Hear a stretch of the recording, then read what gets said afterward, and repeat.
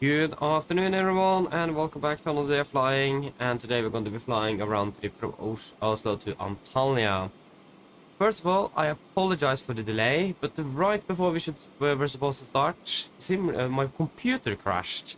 So I need to just quickly restart the computer and load in everything again. So again, apologies for that, but that was something I really couldn't fix any quicker than I did. So again, apologies for that. Not really sure what happened. Everything just stopped working here for a few moments and then it crashed. So I hope that will not happen again. At least here we are at gate Foxtrot 15 and going to be preparing now for our flight to Antalya. So before we start with the briefing, of course, we will introduce the members. So today we have, of course, apologies, again, I haven't had time to even make this ready yet. We have ATC's video, Lars, Miller, and Martin. So shout out to all of you, and as always, thank you for the support. It is really appreciated. Also, one thing is that I've said that we're flying to Gaza. The reason why I said that is because on my schedule, because the flight to Antalya is 12:62, and the flight to Gaza was 12:64. So when I made the schedule, instead of setting the return flight to 12:63, that's the return flight to Antalya, I wrote on 12:64, and then when I got that on the Google that it got the Gaza flight, so I thought we were flying to Gaza. So again, I apologize for that. But at least we are not flying to Gaza, we're flying to Antalya, so that was my fault. So yeah. Så Benjamin, hello, welcome, hope doing well. Robin, hello, welcome, hope doing well. Christian, hello, welcome, hope doing well. Melvin, hello, welcome, hope you are doing well. Skydift, hello, welcome to you as well. And Sander, hello, welcome, hope you are doing well. So, now we can start with the briefing. We're starting to get a little bit, yeah, we have 45 minutes until departure now. So we do have a bit, we need to be a bit quick here. I mean, frankly, we just have 2 flight plans to go through and not like 4. So this shouldn't take too long. So today, on the 12th of August 2025, we're flying 2 sectors between Oslo, Gardermoen and Antalya. Yeah, we're going to be flying under the Norwegian Air Shuttle AOC today with Lima November Delta Yankee Romeo, and I'm going to be piloting command as well. So, today, for the first flight, we're departing out of Oslo at 13:45, that is again in about 44 minutes. With a scheduled flight time of about 3 hours and 50 minutes, or 54 minutes, landing at 17:50. Expecting flight level 310, 37, 39, and forget about 27. We can actually just do this. We don't need to think about that. And no dispatch remarks today. Minimum fuel load on Antalya will be 13.2 tons. And we have, if I'm correct, that is Istanbul. That's our alternate today. We do not have anything here on the MEL or CDL items, so that is also good to know. We're expecting just 94 passengers on the first flight today with a takeoff weight of about 63.8 tons. We expect to be quite light on the first flight.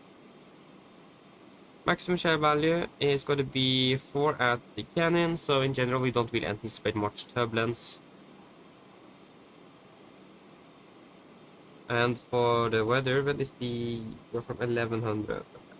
Let's just check the latest weather for Gardermoen and Antalya. So, the latest for Gardermoen at the moment, we winds 2205, variable 18300, KVK 24, correction 20, dew point 4, QNH 10180 nosy. And this is the 50 meter, so it's just about 13 minutes old. Throughout the day, we're expecting winds 0205, KVK conditions. We're expecting also winds when we're landing back in Gardermoen. It might be about a little bit variable around-ish. Wait and see.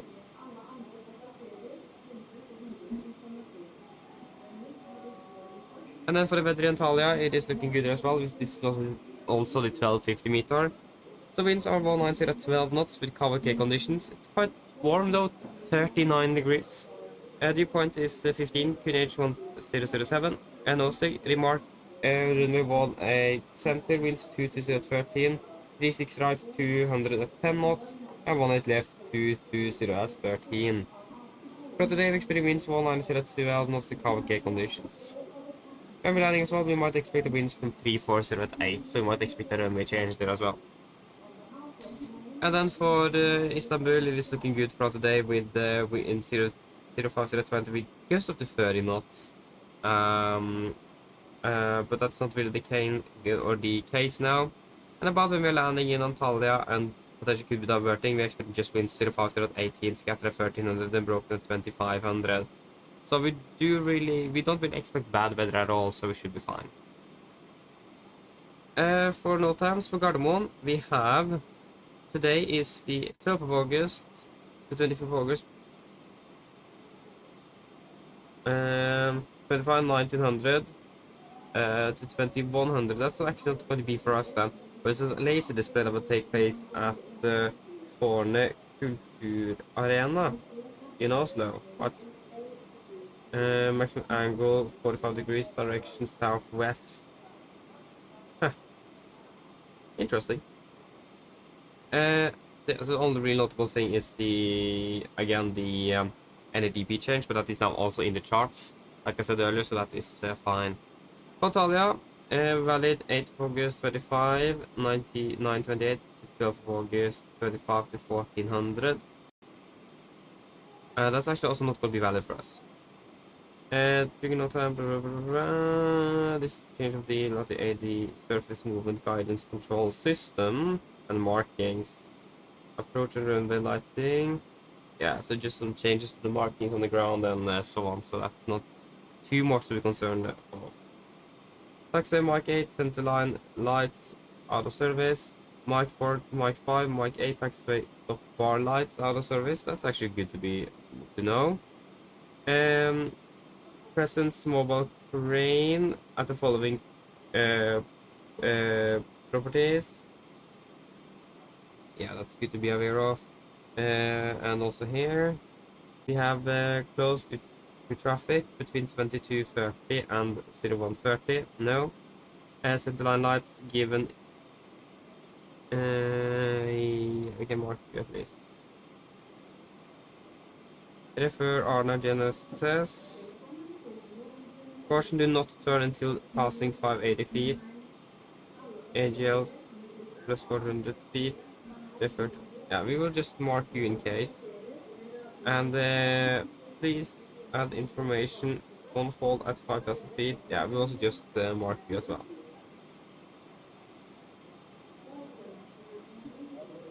For congestion, aircraft stands, taxiways.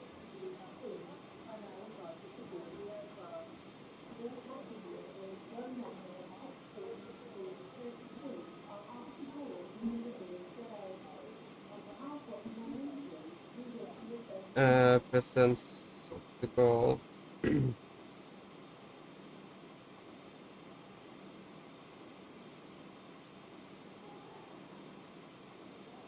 Right.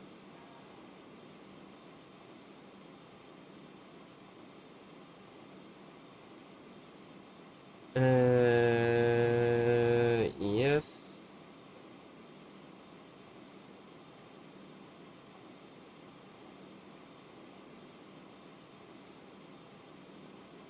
Yep, that is mainly it. And then for the significant.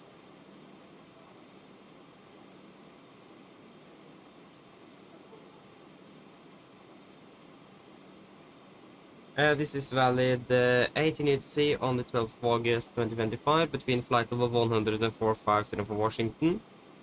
So at the moment over Norway and Denmark and a little bit of Sweden as well on the west coast, we have some moderate icing between 260 and below 100, so it's also over Oslo.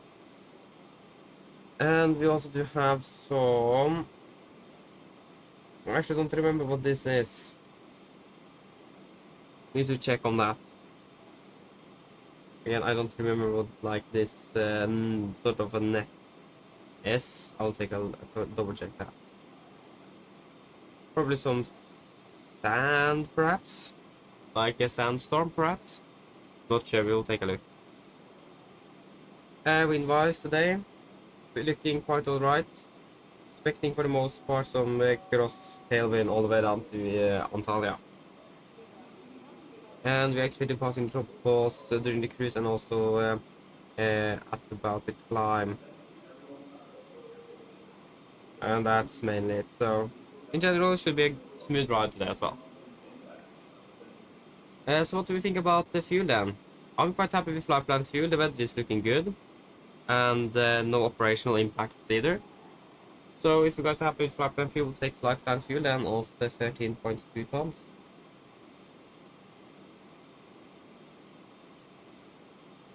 And then for the flight back, we're departing at 18:35, so about 45 minutes on the ground in Antalya. With a flight time of 4 hours and 20 minutes back home, landing at 22:55 UTC. Expecting 3.4 and 3.6 today, no dispatch remarks. Minimum fuel back home will be 14.2 tons. With the Torpos alternate, nothing on MEL or CDL today, still. We're expecting almost full aircraft today on the return, 179 passengers with a takeoff weight of about 73 tons. Maximum share value 4 at Edeta, so again not really expecting much turbulence. Look at the weather for Gardermoen and so on. For the Torp, it's the KVK and 19010 throughout the day.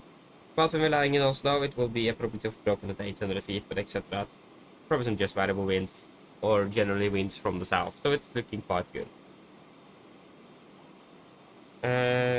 We will just mark the necessary Notams. You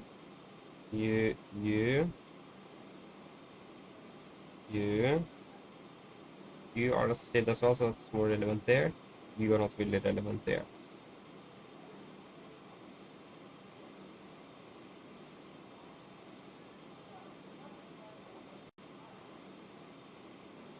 Yep. And then for the significant. Wait. Why have I crashed? It was too much. Too many pages. That always happens when I'm reading the FCOM. The cardinal.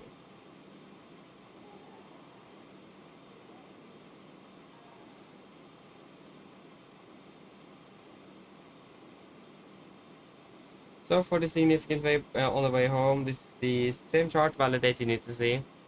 Again, we need to check out what this is. But except for that, still perhaps some other dicing already in Oslo. We have a new one as well. This is valid 00 to see on the 13th of August 25. Between flight of 100 and 450 for Washington. Yeah, we have the same thing over here. You know, imagine it's some sort of sand stormish something. It looks like this one is a little bit bugged as well. Look at that area here. It was quite rectangular. I don't even have anything in there. But we're still expecting the moderate icing between 2000 and below 100 over Oslo nevertheless. But except for that, weather-wise, it's looking quite good. Yeah, expecting a little bit of headwind on the way back. And that's why we also have about a 15-minute longer scheduled flight time as well. And we are just going to be passing tropopoles during cruise, so closer to Norway. That's fine.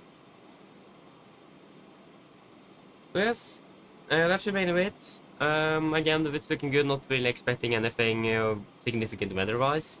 And in general, it should be quite good as well throughout the day. So then, are there any questions?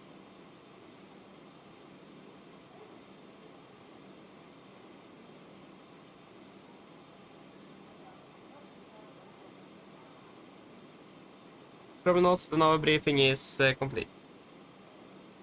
Should we walk out to the aircraft then? I've landed already, haven't it? So what have I missed here then?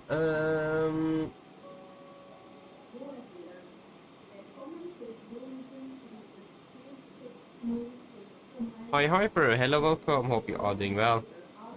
Yeah, indeed, looking forward for this flight. Yeah, wait and see, I can't really guarantee anything.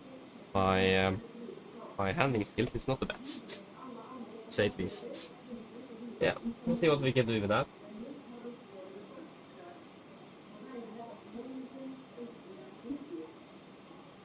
Oh, nice, you're flying on the return now. Back to Amsterdam from Johannesburg. Nice. So then you are, yeah, you're 5 hours left. Nice.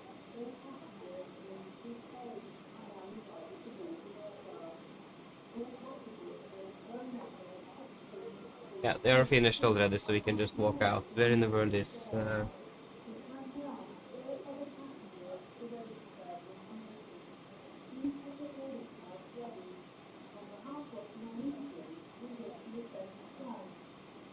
aircraft is standing over there, ready to take us in. Or out. Riley, hello, welcome, doing well, and Björn, hello, welcome, doing well, and Tom's hello as well, doing well. Planning silver left, not bad. Oh, nice, you flew with the Max this morning to Berlin from Copenhagen, not bad. Hope you enjoyed it. Very happy indeed, nice, not bad. Oh, just landing going to stand 26, not bad. Welcome to Oslo.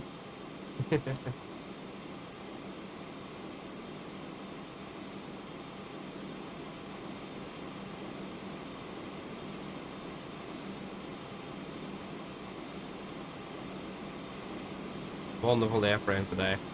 Should be a fun one. Hopefully nothing happens like it did yesterday. This is a bit annoying that the jetway just got from around the AFLY. Oh, that was the wrong button. There we go.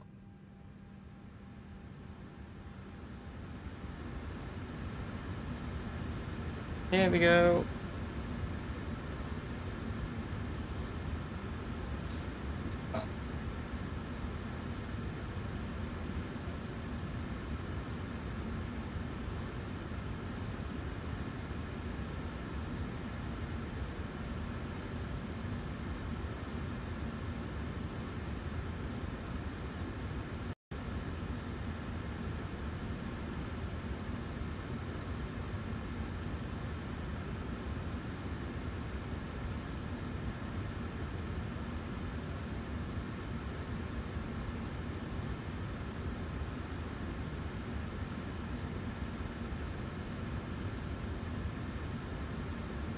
Yep. Yeah, what happened yesterday was that the WASM code of the aircraft crashed 4 times, so we ended up cancelling the last leg. That's basically what happened. Quite unfortunate. So, yeah. So hopefully that doesn't happen today. So the aircraft just was unresponsive. It wouldn't do anything. Because again, the code of the aircraft itself crashed.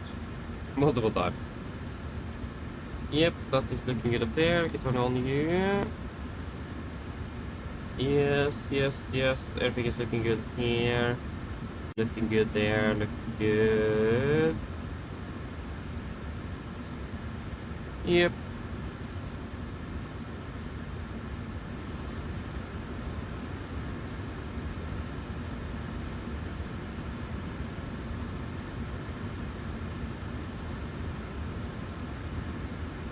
Yeah, we requested 13.2 tons. Quite a lot of you.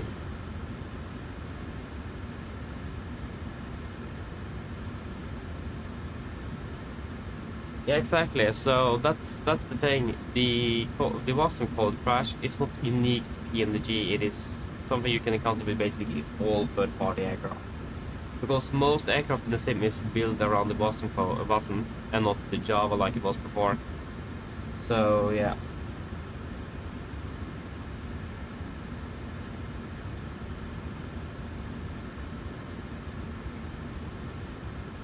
So it is annoying, it is, but that's like, but I normally say that what the technical issues we have.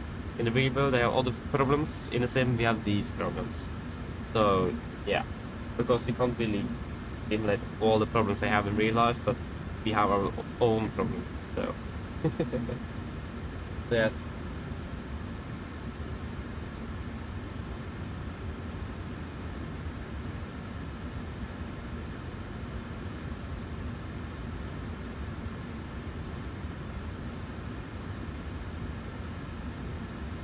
Yeah, exactly. It's just that's I imagine it's too much happening.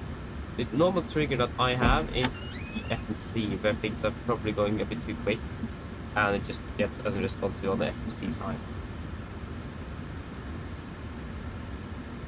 So it is annoying. So, but yeah, hopefully it's not just the PMDG that can fix this. Microsoft as well can also help a bit with improvements in the sim, from what I know, I understood. Vi har 2 folk som fyller kanskje. Hey. Hello. Hello, Captain. Okay, so I've spoken to security and they've started checking in, but there's around another 10 minutes to go before we expect to be seeing any passengers. Yeah, thank you. No problem. Yeah, expecting one on the left today. Expecting one on the left, Foxtrot to Charlie. Foxtrot to Charlie. Foxtrot, and then Lima 996 to Getpa, Lima 996, Getpa, Lima 727, Getpa, det är Negil.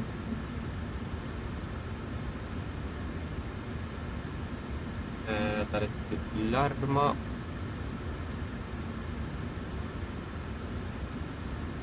Där är ett stycke Nasok.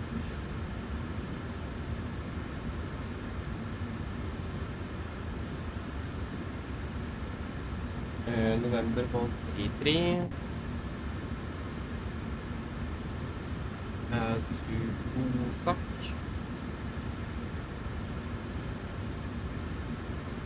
Där är ett stycke Razak.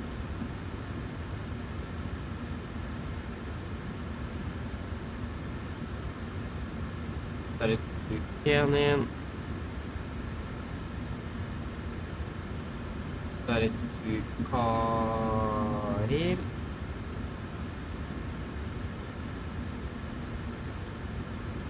Där är ett stycke Elvab.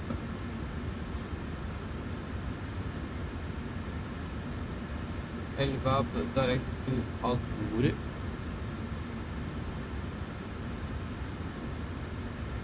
Uniform Lima 606. And then Charlie Romeo Delta, Lima 854. We want Charlie Romeo Delta.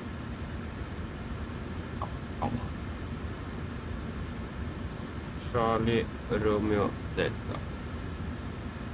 Lima 854.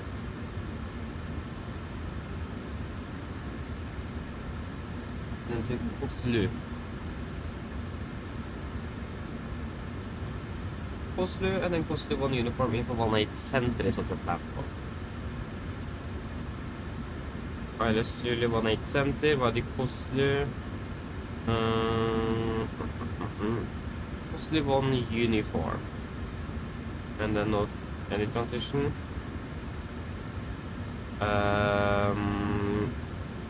Let us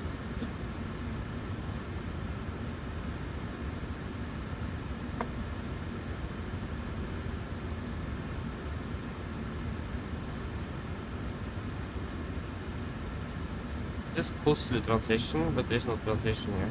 Let us check with the ILS Yankee 18 center. No. What about ILS X-ray 187? Then we go Alpha India 115. Isn't that what we have here as well? Alpha India 115. Yeah, we'll take that then. X-ray of 115, and we already set the... Yep.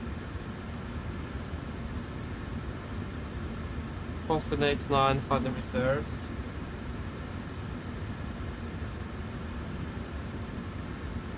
.5.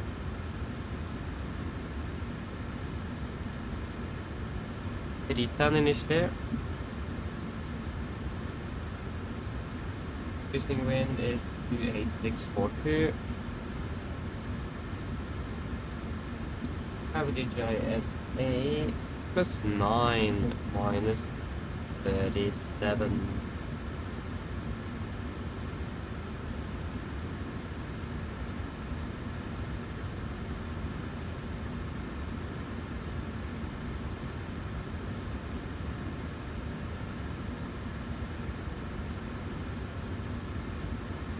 Yeah, I forgot to check that. The forgot to do that. The ident 36k. PR short field. Okay, then we have the correct airframe in then. And we are incredible. GPS left. We are in the descent forecast.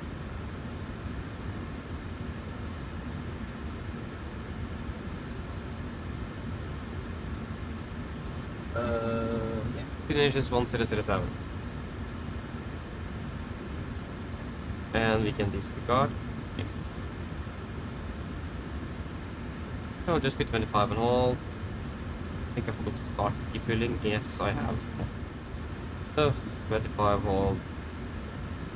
And did I request the routing? Yep.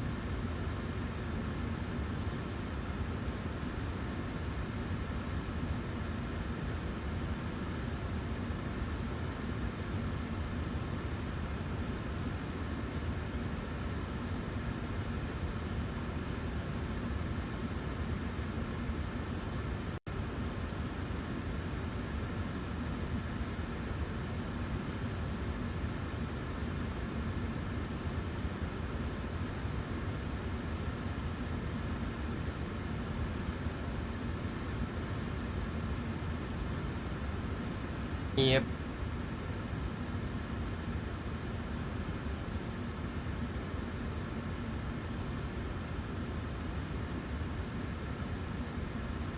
Before we start boarding, we are departing in like 15 minutes.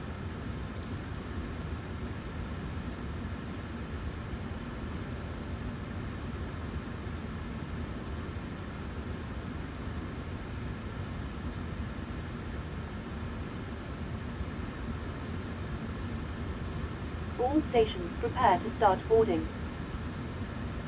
Very long missed approach.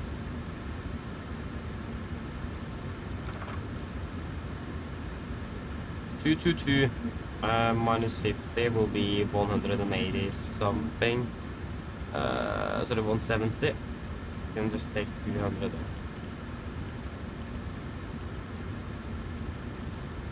And it will be 31.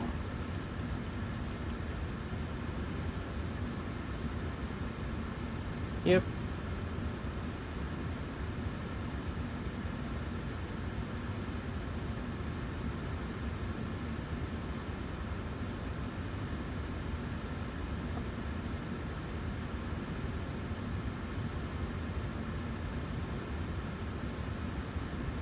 Are we ready for the party briefing? Almost.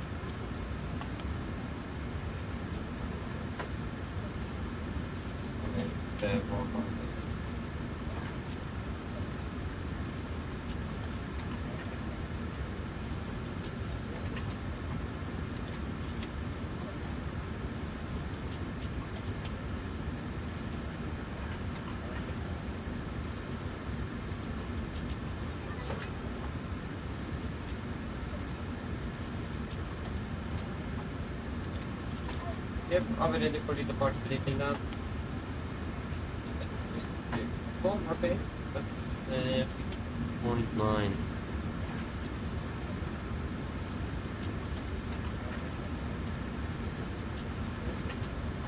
So, departure briefing.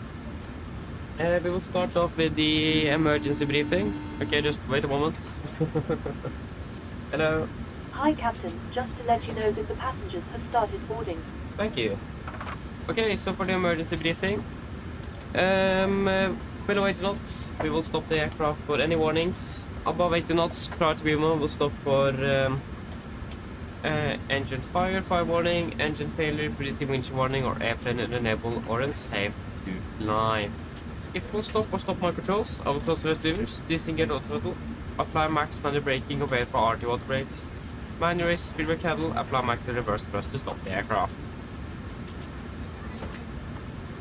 If you will stop, I verify first levers are closed, auto is engaged, max braking applied. I'll call speed brakes up, speed brakes not up, wait for reversers and call the reverser status. I'll call any incompleted items, 80 knots, 60 knots, automatic disarm, and otherwise hit the sea of duty. Then once I got to complete stop, I will start on the reversers, lower the speed rates. We will then identify the problem, and I'll call it the necessary memory items that need to be accomplished. I'll assist you identify the problem, and I will accomplish any memory items on your command. Then we will evaluate the situation. If no evacuation is needed, on PA, remain see the situation under control. If the situation is unclear, on PA, cabin crew stations. If we then decide to evacuate the aircraft, I will order flaps 40, we go to the back of the QRH and read through the evacuation checklist. Happy?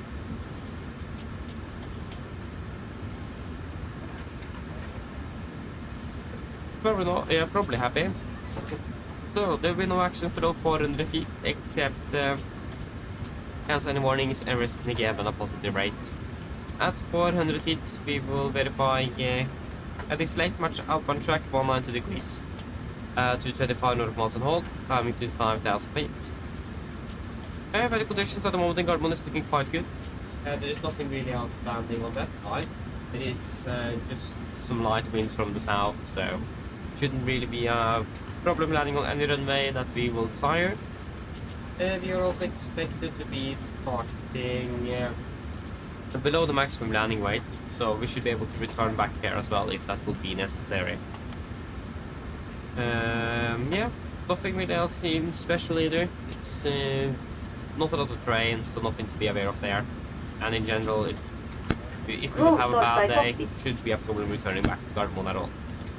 Then are there any questions for the emergency briefing?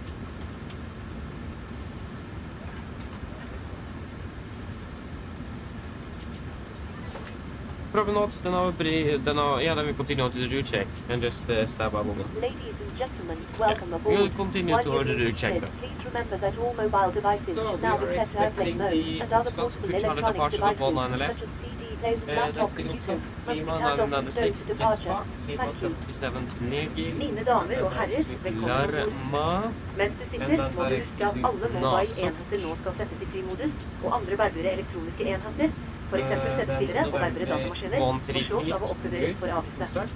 Takk. Rasek. Direct to Kenin. And then direct to Karil. Direct to Elvab. Direct to Adoru. Sorry, Adoru.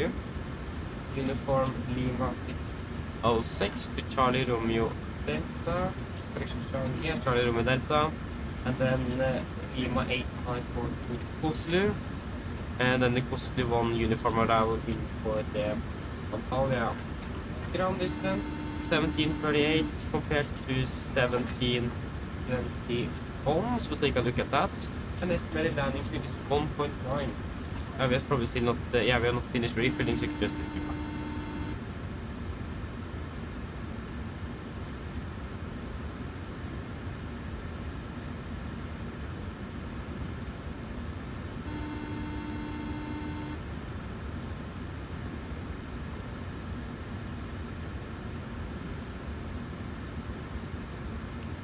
It's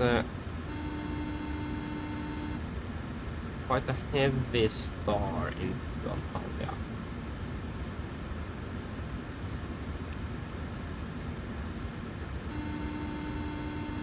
And then we're flying around like this before we then find the turn in for the runway. But yeah, the route is looking good, so we can accept that deviation. Yeah. Looks like there's probably something to do with the star or something like that. Just have a moment. Hello. Hi, Captain. Everyone's on board. Thank you. Can you please use the call once I receive the load sheet then? No problem. I'll bring it to you as soon as they send it out. Thank you. Go ahead. Yeah, at least it is looking good. What's our estimated? Hi, Captain. Just AMD update torsdag let you know that we have started rolling. I'll contact you again once we are done. Roger. But yeah. Ground torsdag Cockpit. Go ahead.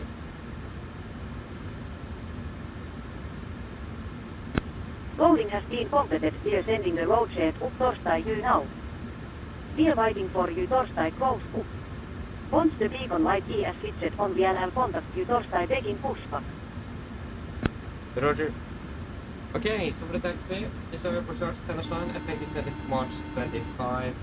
Depart at stand 45 down here, expecting a straight push.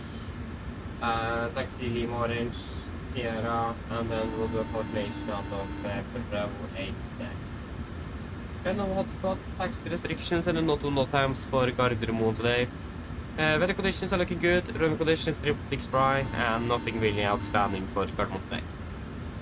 For the center, we're expecting the Walkout to Chara departure. It's on chart 10 peak kilo, effective, from 18th of July 25. So, we are departing initial revealing, down to Golf Mike 64, max 30 knots, continue Golf Mike 54, down to 612, 613, 1490, to New, Aplum, Enepo, and then down to Walkout.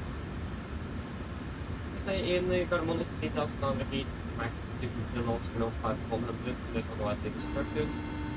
Initial today is up to 7,000 feet, and we will be using MDB2, so that means after 50 feet air gel, we will go speed into vent, back up to 220, and retract flaps scheduled, and also passing 3,007 feet of QNH will cancel close speed window and continue accelerating the aircraft.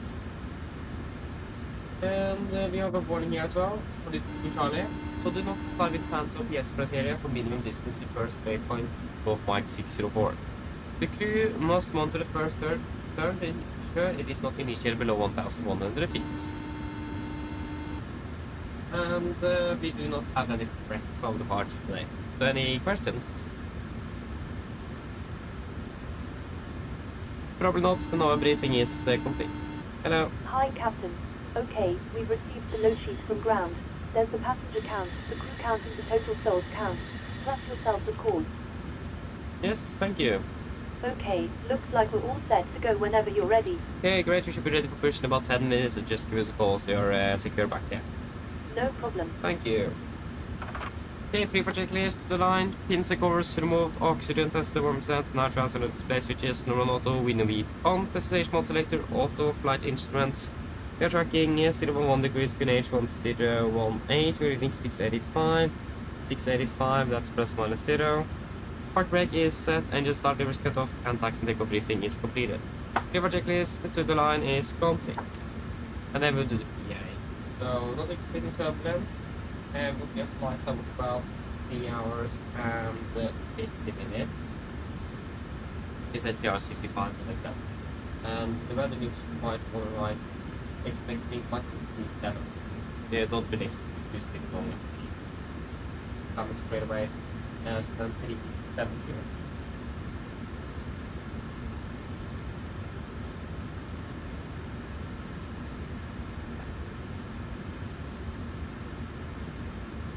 Mine damer og herrer, god ettermiddag.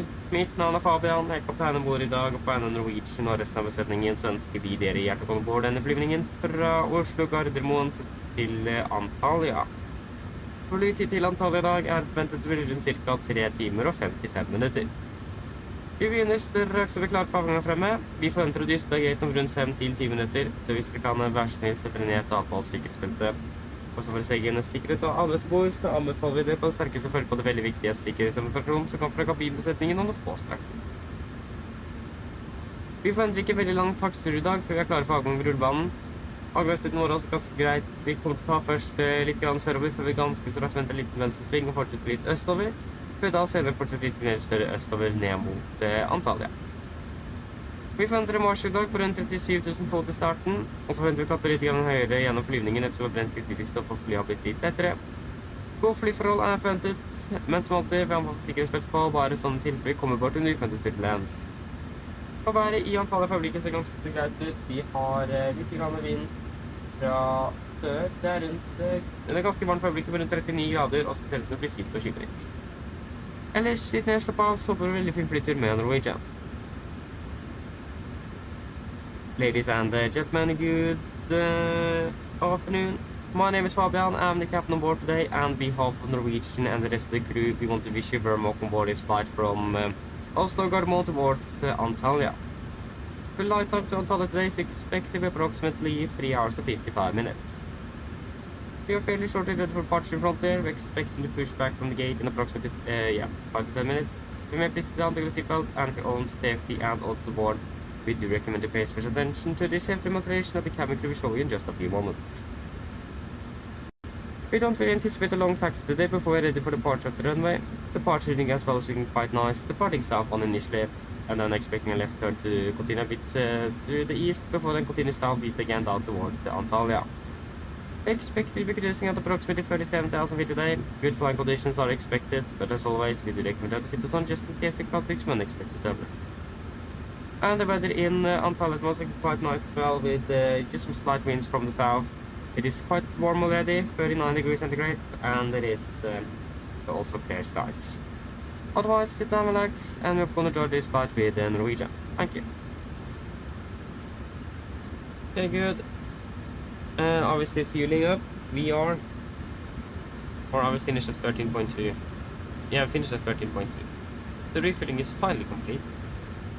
We can turn on those seat belts and get that AP going. Yeah, and we are well above the estimated landing field as well, so that's fantastic. Confirming weights then. So 94 passengers aboard, can we confirm that? Yep. Plus 6 crew, that will be 100 falls per day. We will take fuel weight 50.9. 50.9. 13.2 tons of fuel. 68, 64 watt, and acceptable cash.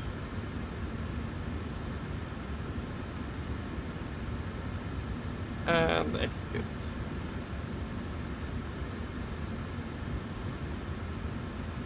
Go Bravo 8. Winds 18 at 5 and move over the 2. 100 at 5. Temperature is 20 degrees. And fuel age is 10.8. That's fine. Takeoff weight 64.1, and it will be 20.5.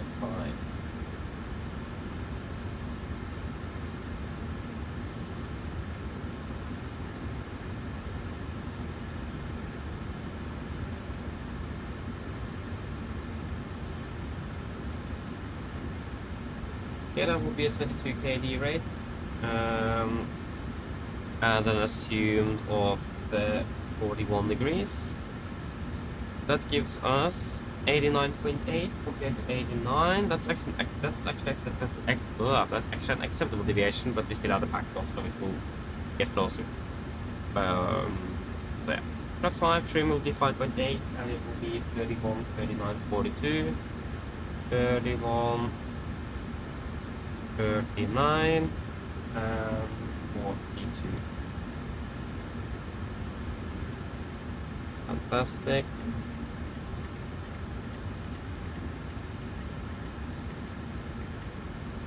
$140.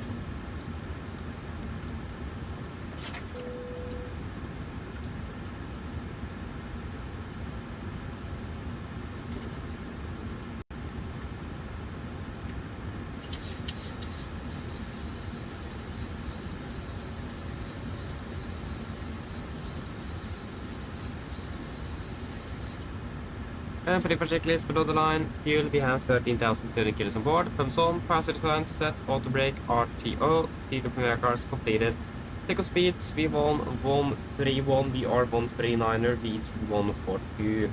M speed V2 142, heading 192, and altitude 7,000. Before checklist complete. Christian, nice. Where are you flying though? Where are you flying today? What's happening here?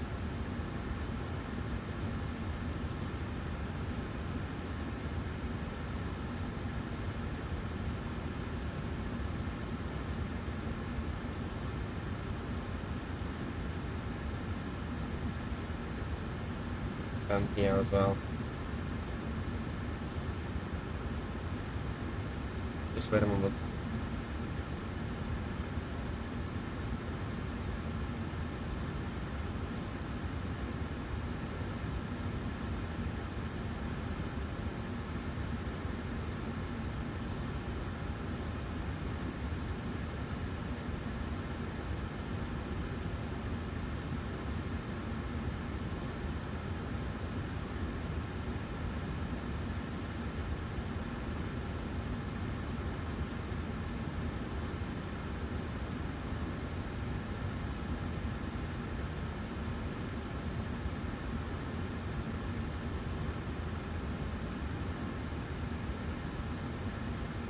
Okay.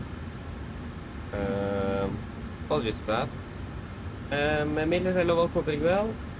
Yeah, actually, I don't know. I would like to fly there one day, but we have not got a schedule. If you haven't noticed, it is all randomized there, so I don't really control it myself. So, yeah, I would love to fly there one day, indeed. And Stefan, hello, welcome up, we're doing well. Just want to be landing dispatch here. Almost want that. Winds up to 300 at 10. Temperature is 39 degrees. It's way too warm up there. And it will be 1007.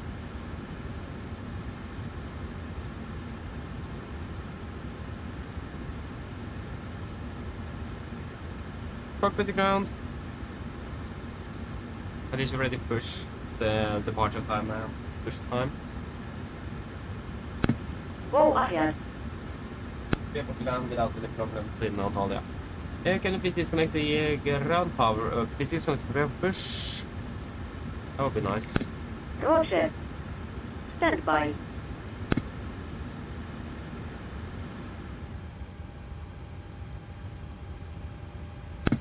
Ground power has been disconnected.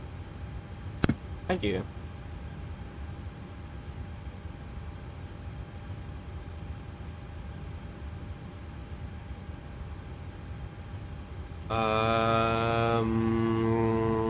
Yes.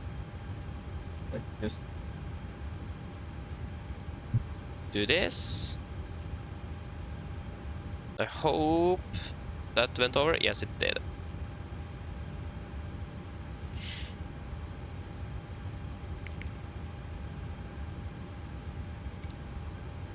Okay.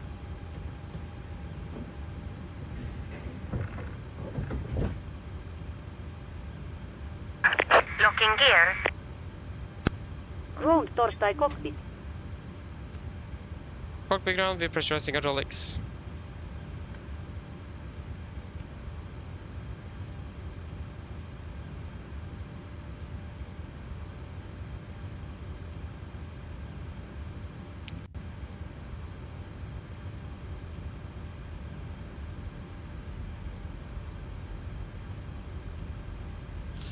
We have some sort of control online. Let me just double check this. It looks like it is the Stavanger ALC.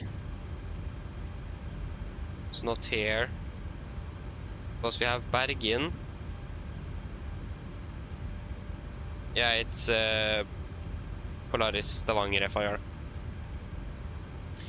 Okay, are we ready? Before start checklist. Flight door is closed locked, doors windows is closed locked, and clear light is on. Transponder altitude off, rudder and neo trim free and 0 before start complete. And we want to go over to advisory.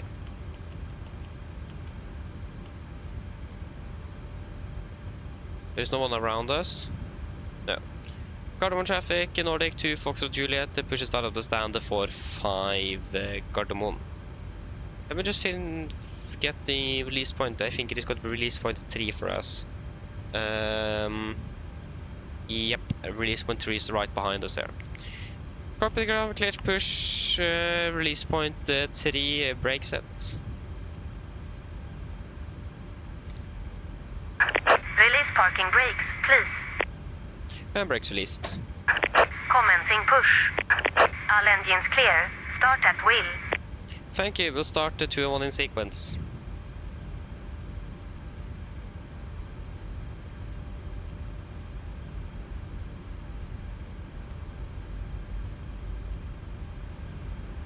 We've actually got another aircraft here, under Norwegian.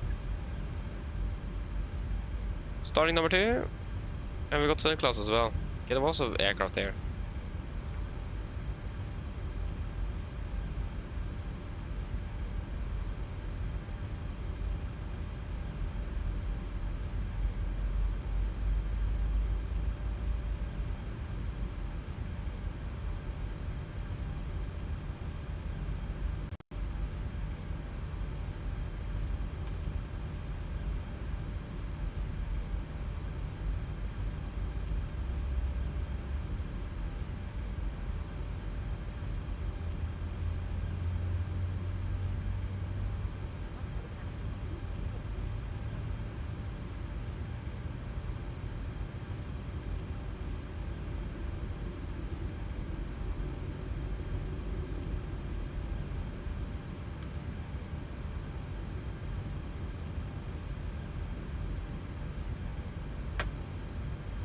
Start the cutout. Starting number 1.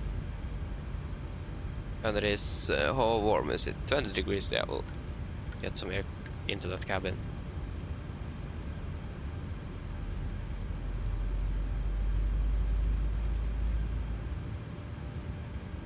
Please set parking brakes.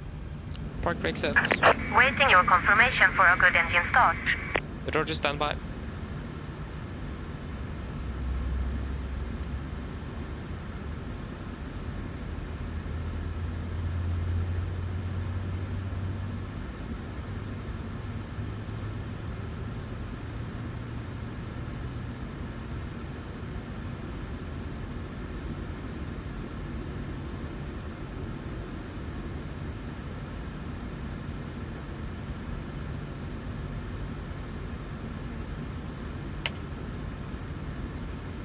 Start the cutouts.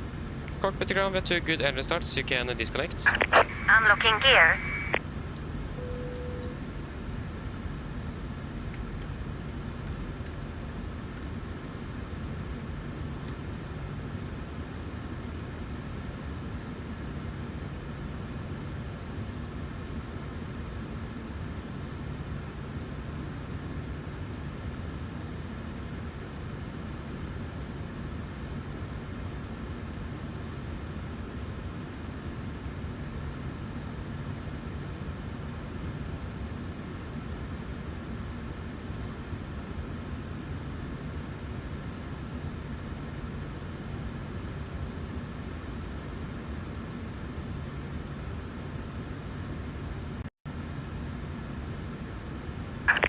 Tow truck disconnected. Bypass pin removed. Left is clear. Right is clear. Okay, looking for the pin. Thank you for the help. Have a great day. See you next time. Bye-bye. The speaker is not on. It is. Yeah. I mean, the speaker can also just be on, actually. There we go, got to the gear pin. Flaps 5. Flight control check.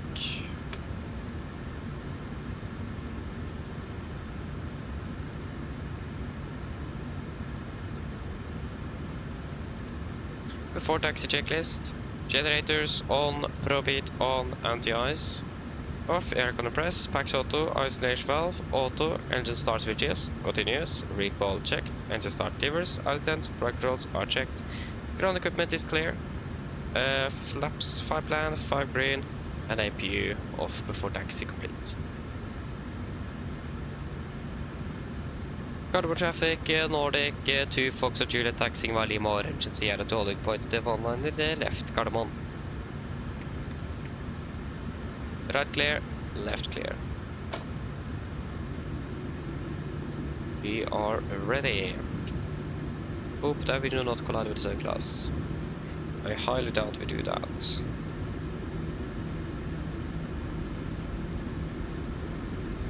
Just confirm the QNH here again, just to be on the safe side. It is QNH is 1018. Yeah, so we are good.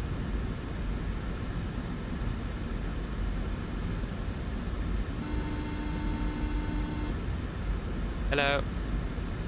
Hi, Captain. Just to let you know that the cabin is secure for takeoff. Thank you. No problem. The cabin is secure.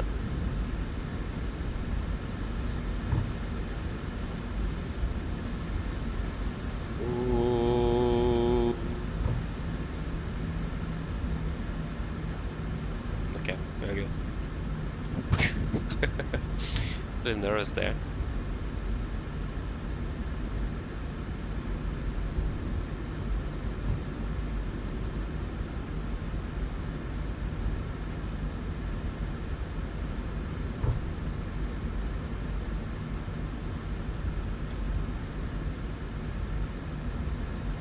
Left clear, right clear.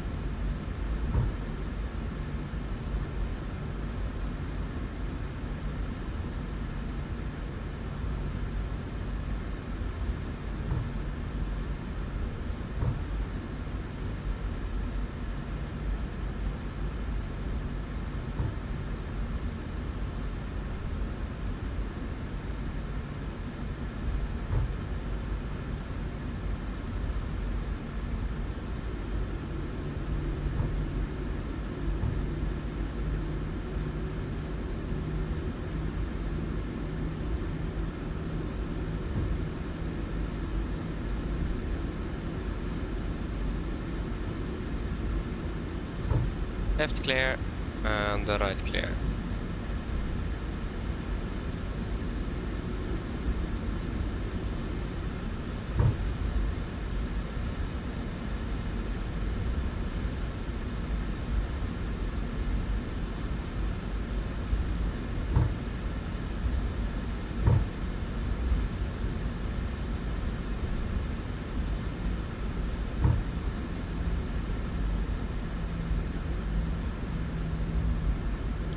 Left clear and right clear.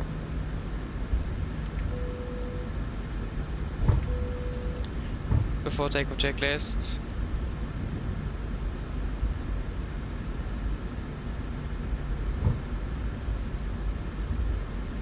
Laps, 5 land, 5 greens, stabilizer trim, 5 by 8 units, chemical given before takeoff complete.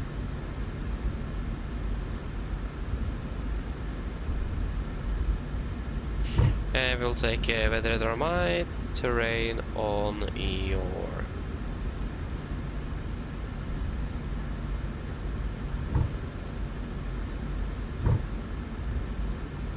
and right clear.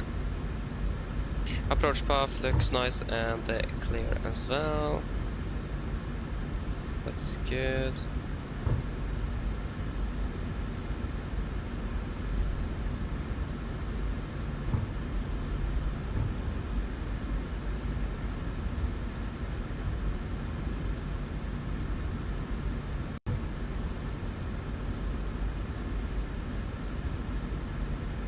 Yep. We are on advisory. Yeah, it's just very silent here. Carbon traffic, Nordic, 2 Foxy Juliet, linear departing, 1 left via Bravo 8, Gardermoen.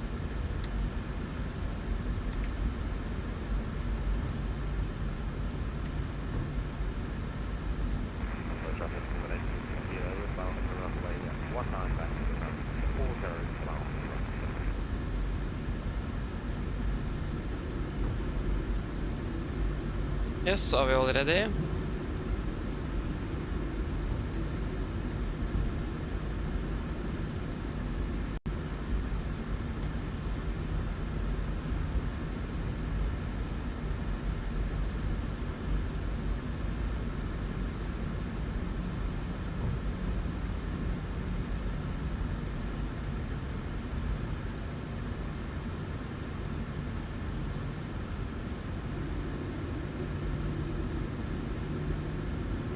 Yes, ready?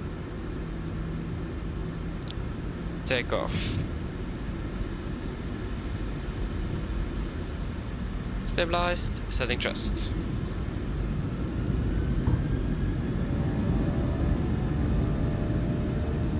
Takeoff reset.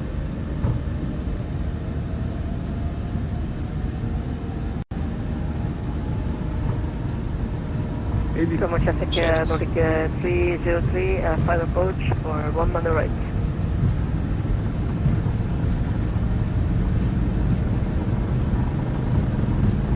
V1. Route.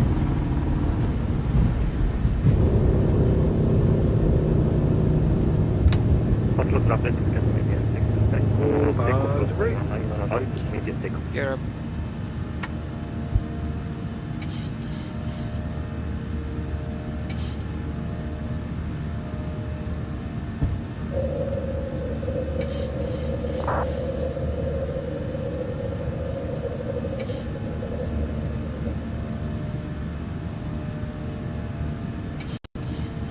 Traffic, Nordic 2, Fox Juliet Airborne 1 on the left, passing 2000.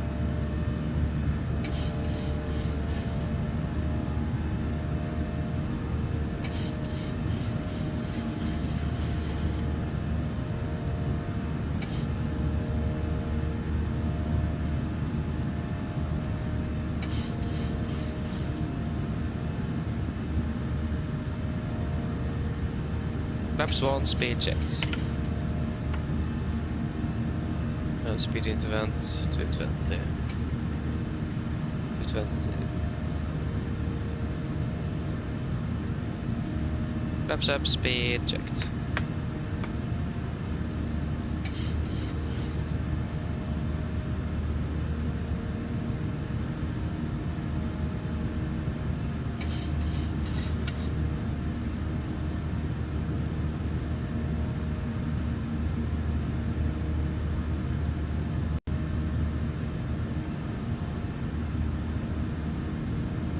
cancel speed.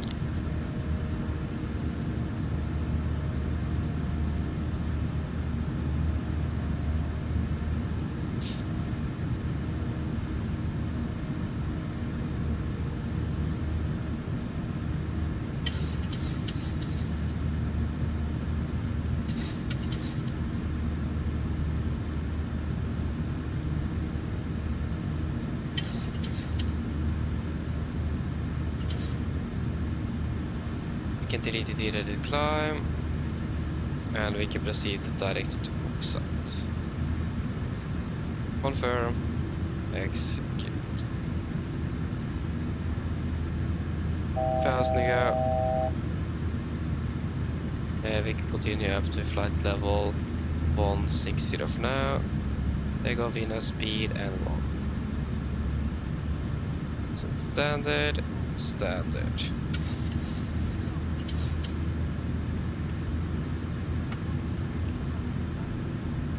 After takeoff checklist.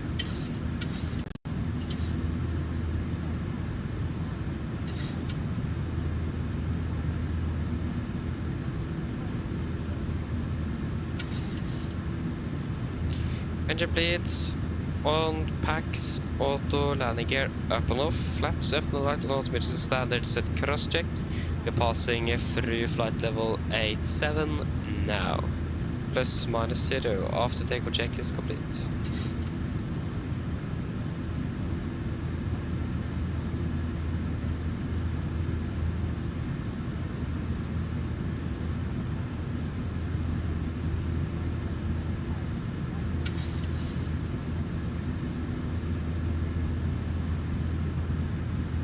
Okay, passing 100.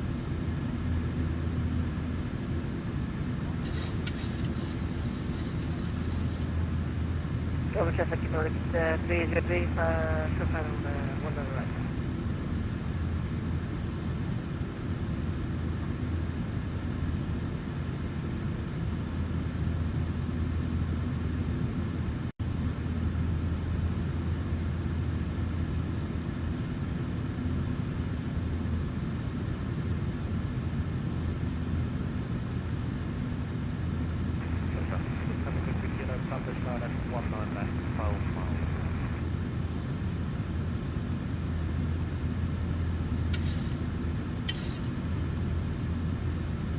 Continue up to flight level 310. 310 set.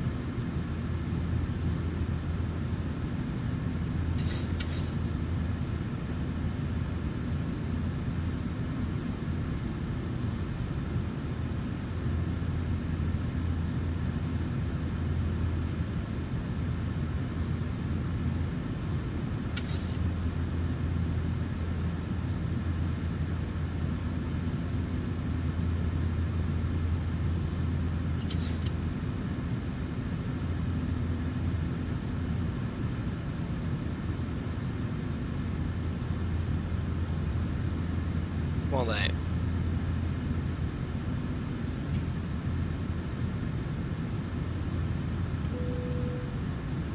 Yep. Fantastic.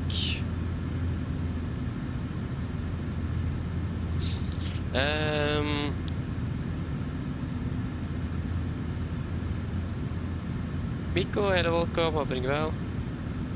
Jesper, hello, welcome, doing well. Ah, no worries, no worries. Hope you enjoyed it. Hope you enjoyed that. Sounds fun though.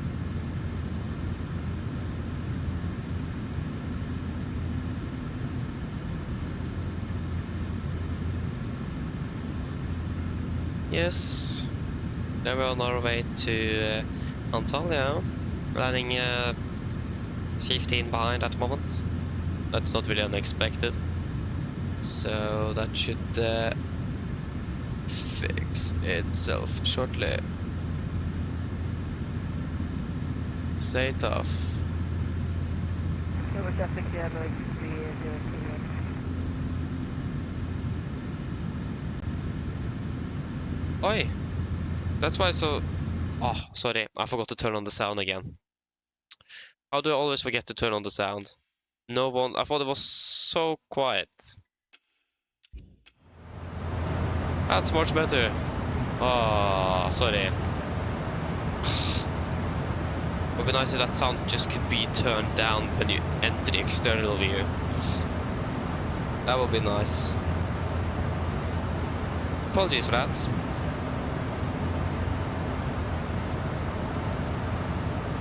Yeah, I just synced up the time, didn't I? Right.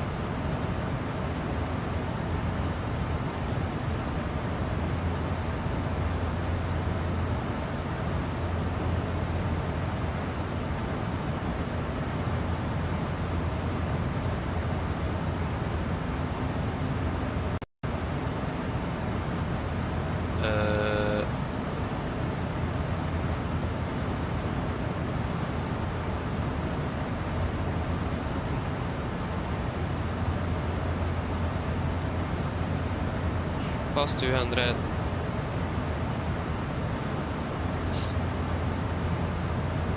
Yep, looking good. Yeah.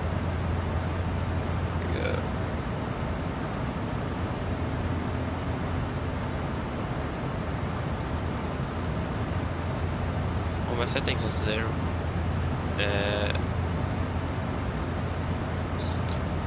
All my settings of the Elevatex was reset. That's nice.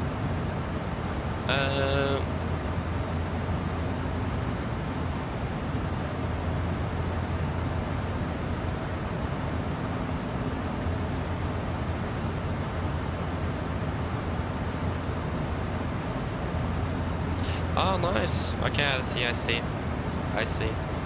But yeah, at least, as long as you enjoyed what you have done, then that's good. Okay.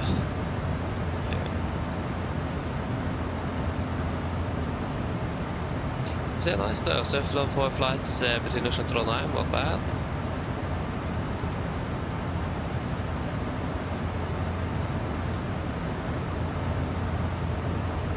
Oh, nice. Enjoy that skydrift.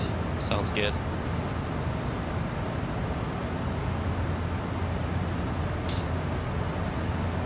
Yeah, we'll come and get bomb.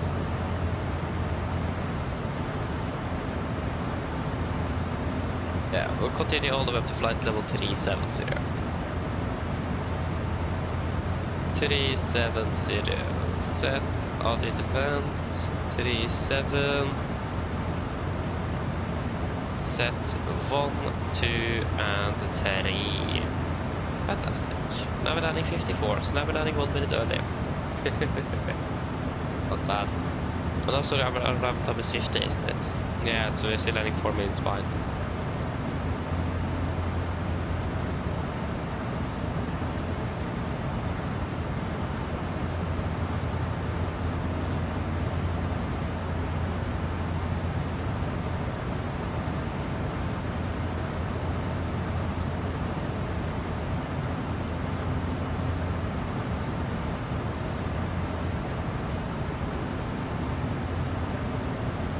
Oh, I got that. Not bad.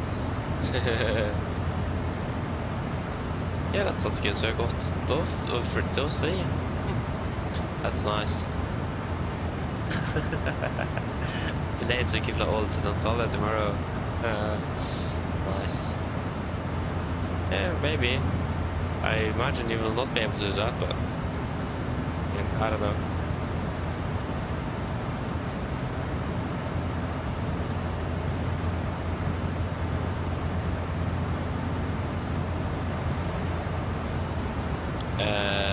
Yes.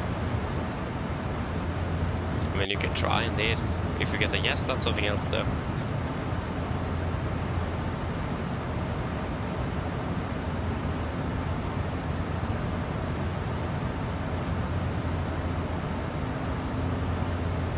Yeah, I understand that. Both airports are nice. Probably a late one today though. We're not back in Oslo for like 1 in the night, 1 tonight. Landing schedule travel in Oslo is 00:55. So it'll be a late one today. and I will probably reinstall my computer after I finish today. Due to the issues we had yesterday and the issue I just encountered right before we should start today. So I will probably do that before flying tomorrow. So then I can just reinstall the sim when I'm at sleep. So I can just get that install add-ons is quite fairly quick. So hopefully that should solve some of the problems. And especially the performance problems will most likely be solved. That normally just helps to reinstall the computer and then performance gets back up again before it gradually goes down. So let's see what I can do.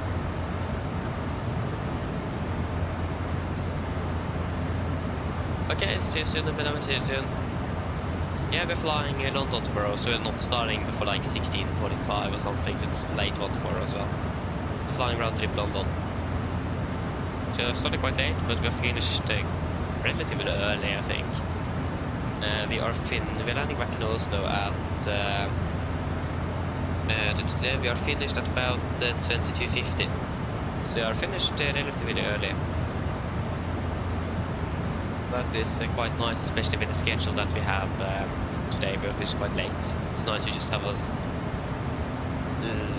lighter schedule, if we can say that. We're landing not too late in the evening, and we are not starting too early as well.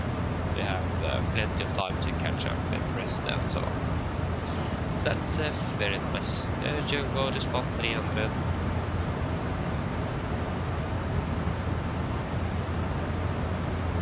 Yeah.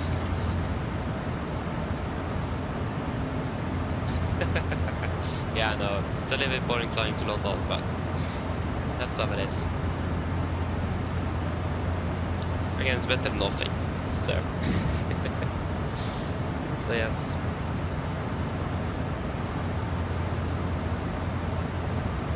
Will still be a long flight today though, nevertheless. So yeah. It looks like we're already delayed out of Antalya with almost an hour.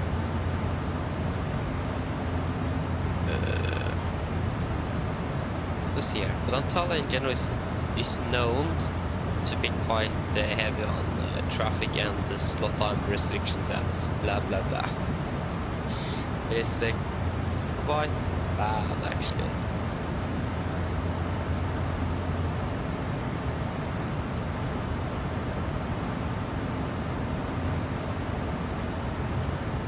Because we are scheduled at 18:35, but it is yeah, it's now estimated at 18:53.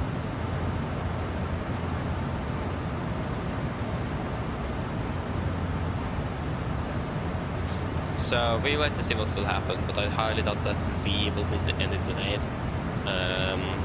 Because yeah, flying in a flight simulator, of course, we don't really have those problems there, except during an event on WhatsApp.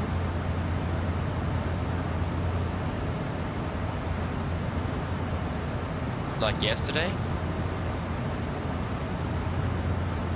So yes.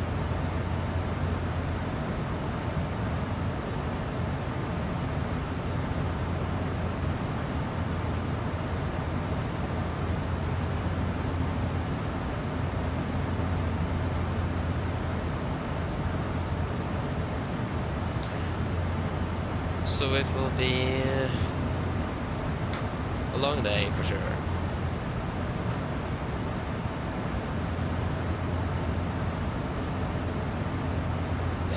Yeah, that's nice as well. It will be about 8 hours in total just in the air today. So I think our schedule will be about 8, 9, probably about 10 and a half hours a day. So yeah, it will be nice. So the taxiing not bad.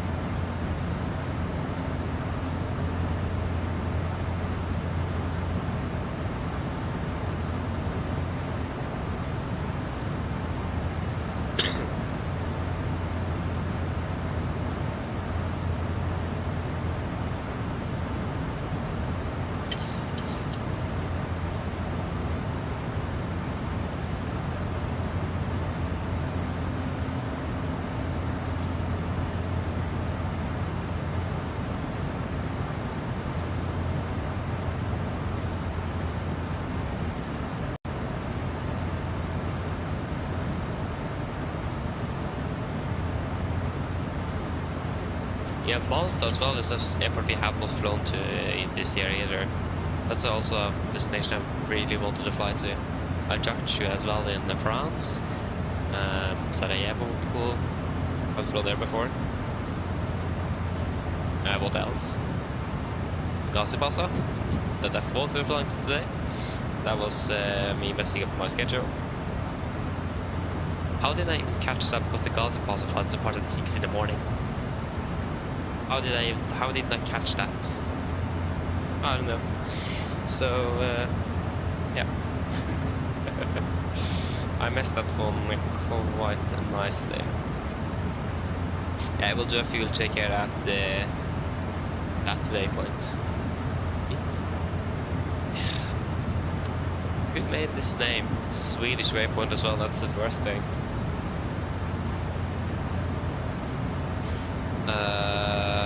That's the wrong flight plan.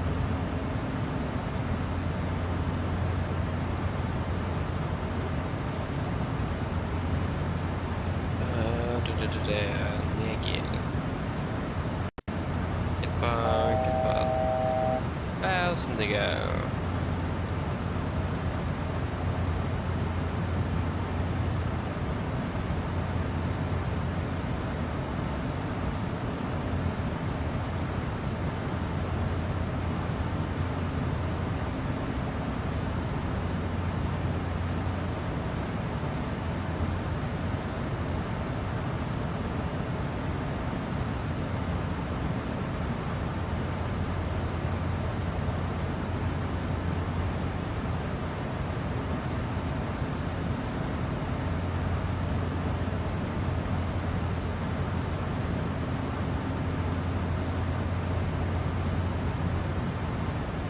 Being above FMC speed, fantastic. Means we're leveling off then.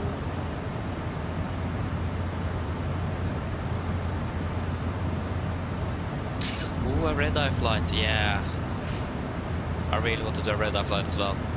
But unfortunately I didn't get anything this week.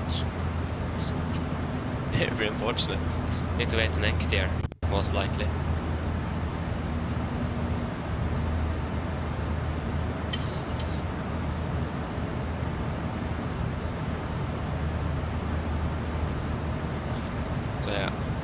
And then we can do the first get naked, so 11 tons. Elevatex 3 on board. 2.1 burn, we have burned through 1.8, 1.9. And 23 minutes, we will fly for 20 minutes. Fantastic.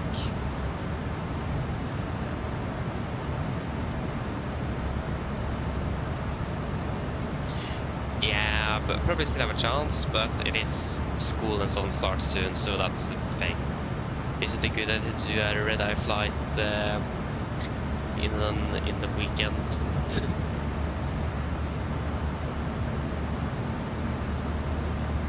23rd of August. I don't think I have time. I'm not home that weekend, so I can't do that then. So yeah, we'll just we'll wait and see. I think. Yeah, Norwegian normally doesn't do their red-eye flights during the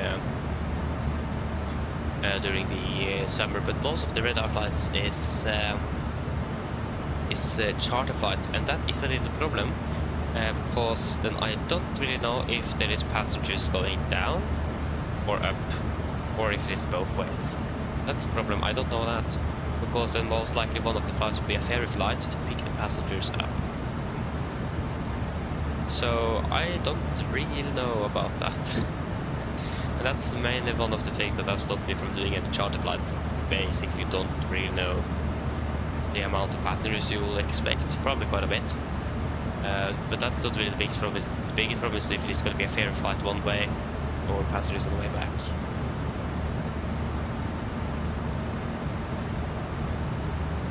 Okay, so 9 is a charter flight, yeah, I know that, and 8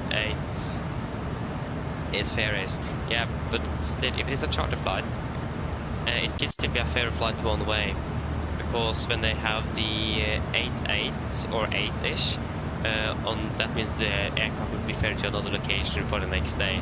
That means one flight. But if they have 9 in front, they have that on both on a round trip. So it will still, one of them will still be a ferry flight. So most likely. Again, I'm not 100% sure. It's not easy to know.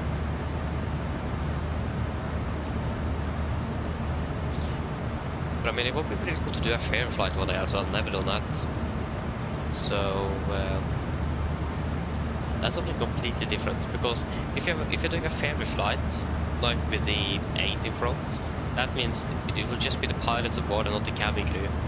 So you have more responsibility as pilots aboard to secure the cabin as well. Because it won't be that type of a ferry flight if it is then a round trip with passengers on one of the ways. Because you will still have cabin crew with you. So it is 2 different types of ferry flights, if you understand what I mean. Boarding shortly, not bad.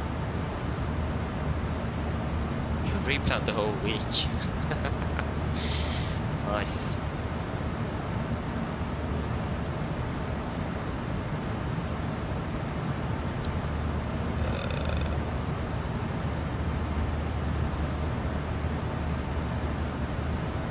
Why is not Simlink connected?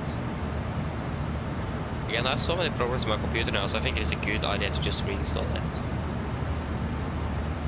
Because I can't get. I need to go into my local app data folder to get Virtual Norwegian up, and VPilot it won't. I can't search it up anymore. Same with the PMDG Operation Center 3. I can't search it up. I need to go into the installation folder to find it. That's quite annoying. So I have some problems here and there. That's nice.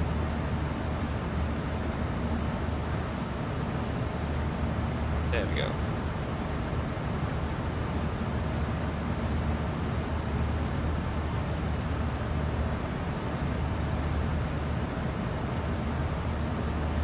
Aha, nice. Stockholm Road or Stockholm and then to Oslo. So you're flying the flight to Stavanger from Oslo and the flight from Stavanger to Oslo, or is that deadhead?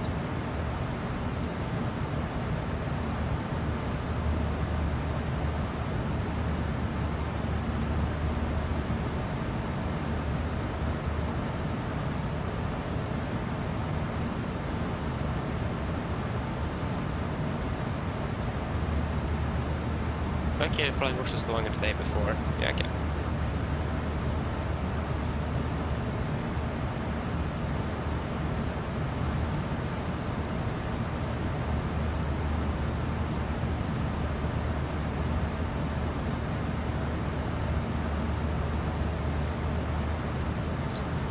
When are we scheduled or planned to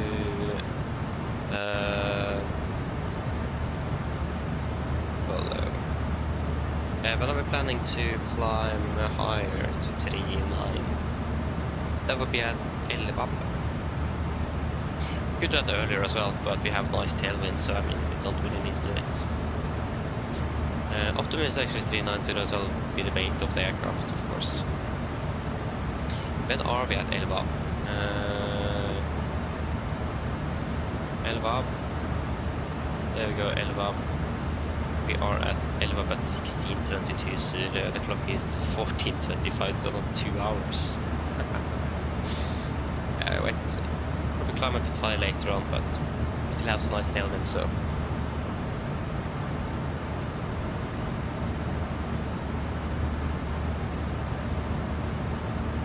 Yeah, sounds good. Yes, please, sounds good. Sounds fun indeed.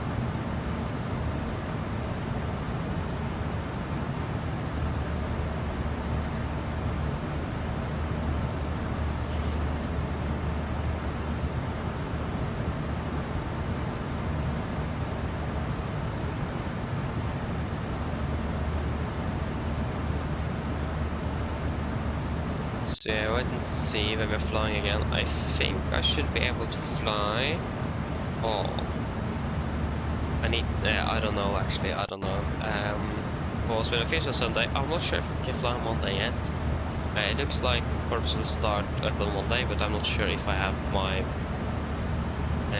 the private lesson that we also have. If I have it on Monday at the same time as it last year. And after that, I'm not sure when I'm going to be flying again. It really depends on how it goes with school and so on.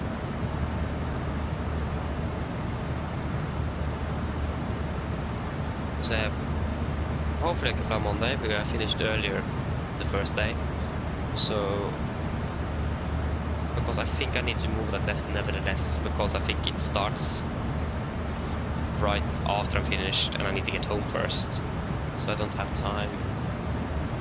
So yeah, I hope I can fly on Monday as well. If not, then probably not. The next available weekend is going to be in September, and I think, need to confirm that, but I think we'll fly from Nice that Friday. I don't know, Saturday, Sunday, I don't know. Probably an evening schedule. But I will wait to see if I have time to fly during the weekdays. Again, I'm finished quite late, home quite late, so it is not that many options available. So that's a bit unfortunate.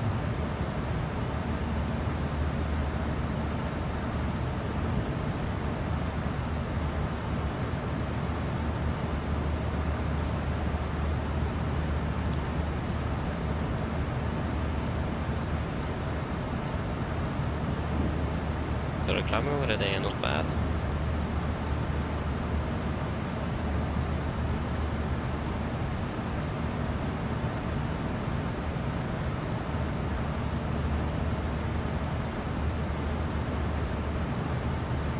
So it looks like, unfortunately, there will not be a lot of flying for next year. Yes. Yeah, we'll just wait and see what I actually have time to do. But yeah, wait and see.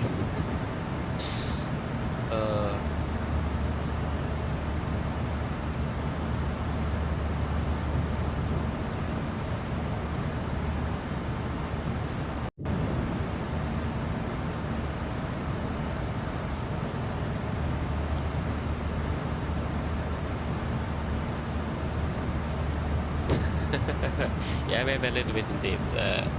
Thumbs up, but yeah, that's fine.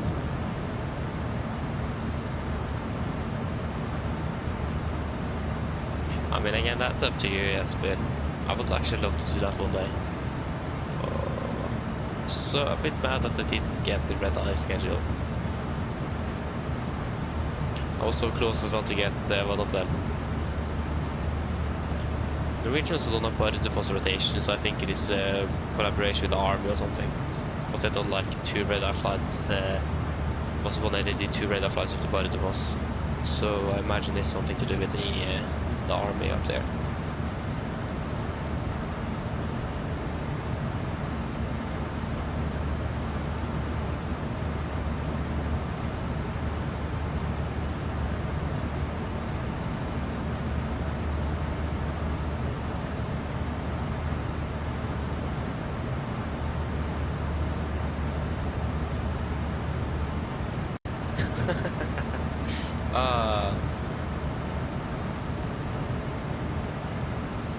Yeah, aren't you flying with like SCS or something?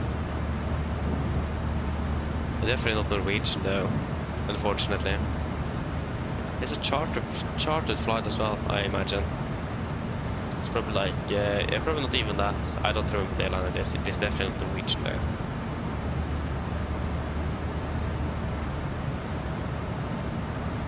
The perfect flight. Nice. And return to Stavanger as well. Yeah, that's definitely like SCS or something. Hello. Hi, Captain.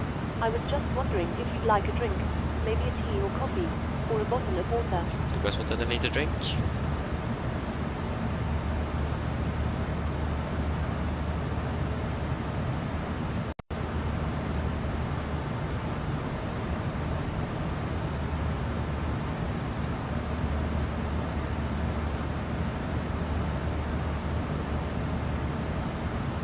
Pepsi Max, Coca-Cola, anything else?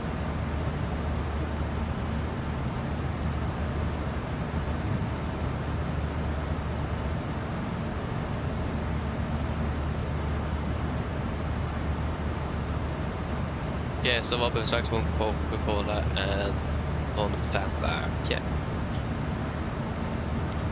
Do I want anything? No. Please get one Cola, one Fanta, and one Pepsi Max. Of course, I'll go and get it for you now, just give me a few minutes. Thank you.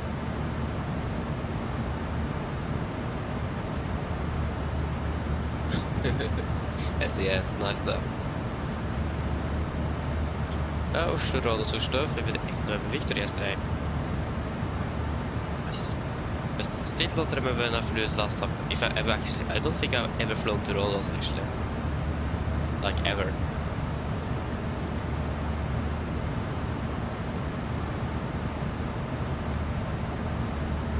Need to fly to Rhodos one day.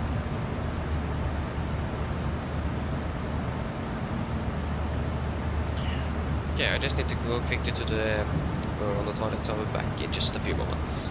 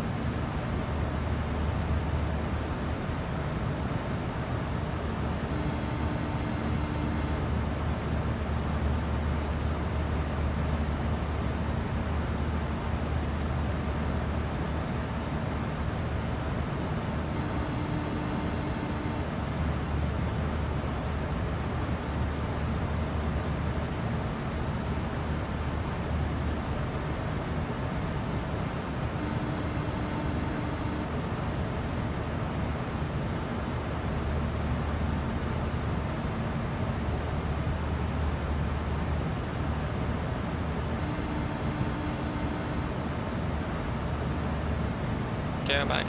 Hello. Hi, Captain. Your drinks are Oh, ready. yeah, of course, There is a those. storage compartment in our galley. Thank you. No problem. Fantastic. So we are soon entering Polish airspace. That is nice.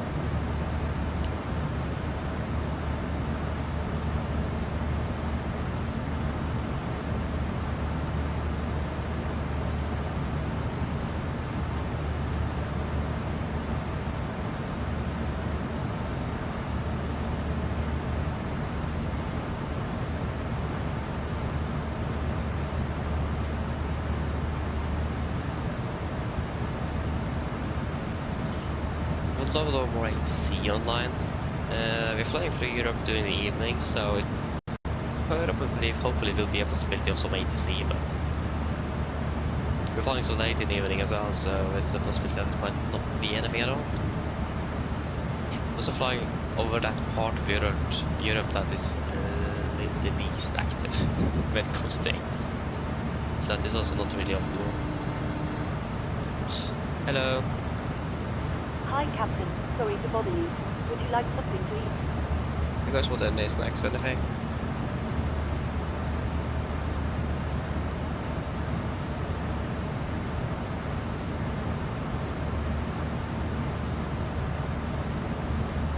Okay, a change of route. Okay, I understand. Travis and welcome. Hope you are doing well. No thanks. Chips. Chips with, yeah. Anything else?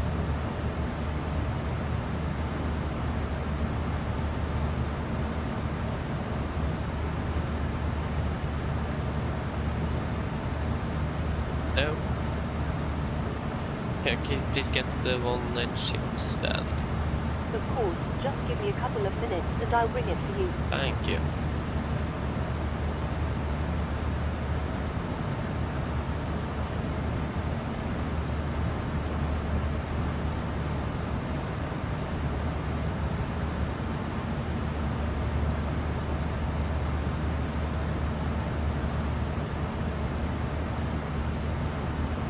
Yes.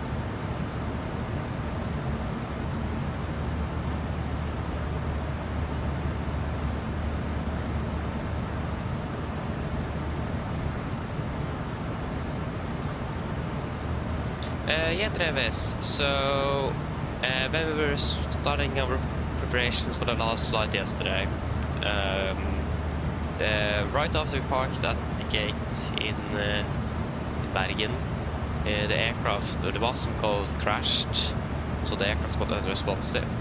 So we just waited for the passenger to deboard before we then reloaded the aircraft to try to fix it, and that solved it.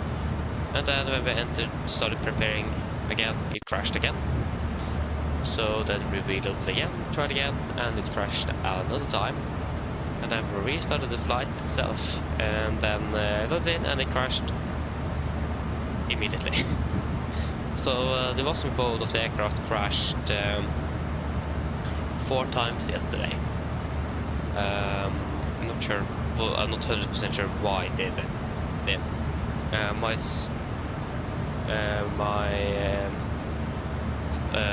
thoughts is that the first time was due to the event. It was more than 50 aircraft at Bergen at the same time, and my computer just couldn't handle it, so I imagine that it couldn't handle the aircraft either, so the aircraft code crashed.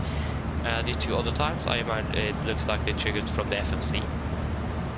That I didn't fix too quickly in FMC, and that made the code also crash. That's normally the most normal trigger, is that you do things too quickly and it just overloads the entire code and it crashes. And then this last time, I actually don't know what happened, it just crashed. I hadn't connected to WhatsApp, I just entered in Bergen, just got to type in Gardermoen, and then it crashed, so then we gave up. Hello. Hi, Captain. Your food is ready for you. I put it in the galley so you can grab it whenever you're available. Thank you. No problem. So yeah, that sucked indeed quite a bit. So, and also the thing is that today as well, right before we should start, my computer crashed. So I will probably reinstall my computer tomorrow to hopefully get everything up and running so it won't happen anything again. So just cross our things up, nothing happens today, and I will try to fix everything tomorrow. There is not really much you can do to prevent a Boston crash, unfortunately. So yeah, it's quite unpreventable. So we'll just hope that it doesn't happen today. At least the Boston crash is not as bad as a complete simulator crash. And normally it happens on the ground as well, and that's also a good thing, because if it happens in the air you can't really do anything. Then you are a ghost plane. You can fly the aircraft partially, but you can't really... The instruments will not work, nothing will work, so you can't really do anything. I mean, you can change the parameters in the autopilot, you can still hand fly the aircraft, you can still... I think you can extend flaps and so on, but you just won't be able to see anything happening. So, yeah, it's quite bad.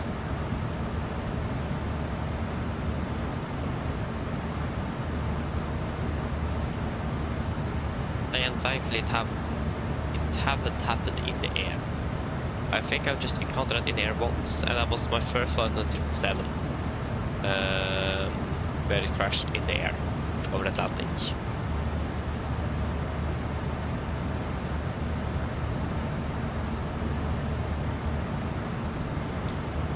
So, again, we'll just hope that it doesn't happen again.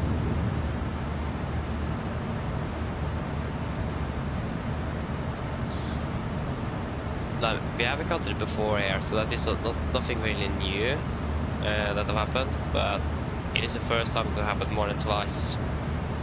I remember once when we flew out of Tromsø, it happened twice, if we got off the ground. Now it happened 4 times, so a new record.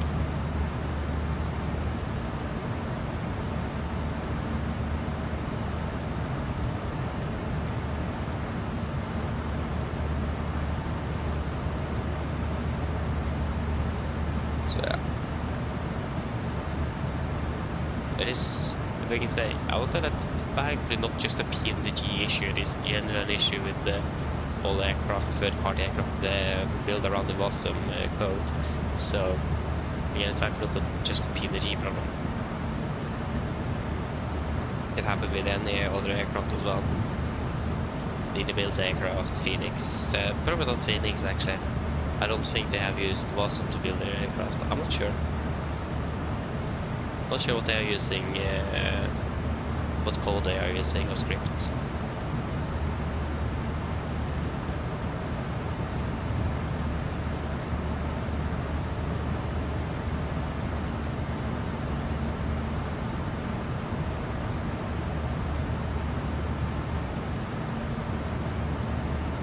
So yes.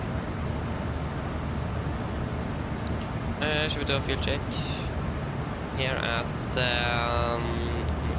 Lerma?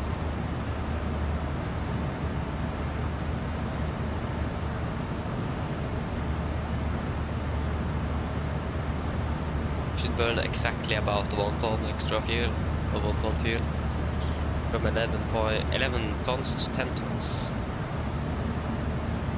Yeah, then we can do the fuel check at Lerma, so we 11 tons, correction 10 tons, we have 10.3. Yeah, so we burn exactly 1 ton. 3.1, we have got the 2.9.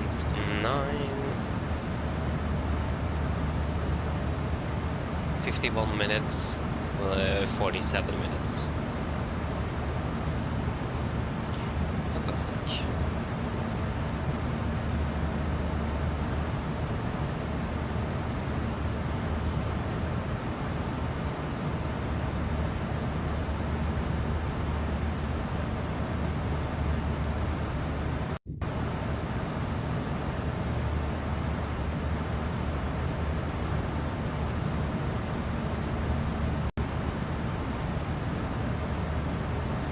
Yes.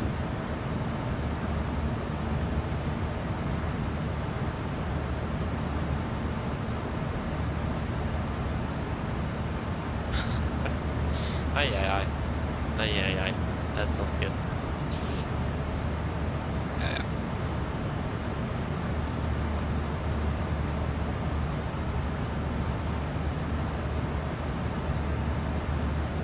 That is for the most part, we're expecting a good ride, smooth ride today.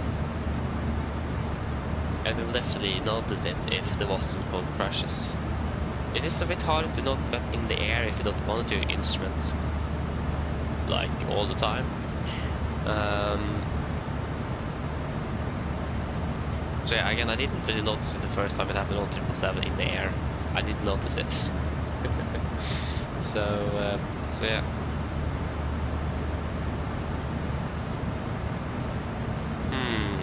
Yeah, that was good, yes, but that's not good. We will find it eventually, though.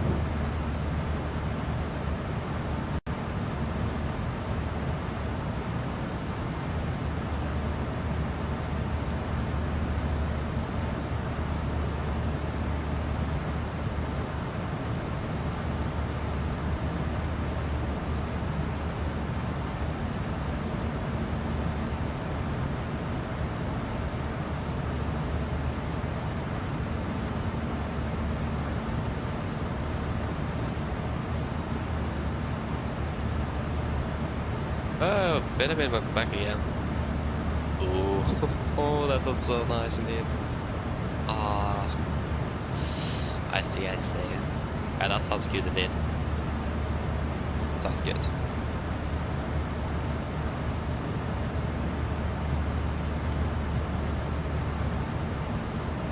Take you here instead.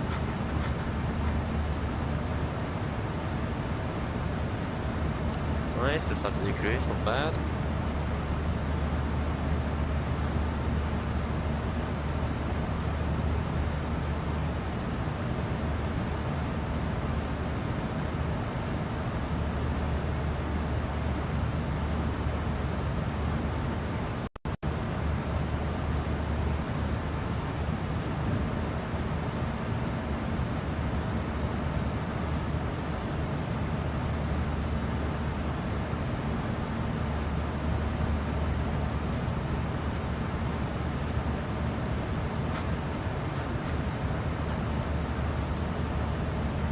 Yes. Still a way to see though. A bit annoying. You have 38 tons of fuel today. What aircraft are you flying? Whoa! That's way more than the 73 can handle. The maximum you can have is like 20 tons. Check what's the maximum fuel capacity here. It is 20.9, it's almost 21 tons. What? The flight less 700. That definitely doesn't make sense, but okay. Interesting. Infinite flights. Not the best, is it? Actually, I will take it. Let's check if you remember on the SIGMET over was a significant weather chunk over Antalya there, what that means, because I can't remember seeing that before.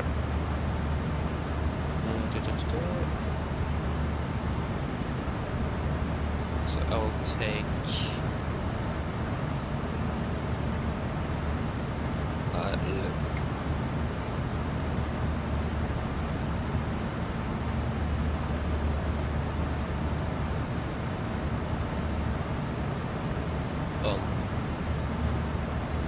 And I will Google and see if I can find what is it? An answer. Interesting.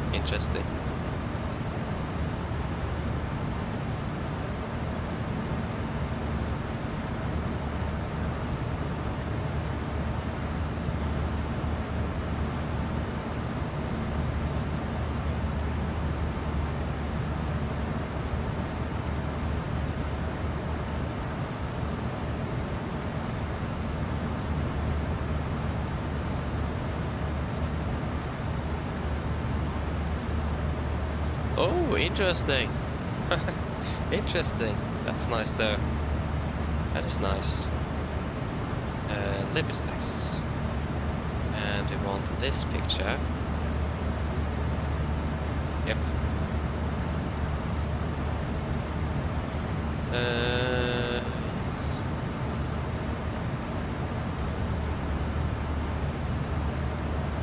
Oh, nice though. That's cool, Benjamin. That's cool. Anniken, eller hva blir vel?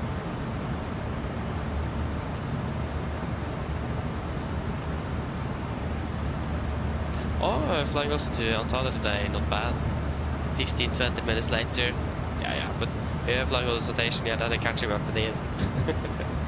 Then you're catching up.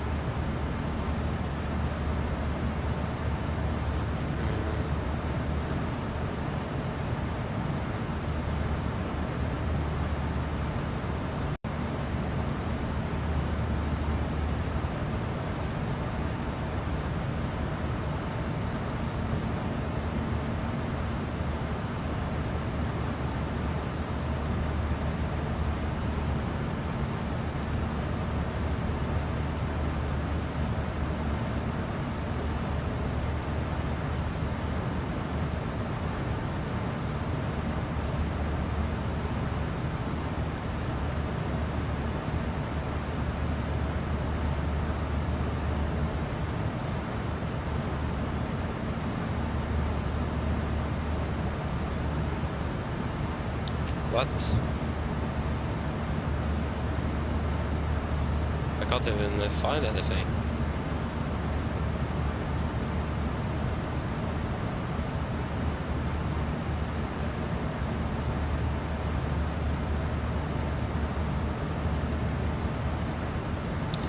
Okay, then we'll just Google as normal then. Significant weather chart symbols, that will probably help.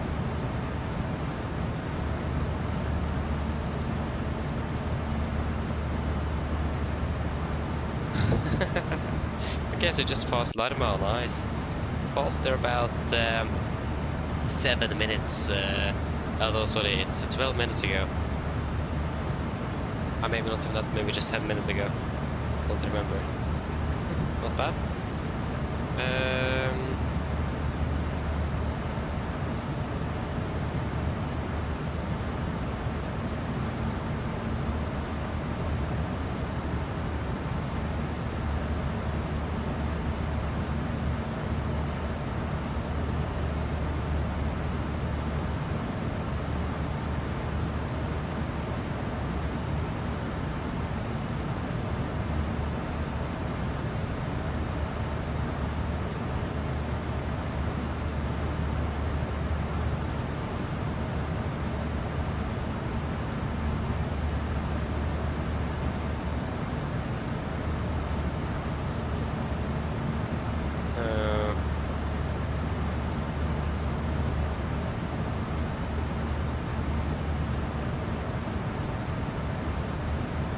Maybe it's here.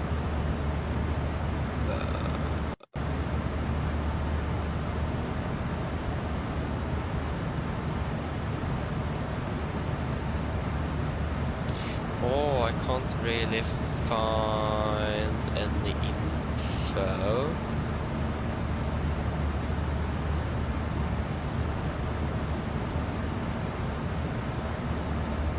Because this is cloud types.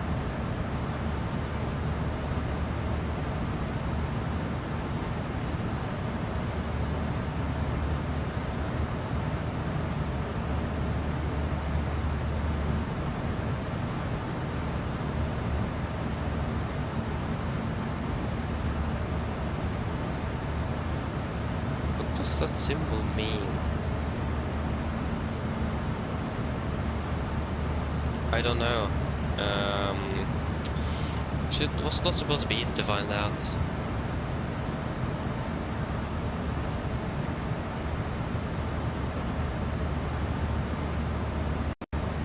Oh yeah, Aiden was faster than us. Ah yeah, then we would have to catch up indeed. Yeah, the story indeed is interesting, so yeah, wait to see how that goes. Probably expect a Derek to something. Don't think we'll fly through all of that. maybe here.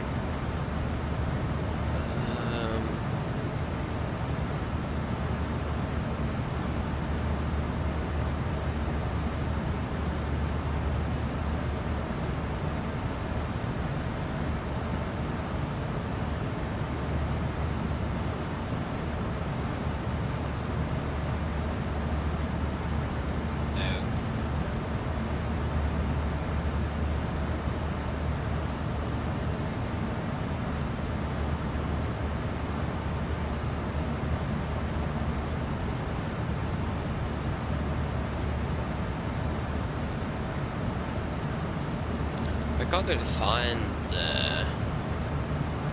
anything.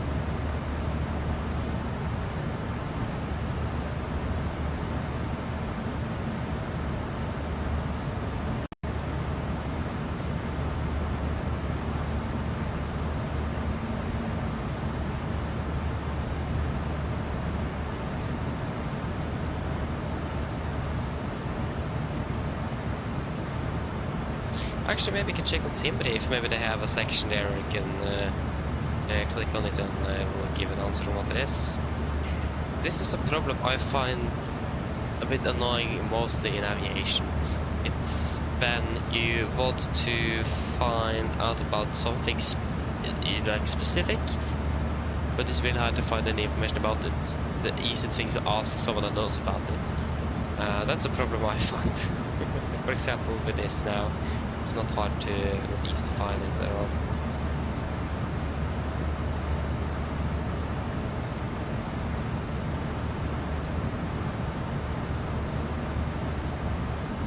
Here we don't even have it at all. What?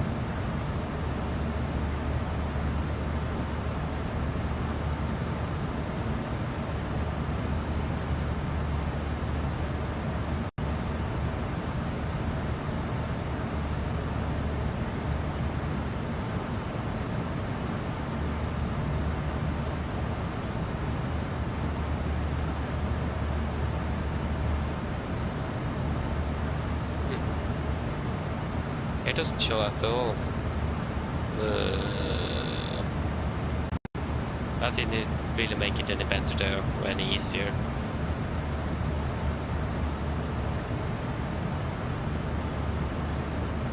Nice, so it's 52%, nice. Okay, see you soon then, Esper. All.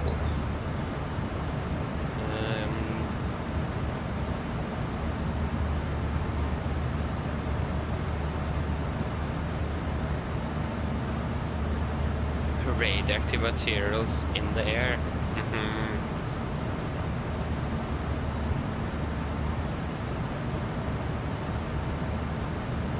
That's really what I'm looking for.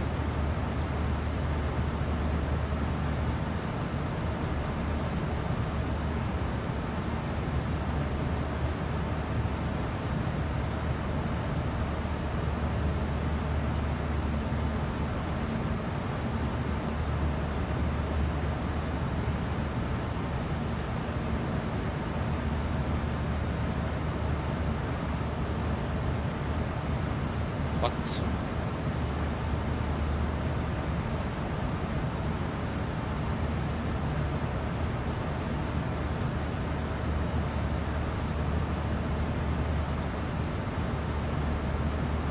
I don't know what that means. It looks like a net. I always see it down in that area. Is it indicate that most of that is located on another chart, or what is it?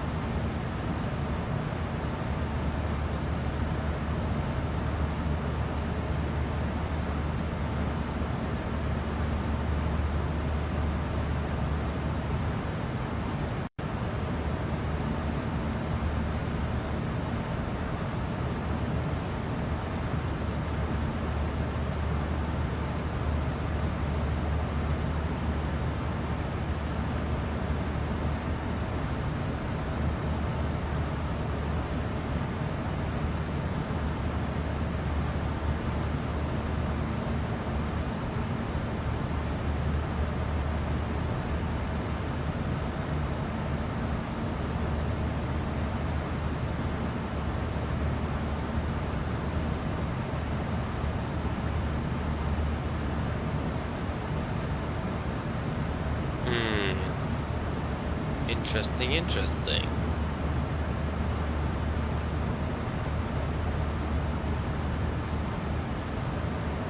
So is there anyone here that knows what this stands for? Like this net thing? I can't really find out what it stands for, what it means. I don't remember what it is. I see it quite frequently down in this area.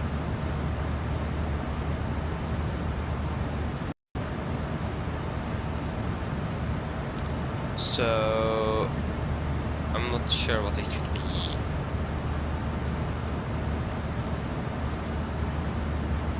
If anyone knows, that would be nice to know.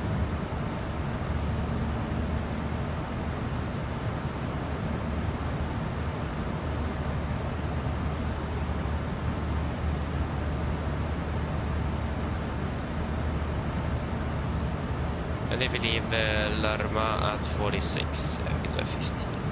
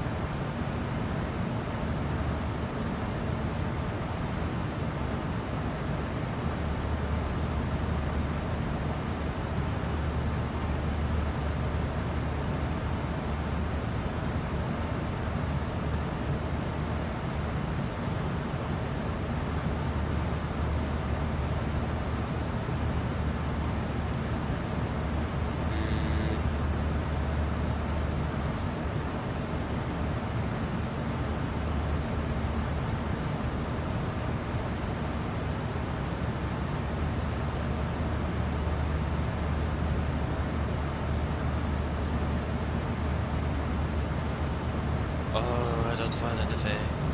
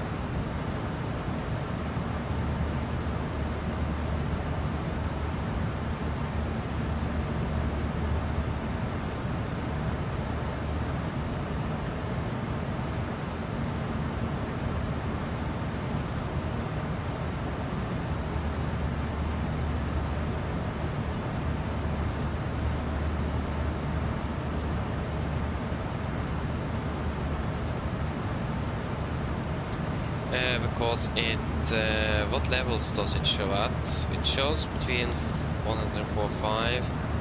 It doesn't show between 2.5 and 6.3. So I wonder what it stands for then.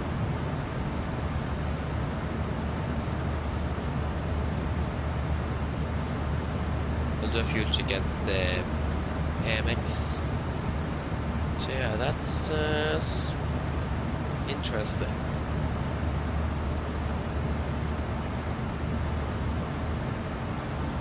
It is very interesting.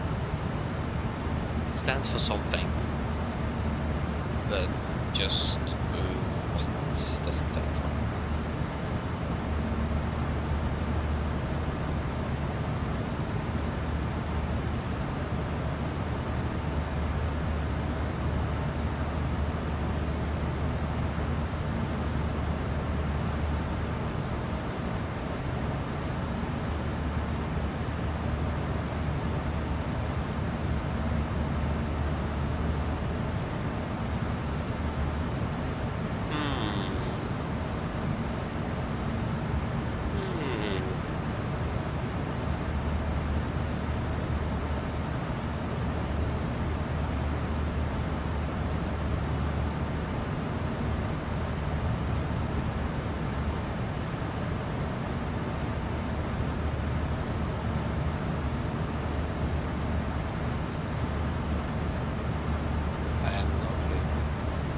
can't really find anything.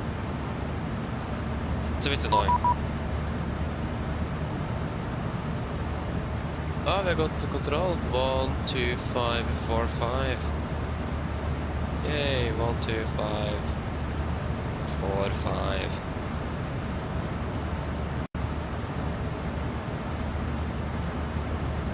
Wieczór identified. Current information Alpha. Continue descend altitude 4000 feet QNH 1021.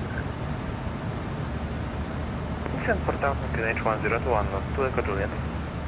Lot 2 Echo Juliet and expect ILS Yankee runway 33. When ready, proceed direct FDAG. NX. Clear, expect Yankee approach runway 33 and when ready, LX Lot 2 Echo Juliet. So radar, good afternoon, Nordic 2 Fox Juliet at flight 1370.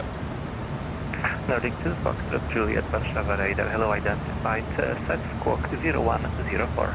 0104 Nordic 2 Fox Juliet. 0104.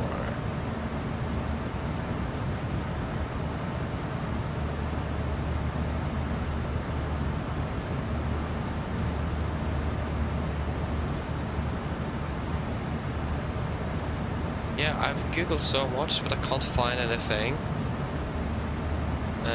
When I search Whiskey Alpha Fox Sierra.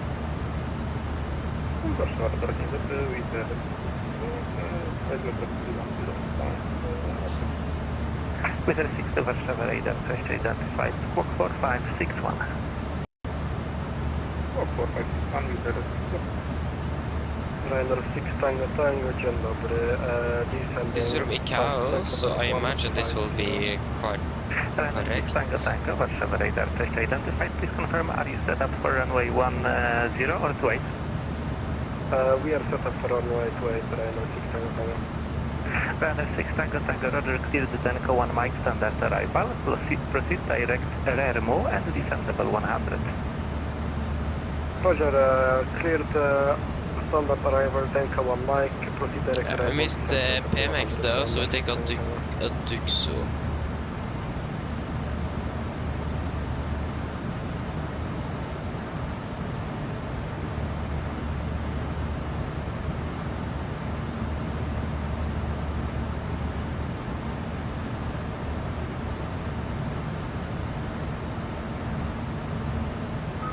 Warszawa Radar, dzień dobry, lot 256 with you, climbing to flight level 250.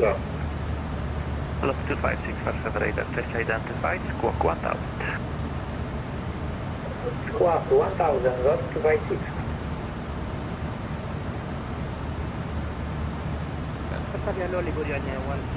I have no clue.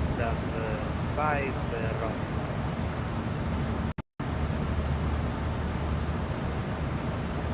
Tigrian 13 Kilo Charlie, Warszawa radar, hello, continue via Ogna 5 from you, descend altitude 5000 feet, QNH 1021. Oh, Duxo. Descend 5000, 1021, Ligurian 160. Show there, 1311, 80, inbound. Yeah, it's strange. Again, it doesn't appear on the high level chart, just the medium one. So I wonder what it could be. I've seen it many times before, but I've never seen anyone talk about it. Turkish 3, Papa Quebec, Warszawa radar identified, squawk 0103. I wonder what it means. Lot 256, cleared Storix 6 uniform and proceed direct Repso. Yeah.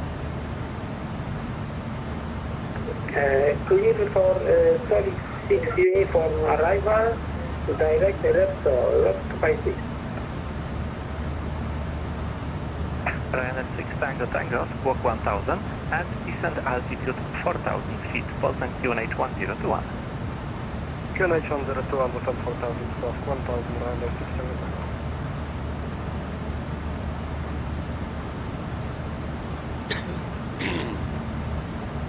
Lot 2 Echo Juliet, descend altitude 3000 feet. 3000, Lot 2 Echo Juliet.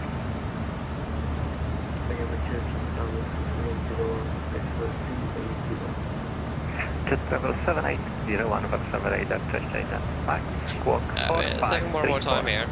Fuel as well. So, well, the increased our estimated landing fuel to 200 kilos since departure, so that's not bad.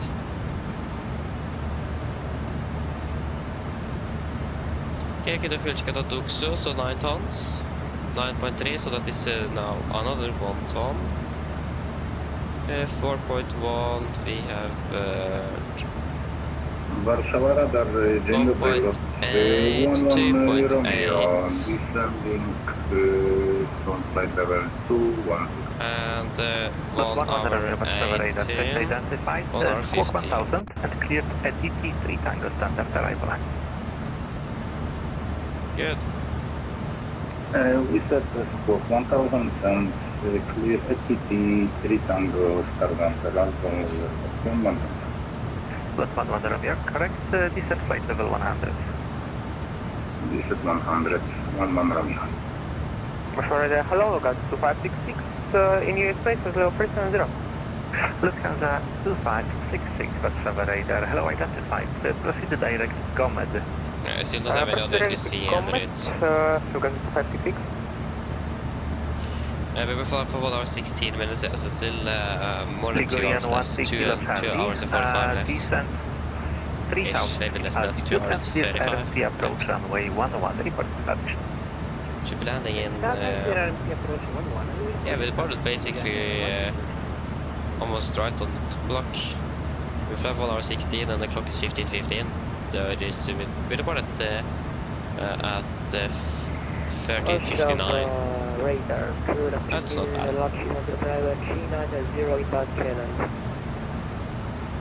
Hello, 31 Zulu, Varsava radar, hello, you will be shortly leaving my airspace, so you may switch to advisory 122.8. Have a nice flight, see you. Oh, thank you. Advisory 122.8. Wizard 62, direct Whiskey Alpha 534, and not sure if I cleared you, but clear to Logda 6 uniform. Logda 6 uniform and I ready. Are you before? Thank you. Yes. What else can we do then?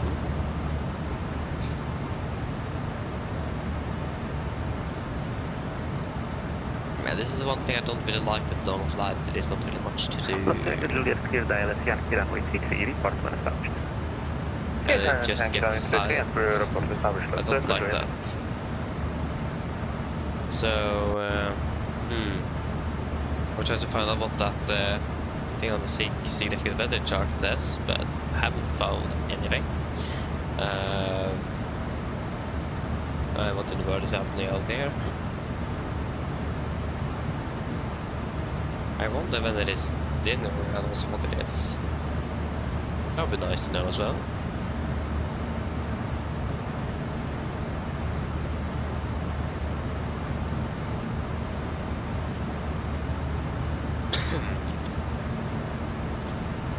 Check on the progress of the aircraft. Are we delayed or anything like that?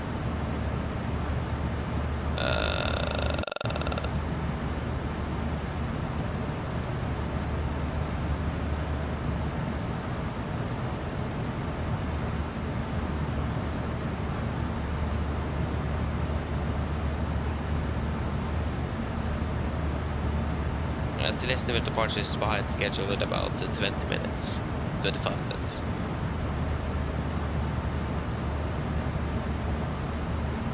I think both yes and no. I can show it to you here. If we go into the settings here, option simulation, so we have service-based failures enabled. And also the truck oil, hydraulic and fuel use. So that is mainly what we have. There is, if I can find out where it is again, under the failures tab here, we have 2 active failures.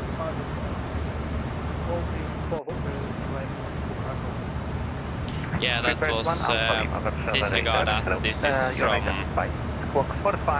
7 and continue via This is from default. when I reload the aircraft, so just disregard that. That was not really supposed to be. But there is a random here, where you can set a random failure and how many events is per 10 hours, so how many failures per 10 hours. And then you can limit the events. But it does, you don't really encounter a failure with the aircraft every 10 hours, within 10 hours. It is quite rare to encounter any failures in the first place. So I just have it on service-based failures, but I have not set the aircraft wing age. I thought about maybe trying that to actually, because I found the files where I think I found the files where you can change that. No, that was probably the hydraulics and the oil if you forget about it. But if I can find it somewhere, I can probably change the age of the aircraft to the current age, so the chances will get a little bit higher. Because when I install a livery from install a livery for the aircraft, it will then like be a factory fresh aircraft. And then once you fly with it, then it will get hours on the airframe and wear down eventually. But since we fly with like, we have, how many aircraft do we have in the fleet? 60 to 80 aircraft or something. It takes its time to wear down every single airframe. So yeah. But yeah, we have at least service-based failures, so again, it is quite rare to have failures in the first place. But what I've done, like the more normal failure to have is the window heat, especially in hot temperatures. And also, especially in new aircraft, an FSC failure is also quite common actually. So that's what I've heard is the most common failures on the 70. But again, an FSC failure normally just fails and it just reboots itself and then it's fixed.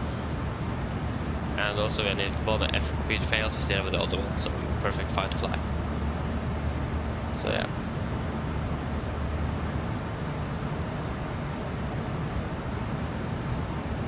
Yes, all of that is model indeed.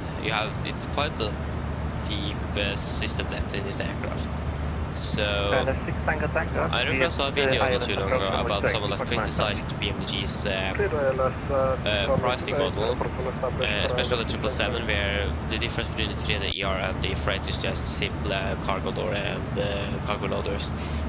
It isn't simply just that. Yeah, the system or the description of the aircraft is similar, but that doesn't mean they are similar at all, because they just outline the basic what you could expect from the aircraft and what you get from the price.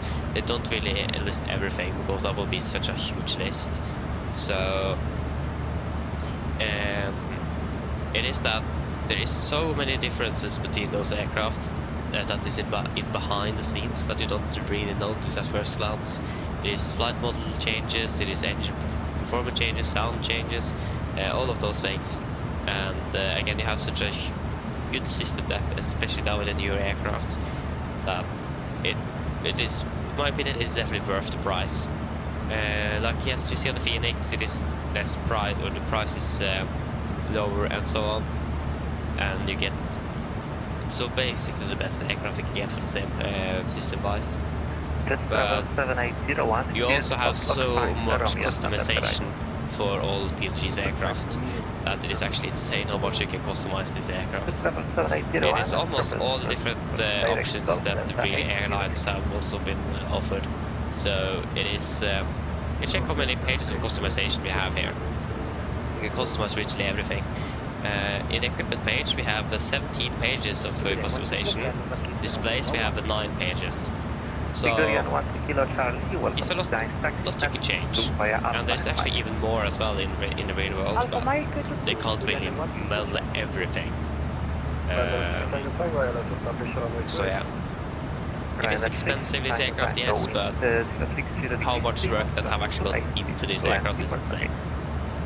So it is, in my opinion, it is worth the price. So yeah. Lost to Echo Juliet, taxi stand number 1. There's a bit more to every aircraft than just a simple door change and so on. If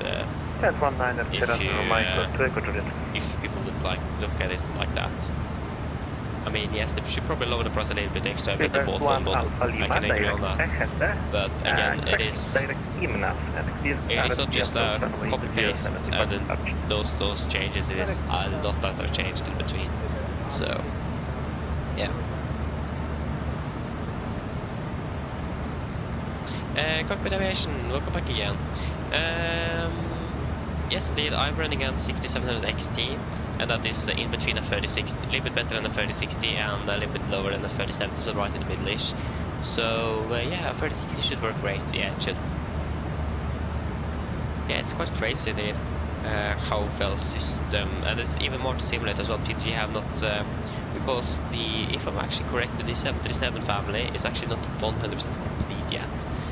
They haven't really released it as a fully complete project or product. I don't know what they called it. So there's still many things to be added, and you get quite a nice overhaul of the aircraft for the new sim. So I'm really looking forward for that.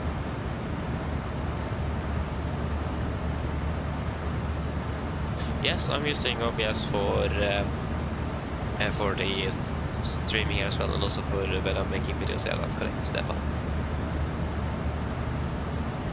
Yeah, try the graphics indeed and see how it works.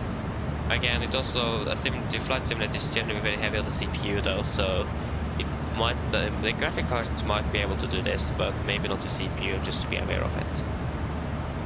I'm currently mostly limited by my CPU. My graphic card is working fine, but my CPU is mainly the block here. Oh, yeah. UNH101. Descent to 7,000 feet, QNH 1021, lost by 6.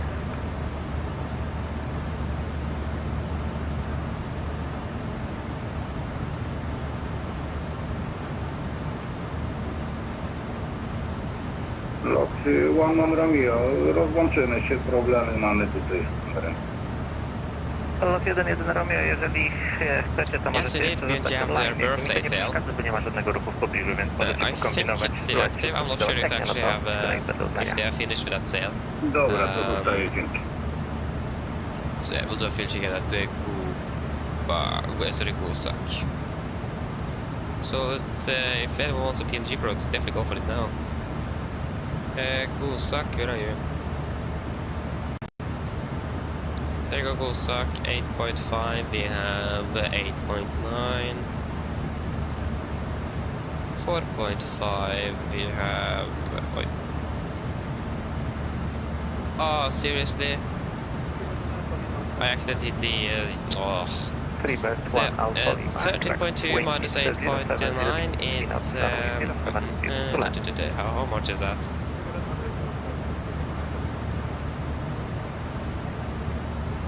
If we could do it that way. So 13.2 minus 8.9, 4.3 compared to 4.5, that's good. 4.3, and we'll be flying for 1 hour 30, 1 hour 28. So now we can do it every half and whole hour instead of what we've been doing now, so it's a bit easier. So again, I don't remember how long that sale actually lasts, if it is still active, but at least PMDG actually have sales at least once a year. Looking forward for PMDG to be 100 then, their 100th birthday.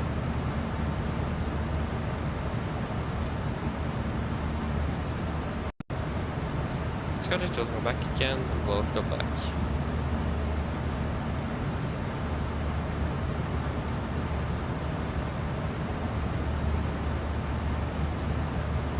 Unfortunately though, we do not have anything off the Wasaba radar. It's quite silent. We have some ground controllers here and there.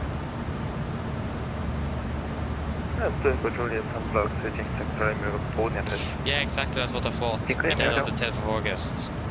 So, a little bit unfortunate there. Ryanair 77 Juliet Echo Warszawa Radar. Hello, you are identified and cleared Wagner 1 Papa standard arrival, runway 11, RNT approach in approach 1. Cleared for Wagner 1 unit from arrival, runway 11, Ryanair 77 Juliet Echo. Ryanair 77 Juliet Echo, this is Wagner 1 Papa standard arrival. Sorry, So Wagner yes. 1 Papa standard arrival for Ryanair 77 Juliet Echo. That's still so Correct, and also looking set so score much forward 4527. for the update to the engine. 4527 for Ryanair 77 Juliet Echo.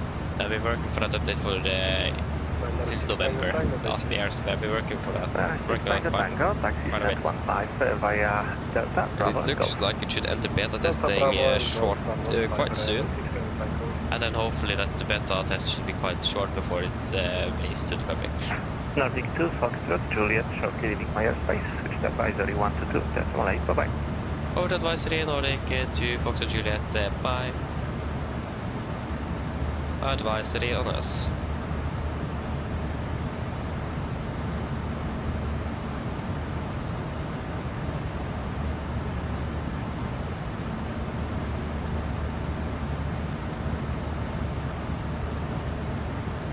Because PMG have finished with all the 777s now, they've released the LR if I'm correct.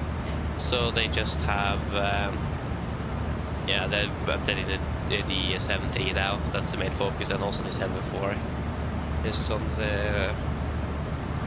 the works. Just double check if they have released the LR, I think they have. Hello. Hi, Captain. I just wanted to come by and ask if everything was going okay. Yes, everything is fine, thank you.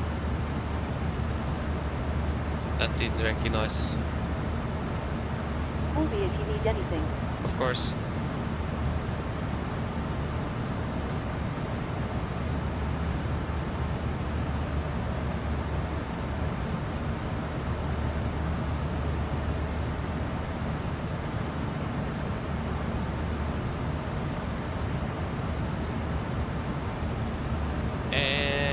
Yeah, the LR is also released.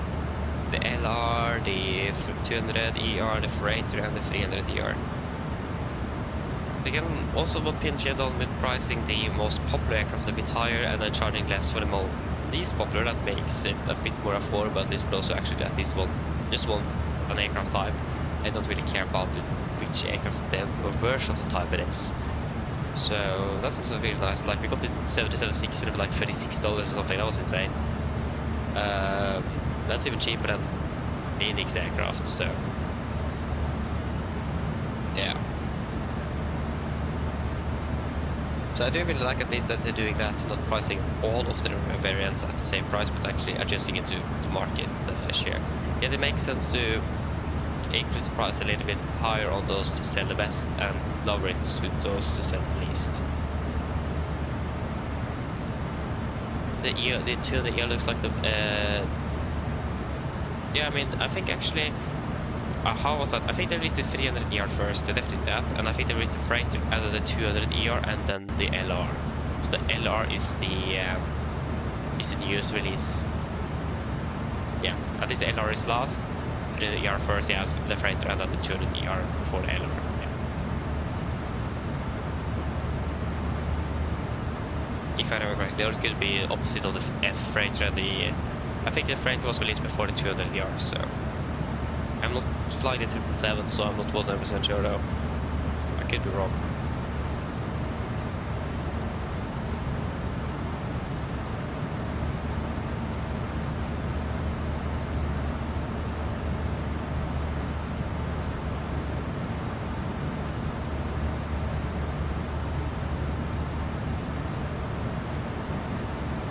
When were we supposed to at 16? Yeah, still another 1 hour 50 minutes then before I deliver up. Yeah.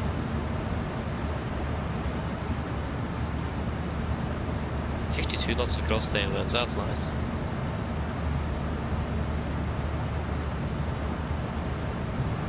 So yes.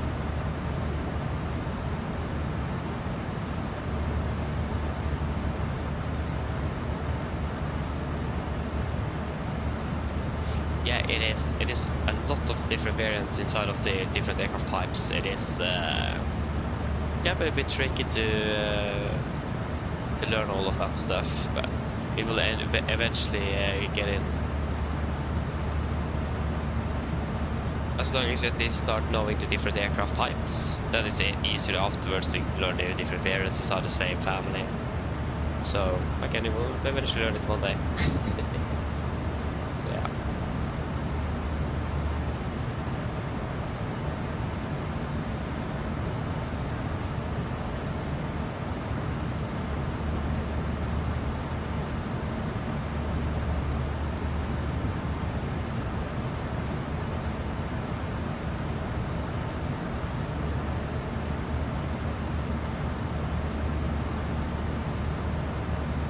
I hope we will get some ATC into Antalya, that would be fantastic.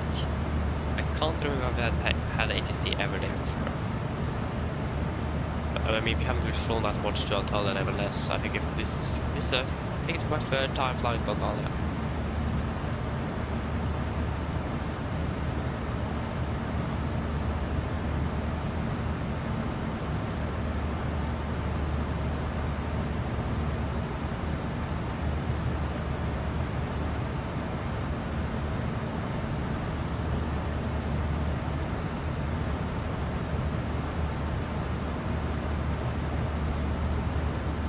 Yes.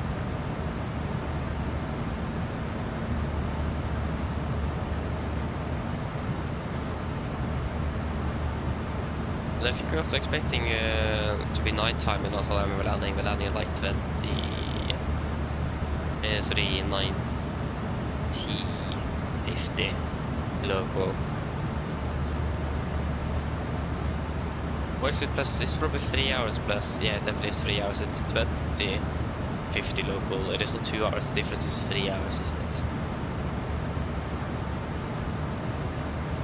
3 hours plus UTC.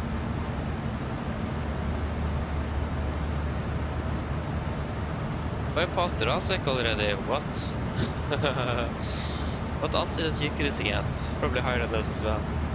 I mean, private jets are made to be faster, so it's insane how fast some of them are. If you think about it. Like flying out faster than Mach 0.92 or something. It's insane.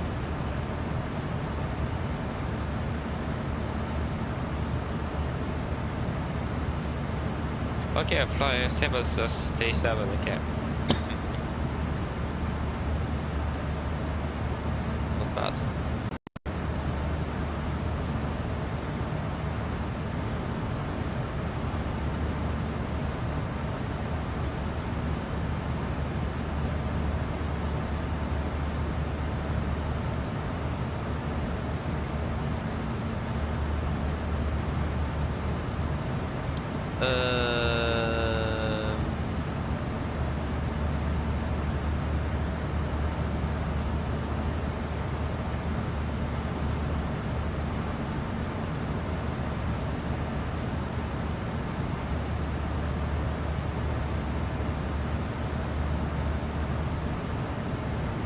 I want to see here, what can we do?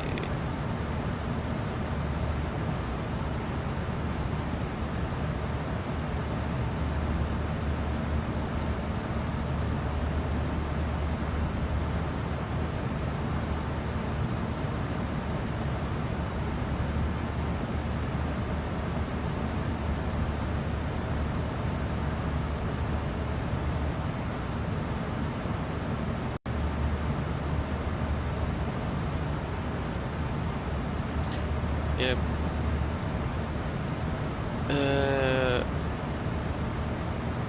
Okay, we are cruising at Mach 0.91 at the moment. Aye.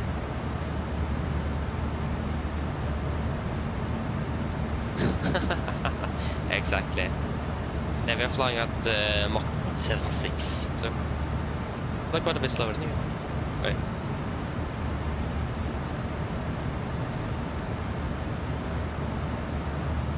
Ooh, Barcelona to Tromsø. Yeah, that would be crazy. Yeah, that's a long one. Enjoy that though.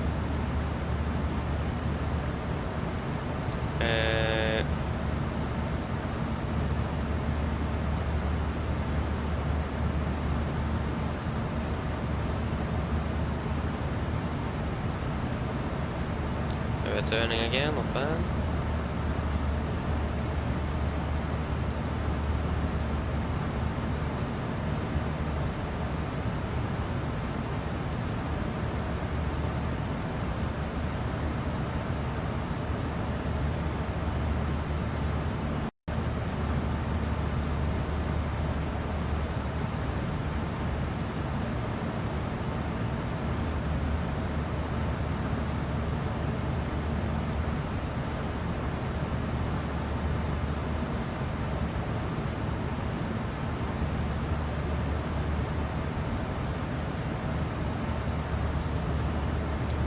Yep.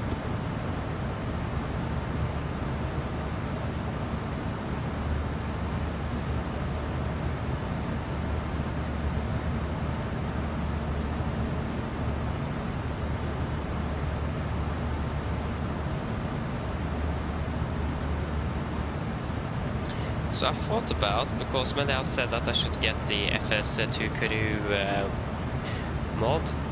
The only thing I wonder about is because the SOP1 from what I heard, because Norwegian operating quite close to the Boeing's SOP. It's what I've heard at least. The only thing I wonder about, because that checklist is not the same as Norwegian using, so if we could get the Norwegian checklist in there, maybe. I need to Google, search a little bit around and see, because it would be nice to have pilot monitoring. That would be actually really nice to have. So maybe one day. Wait and see.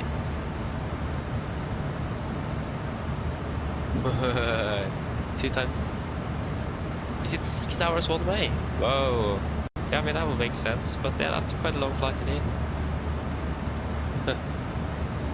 Yeah, that's quite wild indeed. That's basically on the limit of the allowed to fly. Welcome back, yes, welcome back. Ooh, just 8 tacos, not bad. Sounds good. Okay, they're going to Marrakesh tomorrow, not bad.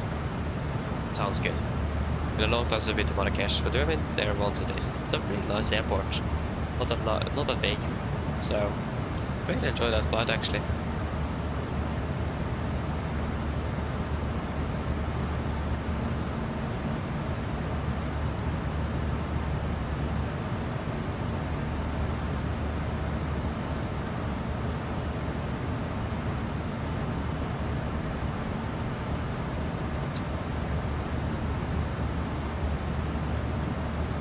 Might do radar flight, sounds good though.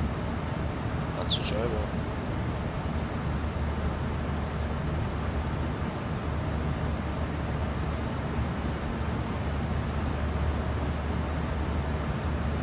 Can we do a fuel check at the car deal? Yeah, just need to go for a few moments, I'll be back shortly.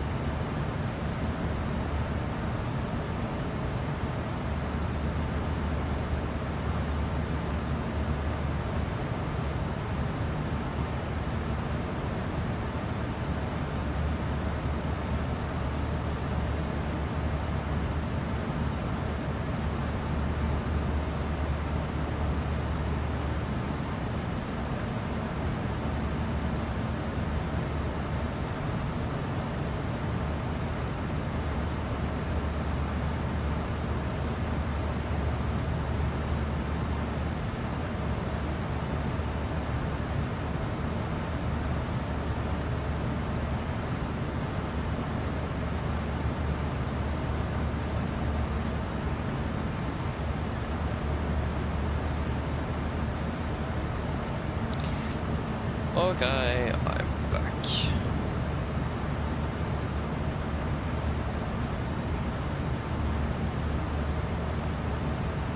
Okay, flying to Santorini. We should take a nap soon. Yeah, go to that. Yeah, that sounds like a reasonable idea, Andy.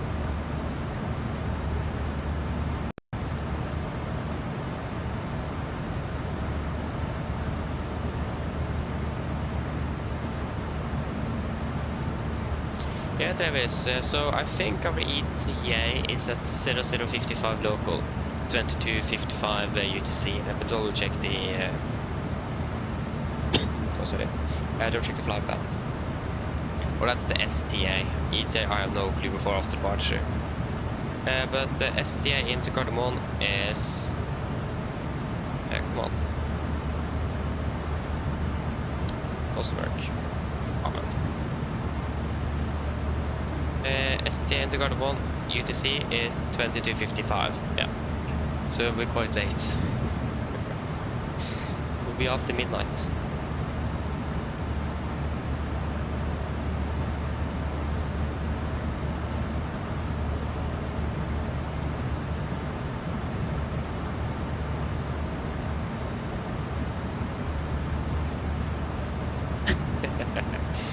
Yes, indeed. It'll be quite late, but that's again, that's fine. That's how it is.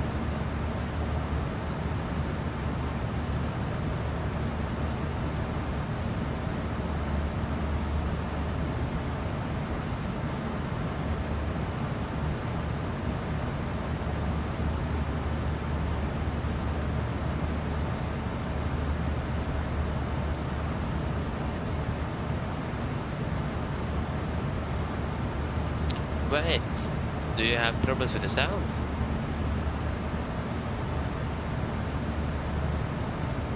Because I haven't really noticed anything different, and this is not the PMDG's default sounds, this is sound pack, the Boris sound pack. So if there is a problem with the sound, it's probably not the aircraft of the sound pack, but it looks like that it might be the recording.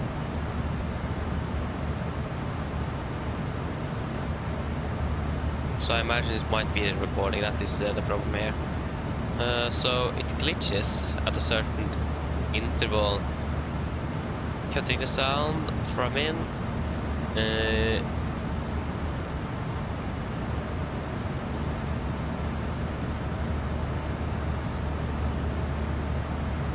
Very interesting, I haven't really noticed that.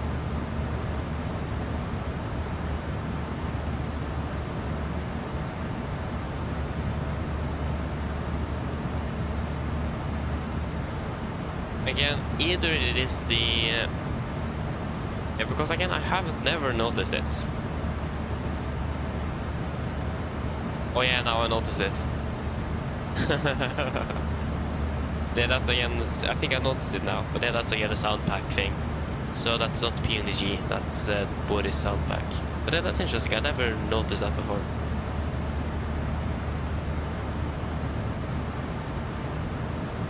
You don't think you're Norwegian today? Interesting. I need to get up early tomorrow, so no ATC. Oh, damn it. yeah, that's fine. I mean, fair enough. I don't need to get up early tomorrow, so I'm fine with that. Yeah, that was a little bit unfortunate though. Yeah, I mean, that, again, that's expected though, so... I imagine it is work or something. Oh, this is the wrong flight plan again. What in the world happened with this flight plan? What? Where is Karil? Karil, here it is. Should go to FSLTL shortly.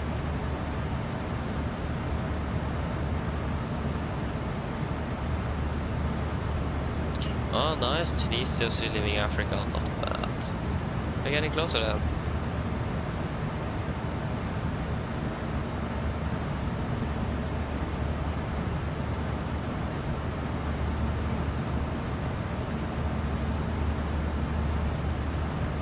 Okay, så vill jag checka Karil. So we're 8.1, and we have 7.7, we have 8.1, and we have 8.1, so that means 13.2 minus 8.1, that would be 5.1, is that correct? 5.1? Let me just double check, I don't trust my calculations here. 8.1. Yeah, 5.1 is correct. I can't trust my calculations. So yeah, 5.1, and it says 5.4 here, so we're looking good there as well. And flight time 1 hour 54, 1 hour 51. Good. Fantastic.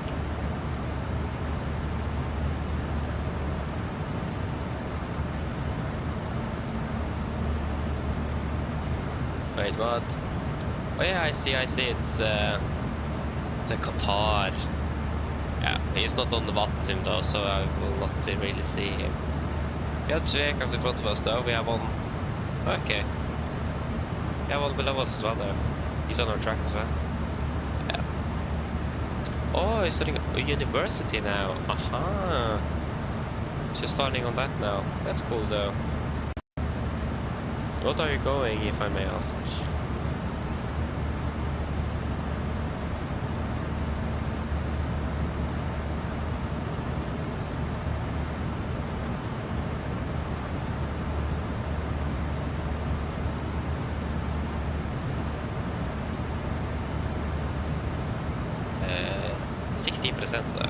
Charged.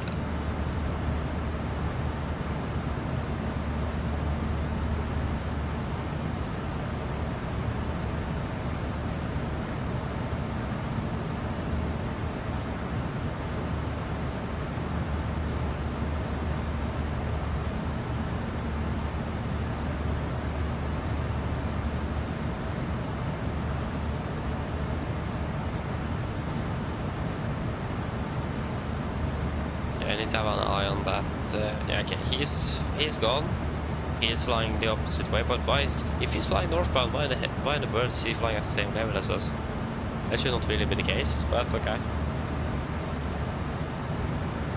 We could already clap the flight level 4 on 0.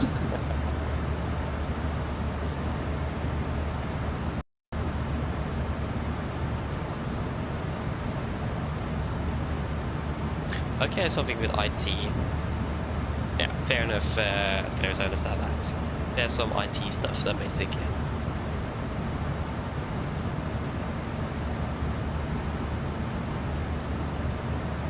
But yeah, that sounds cool though. Hope you'll enjoy it.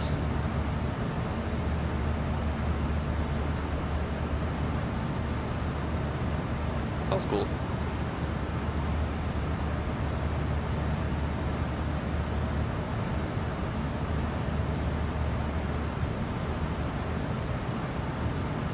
Still can't find a flight?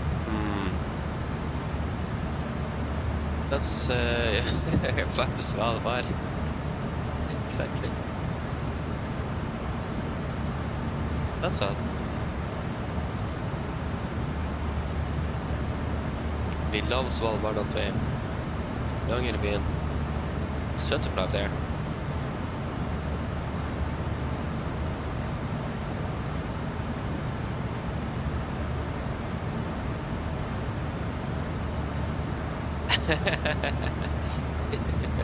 Ja, that's a long one.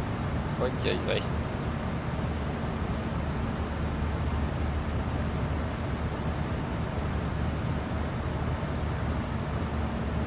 Isn't that like what's the airport? What airport is that again? Isn't that like Wellington or Queenstown or something? No, Missouri Alpha. I don't remember the exact airport it is. It's New Zealand list. Check here. November, Zulu, Alpha. That's Auckland. Yeah. Of course.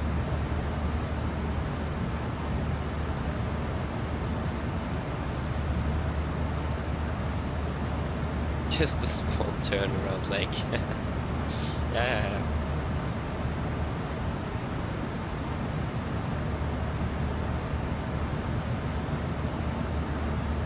Oh, how in the world did we get so many aircraft? Or where did you come from? Wizz Air. I love the zooming with chase plane. You can zoom so far in.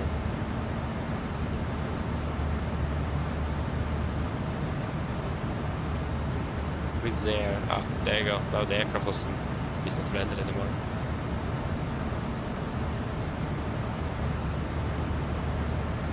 So we got a Wizz Air at least.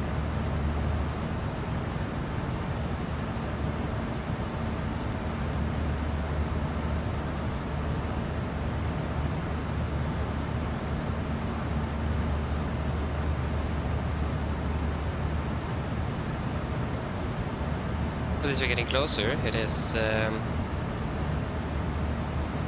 when we're actually starting our descent, we are descending at 1712. Whoa, we have yeah, that star is like 200 miles. It's the longest star I've seen in a while. Probably gonna get a shortcut. Well, that is a lot to fly through.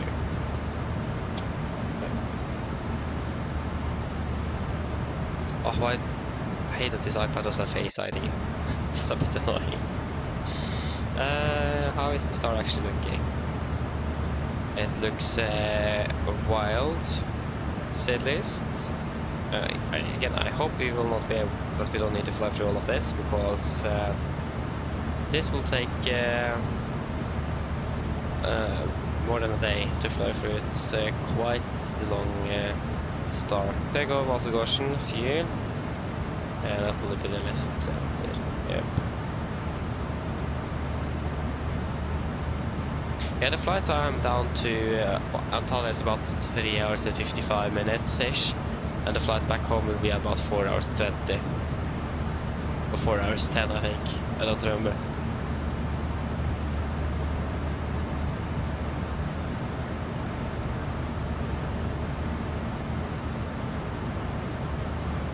Anakin. I normally do that. If you would be 100% correct, you should actually just follow the entire procedure, but I don't really do that. Mainly because in real life you will expect a direct. And I especially do that also because that's an airport I'm quite used to. And know how they operate. But yeah, we'll probably take a little shortcut. Because it is a very long star. Many on the network do that on advisory, as long as it is as long as good with regards to traffic. But we'll try to fly through most of it as possible there, but we'll shorten it a little bit. Yeah, we can't really just take a direct from Alf. Yeah, from there that doesn't work. That's then we need to set like 5,000 feet in a short. Oh, maybe not actually. Because we need to be 6,000 over there. Yeah, maybe we could do that.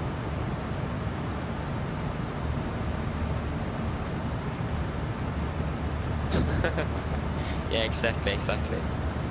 And again, it's quite common to get our shortcuts as well in real life. I normally just do it.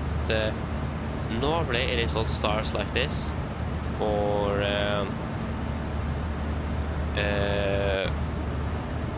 in the arrival and departure out of Oslo. That's not normally when I do it. I never do it Enroute, at least not very often. And the reason for that is because it's not real. You don't really save much by that. You save more on the shortcut during the start. And again, it's a latency comes online, so you need to be ready for that. Okay, we'll do a red-eye flight. Sounds good, though, yes, but sounds enjoyable.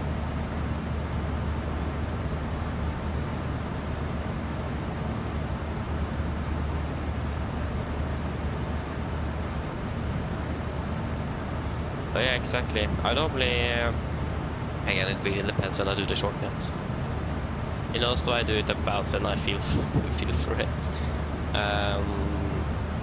Again, that's because we know that the airport inside and out, so it's not easy. It's quite easy to adapt the energy management of the aircraft. But Antalya here will be a little bit more interesting.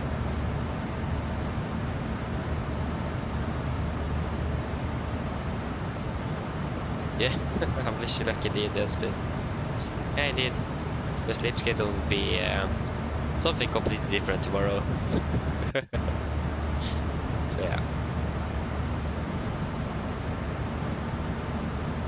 But again, we could also probably expect the runway change as well, so we need to be prepared for that. Because the weather is expected to be changing. Expecting winds from the north, so we could expect a runway change to 3.6 instead of 1.8. And that again will change our star as well, so wait and see. You woke up at 6:45 today. Whoa.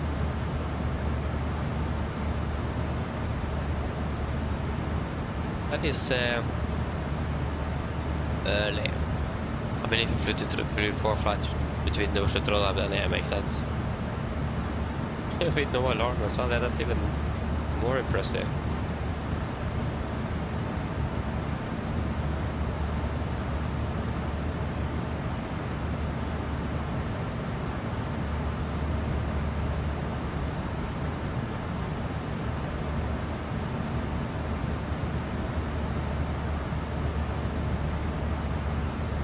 Yeah, Simbrief gave 36 or 36, I think. What did actually Simbrief assign us? Or it is Simbriefing, yeah. So at least on our flight plan it says 1870.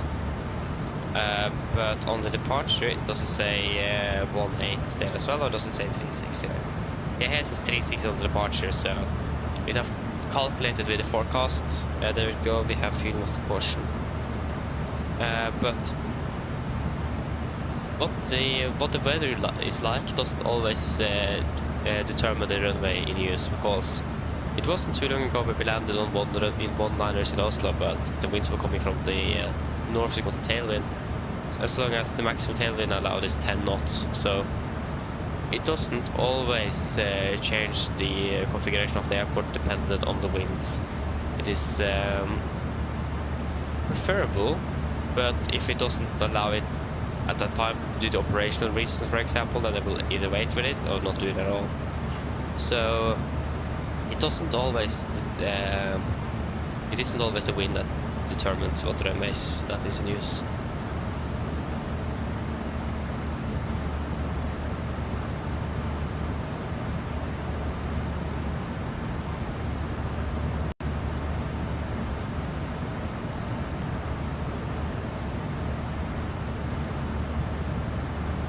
Yeah, see if we can do that in the display. Sounds good.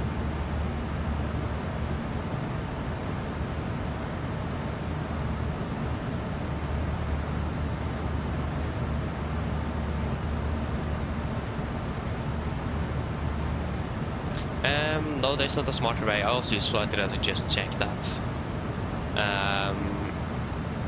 So yeah, I also used flight radar. So that's a bit annoying when in real life they're using one-liners, for example, and someone have flying to Oslo and the Simbrief have still one left, and you're landing one on the right. Happened before. We were coming for landing, there's another guy coming straight towards us. So yeah, not preferable. So many go with Simbrief, but Simbrief is not always correct.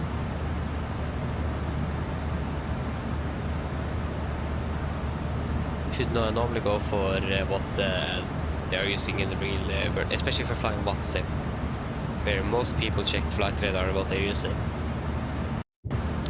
Because at the moment they are using, they're still using a 1.8 center for landings.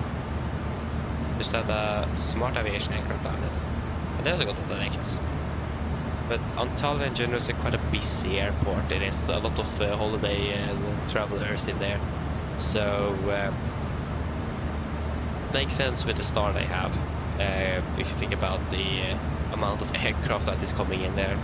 And there's always delays in there. There's always a delay. I can't remember last time I saw a Norwegian aircraft flying in from Antalya that landed on time. So yeah, the busy airport.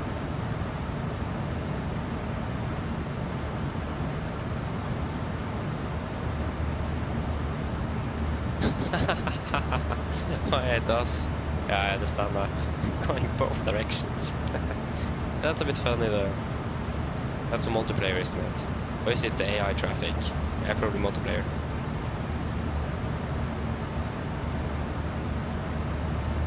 It looks like most aircraft here is flying the entire star. It's most of it. Ural Airlines just about Antalya as well. And Titan Airways. It's a charter company, isn't it?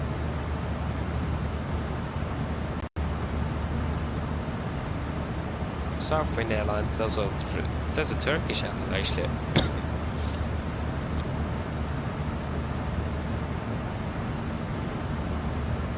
Yeah, they are trying to do the right thing, yeah. But I think also that many AI traffic controllers and so on is also basing their ways in use by winds and not all of the other operational impacts as well.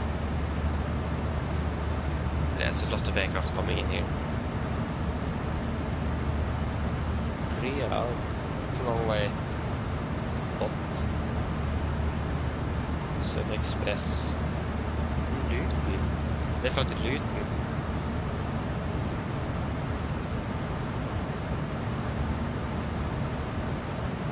So at least it is 1-8 at the moment. Some are lucky with some shortcuts and some are not as lucky and fly basically everything. It really comes into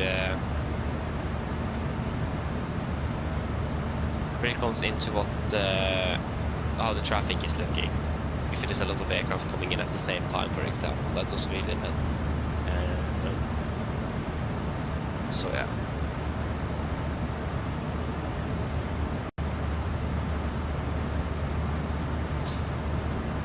I really hope we get that it's dinner soon. I start to get really hungry.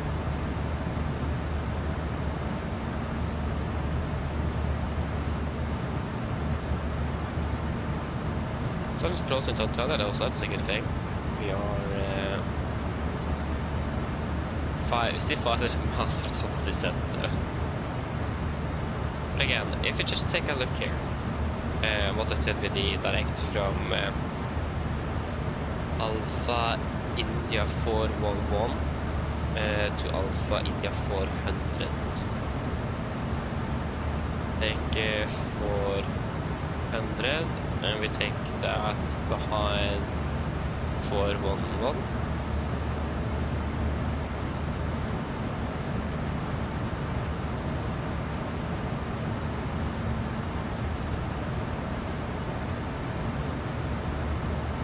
Yeah, it's saving 11 minutes.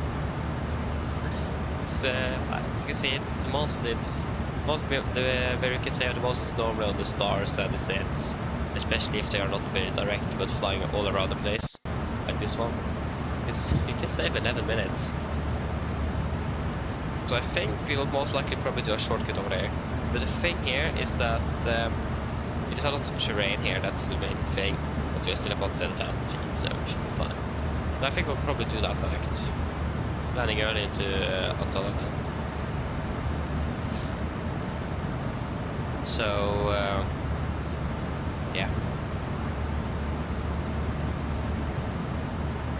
There's also, like, when we do the direct into Gardermoen as well, when flying in there, if you're coming in from the same, or right in towards the runway, so if you're coming in from either west and east, or if you see the ones I use, for example, coming from the south, flying northbound, we save about 5 minutes.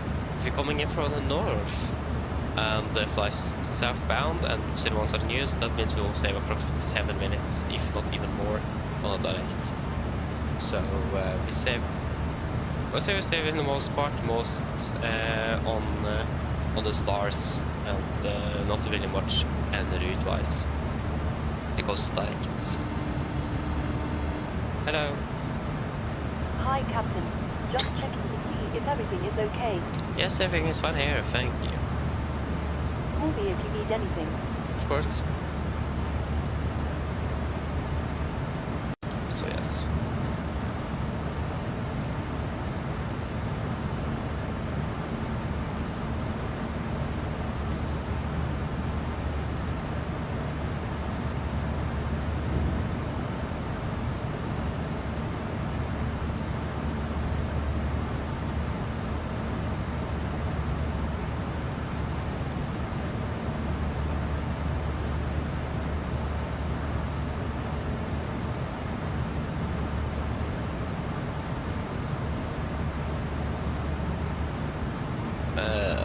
Let me just check something here.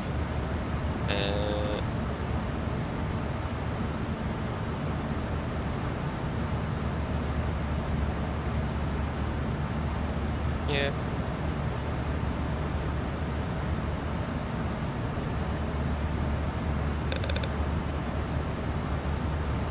The flight plan here can we get the aircraft options. Hectopascals, MLA meter scale, weight kilograms would be nice. Kilos.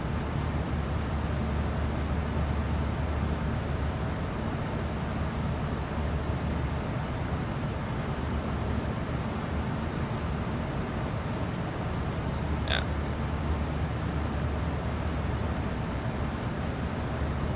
But we do not have any like do we have significant weather charts there?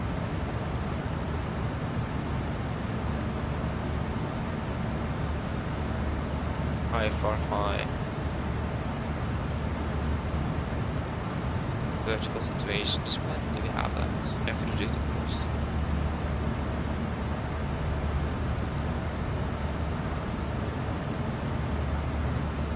Yeah, I was going to check Lima Alpha Tango India. And charts, airport, operational information,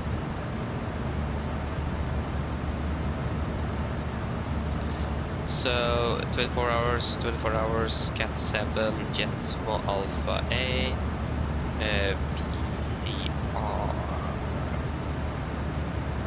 yeah, customs. Use of active runway for taxiing is to be kept at the minimum. Aircraft landing on 17. On 17, is this the correct airport? This is Tirana, that's the wrong airport. Sorry.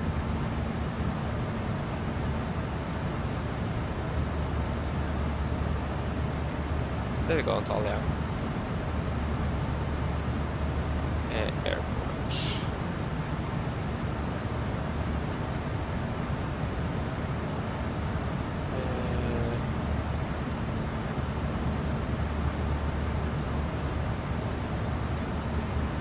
Cat 10.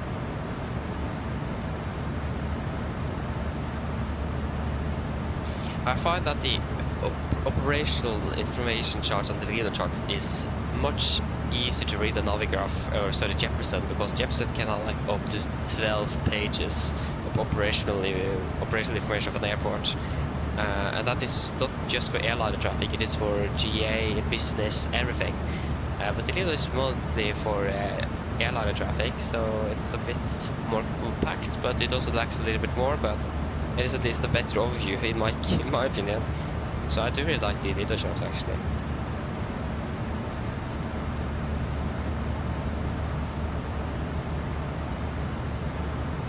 So except when otherwise realized, pilot must switch the ground frequency and hold before entering to mic and or both and report position without waiting for NTC instructions.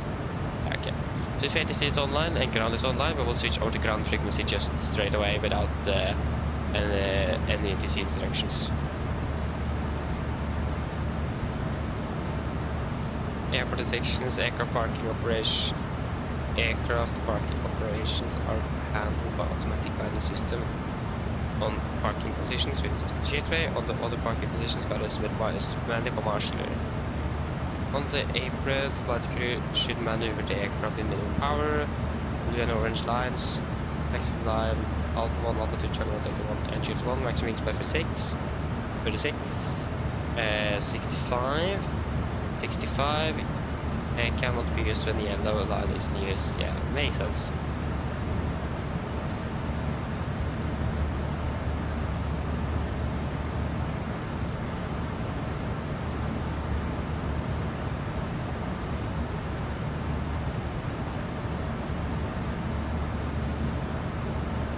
Yeah, that was what was supposed to.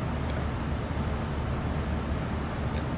I mean, if you guys have MSFS2024, definitely utilize the leader charts because they are actually really good. I do like the Jeffersons as well, but I really like both actually. But I will not stop using Jefferson because that's what Norwegian are using. So yeah. Okay, see you soon. Good luck.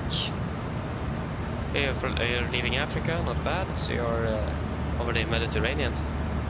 Nice. Hej Perila, eller welcome, opening well. Yes, always a lot, sir. Always.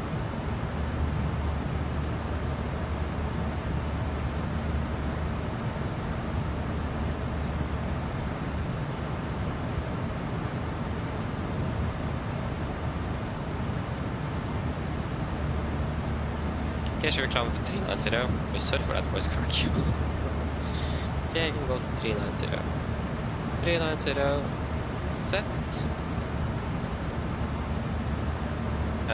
Actually, just wait a moment. 370, 370. I want to just check a few parameters here first before we decide on what we're at. Maybe the release, DBU 50s, 20. Yeah, we'll do a fuel check at Elevatex. We're just checking wind-wise. Elevatex. This is the wrong flight path.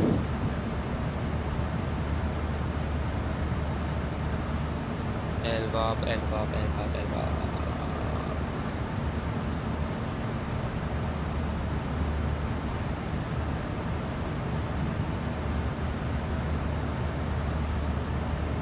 So it will be same winds, or basically be the same winds. So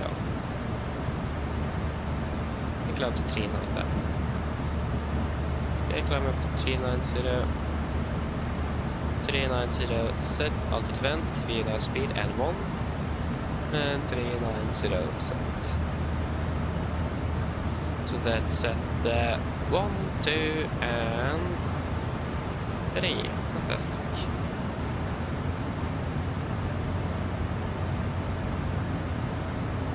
Ooh, that's a good question. I would probably recommend you one of the newer aircraft like the 777 or 78. They are, how it handles is a little bit closer to an Airbus compared to the 73 because they have flyby, so they still handle a bit different they do, but it will be the closest, and it is a bit more automated, not that much more automated, but a little bit more automated than the 737. Apologies. I recommend going with the 78 or 777, the most modern aircraft. Especially for the handling. It handles a bit more like an Airbus. The 737 handles so differently. Just switching between Boeing aircraft or switching between the 78 and the 73 is hard enough, at least for me. So definitely try out the 78 or 777.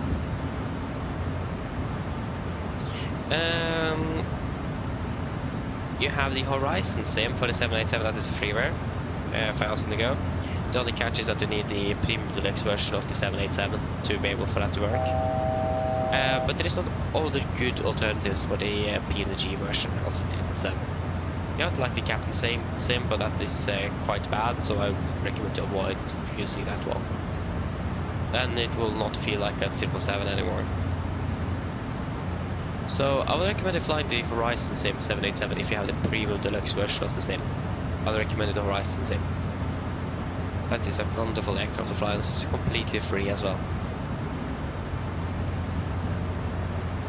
If not, then I would recommend you just buying the 777-200 LR or something. The cheapest 777 version from PMDG.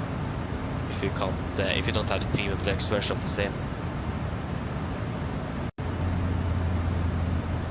But the 777 and the 777 is quite similar aircraft, so yeah. There you go, VNR path and FMC speed.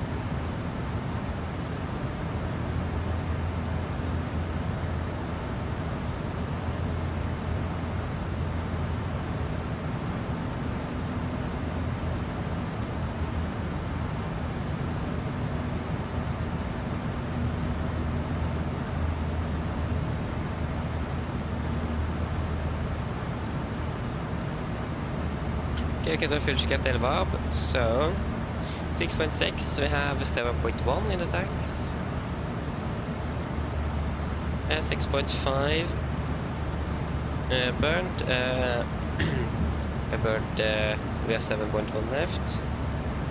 So we have burned 6.1, so that is also good. 6.1 and 2 hours 25, we're fine for 2 hours and 21 minutes. Fantastic, we're looking good at least.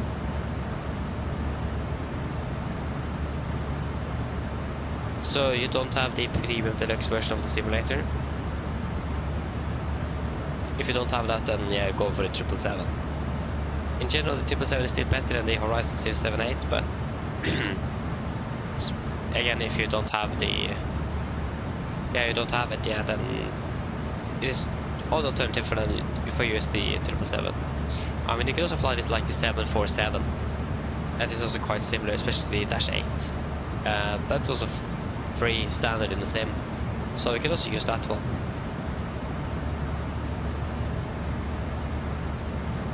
So it's up to you, either go for the 777 200 LR or go with the 747. But I would recommend the 200 LR if you want more system depth.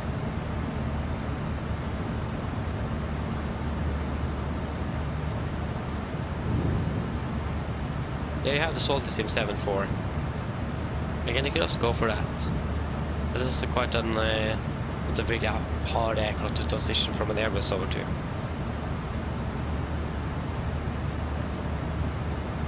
At least not go for the 737, that's too, that's not the easiest aircraft to transition over to.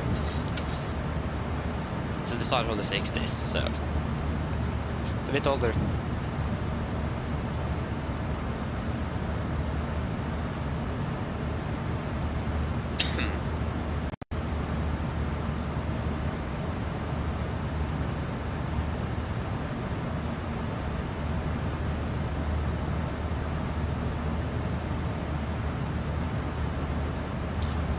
Yes, pretty much yes. There is some small differences, but the layout on the FNCs were basically all Boeing aircraft, including the 73 is basically the same.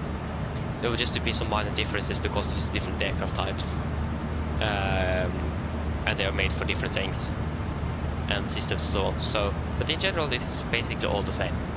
If you know how to program a 737 FSC, we will know how to program a 747 as well, or 777 or 787. It's all the same, except for the minor differences.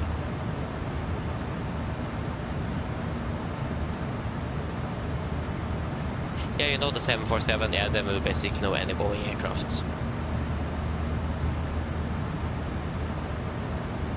The layout is pretty much the same.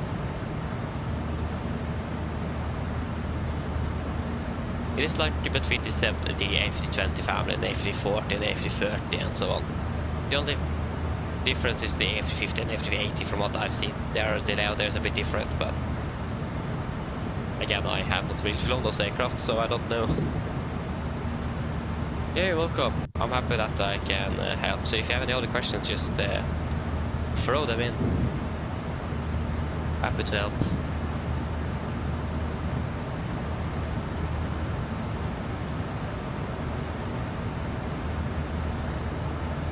You learn in like 5 minutes exactly. It is not that hard. It is a really simple FMC, to be honest. I would say in general that the Boeing FMC is a bit easier to handle than the Airbus one, or the Mach 2. But I mean, I'm all of for Boeing fan here though, so it's not really an unbiased opinion.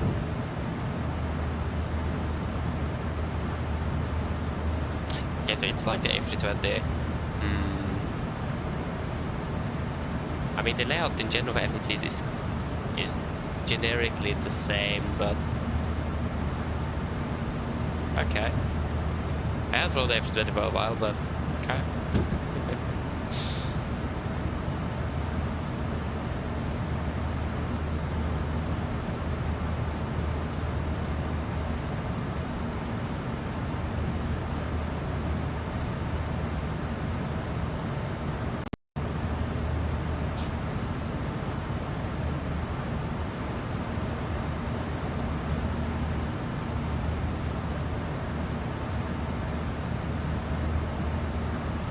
It's soon up just half an hour to descent, so it's starting to get closer.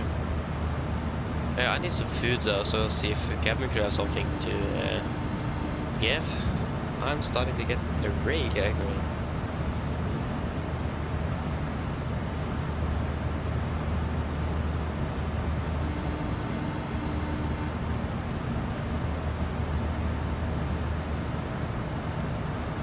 Hello, Captain. Yes, hello. Is it possible to just get some food in the front here? Of course, just give me a couple of minutes and I'll bring it to you. Yes, thank you.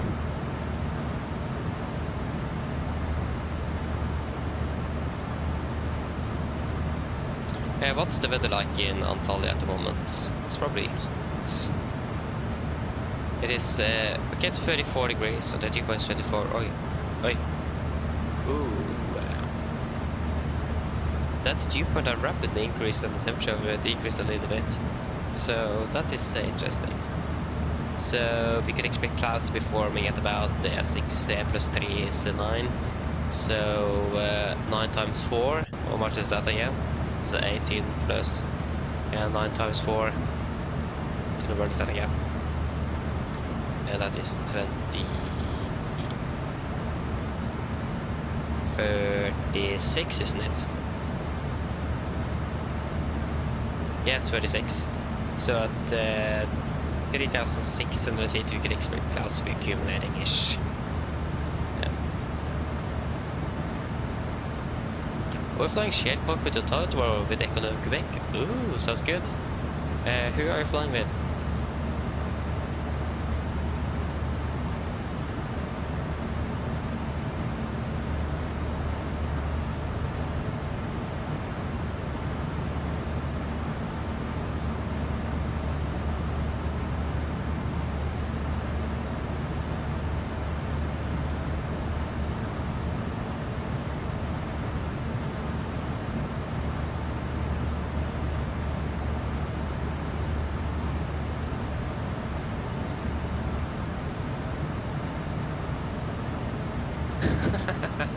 Thank you, Lego, thank you, I appreciate it.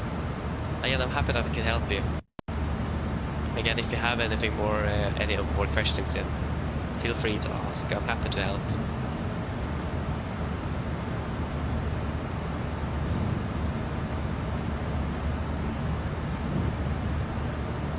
But yeah, it's winds are coming from the east at the moment, so it still looks like we'll be using 1/8. And we expect the winds from the north that is between 15 and 18. Yeah. Hello. Hi, Captain. Your food is ready for you. I put it in the galley so you can grab it whenever you're available. Okay, thank you. Thank you. No problem. Okay, I'll just grab my food, so I'll be back in just a few moments.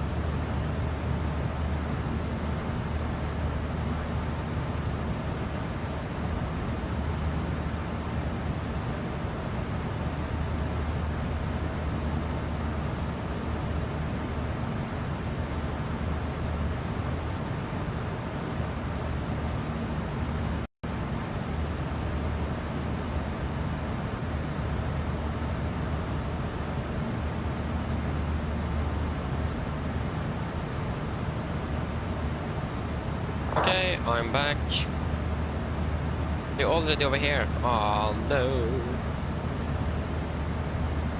Yeah, we're descending at 10 still. Yeah, so sending like that will be 30 minutes.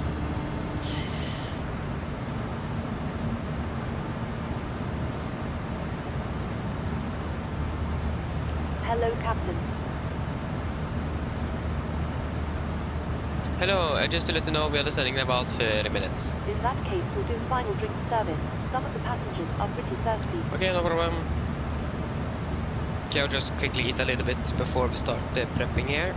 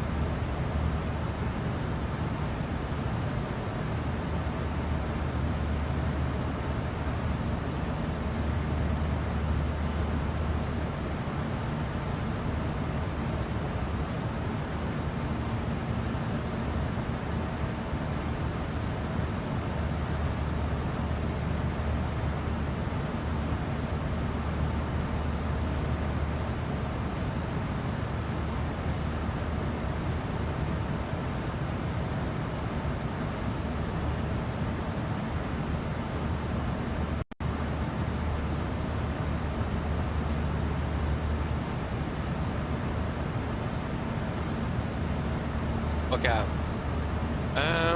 Yeah, indeed, Annika. I did look at it a bit later or earlier.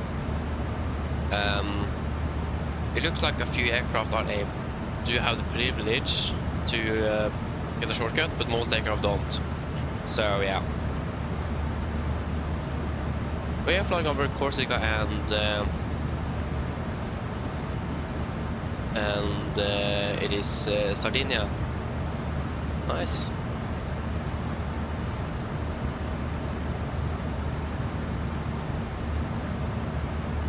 Yeah, thank you, Annika, thank you. Yeah, it looks like it will be a 1.8 center indeed.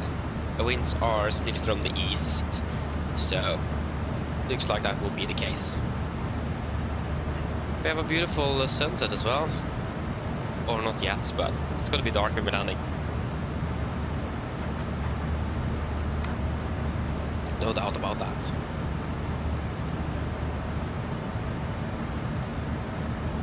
Yeah.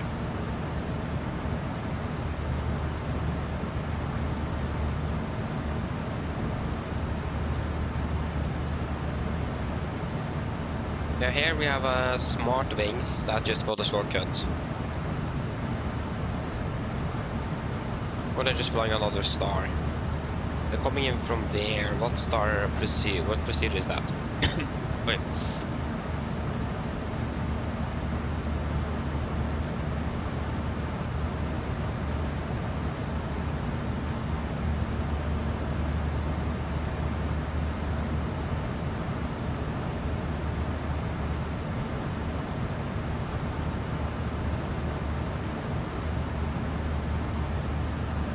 Yeah, it looks like I actually got a direct.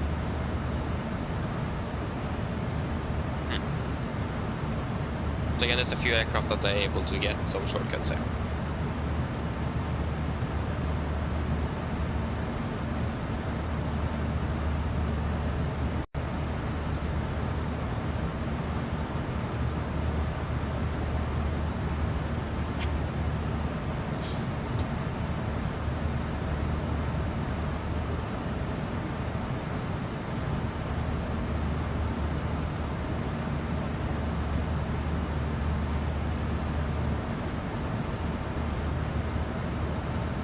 Yeah, exactly. So we will also just take us one cut and probably take the cut. I think I'm not showing it to you.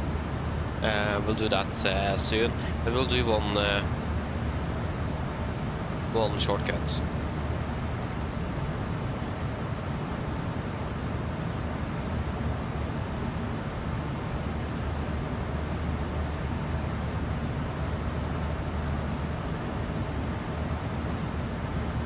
So yeah, at least weather-wise, the weather is fantastic, so it should be a beautiful approach into Antalya this evening.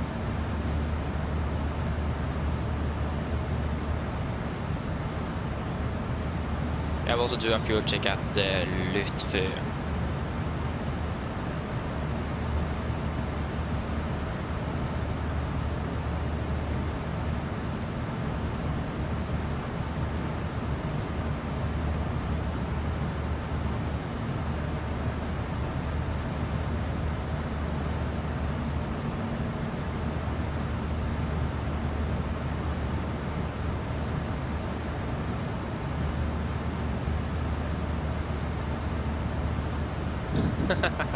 $70 miles already. We're more than 100 miles ahead of us. And you departed like 20 minutes behind. Yeah, it's private jets. They are flying fast. Real fast.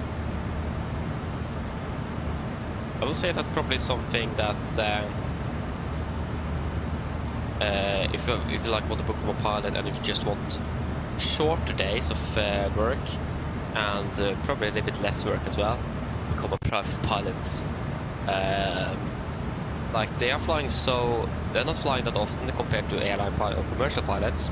They even have full checklists that, like the checklist is made that you are reading it and then you do the action. Not as a commercial pilot like we are doing the checklist to check that we've done everything correct. In a private plane, you will actually read, do, read, do. So it is even made like that because they don't fly as often as commercial pilots do. So their checklist system is a little different. So yeah, I mean that's a nice touch.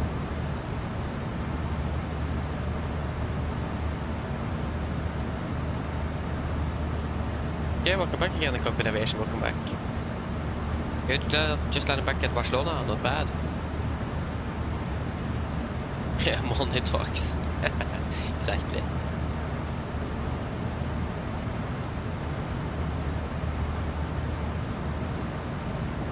Yeah, exactly. They also fly where the customer wants to go, so they can land basically. They can fly everywhere. So it looks like being a private pilot is more like a chill life, but I would say it's more fun to fly like a commercial airplane, like the 73. And you also get to like fly more as well. and it's easy to get into those larger airports compared to a private plane. It's normally then we go to like smaller airports. Does depend though if the person like have $1 million to buy a slot at Heathrow, then yeah, land at Heathrow then. So yeah.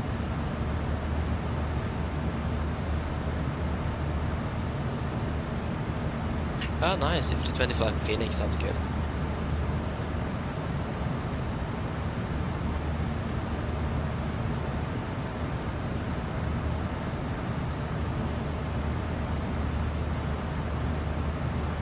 One downside though with private jets is that you basically need to be the role as pilot and also a cabin crew, and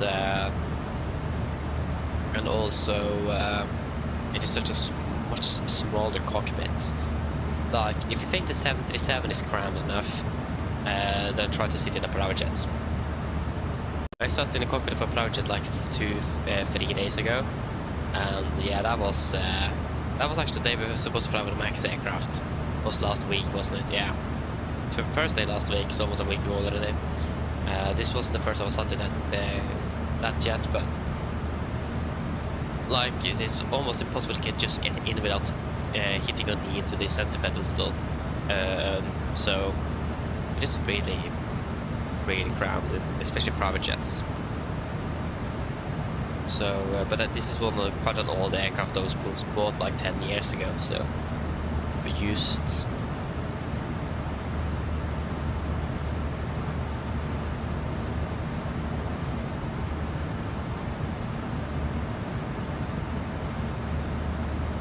Oh, yeah.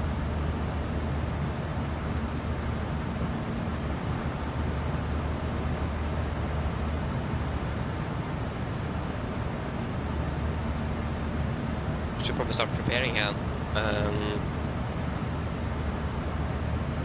We are Delta Yankee 1263. Terminal 2, yeah, thank you for that. I mean, that's better than no information at all.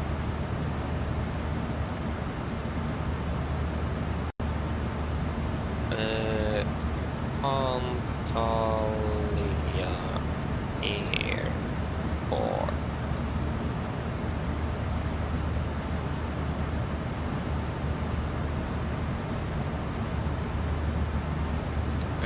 Focus departure, Delta Yankee 1263.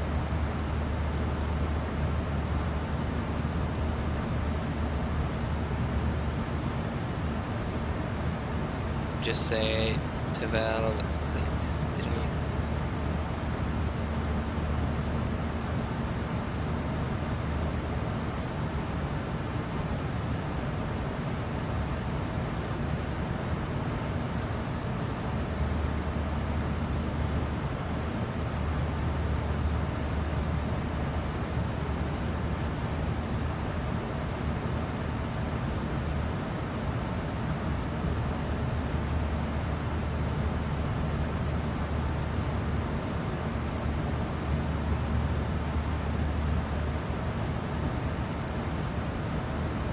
Terminal 2, okay. That's really the only information we have about where we should be parking today.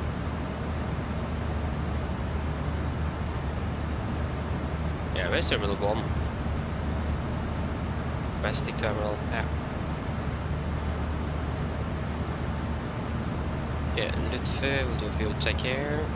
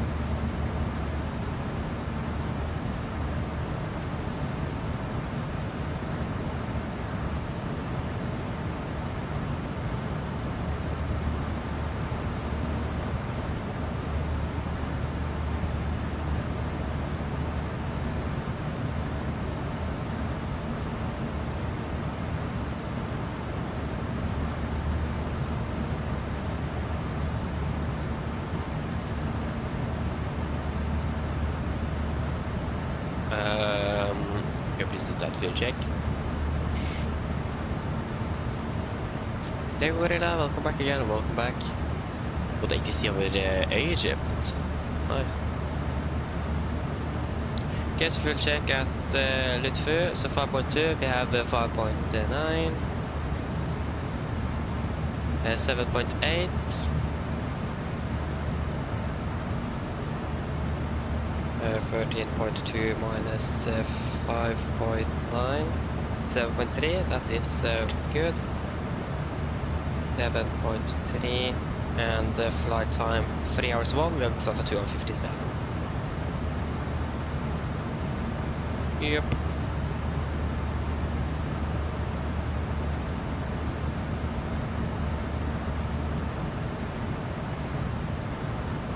Let us see here.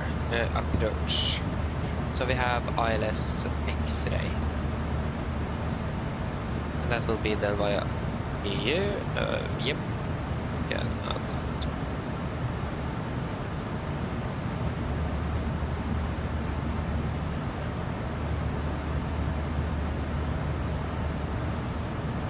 Yeah, so it will be 1087. 1087 and 1087. Antalya we are the 1140. Take that here, it's easy to reach. Minimums will be 372 feet. It's actually started 3-degree glide. I'd be surprised by that. 372.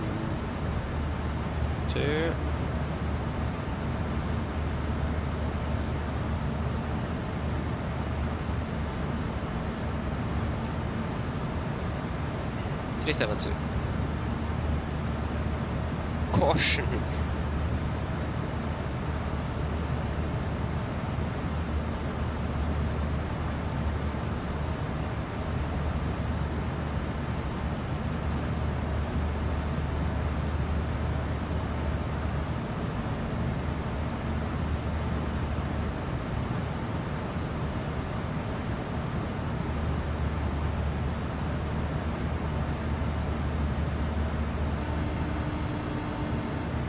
Hello.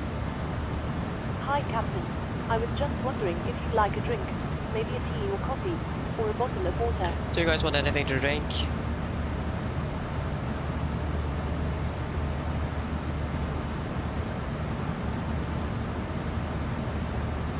It's 798. It's 33 degrees, inclination 7.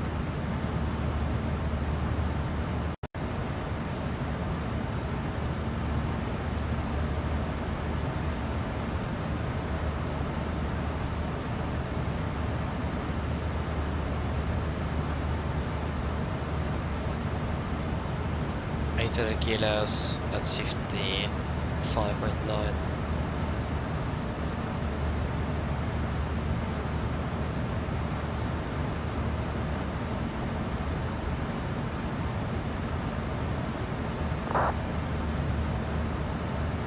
Okay, so on Pepsi Max, 1 coffee, I also take a coffee.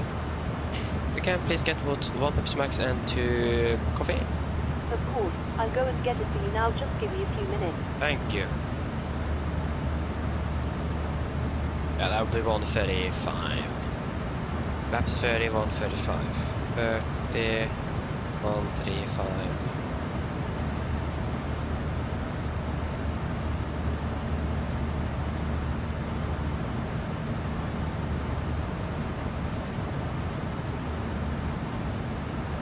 The weather changed 07 at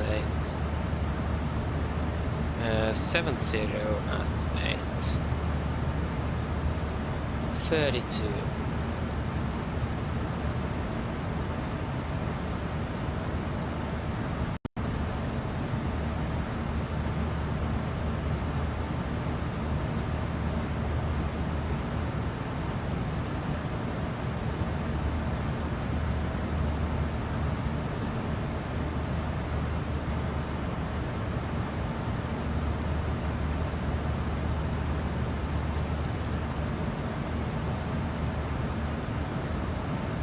We can take that then. Yes, I think we should be pretty much ready.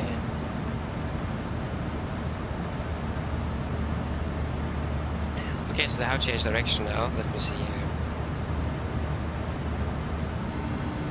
Yeah, they have indeed. That means we need to change the runway.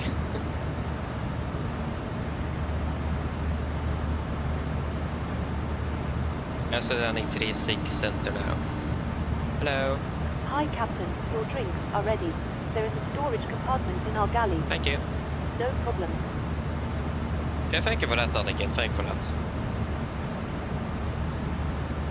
36 center.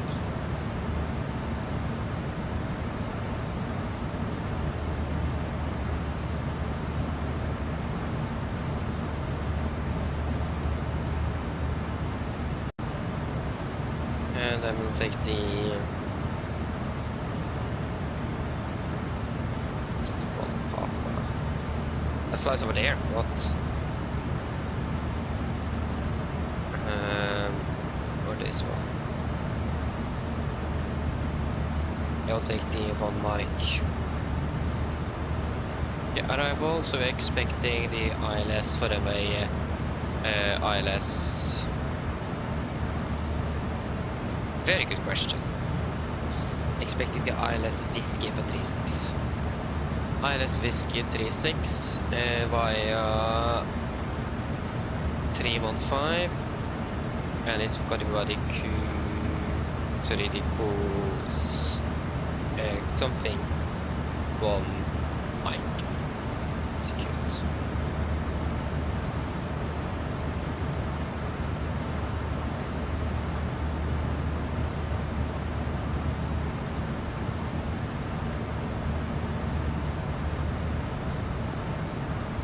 Yeah, so that will be then 001 degrees. Very specific. 001 degrees.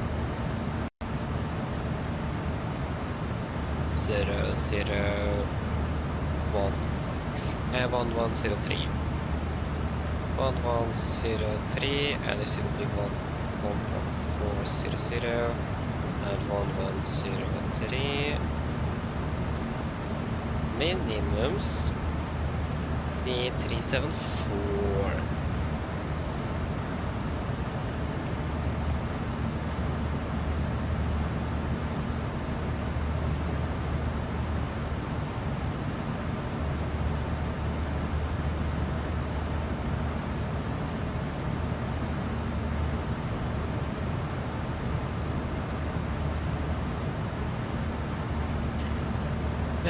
Then expecting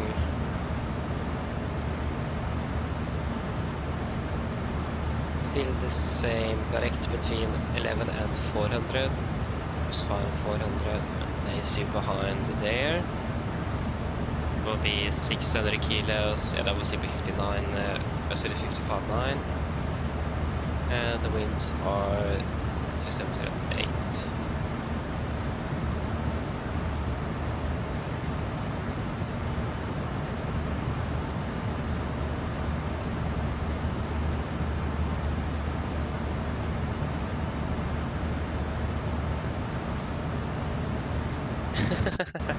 yeah, that works. Just pretend. Where do we want to vacate? We want to vacate Golf 6.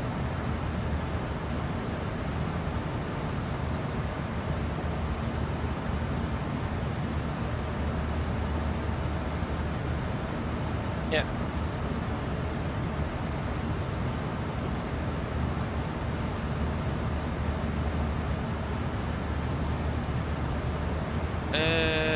I think we then should pretty much be ready for a briefing then. There is not really anything else that needs to be done here. Getting closer to our top descent as well, so we need to do that now.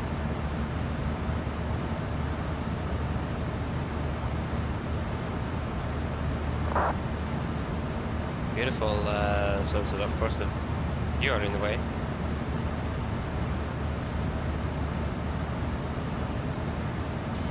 Yes, Are we ready for the approach briefing?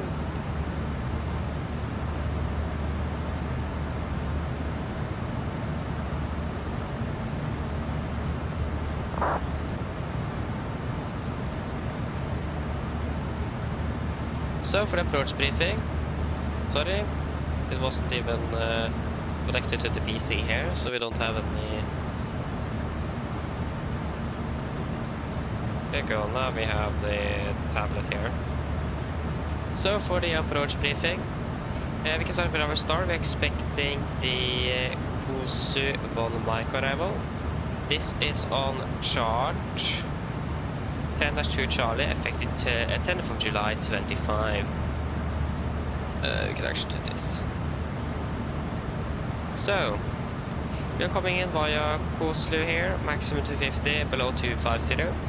Continue to Alpha India 461, then Alpha India 460, Alpha India 413, and Alpha India 412 above 13,000 feet, Alpha India 411 maximum 220 above 12,000 feet, and to Alpha India 410, 409, 408, 407, 406, 405, 220 above 11,000, 403, 402, 401 and 400, before turning to Alpha India 321 above 11,000, Alpha India 320, 319, 318, 317, 316, maximum 210 above 5,005, and then Alpha India 315. MSA in Antalya is 10,000 feet in the northwest. That is 500 feet in the northeast, 3,000 feet in the south, and it's 12,000 feet in the southwest. Maximum 250 knots below 100 as usual. Actually, we'll be flying maximum 220 before then. We could also expect a shortcut in between here. It doesn't look like that will add much complexity to our energy management, so we should be quite fine with that, but at least there is a shortcut we could expect. I would say it was 10 minutes ish. When it comes to threats today, as we can see, there's a lot of terrain in the vicinity here.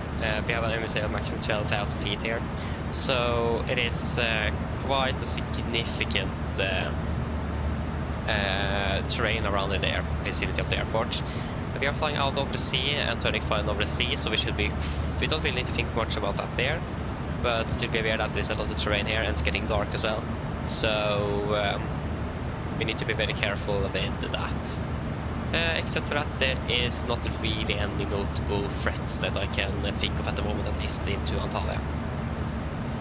For the approach itself, expecting the ILS Whiskey for the 36 center. Chart 11-7 Alpha, effective 10th of July 25. So we are coming in by Alpha India 316, maximum to 10 knots, then continue towards, we are coming by Alpha India 315, maximum 200 to 5,000 feet, initial approach fix, and then continue towards US, initial fix, maximum at 180 knots, 3,000 feet. Rev heading is 001 degrees, ILS miss 110.3, India Alpha Yankee Tango. 001 is set triple, and 1103 is also set triple with Antalya VR set to standby radio number 1. It will be a standard 3-degree glide, minimum 374 feet. Transition level, flight level 160. Premise, just going to be climbing. Do not turn to Alpha India 309 before runway 36 threshold. So after we pass the threshold runway 36, then we can take the left turn to Alpha India 309. Climb on track 341 degrees. Yeah, sorry. Just that we should not turn before the threshold. So we'll be just climbing on track 341 degrees. Then we'll take a left turn to Alpha India 309. Turn left to Alpha India 321, then turn left to Alpha India 320, to 319, 318, 317, 316, and then turn left to Alpha India 315 and hold. Did not specify altitude. So, what missed approach altitude should we take? I think we should take 6. We can climb up to, just have an altitude restriction here. Yeah, we can climb up to 6,000 feet. So missed approach altitude and 6,000. Yes. So we have some cautions here. So HC will clear the aircraft to the ILS approach procedure before initial approach fix for the M36 center.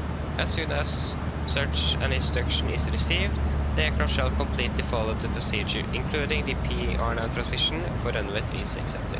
And there we go, we start our ascent, just start descending here. We start descending at flight level 200. 200 set, altitude event, VNO speed, retard.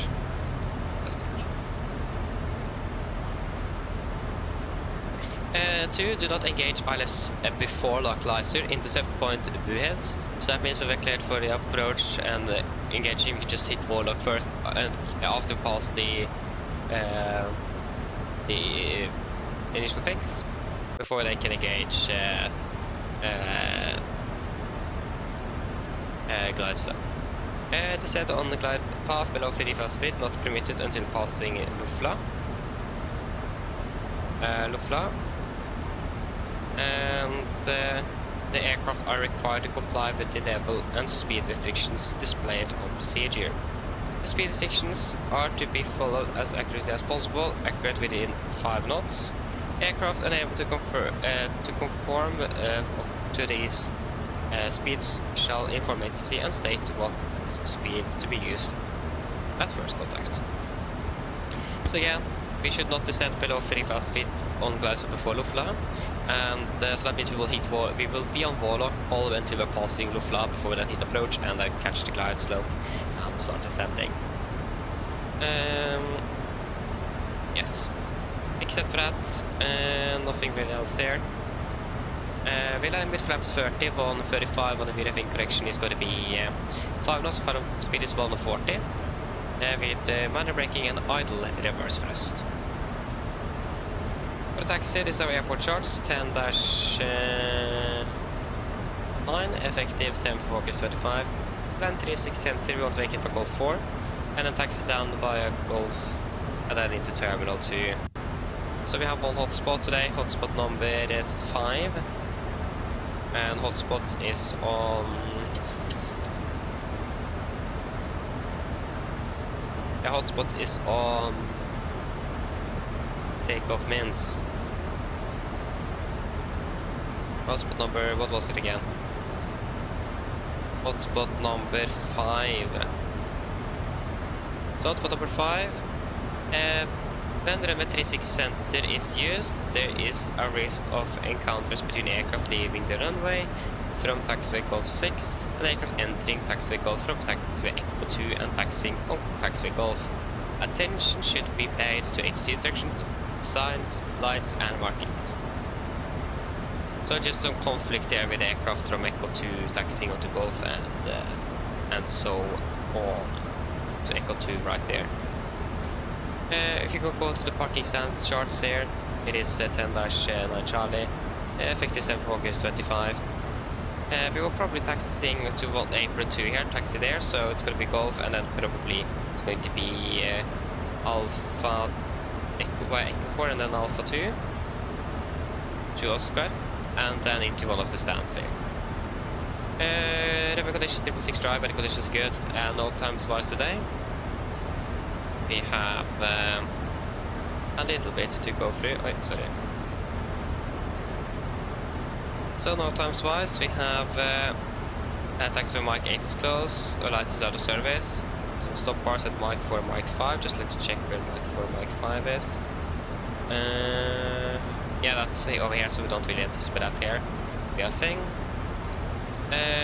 We have two mobile cranes or 2 cranes.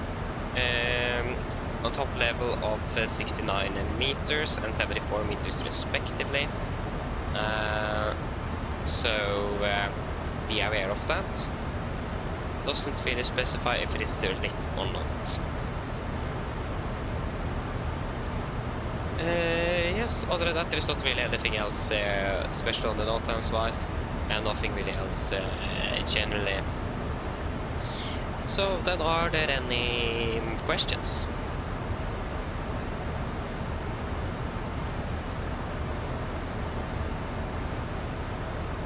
Probably not, the Navi briefing is complete. Descent checklist.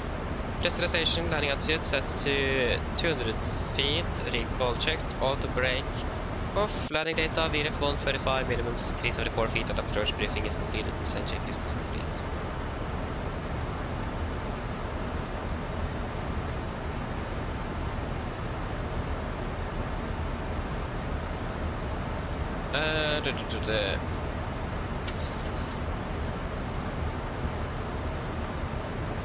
Yeah, probably indeed, probably indeed.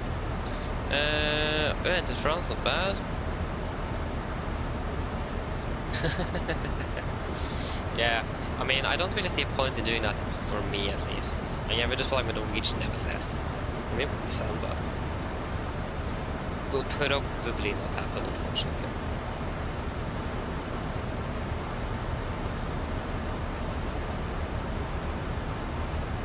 It's dark here in Turkey.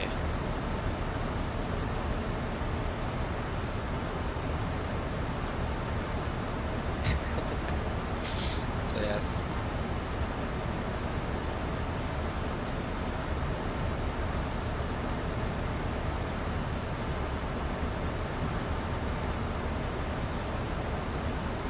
Yes, we're past 2-9 already. Oh, sorry. Oh, did I forget to switch over? Yeah, looks like I did.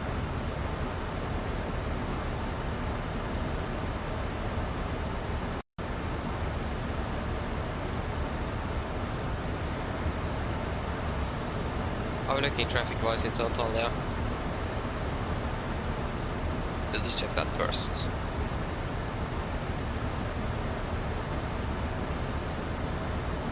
There is 3 arriving aircraft. We are actually the first one.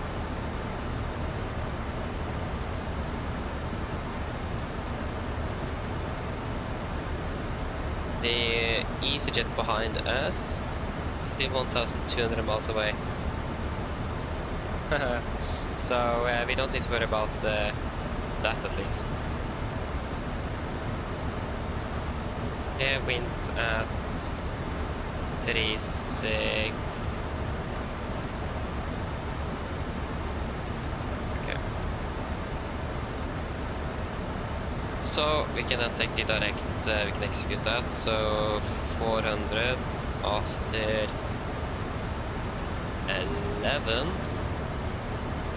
Confirm that. Confirm. Execute. That means we're landing at 40. The clock is now soon 20. We're landing in about 25 minutes. Weather is quite good as well. Mine damer og herrer, dette er kaptein som snakker. Som dere kanskje har lagt merke til, så nå bytter nedstigningen vår ned mot Antalya, og vi er forventet til å lande om rundt ca. 25 minutter. Været i Antalya for øyeblikket ser ganske så bra ut. Vi har litt vind, svak vind kommende fra øst for øyeblikket. Det er fortsatt ganske så varmt med rundt 32 grader, og så blir det fint og skyfritt. Ellers vi håper dere hadde veldig fin flytur med Norwegian. Vi takker for at dere flyr med oss. Vi håper dere har neste flytur, og så ønsker vi dere en fin dag, en fin kveld videre. Ladies and gentlemen, this is your captain speaking. As we notice, we now start our descent down towards Antalya, and we're expected to land in approximately 25 minutes. The weather in Antalya was looking quite good, with just some light winds coming from the east. It's quite warm outside with about 32 degrees centigrade, and it looks like it is nice and clear skies as well. Otherwise, we hope to enjoy this flight with Norwegian. We thank you for choosing us. We'll see you again on your next flight, and we do wish you a pleasant evening. Thank you.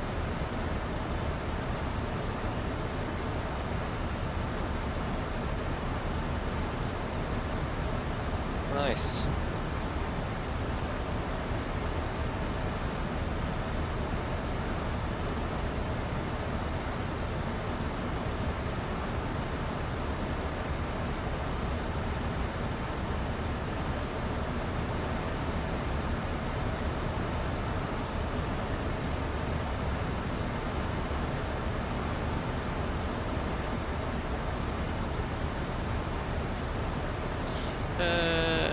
Yes.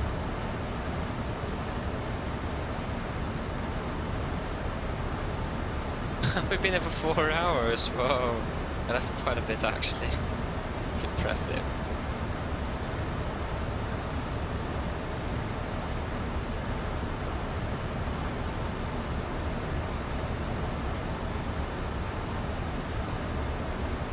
Yeah, the Antalya approach is beautiful, it is. Unfortunately, it's nighttime though.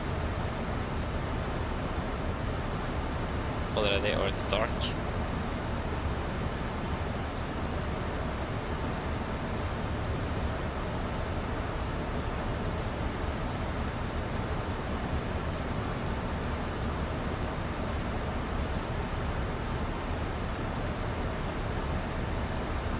So they have not installed a GSX profile yet. Wait.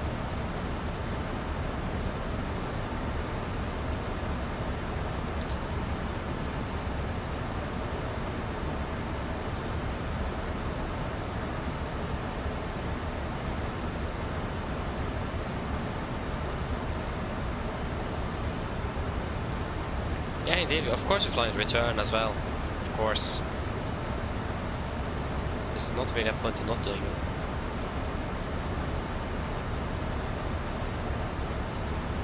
Oh no, we're doing it today. We're flying with a real crew, so we're doing the return after this.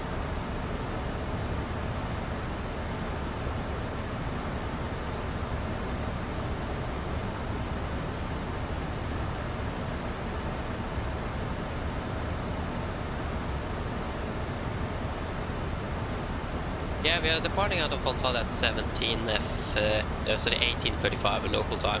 Oh, sorry, UTC. 1,000 to go. We continue down to flight level 100 then. Actually, we can go 170. It's a very high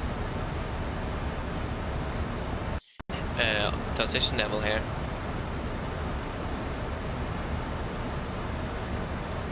Yeah. I mean, that would be cool indeed if we did. But we're landing closer to 1 tonight though, so it's going to be a late one.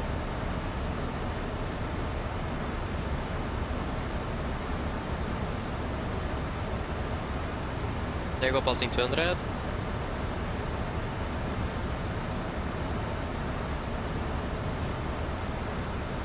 Yes.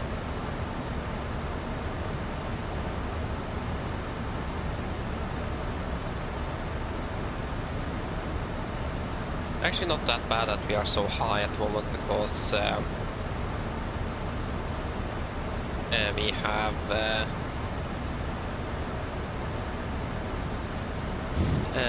we have such a low altimeter setting here that we will be catching. That will help us reach our glide or our descent path again. In that path.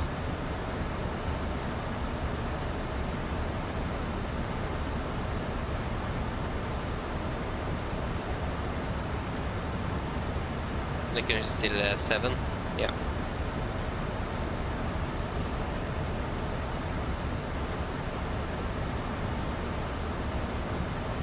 Yep.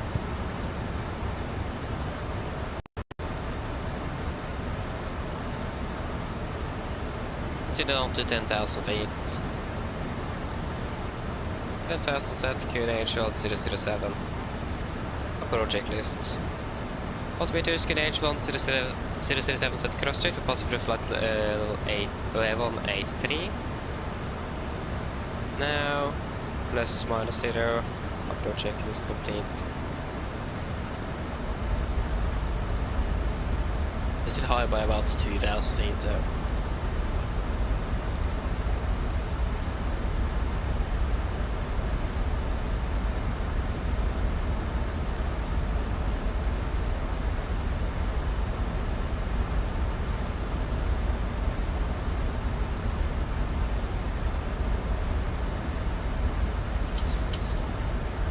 I give it a 15-minute call as well.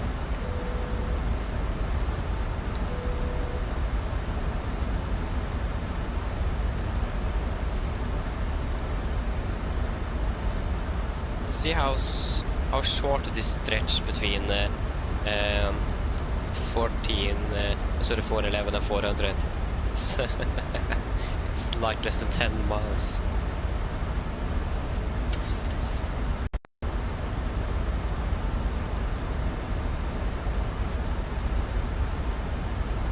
I think I can do this instead. Yeah.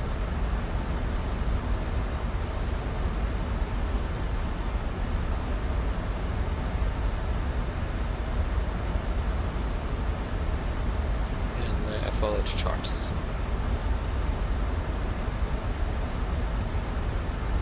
Yeah, we'll probably be back in Oslo closer to 1 tonight. Our schedule travel is at 00:55, but I'm not sure if we're going to be landing on time or not. We may be landing a little bit behind, but we'll wait and see. Hopefully a little bit early. But it all depends from when we're getting out of here. We have about 55 minutes now on the ground if we're landing exactly at 40, so we have plenty of time to get out of here at least. It's going to be late today. Yeah, that's how it is, so...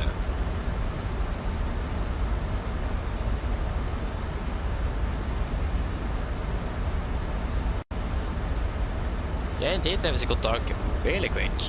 It went from sunset to complete darkness. It's something else flying here southern Europe. It is different, that's for sure.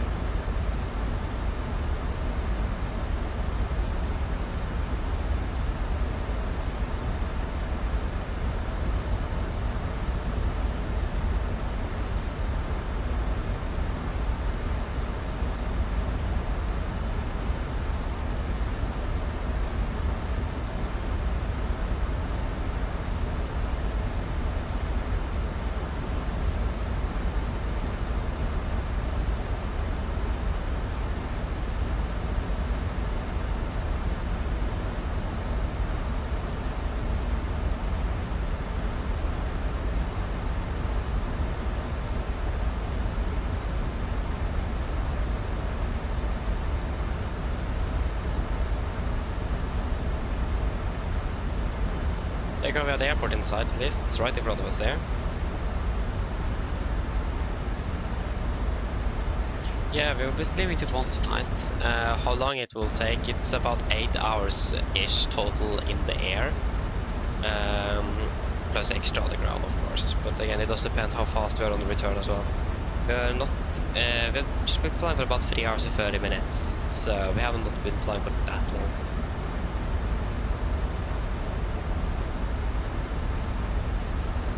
Compared to the flight back will be about 50 minutes longer than this scheduled. So I've been able to stay quite a bit up on the on the flight down as well. So we will wait and see.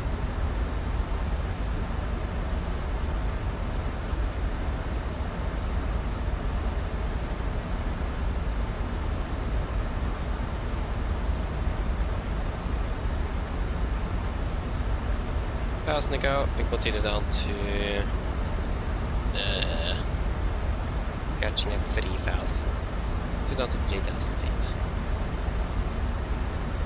3,000 set.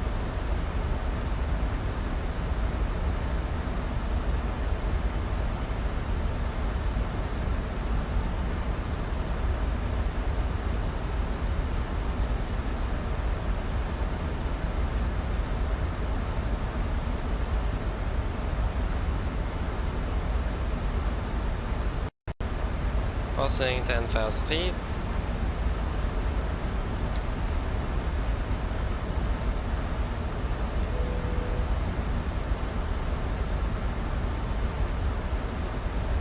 Yep.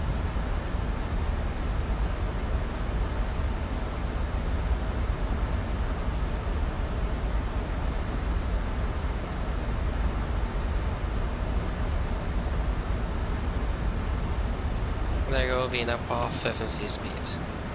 Fantastic.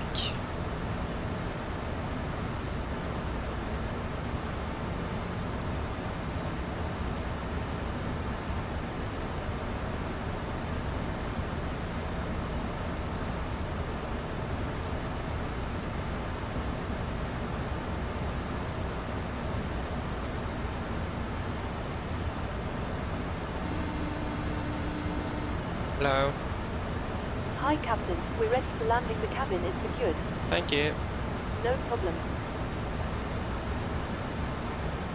Yep.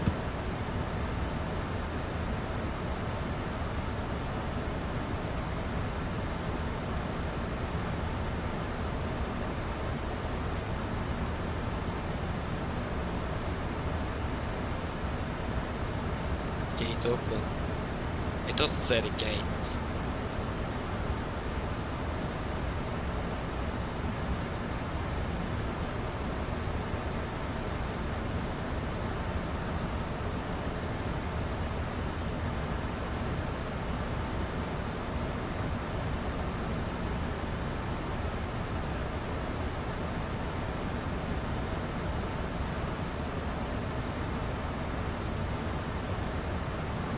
What in the world was that sound? Well, is that what? Not.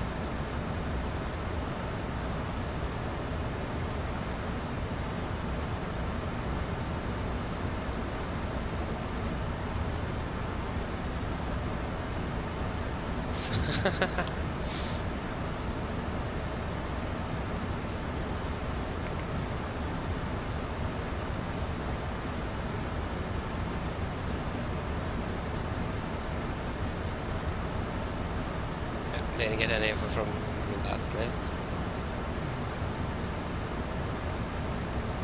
We'll restart. We could just take the gate they used last time we flew this schedule.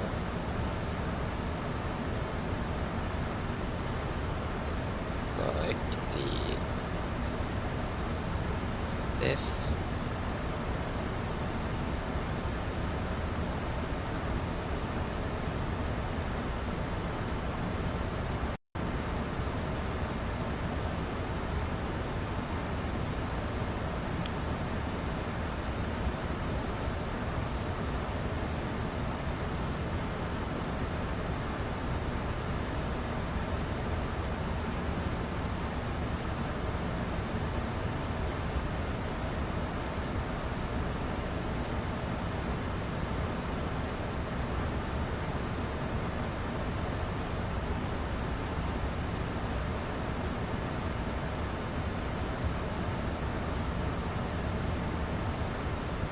Okay, I have no clue where we are parking.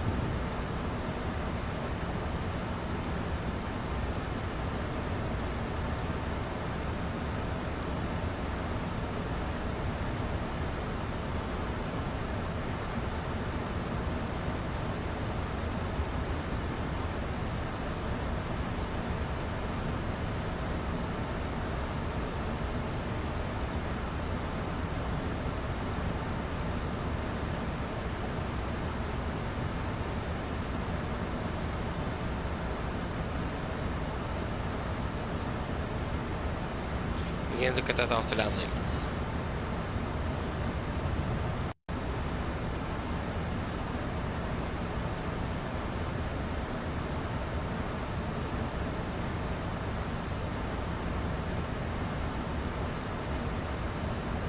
Yeah, the speed here, it's maximum 200. So go speed into vent then. And 200.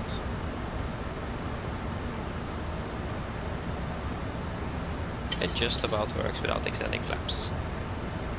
That's not bad.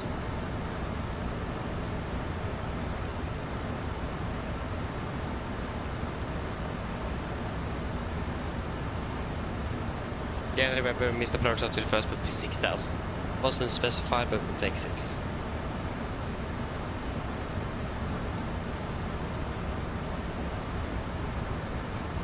And it is at 180 WS. Okay, flaps 5, speed checked.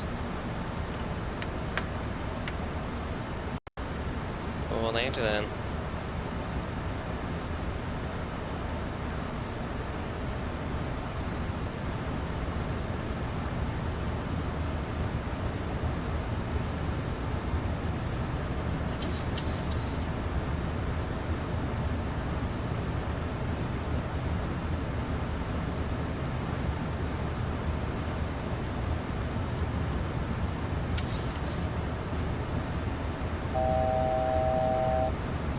Thousand to go.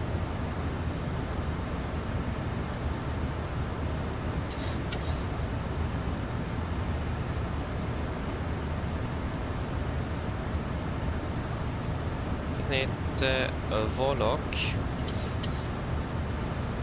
Drag card after Lufla. And now the set after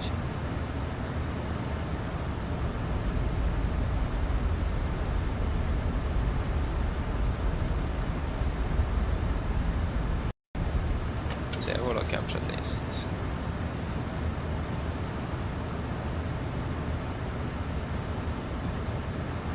Yep, we are at Lofla approach. Being of altitude. Continue descending.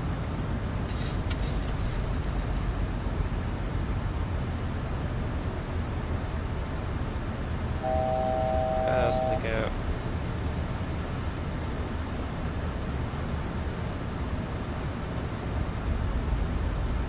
What about lights of capture? Antalya traffic, Nordic to Fox Juliet established west to correction 36 center, 7 miles out Antalya. Glass of capture. 2500. And missed approach altitude is 6,000 feet. 6,000 set. And gear down. Laps 50 and speed checked.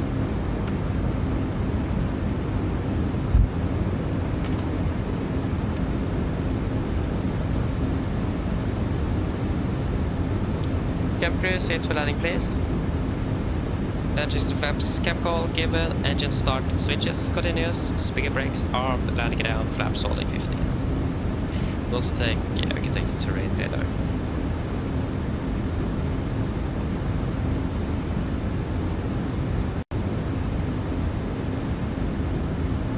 Flaps 30, speed checked.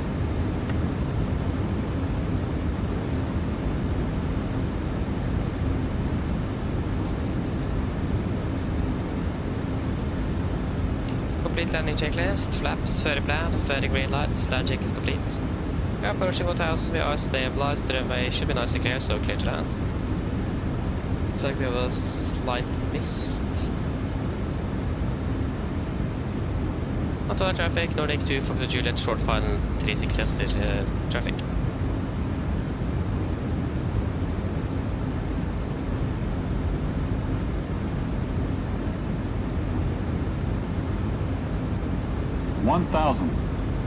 Disconnecting.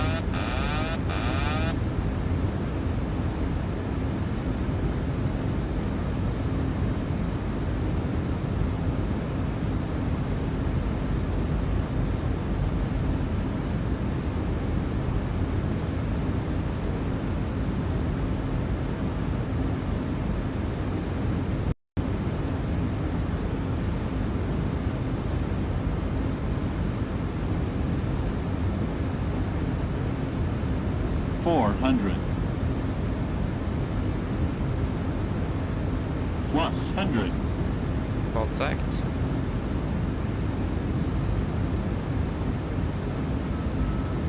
Minimums.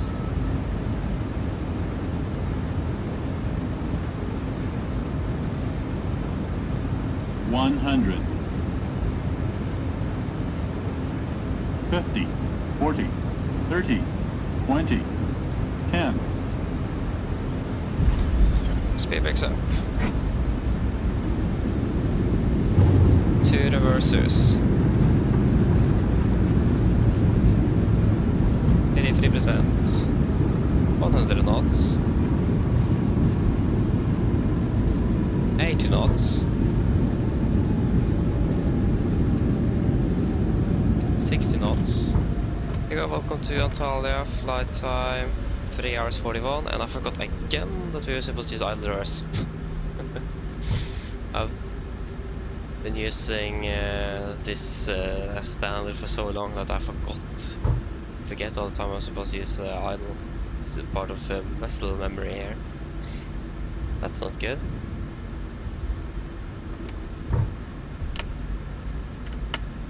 We don't have any sort of centerline lighting here either, or taxi line lighting. That's not good.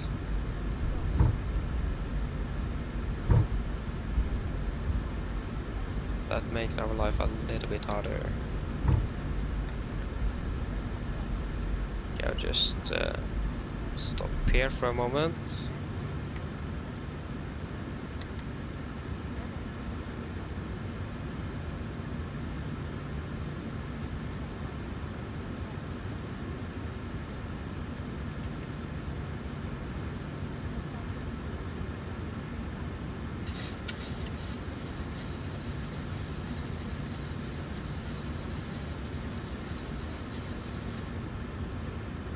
Our aircraft is on final now. I have no clue where we're parking.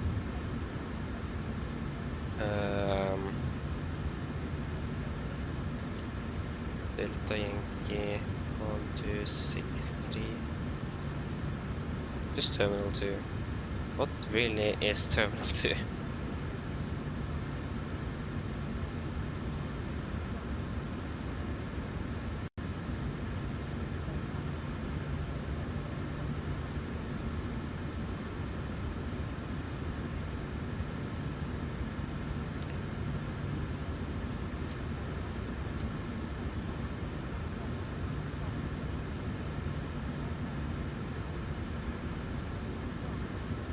Should we just wait for the aircraft to land and see where they are taxiing? Because again, I have no clue where we are parking. Antalya traffic, Nordic 2 Fox Juliet, runway 36 center vacated. Or vacated at least.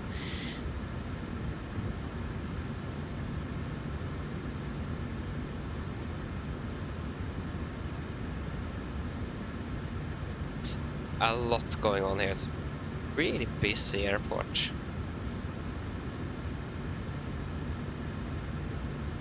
Of course, they have been building since last. Yeah, that makes sense. That looks so real.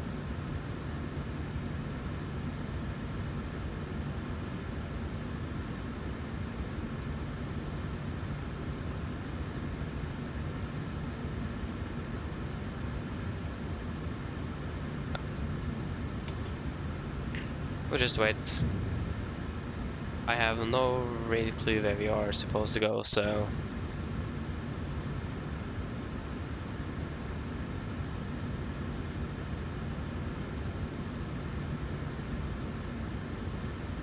I have plenty of time nevertheless, so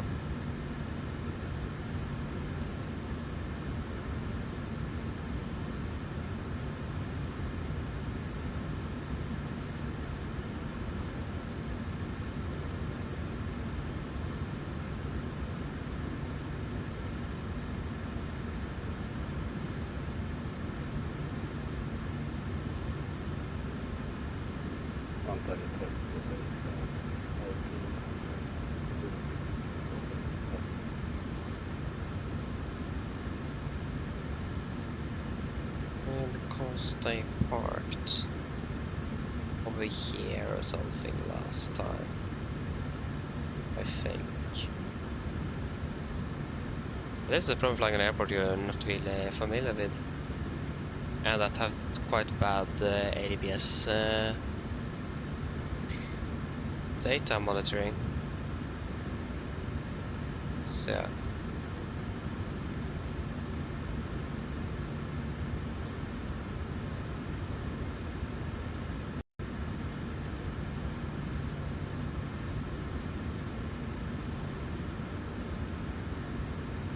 At least I flight on 3 hours 41, so that's not bad. It is all, yeah.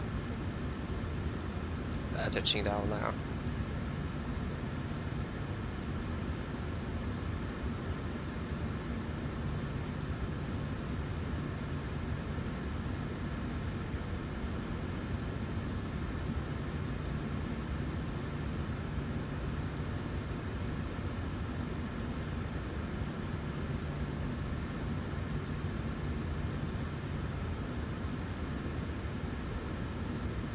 But this takes its time. I don't want to sit here and not do anything. This doesn't really feel like good or like the correct thing to do. But again, I have just no clue where we are supposed to park. I have no clue. Because if we check the last time they flew in here,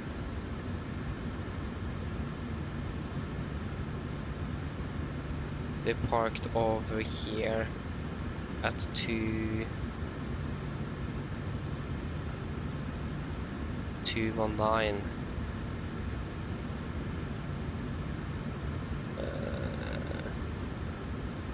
Yep. Now they are parked, so we can just follow here then. Maybe Trevis. Maybe. They want us to use minimal power, and if you then shut down one engine, we need to use more power on that engine, so it is probably better to just use both.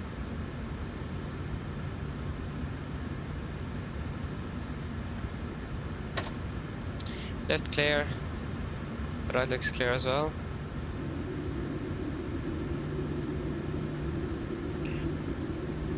Take a right turn head on Golf.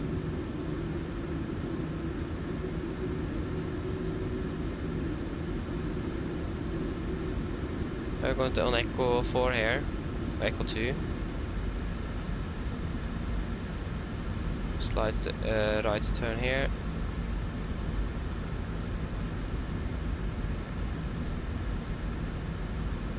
Don't you see the center line? There you go. And then we'll continue on the left here.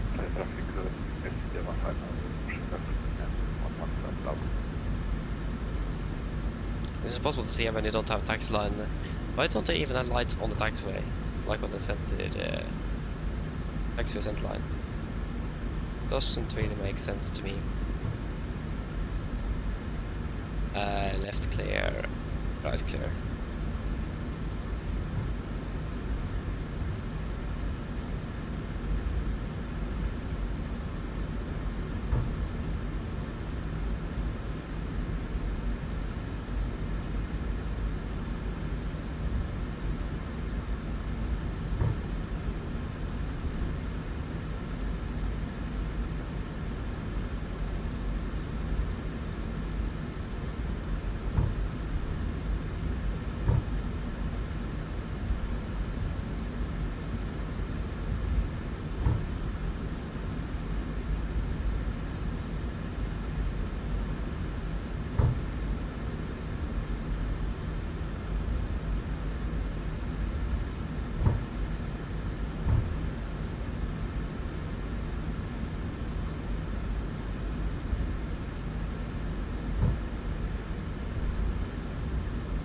Oh, you can see how the joystick is living its own life here. Imagine it will be a right turn here done on what taxiway is that? That will be Mike.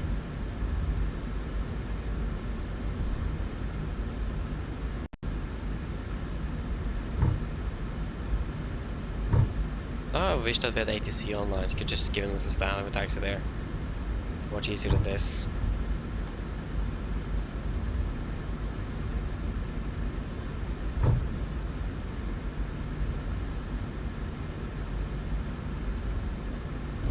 It's so strange that it is completely dark here, but then it's so light outside of my window. It is so strange. Left clear, right clear.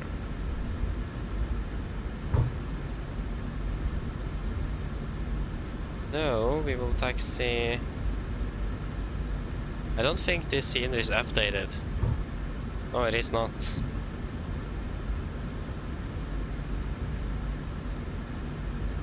Because there should be a turn in somewhere here for the parking stands over there, but there is not. At least not from what I can see. So the scene is actually not up to date.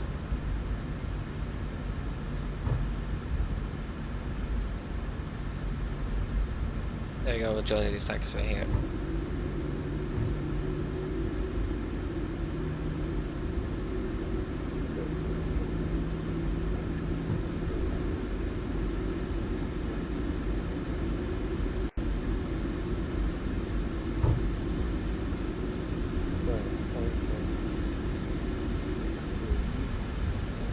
There's a taxiway in there though.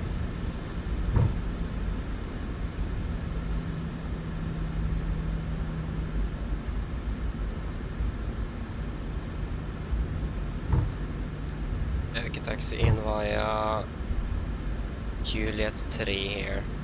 There's no signs, there's nothing here. What happened with the scenery? There's literally nothing here.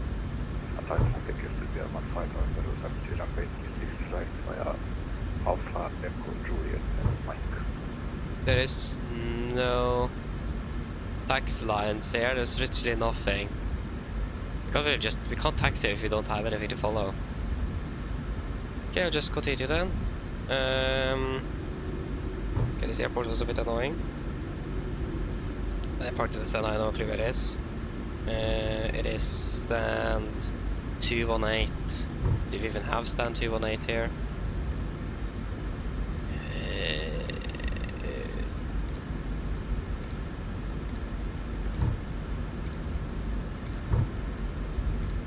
$218.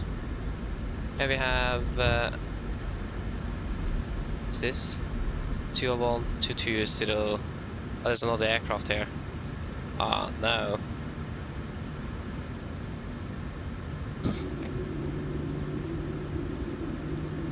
Seriously? No. Take Celebi. We were actually supposed to take the turn in here. Where else? No center line markings here either. Then I'll be quite mad. There you go. It actually is. Turn in here.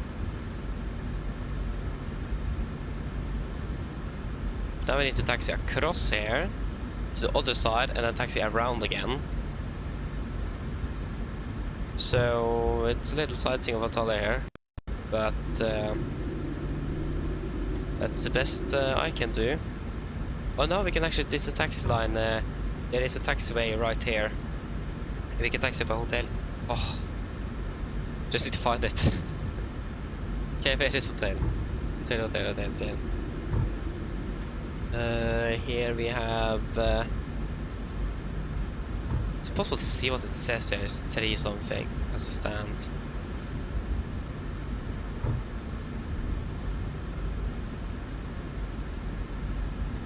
This looks like hotel.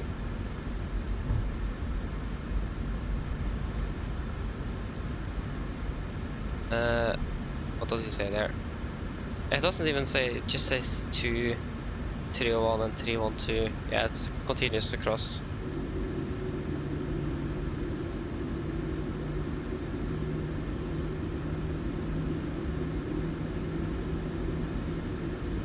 I really hope that the airport is not as this in real life. This was really confusing. It says that there's a taxi hotel here, but it doesn't say here. It says just 2 which stands. That's very confusing. Okay, then we'll take a right turn.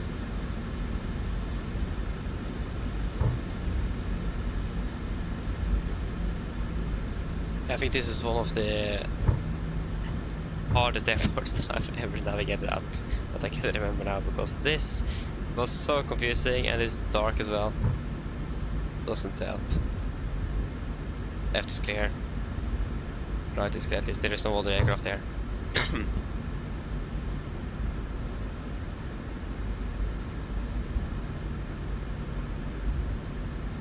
Hotel, south for 2 when you're up runway 36 right on taking off. Yeah, we can just take a right turn here. 1 Alpha.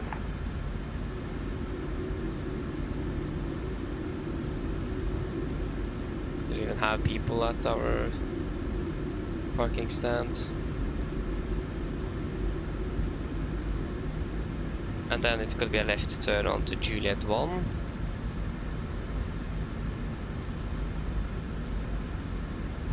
That will be almost there now. Ugh. I can't remember that Antalya was this bad navigating at. This is 210 to 223, yeah, so in here then. But why doesn't it give us what taxiway it is? It is standard in Turkey or something, or what is up with that?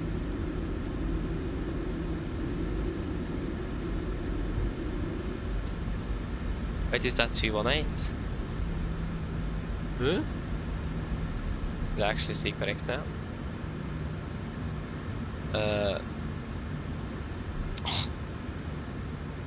It says that 218 should be well above here. Here we have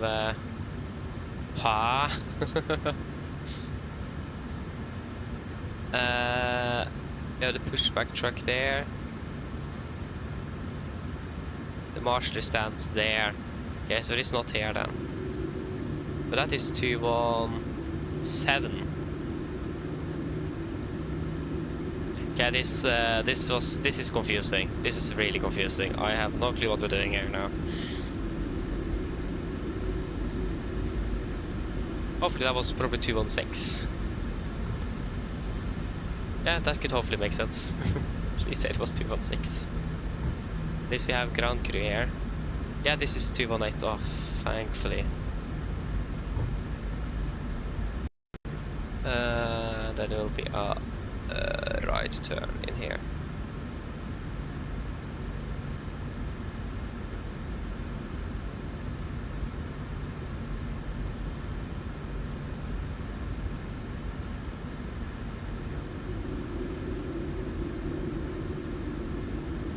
There's not really a stand here in real life, but okay, that works. Just take it.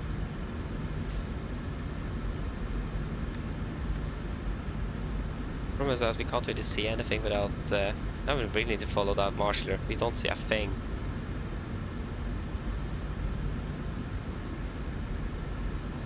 Titan request to the 1500 will be lining up runway 36 right departure. Brake set. APUs available. You can shut down 1 and 2. There we go. That was an interesting taxi. This finally we are at the stand.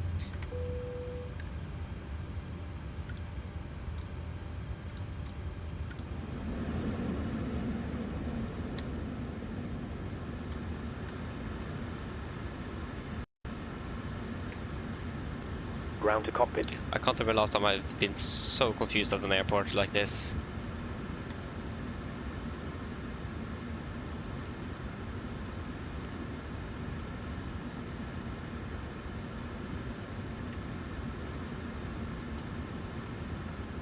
Go ahead. We use APU for air conditioning because it is like 30 degrees Captain. outside. Microphone check, please. Yeah, read you loud and clear. Roger. Okay, Captain. Ground power is available. Stand by. We'll start getting you offloaded in a couple of minutes. Roger.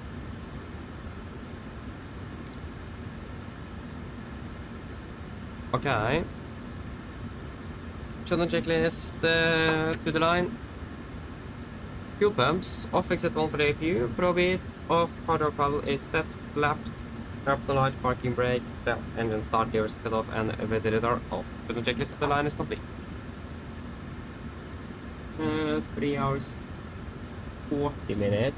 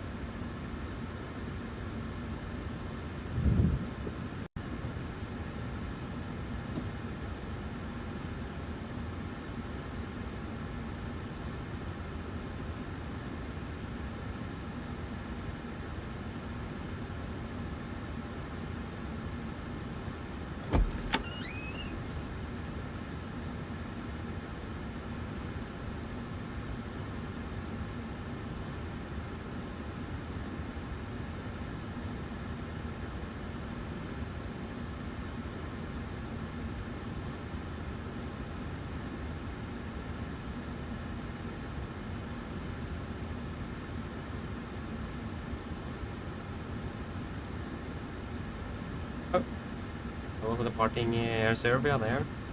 It's a good view to the runway. Positive.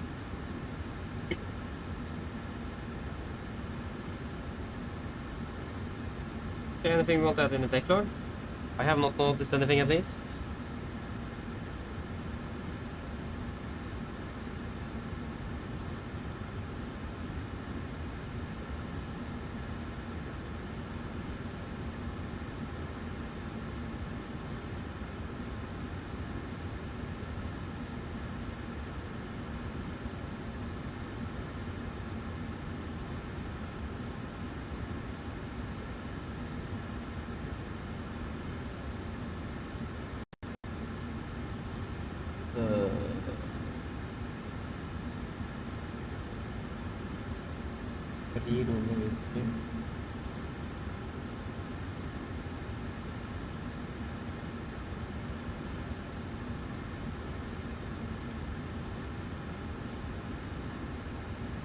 Okay, shut down checklist, below lines. Nothing on the tech log. Then shut down checklist below line. Technical log is completed and tech EFP is completed. Shut down checklist complete. Yes. So annoying when the scenery is not up to date with the real scenery that is on the real world airport. That is so annoying. And I hate it.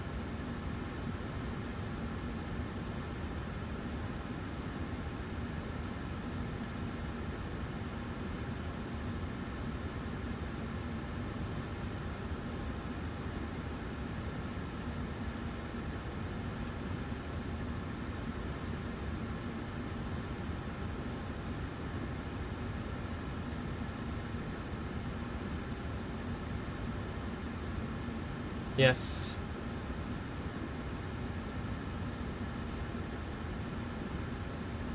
Yeah, liveries. Find an on-flight sim.to.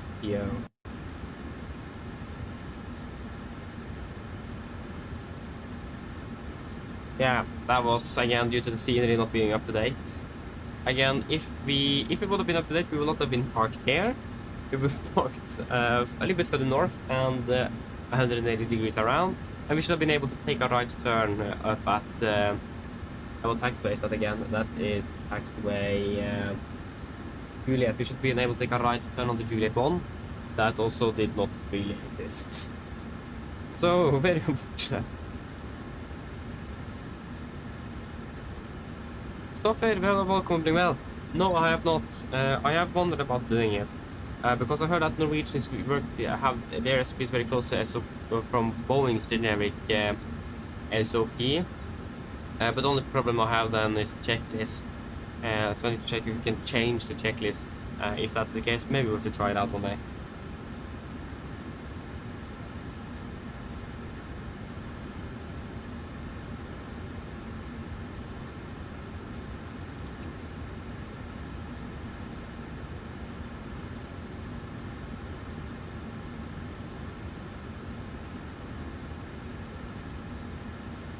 Okay, so what about fuel? What do we think about that?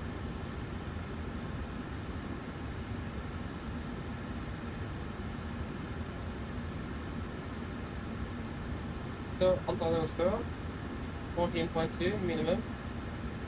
What's that like in the cardboard?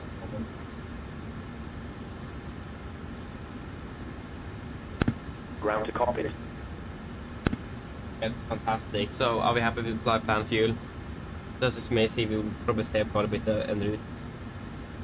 We landed with more than 4.5 tons left, so happy with the 14.2. Hope so. Then we'll take that and get that on the go.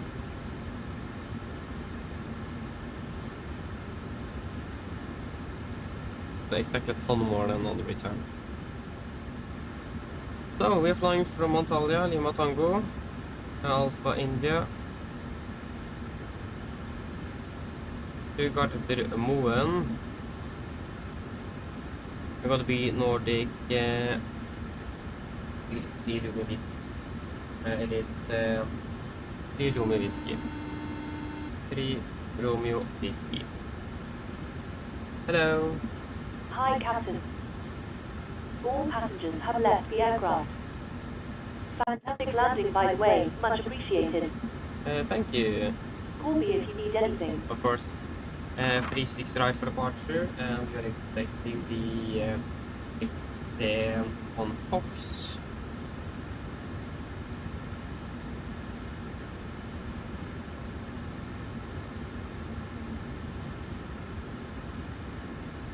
After exam, it is uniform Tango 337, uniform Tango 337, to Mostel, uniform Lima 619er, 619er. We just started refilling here. Sorry, that was the wrong. There we go. Mostel. Then to Markpol, and then direct to yes. Farges. Der gikk det med data.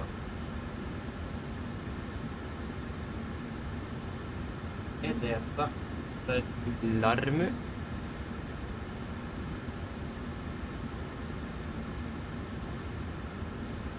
Karer.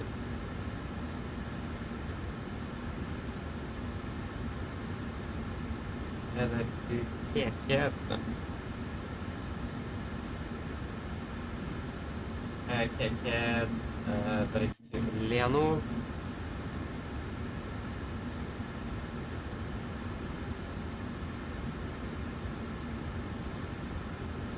Der gikk det Leonor.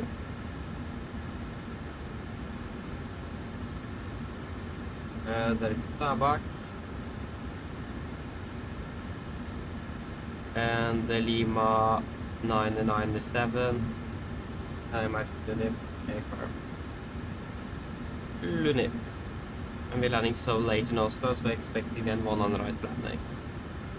ILS 1 on the right, Lunip for Mike via Ita.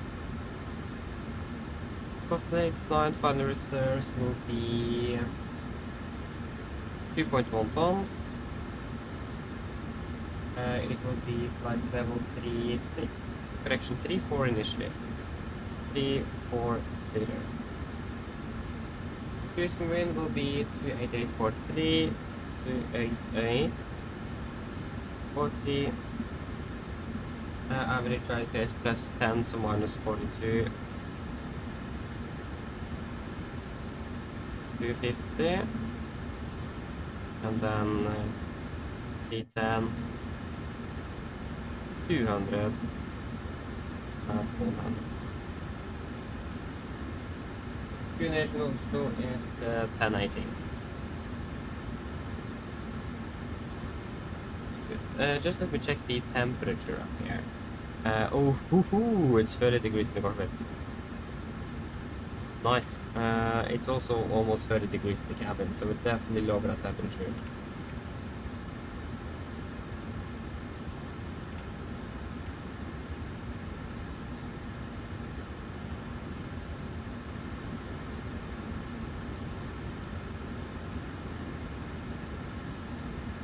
So departing out of Antalya.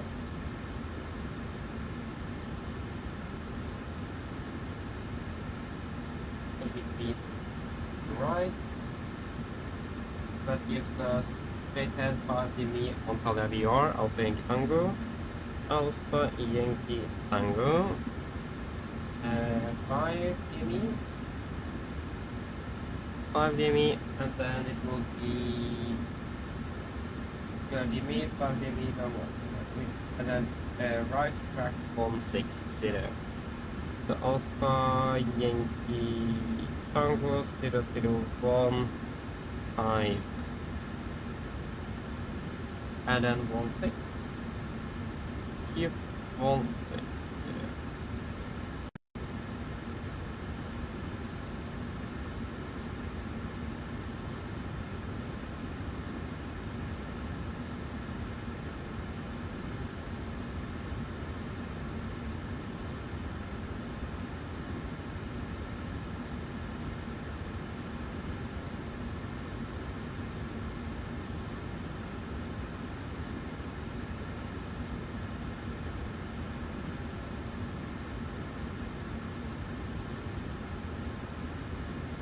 Yep.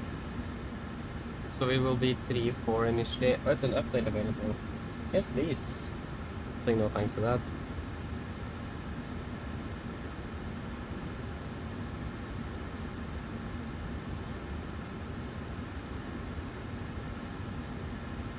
Yeah, so with 340 and 700.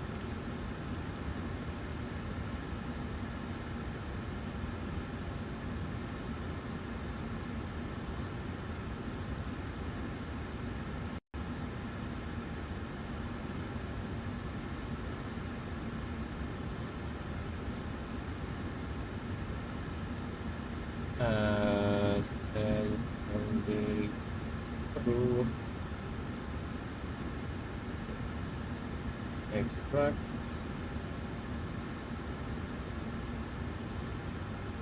Yes.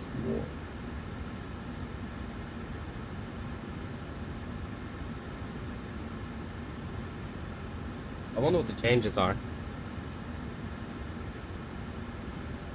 Have it been raining or something? It looks like I've been raining a little bit. You can hear it in the cars driving by here. I swear. Yeah, that has not changed.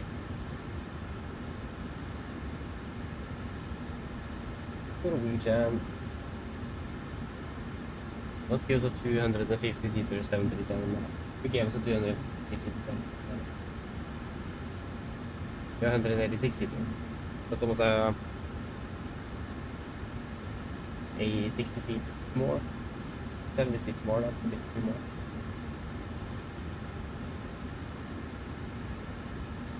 Yeah, and the start flights.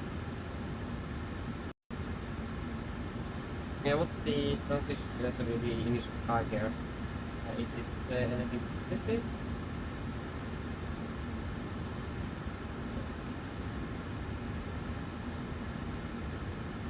Negative, it is not. Then we will just take 15,000.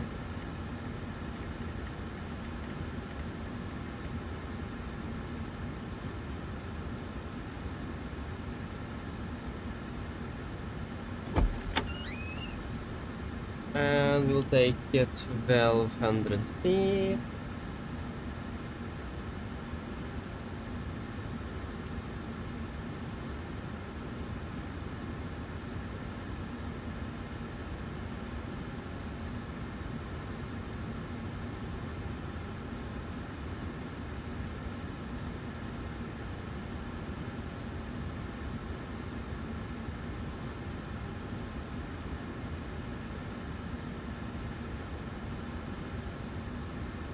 Be like 74 tons. I think we'll go full length. It will take like this. I like it most, so don't really have a choice today. Hello. Hi. Okay, I've spoken to security, and I'm told they'll be ready to send the passengers down to us in a few minutes. Yeah, thank you. No problem.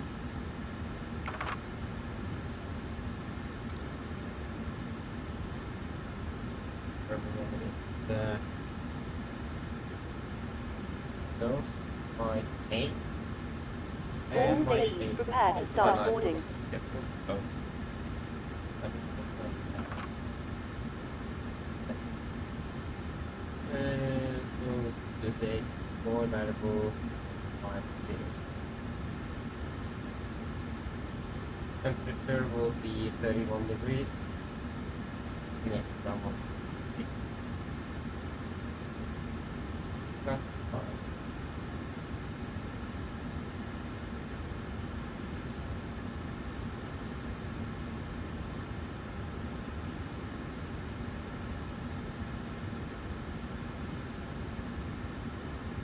All on the right. And it will be 227. 16 and 8.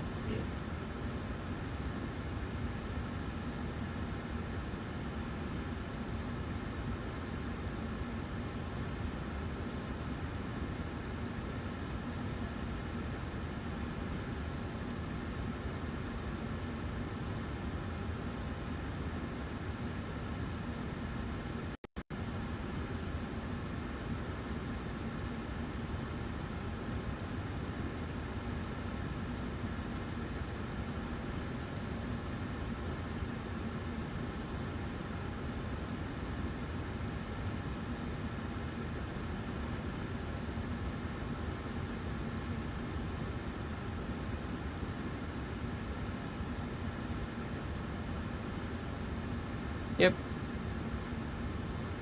Then we should pretty much be ready for the departure briefing, shouldn't we?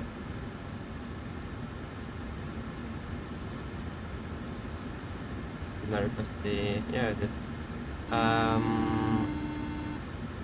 Hello. Hi, Captain. We've started boarding now, and the passengers are being seated. Thank you.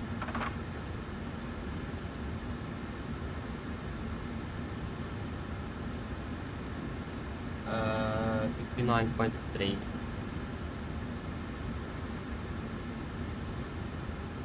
Okay, are we ready for the departure briefing?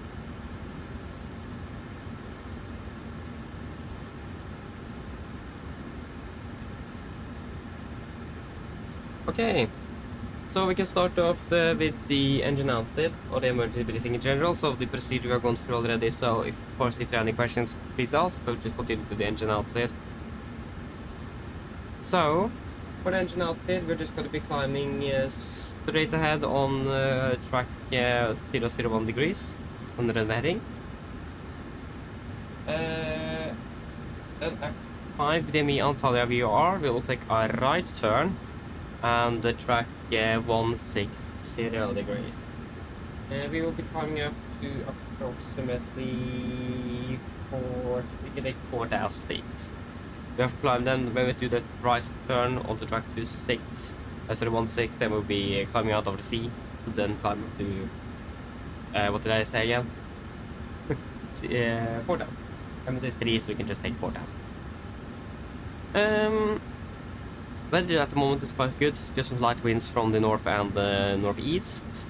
It is looking good in general as well. It probably a little bit of mist or a little bit of clouds, especially in the north here. Can't really see the mountains. It's dark. That's also something to be aware of.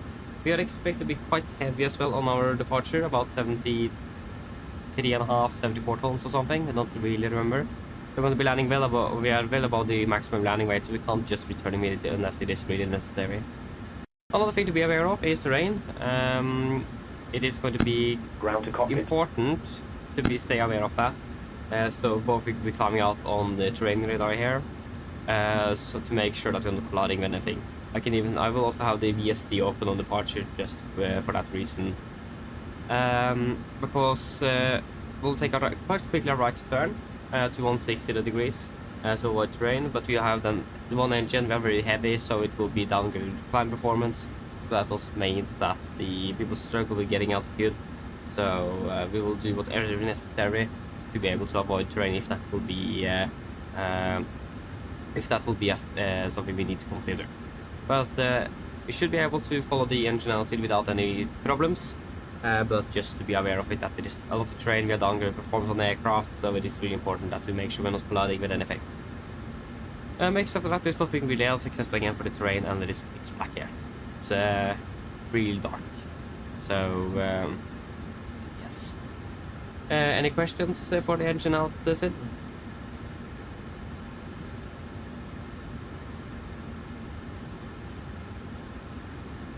Probably not. Then we continue on the route check. Just wait one minute. Ground called us. Go ahead. Hi, Captain. Just a quick update to let you know that we've started loading. We'll contact you again once we're done. Roger. So for the route check. No, that's good. No questions there. For the route check. We're expecting the XN on Foxtrot departure, and then taxi, and then sorry, not taxi, but continue XN. Uniform tango 337 to Oslo, and then uniform 619 to Makol, and then that is to Arges, that is to Edeta, and then that is to Larmu, that is to Karin, that is to Keke. Direct to Lenov, direct to Penor, direct to Sabak, and then Lima 997 for Lunip, and then the Lunip arrival in for Bergen. Ground distance will be 1,727 miles compared to 1,721 miles, so that's acceptable deviation.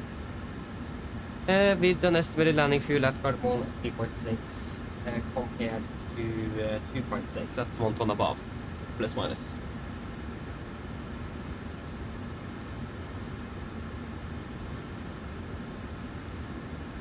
So, then we can continue over to the taxi there. So this is our airport charts here again.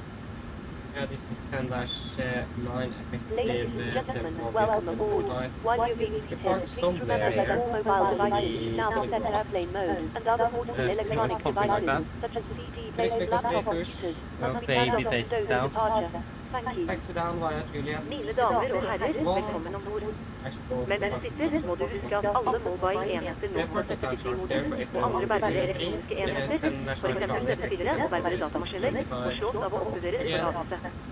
Takk. We are parked here or somewhere here. I'm not really sure anymore. The scenery is not correct to what we have on the charts, unfortunately. People expect a push facing south, taxi, Juliet 1, and then 2 Alpha 2 here. And then right, as long as I get into mic, then I'm happy. Again, it is not really accurate to the scenery here.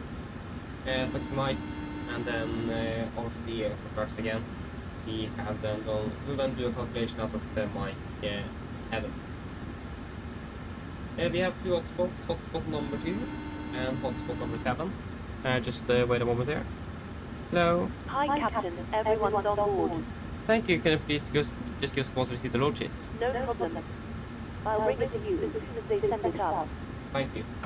Hotspot 2 and 7. So hotspot number 2 says as follows. Then runway 18 left is used. That is not in use, so you can disregard that. Hotspot 7, 2 runway entry points in close proximity. Again, we have hotspot. We have both mic 8 and mic 7. And the thing is, mic 8 doesn't have taxi line lights. Actually, the entire airport doesn't have taxi line lights yet here at the moment. At least mic 8 doesn't have that, so it shouldn't really be hard to find mic 7. No other hotspots. Taxi restrictions. No time wise today. It is mainly that again we don't have any lights at mic 8. And so on. Nothing really is out of the ordinary for us today, so nothing to be aware of at the moment. Just a moment. Hello. Hi, Captain. Okay, here's the load sheet from ground. I've written the passenger count here, the crew count here, and the total number of souls, not including yourself, here. Thank you. Okay, looks like we're all set to go whenever you're ready. Okay, great. We should be ready for push in hopefully about 10 minutes, just because the is ready back there. No problem. Weather conditions well is 666 dry and weather conditions are looking good. Just some slight winds from the northeast. For the set, we're expecting the XN1 Foxtrot departure. This is on chart 10-3, effective 10th July 25. So we're going to be taking quite quick and immediate left-right turn. So we will have the heading select or the heading set to runway track in case of an engine out. In case of an engine failure. Tracking right 160 degrees after departure. After passing 400 feet. 216 and then to my Alpha on 640 maximum 10 knots. Put into 641, then to 660, 661, 662 below 10,000 feet, 663 and then to XM. So to XM. MSFS in Antalya is going to be 11,500 feet in the northeast, 3,000 in the southeast, 12,000 in the southwest, and 10,000 in the northwest. Maximum 250 knots below flight 100 as usual, or below 10,000 feet as usual. We do have a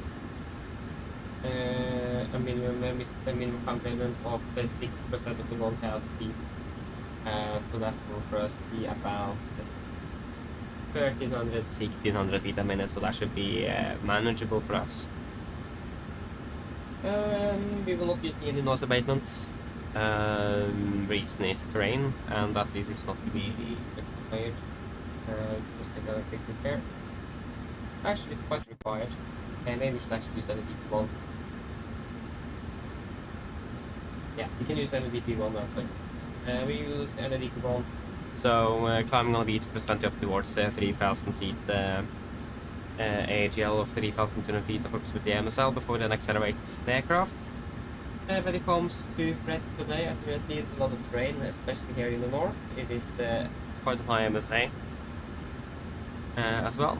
Another threat is the airport layout is not correct to what it should be in the sim, unfortunately, so that means it will be quite confusing taxi out. Hopefully not as confusing as it was on the way in. So we need to be very careful with the taxiing. We don't have taxiway or taxi center line lights, so that will also make it. We will also take it slow, especially when we're turning, to make sure we're turning on the correct taxiway, since we can't really see anything. Yeah, in general it's just that, nothing else.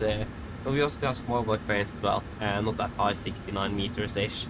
So, but they're not lit, so that's something to be aware of, especially if we have engine out, so we don't hit anything. Yeah, that should mainly be it. Any questions? Probably not, then our briefing is complete.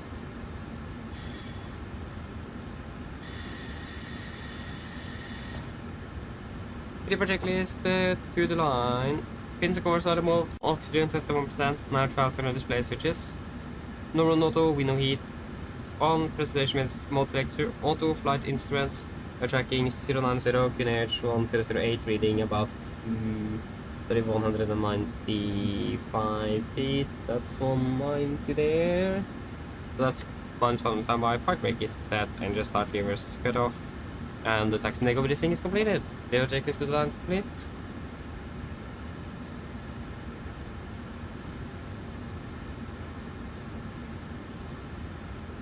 Should we do the PA then? So flight time back home will be about 4 hours and 20 minutes. Total 3-4 still in this day. And the weather is actually really good, so can't really complain about that.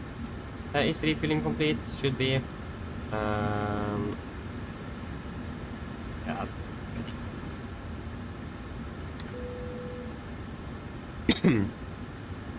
Yes.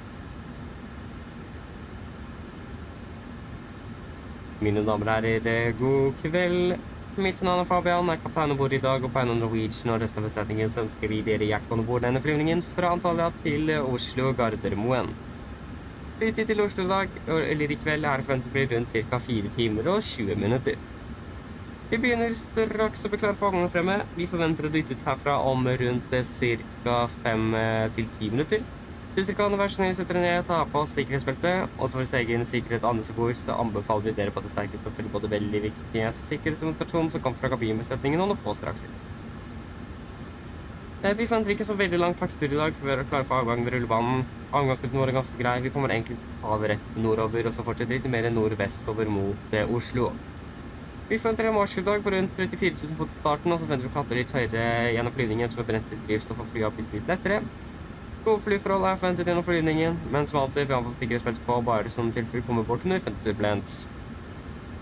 Og været i Oslo i øyeblikket ser ganske så bra ut. Vi har bare litt svak vind fra sør-vest. Det er rundt 16 grader, og så ser det ut som at det bare blir litt delvis overskyet. Ellers, siden jeg slapp av, så blir det veldig fin flytur med Norwegian. Ladies and gentlemen, good evening. My name is Fabian. I'm the captain of board today, and on behalf of Norwegian and the rest of the crew, we want to wish you a very welcome Boris flight from Antalya towards Oslo Gardermoen. Flight time to Antalya, to Oslo today is expected to be approximately 4 hours and 20 minutes. We have fairly short departure in front here. We are expected to push back from the stand in about 5 to 10 minutes. So if you may please sit down, take our seatbelts, and for your own safety and others aboard, we do recommend you pay special attention to the safety demonstration that the cabin crew will show you in just a few moments. We don't really anticipate a very long taxi today before the departure at the runway.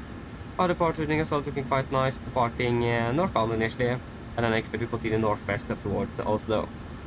We are expecting to be cruising at approximately 34,000 feet today. Expect to be climbing a little bit higher later on as well after we burn some fuel, and the aircraft will become a bit lighter. Good flying conditions as well, I expect a through the flight, but as always, we recommend to have the seatbelts on just in case encountering some unexpected turbulence. And the weather in Oslo is looking quite good as well, with just some light winds from the southwest. It's about 16 degrees centigrade at the moment, and just partially cloudy. Otherwise, sit down, relax, and we hope to enjoy this flight with the Norwegian. Thank you. Fantastic. Go ahead. Got the load sheet, haven't we? Loading has been completed. We're sending the load sheet up to you now. We'll contact you for pushback once you're closed up and the beacon light is switched on. Yes, Roger. Almost 78.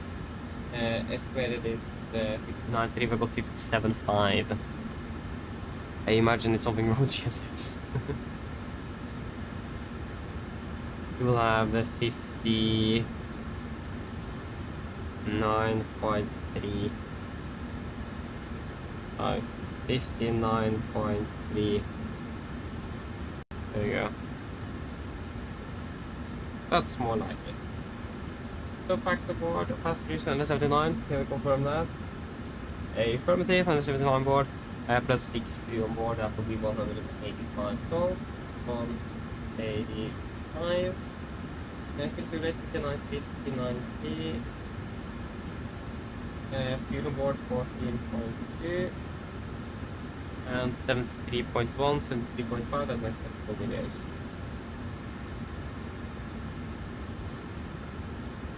And we can then execute.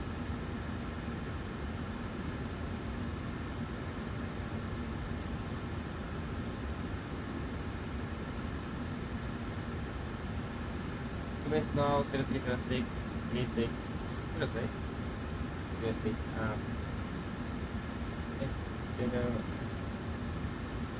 finish is now on 609, and it is 30. Takeoff weight is 73.5 tons, and it will be a center of gravity of 18.8%. Finish is now 1009.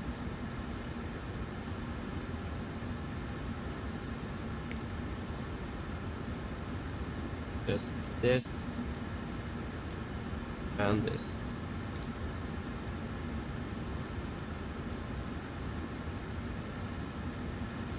Okay, that will be. We'll do that at 26k. I see there. 24k. 24k and assumed of 34 degrees. 94.9, 94.9. Wonderful. Flaps 5. Trim 625. And it will be 47, 48, 52. 48, 49, 53. And it will be an NDP ball for 3,000.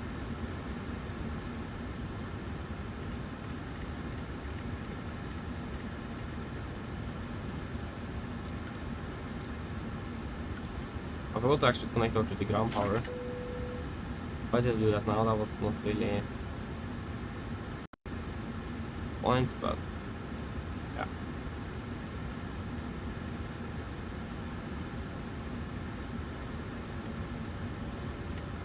And it was 6.25, 6.3 units now.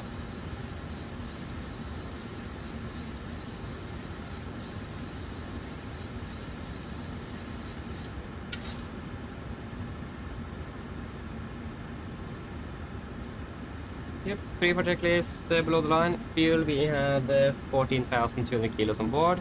Comes on, passenger side set, water brake, RTO, CD different cars completed. Takeoff speeds, V1148, VR149, V2153. MSP V2153, heading 001 degrees and altitude is 15,000 feet. Pre-for checklist complete.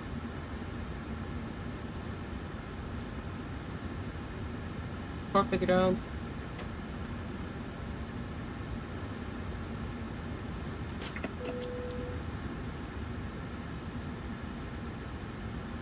Go ahead. Can you please disconnect and prepare for push? Roger. Stand by.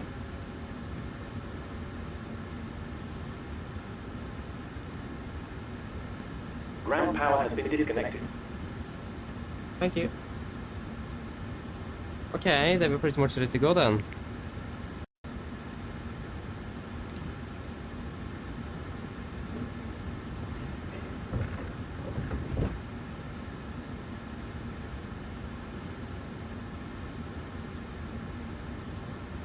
Nice. Hello, Captain. We are ready for pushback. Thank you. And we will pressurize. There we go, with pressure. Still wait to see here though, that's a bit unfortunate. There's basically no one there as well.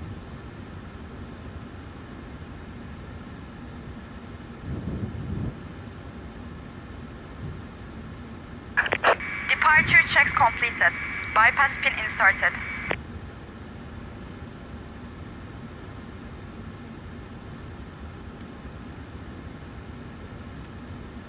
Before start checklist. Flight door is closed to locked, doors windows.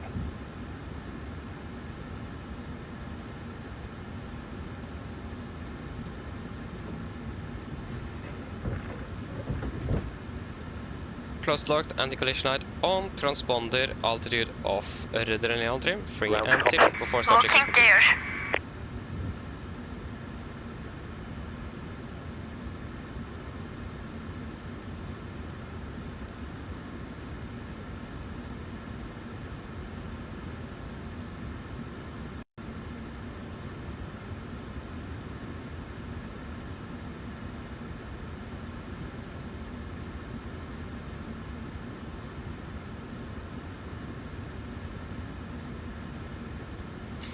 Okay, so we have face south, yeah, exactly what I expected.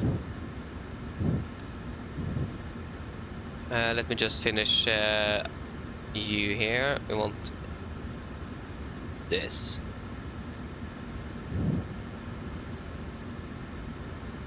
Antalya traffic, Nordic 3 Room Whiskey, push start of the stand 218 facing south, Antalya. Cockpit on, clear push facing south, brake sets. Release parking brakes, please. Brakes are released. Commencing push. All engines clear. Start at wheel. Thank you, we start 2 and 1 in sequence.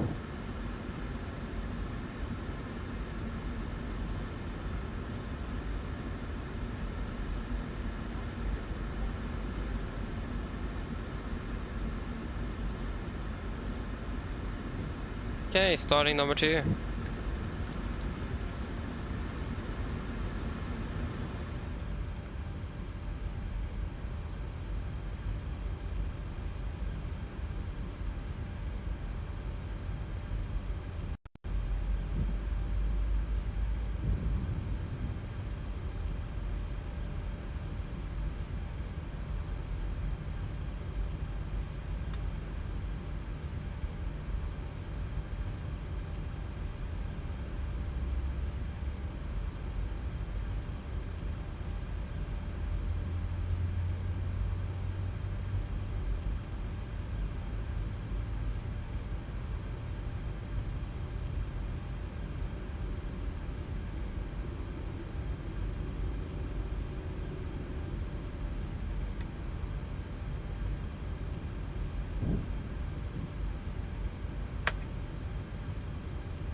Starting cut out. Starting number 1.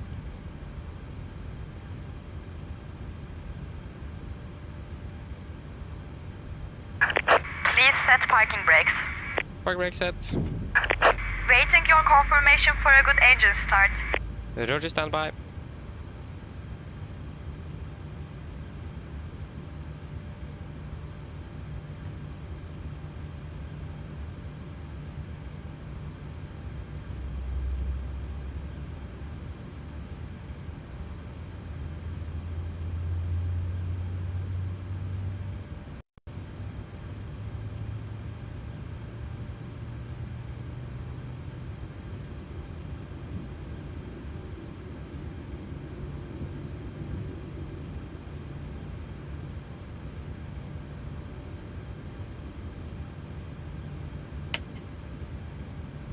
Starting cut out. Cockpit to ground with 2 good engine starts, so you can disconnect.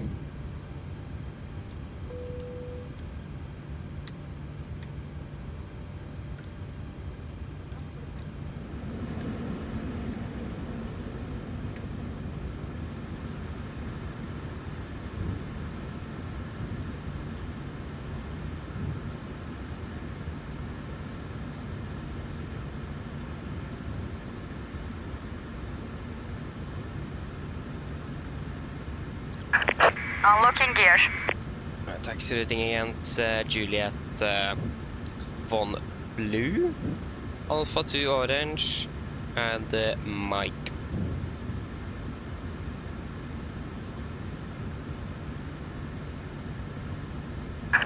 Tow track disconnected. Bypass pin removed. Left is clear. Right is clear. Okay, looking for the pin. Thank you for the help. Have a great evening. See you next time. Bye-bye.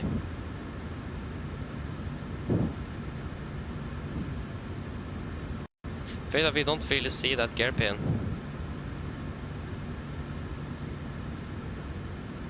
Oh, that wasn't... there we go, we have the gear pin.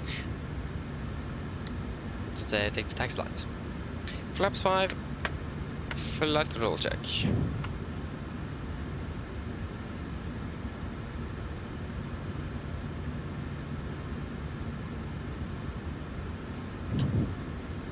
Before taxi checklist, generators on, probate on, anti-ice off, aircon and press, packs auto, isolation valve auto, engine start switches, continuous, recall checked, engine start levers, RLT and flight controls checked, ground equipment is clear, flaps 5 plan 5 green, APU off before taxi completes. Antalya traffic, Nordic 3 Rome Whiskey taxi via Juliet 1 blue, Alpha 2 orange and Mike, turning point Mike 7, 36 right, Antalya.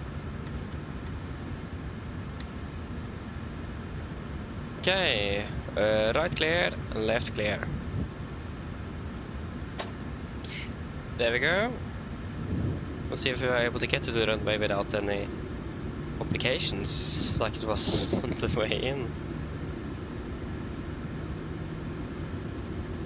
Also the part with the VSD.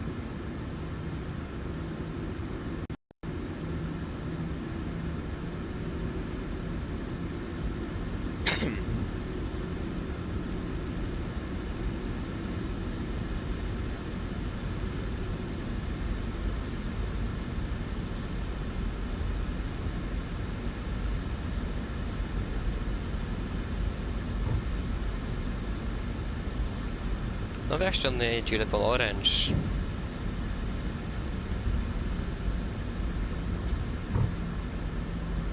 Right clear, left clear.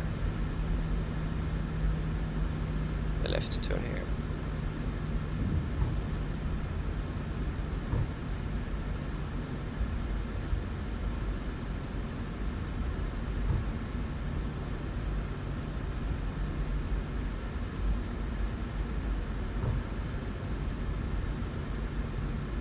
Left clear, right clear.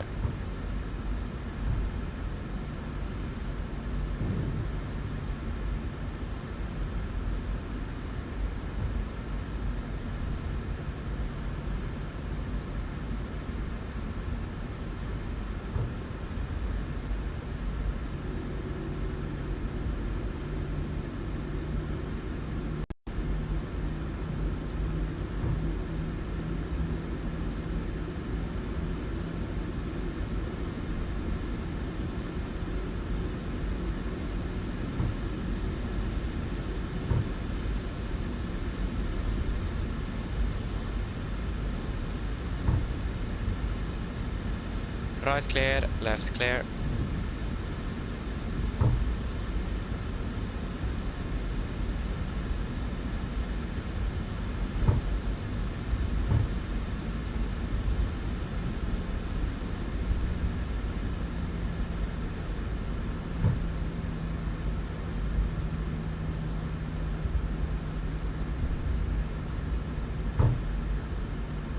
It's yeah, clear here on the right as well.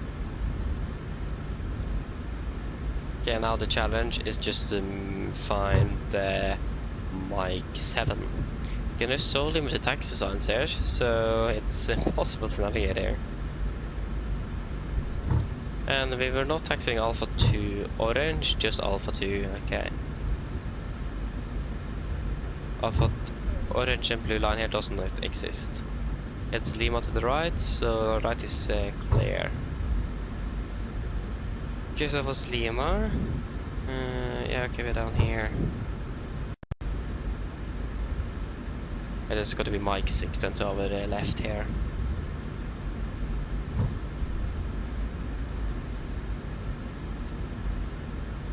Left clear.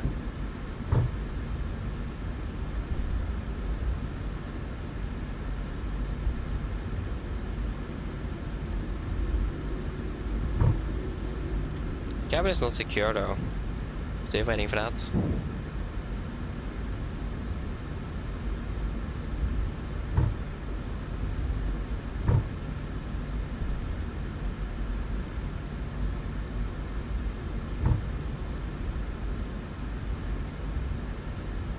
Cabin crew is using so much time with securing the cabin.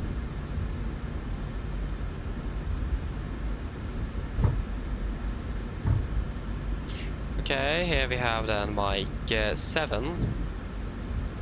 And the right is cleared in November. Hello.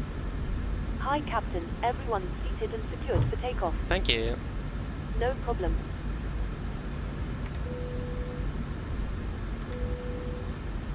Yep.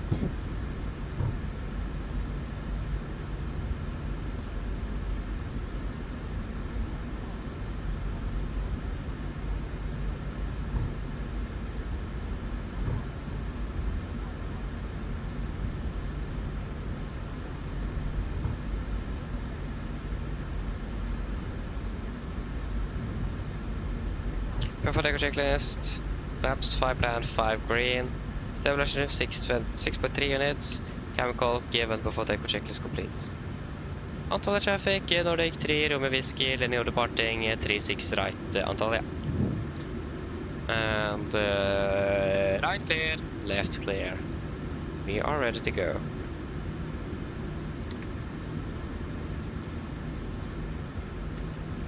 And we'll take terrain radar on both sides.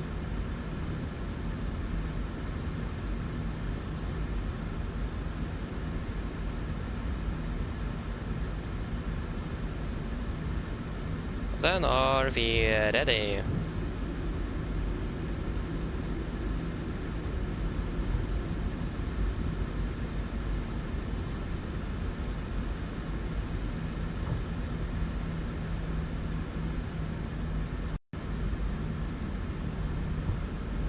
I don't have centerline lights here. Oh no.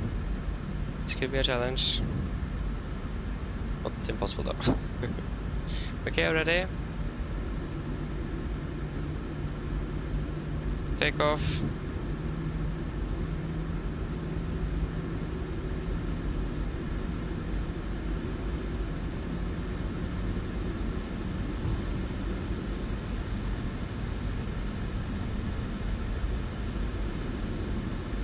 Stabilized, setting thrust.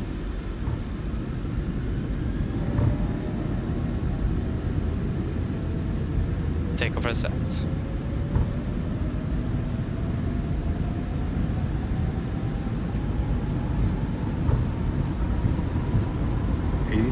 Checked.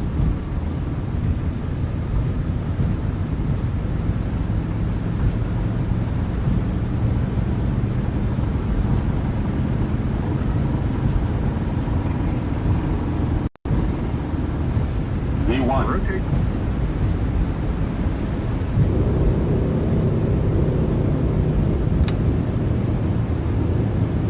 Positive rate. Gear up.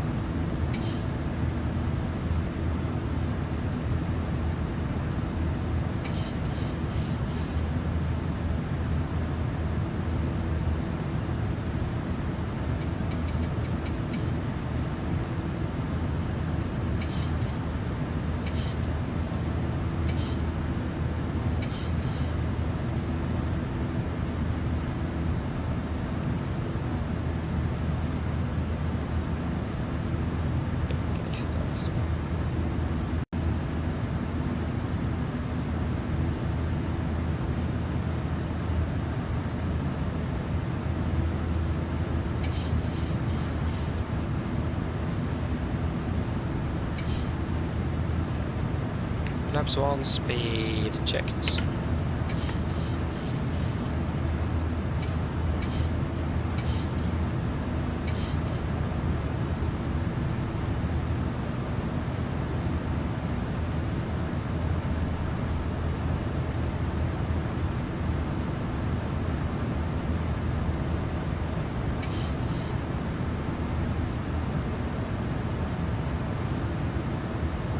Flaps up, speed checked.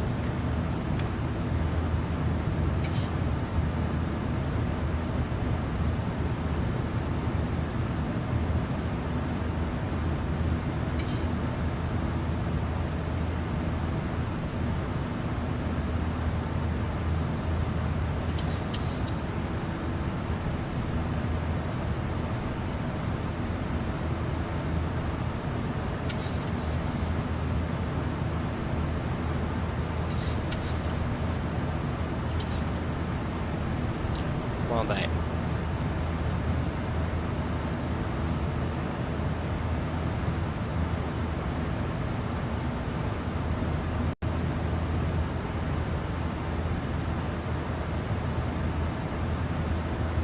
Continue to flight level 340. 340 set. Set standard. Standard. After takeoff checklist. Engine bleeds. On. Max. Auto. Landing gear. Open off. Flaps. Open off at all meters. Standard set cross check to passing through 7,500 feet. Now. Plus -0 after takeoff checklist complete.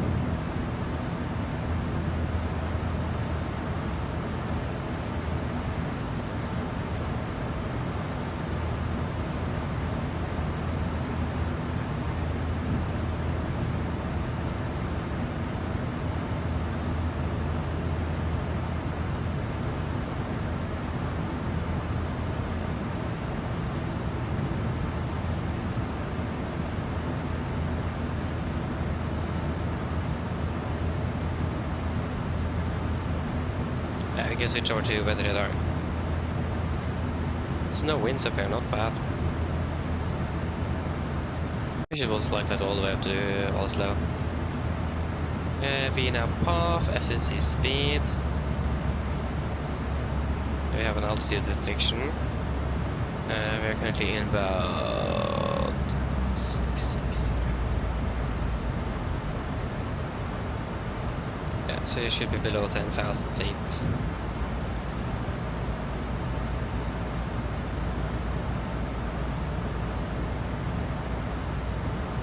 Until you can just clear out the restrictions on ITC, so we can just disregard. There go, we now have speed and 1.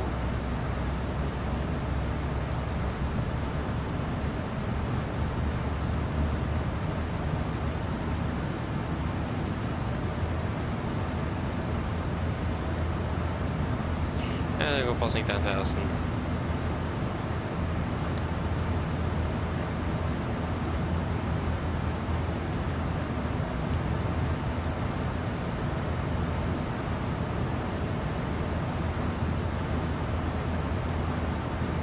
Yep, looking all good up there. Fantastic.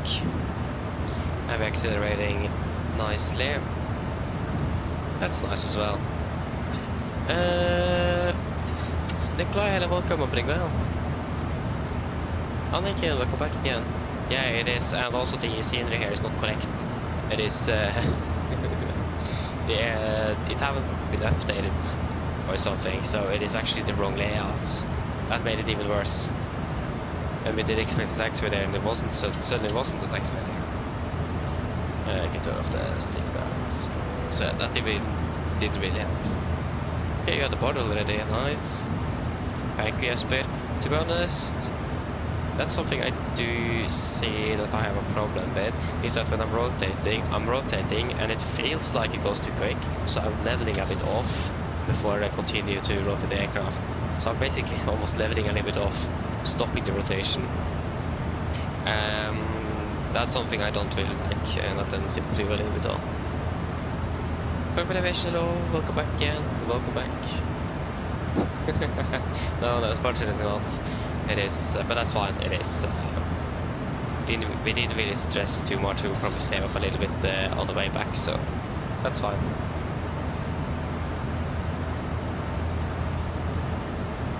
Yeah, Robin, so I find the Norwegian liveries on flightsim.to. That's where I find them. flightsim.to.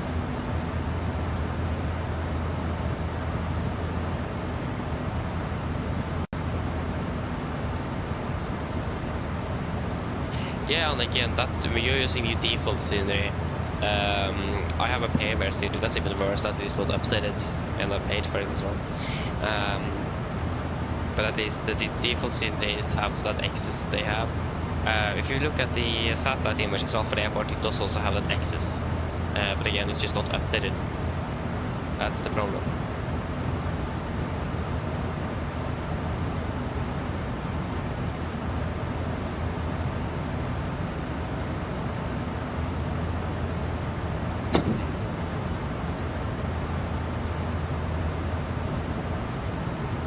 Yep.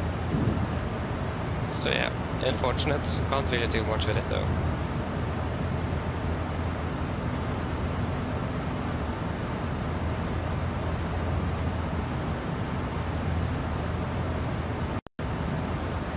We have actually a little bit of wait to see here under it. We have Oslo Radar, we have Sweden control, and we do not have Polaris.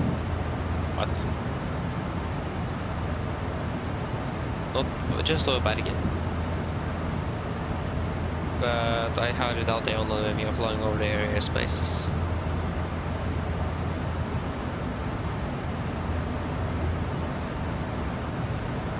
Yeah, exactly, just bought Bergen and Gardermoen, exactly.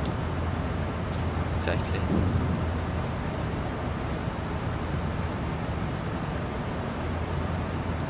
Okay, Robin, thank you for tuning in at least then, and enjoy the rest of the evening, and see you next time. Bye bye. There is finally on our way home, so that's at least something.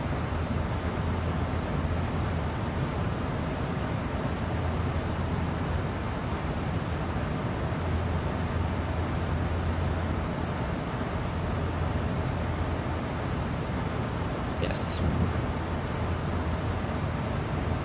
So at the moment we're landing about 20 minutes behind as well. We're landing at, so it's 19 minutes, 23:14. But that will gradually change after we have, again, got up at altitude and started accelerating a bit more. But we are lucky to have so much headwind now on the way back, so yeah, should be a nice one.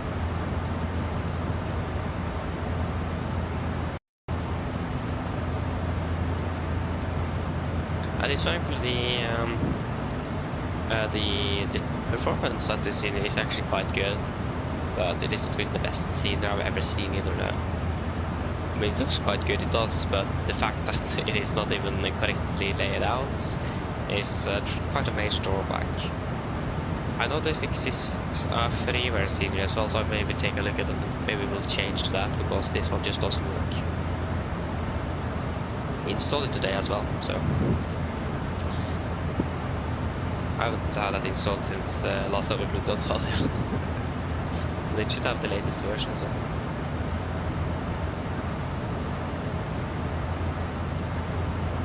There you go, passing 200.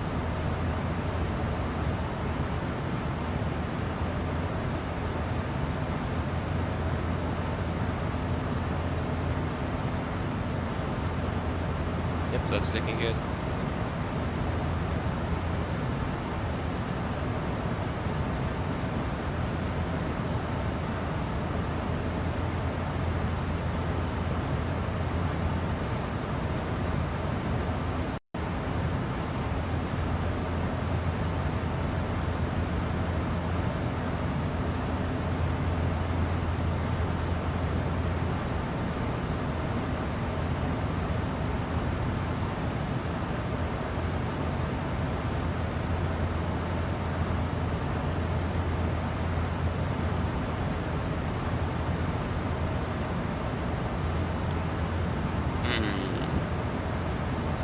This will be a long flight back home, that's for sure.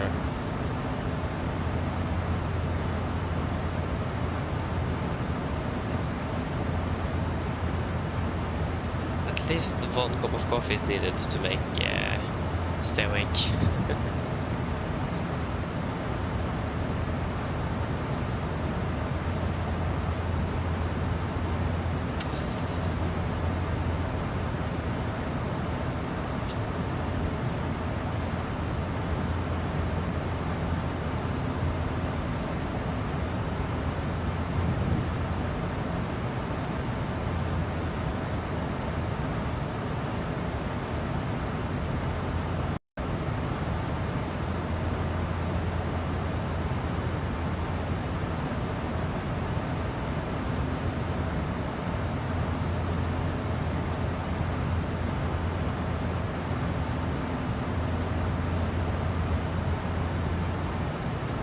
Yeah, that's something we can check on the update for self-fly cargo, what that brings.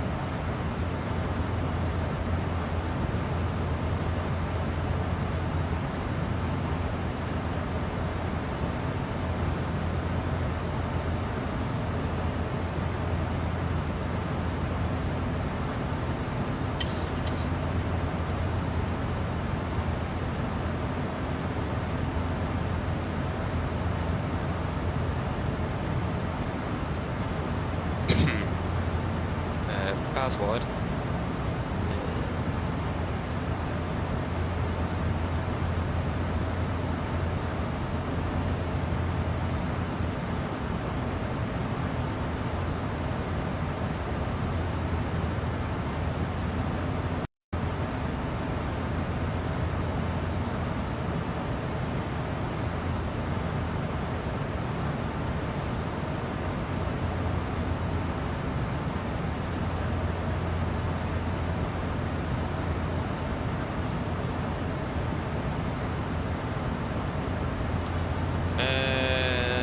Release notes, so what I've changed. Supporting native Phoenix, blah blah blah blah blah. Signal switch. Warning gate on builds volumes louder now works better. And is a maximum rather than a scaler. Gate volume is now instant adjusted when changing views instead of fading. Okay, G6. Better buttons on ground communication, blah blah blah. Better door detection, Phoenix aircraft, and not really for us though.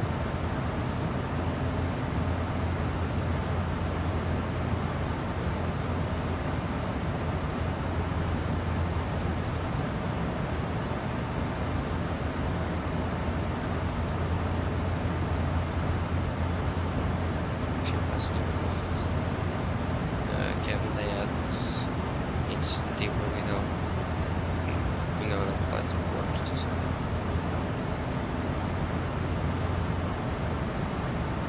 Yeah, nothing actually special then.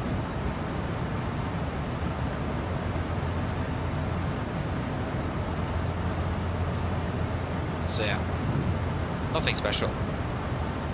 Just some general fixes and such. Still don't have the passenger volume that works though. Still is not working for me. Don't have it at max. So that's a bit annoying. But I can't really do much with that. So yeah. What else do we have any news from PMDG? They don't normally give updates in the weekdays, but I mean, we can take the try. Well, PMDG maybe different.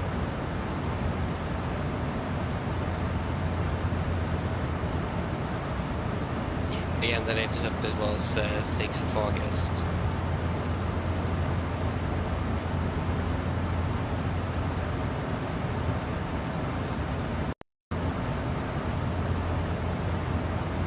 So, yeah. There is nothing new there at least. I really hope they're working on the Max though. I do. Alongside that engine. One of the updates sounded like to do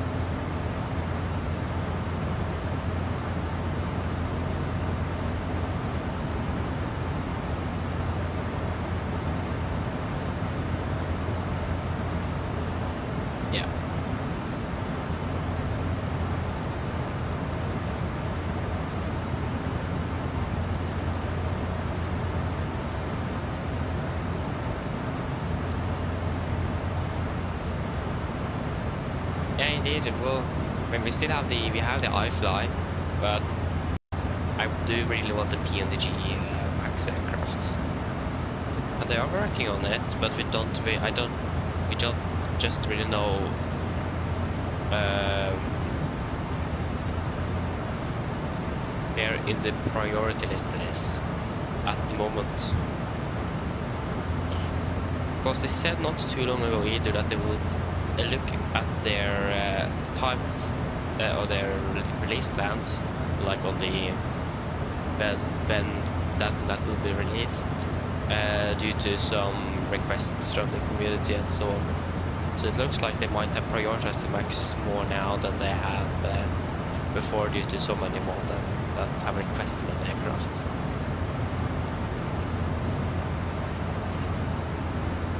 So yeah, I would really love the Max aircraft for PMDG. It will be a little bit better than the IFLY. Not that it's bad, but it is not really the best. That's the thing. It is so many small things that just is not working as it should. And it will cost me quite a bit of money as well. I regretted just bought in. I regretted the day I bought it. Unfortunately, it have improved, but that was because I had so many bugs. I bought it on release day, so that was expected. But many of those bugs are now fixed. It is mainly now just those that the autopilot bags too hard and other minor things. Things that doesn't work in FMC, things like that. But they do also have some really nice features that I love, that if PMDG can introduce, like for example in the real aircraft, you can just press any lights and it will then illuminate it like a test. IFLY have that modeled, not PMDG, so I really hope that PMDG will do that. Because that is a fantastic thing to have, especially if you want to show something in the cockpit. You just press in the light, makes it quite easy to show. So I would love if PMDG could add that. A-cars as well would be nice to have. So yeah. Okay, let's just see here. When are we supposed to be climbing up to 36 at Karel? You are at Karel at 2046. Still more than an hour to go then. And we are at 1732. How do I feel to get the Ravgo?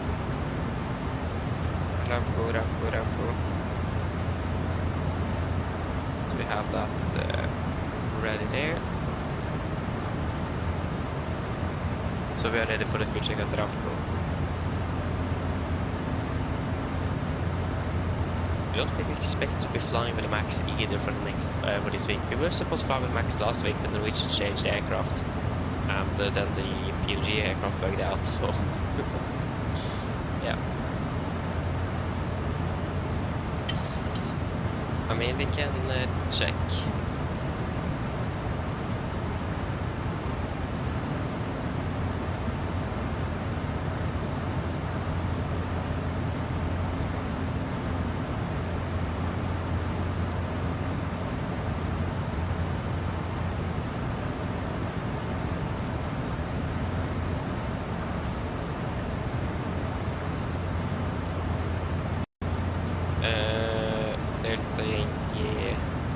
What I'm flying tomorrow? 1308.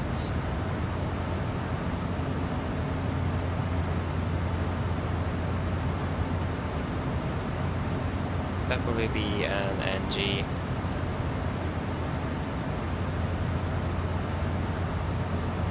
$1,000 to go.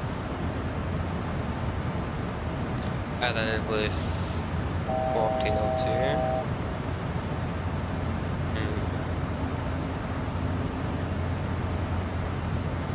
This 1402 on the 15th, isn't it? Oh, that will be actually with the Max aircraft. Well, we will fly with Max 8. It is on the 15th. Yeah, we will be flying on the Max aircraft on Friday. It will be the max this week then, unless Norwegian changes that again. There you go, in a path and FSC speed. Oh, actually no, that's actually a bad thing. Because we don't have all of the max aircraft maxes in Oslo. That's actually quite a bad thing. Oh no.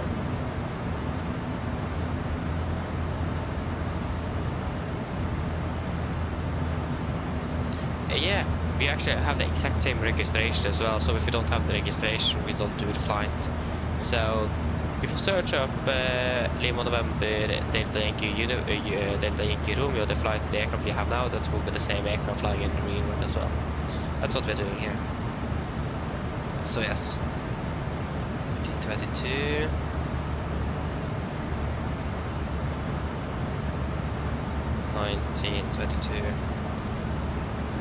Sorry.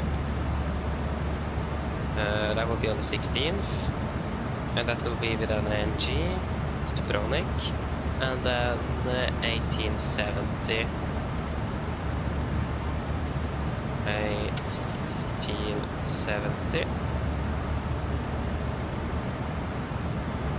On the 17th, with a 737.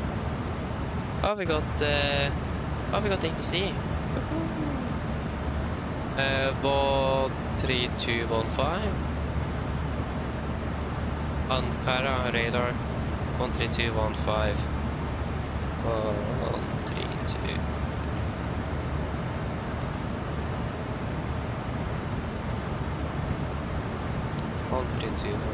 Yeah, maybe we should switch over as well. Ankara radar, good evening, Nordic 3, Romeo Whiskey, flight level 340.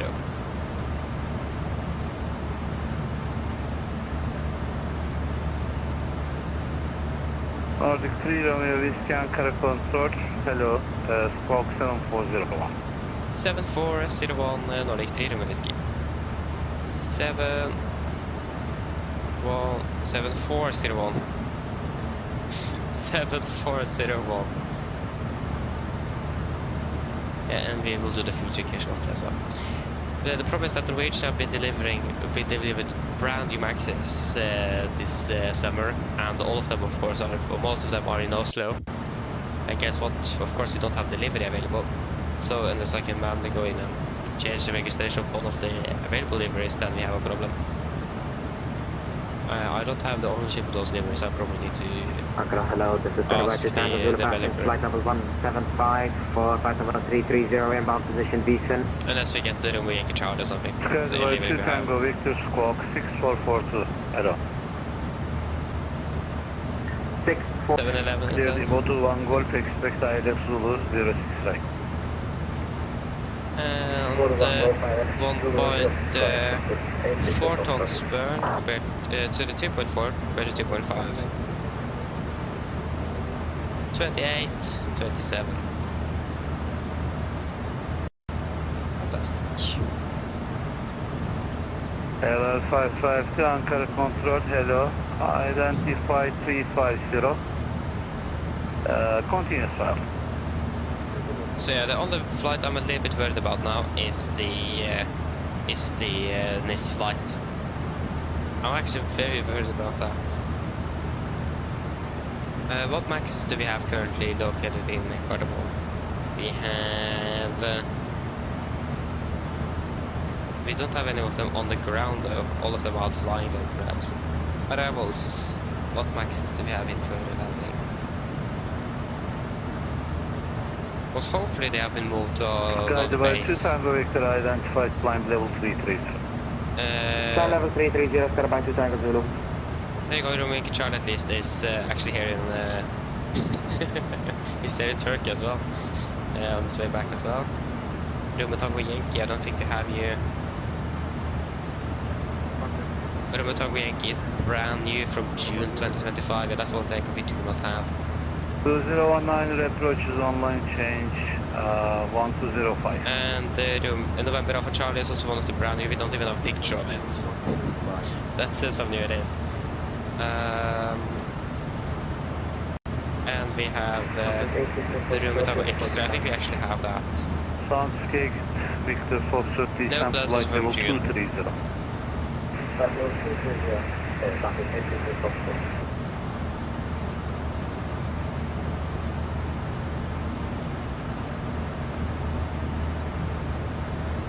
So yeah, we'll wait and see. I will probably, maybe I will DM the livery creator and ask if I can do it myself, or if he could potentially do it, so we get so we actually can able to fly that route. I think that my uncle and aunt is actually flying on that flight, so it will be fun to take them down to this. So. We'll be unfortunate that we need to change flights because we don't have exactly that registration. So that's a bit unfortunate if that is not possible. Yeah, they have bought brand new aircraft, yeah. So they have got like 4 aircraft just in June or something. There have been quite a lot of deliveries lately to Norwegian. So yeah. Let's check something here.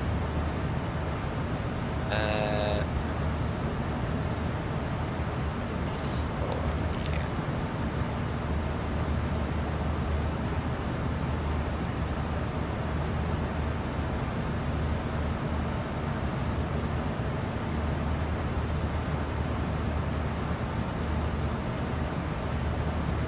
Yeah, now we crashed, of course. That doesn't work.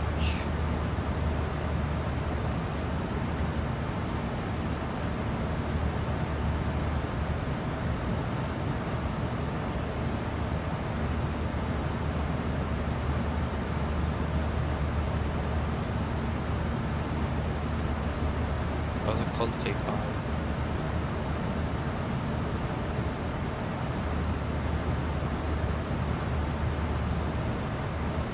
This is the Romeo Tango Romeo. Oh, I misflew. Maybe wasn't the yeah, it's making a lot of odd deliveries though. Been a while since I worked on a Norwegian deliveries, it looks like. Jet 2 holiday. Iceland here. But the livery discussions.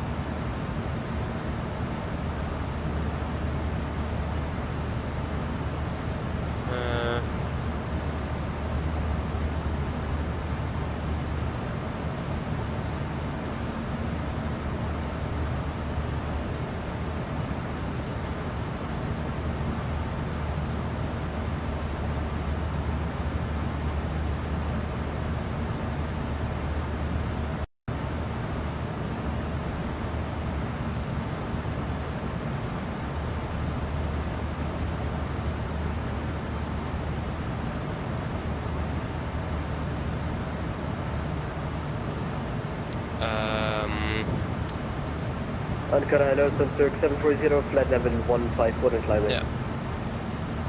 Yeah, Cockpit aviation. Flight time back home is 4 hours and 20 minutes. 4 hours 20. Flight level 350, Hey, Robby, welcome back. Yeah, welcome back. Skyliner 2 Tango Victor leaving my airspace, not advised Levant to the Exactly. Arbeit 2 Tango Victor, copy, let's push advisory 128, thanks for the control, bye-bye, Amsterdam. See you, goodbye. Bye, 77 max. Good night, Captain. Norwegian livery. Is there anywhere else we can get the liveries for the IFLY here?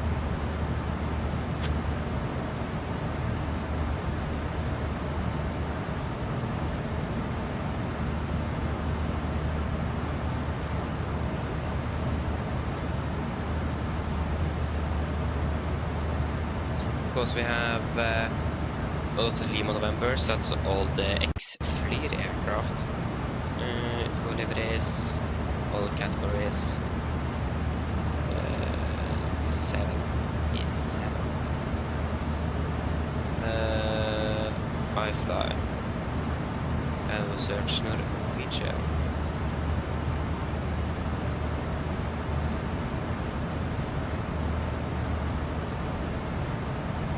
Soundcheck 8 Victor Foxtrot, change K1205.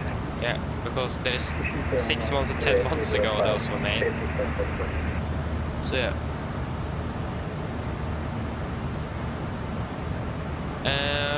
If you mean AMD, do you mean like in real life or in the same? If you mean real life, I actually don't know. In the same, yes, I own the Phoenix 320, so I flew a lot with that before. But that was first initially released. Because I flew mostly Airbus before the 737 was released for the same. I got actually quite good at Airbus, but I always want to fly with the 737, so well, that was then released for the simulator. I just moved straight over to the 73 after a little while. But I did fly the mix in the start, and then once again the 73, or a little later, then I moved just flying on the 737.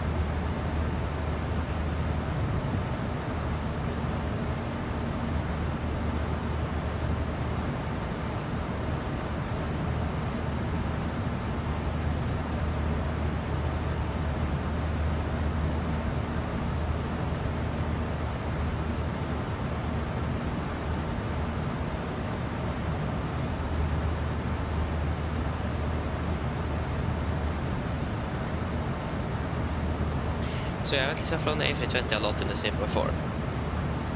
All my initial experiences on the A320. Mainly the Neo though from Fly-by-wire, and then later on the Phoenix. Had some performance problems though, but yeah. What will then expect when you fly in the Phoenix after all, is it?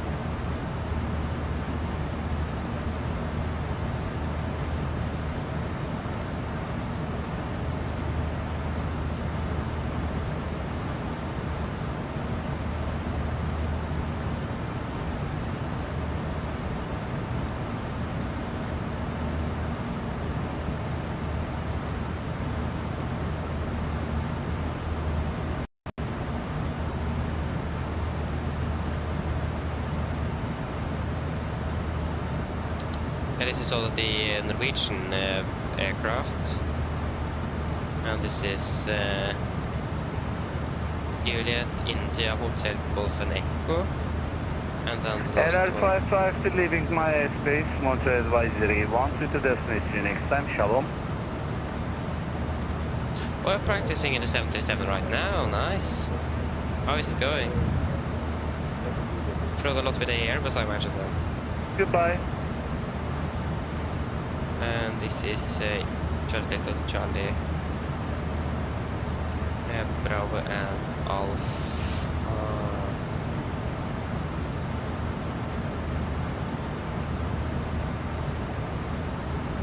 Yeah, so I don't really know what to do if we don't get the one max aircraft we have in Gardermoen. Again, I will probably take the strings to me and ask.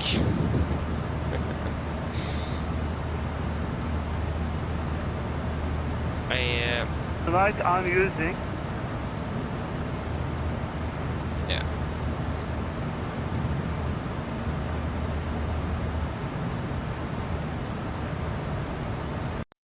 I want to switch over to Ryanair. Nice though. I mean, you could fly with Lauda Air. That's Ryanair subsidiary. Ryanair bought it a few years ago, didn't they? So you can fly with Lauda Air. You can fly the A320 for Ryanair. Yeah, I mean. It's probably better to fly on the 73 though, what's going on. I mean, I love flying on the 737, it's a fantastic aircraft. It is a completely different experience of flying on an Airbus. More a hands-on aircraft, and I really like that.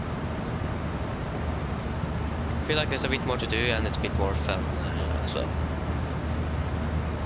Yeah, okay, we'll do both, aha. That sounds good. But then you should definitely check out FS2 Crew and their SOP 2 or 3. That is basically the Ryanair SOP. So then you will have a virtual first officer pilot monitoring. It would be cool if you could make it as well that you can actually fly the aircraft, so you actually can play the role as the pilot monitoring. That would be so cool. Because that's the thing I don't really have done much, is to be the pilot monitoring here, because we don't really have wait for. Because your control doesn't work. I had experiences with that. And mods, many other things, and so on. So we have Istanbul here down on the right, so sorry, on the left. I don't even know the difference between left and right anymore. Then we have Istanbul down here. We have an airport there. I'm not sure where the main airport of Istanbul is located. I think we are flying right above it. I know it's a little bit further ahead. We are so close that most of the aircraft is anyway. That's it. Saat 740 leaving by Space Mountain Advisory 122.8, see you next time. 122.8, Center 740, bye bye, thank you. Bye bye. So yeah.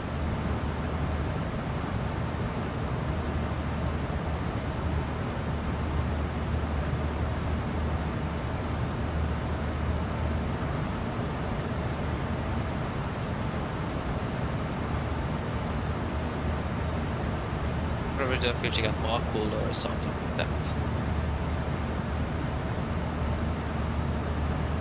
So we also got ATC Romania and Poland, Sweden, and that's the countries we have ATC over at the moment. So it will be a little part without ATC once we are leaving Istanbul airspace before flying to Romania, and we'll have Bucharest control, isn't it? Yep, Bucharest control. Yes, it is. It's a lot of ATC airports and it's really nice. I really like that. It makes the flight a bit better, especially now it is dark. It's really light. You just have something to listen to as well. It doesn't feel so lonely at the start coming in. But you then also have something to listen to, so it makes it go a little bit faster as well. Hello. Hello. Hi, Captain. I was just wondering if you'd like a drink. Maybe a tea or coffee, or a bottle of water. Do you guys want anything to drink?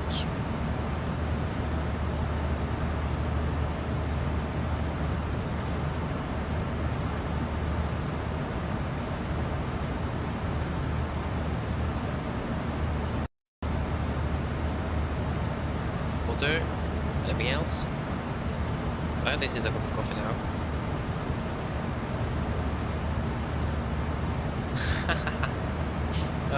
Of course. Unfortunately, Norwegian doesn't have that, unfortunately. Need to be a little more creative.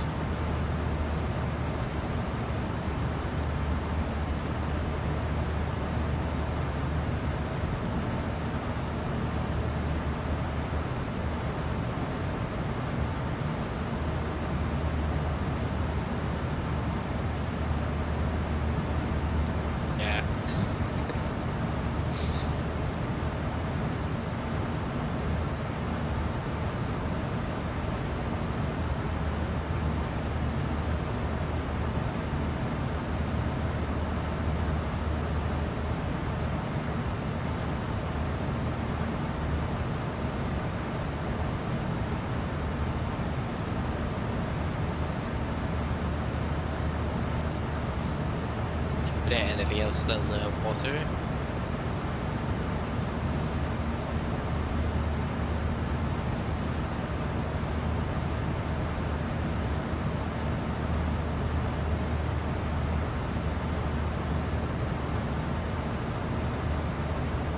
No? You can please get one water and one coffee. No problem. I'll get it for you now. Thank you. Yes, we welcome back again. It's going great. We are currently flying over Istanbul. We have got Ankara control online. So we have some ATC and leaving its airspace.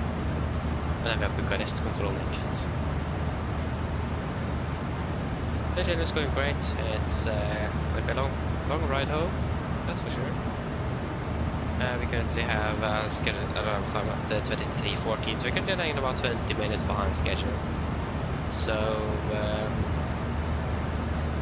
yeah, it's gonna be probably a bit behind schedule.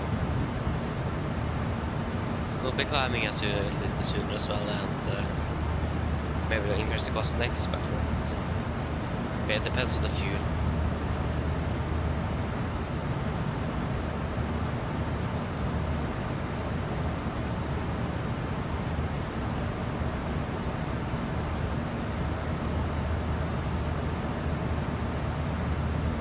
Yeah, you should definitely try to look into it one day. It is a lot to learn, yes, but once you first learn it, it is quite easy. As long as you understand the basics, you'll then gradually learn a little bit more complicated stuff. One tip I have is to just learn the necessary things you need to learn. You also need to take an exam before you can start instead of a written exam, or you'll check the correct answer. So you'll need to do that, and you need to pass that before you can start flying on the network. Hello. Hi, Captain. Your drinks are ready. They're in the storage area, so feel free to collect them whenever you're free. Thank you. No problem. And also then I would recommend to start flying at smaller airports with less ATC. And also, yeah, we can probably take that later. So just some generic things. Learn the what's that called again?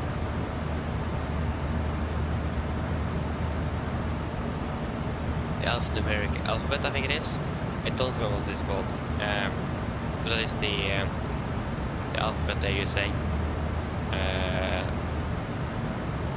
And you need charts as well, so just learn how to read charts as well, it's good.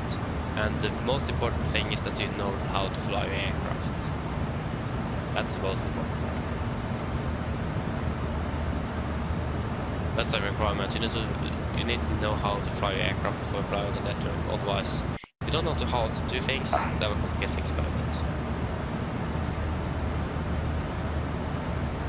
I'll do a fuel check here as well. So get a coffee soon. We need to leave this airspace first. Don't really see a reason to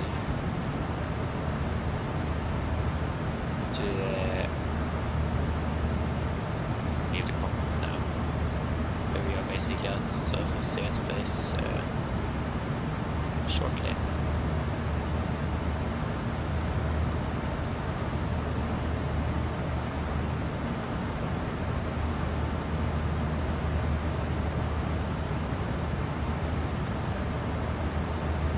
Miles buckled. Yes. Wait, is it 32 miles buckled? Ah. Thought you were like 17. Aha, it's another 30 miles to go. Ah, then it's not anything to stress with that. After patrol, good evening, select 77 Golf Sierra, Sun 2189,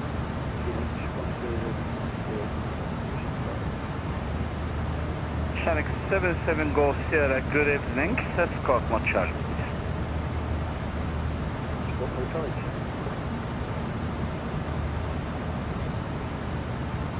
So yeah. Thank you, Channel 77 Golf Sierra, push and start Enroute face south. Let me check here for a moment. Maybe if it says that we're flying under Norwegian air shuttles, AOC, probably one of the Lima November registered Maxes. But if it says that we're flying under Sweden, it could be any of those new Max aircraft. I'm not really sure why, but Norwegian is registering all their new Maxes on the Swedish AOC, not the Norwegian ones, a bit interesting. But I mean, most of their NGs are registered to the Norwegian air shuttle AOC, so it makes sense there as well to replace the Swedish ones. So we wait and see 15th.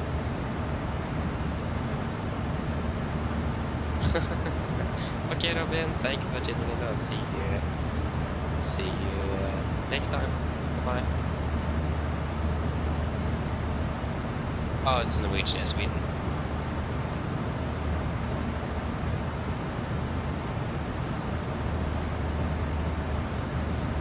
Norwegian, yeah, Sweden, boys, it is a accent. I don't like this.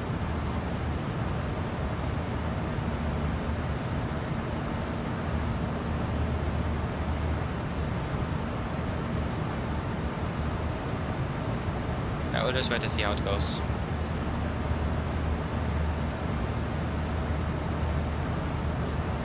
We'll find a solution.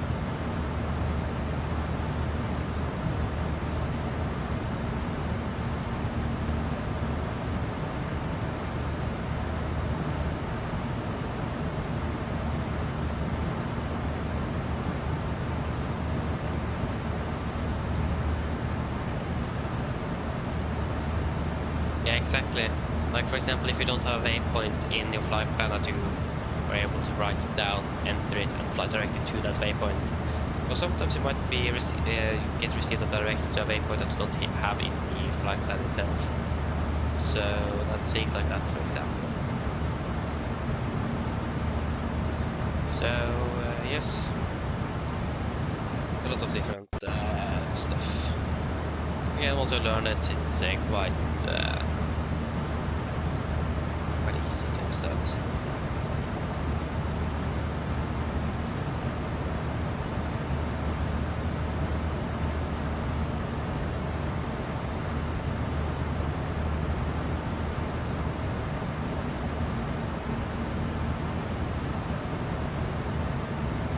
Second. Nordic 3, Romeo Whiskey leaving my airspace shortly, monitor advisory, 122 display. Port advisory, Nordic 3, Romeo Whiskey, have a good evening, bye-bye. Goodbye, safe flight. Thank you. Okay, if we check out Marco, so 10.5, we have 10.7. And 3.6 we have 3.4 and 52 minutes, we will have 51 minutes.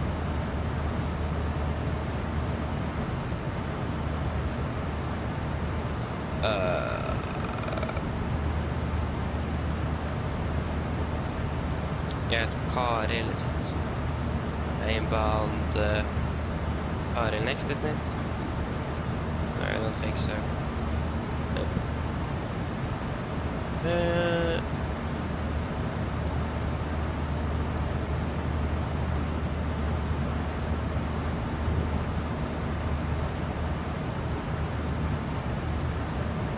yeah, Nikolai, so you have the one that planned that flight to the Esbjerg. Aha, sounds good though. Enjoy it. Aha, I see. Yeah, that could be a problem. That could be a little bit tricky indeed.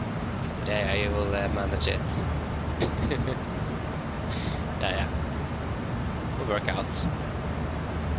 So yeah, at least hope you will enjoy the flight over the Esbjerg. Sounds fun indeed.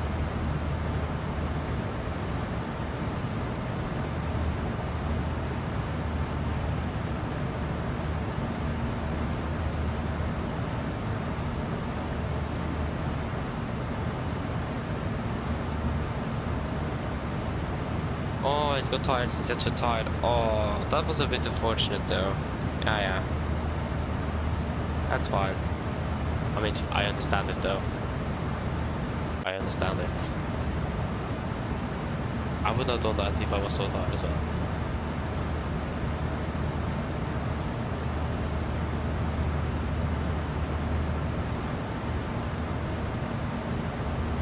Aha, but that's good though.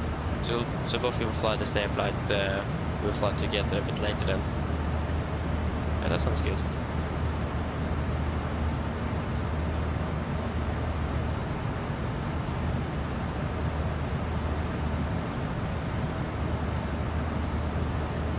Yeah, so round trip Lisbon instead, yeah, that sounds good.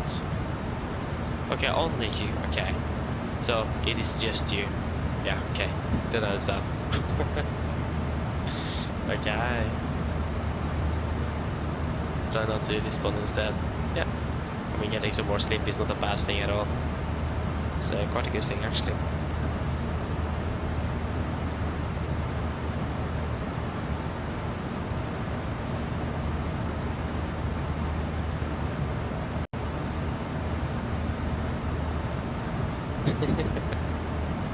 Yeah. Yeah, that sounds good at least. Totally not. Okay.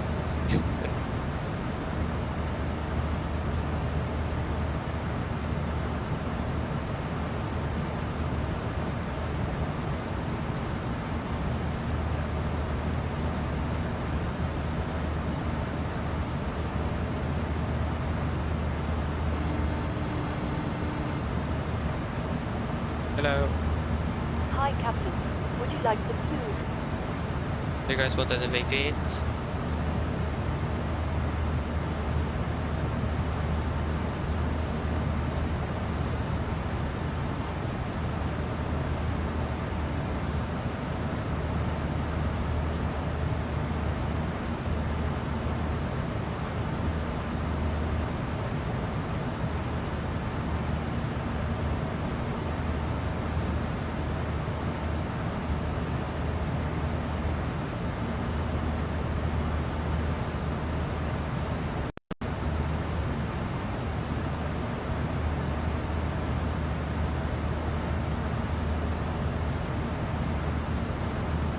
Nothing?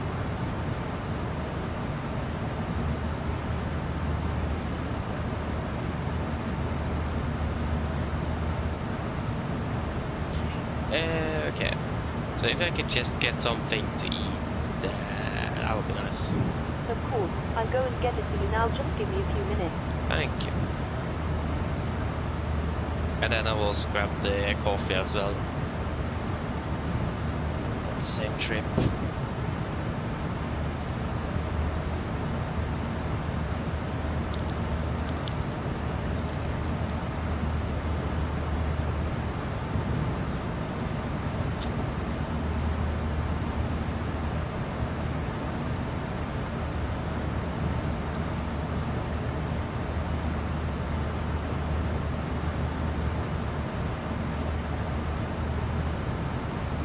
Yep. Obviously landing at, yeah, we have a head wind of 54 knots, that's not really optimal. But to save up those 19 minutes, then having a head wind of 50 knots plus is not really optimal, is it? So the question is, should we climb now or should we wait?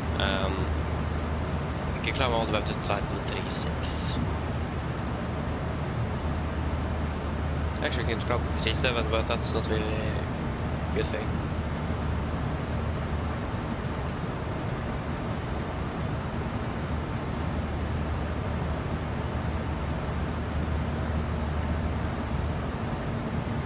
There would actually be less wind down here.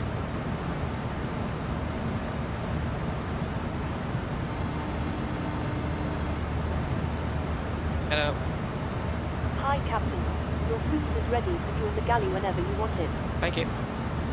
No problem. So yeah, I think we'll wait for that decision for at least another fuel check to see if you're saving more and more. If that's the case, probably just increase the cost index instead. Because we are expecting actually less wind down here than up at 36. We also do have the thinner air density, but we will probably not save much nevertheless. But yeah, I'll just grab my food and coffee, so I'll be back in just a few moments. Enjoy the views.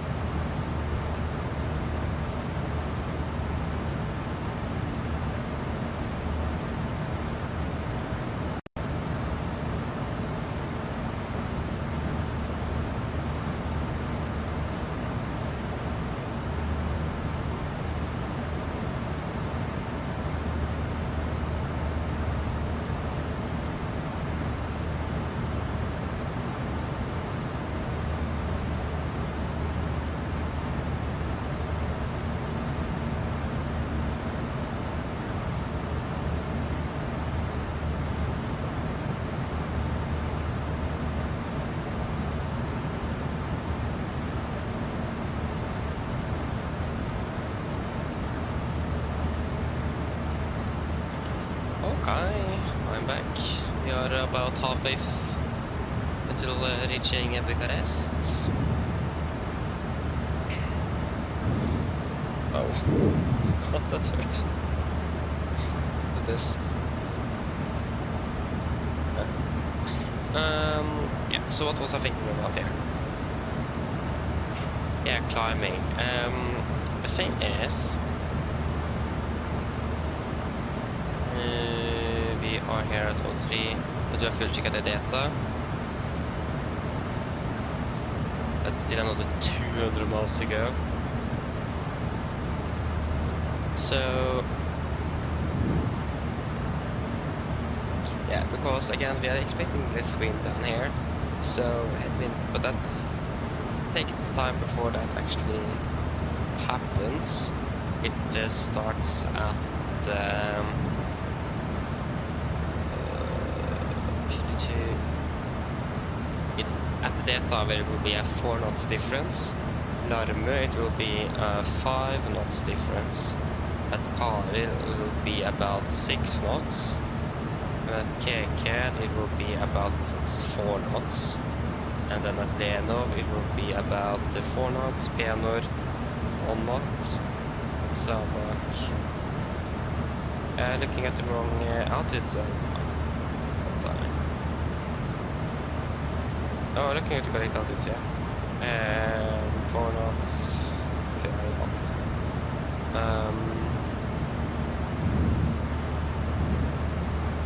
So I'm not really sure in general how much we will save by the thinner air density up there, that's the thing. How much headwind we will need to have for it to be, or like what the difference needs to be for us to actually save anything we're climbing up with a strong headwind. Let's see what the FMC says. It says that if you climb up to flat 360,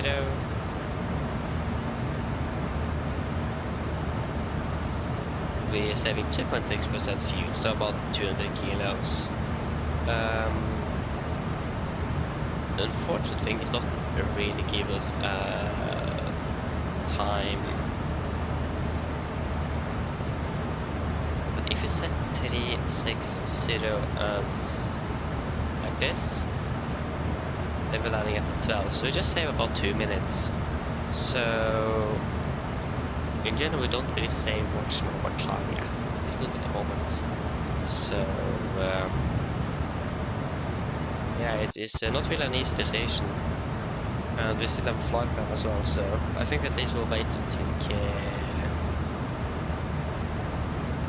Kari and we can take a decision after that. I think that's probably the best way to go. Unless anyone here disagrees with me, of course. Softer up to tonight. Yeah, we can wait with that. We're out flying. Or airplane mode.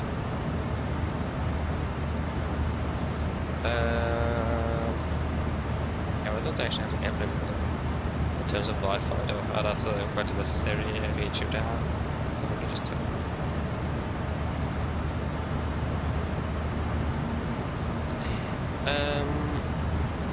I was going to turn on and changed.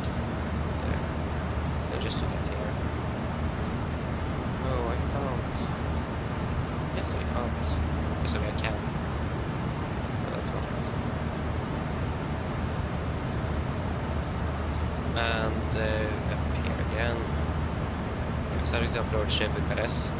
But there are also still into Gargon around what we are landing. There is currently 11 arrivals into Gargon. And I imagine we actually not the last one.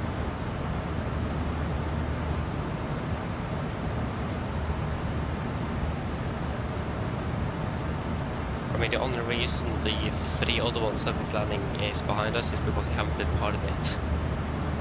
They were landing before us, so I think it will be the last aircraft landing. Unless this KLM 7 here from Amsterdam departs very late, because they have 500 North miles to fly.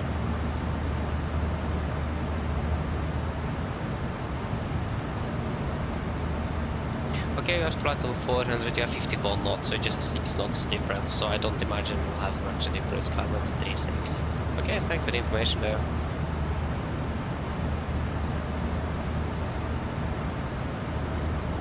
It's not useful information. Problem with this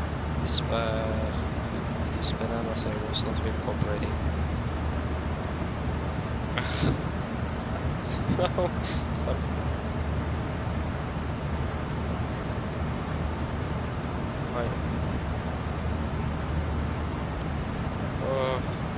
Okay, you went. Okay, that works as well. I can accept that. Oh, they didn't want to separate from each other. That was a problem. They began to open up as well at the same time. That was also a problem.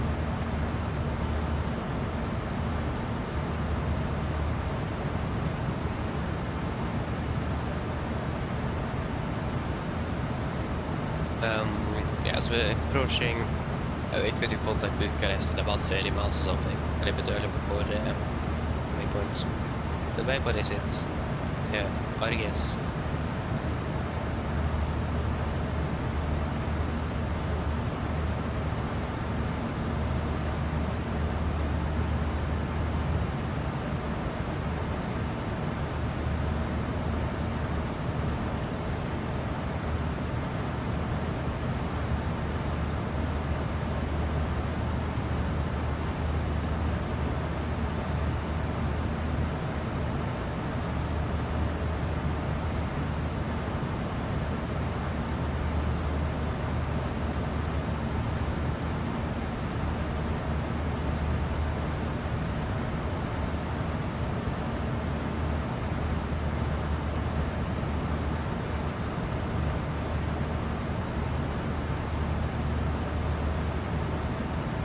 Yeah, okay, it's just 20-25 knots difference now.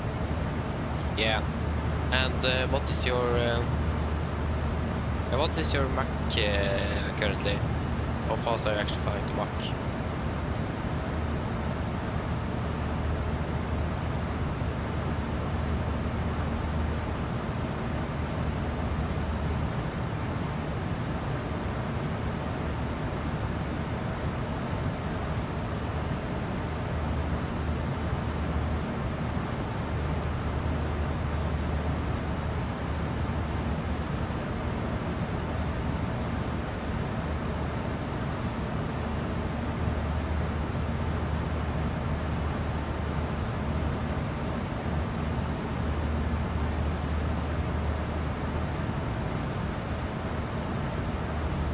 Okay, so you're flying at Mach 0.91, yeah, exactly. So if you're flying at the air, we're flying at Mach 0.768, Mach 0.77. You're flying quite significantly faster than us, but it's just a 25 difference in the ground speed.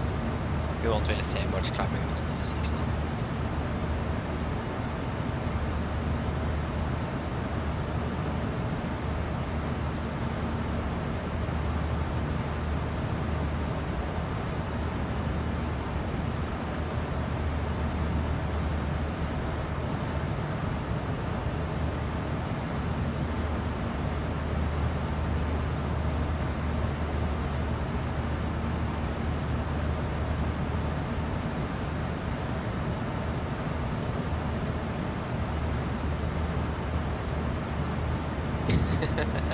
Yes, it is.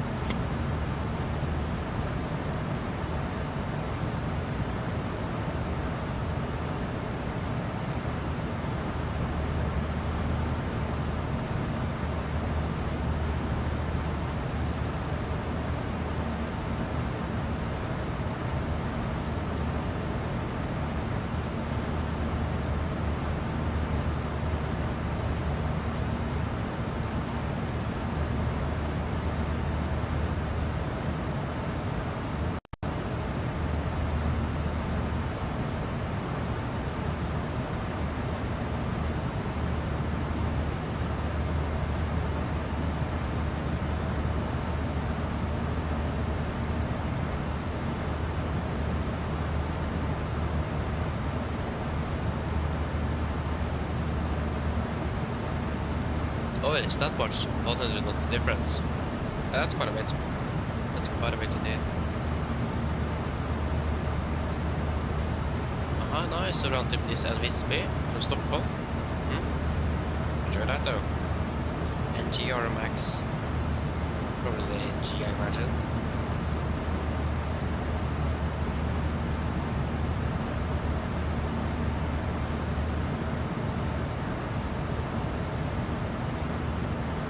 NG, yeah.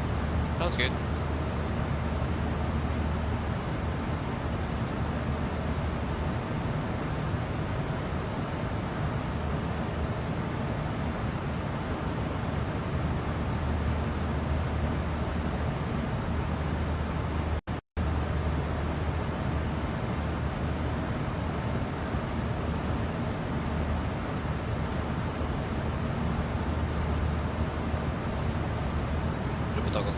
Is that correct?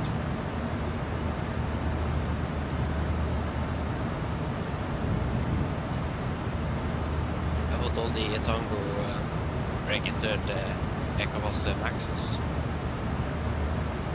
I'm going to check to close down the Swedish registered aircraft there. But we'll just... Passing over to Bucharest.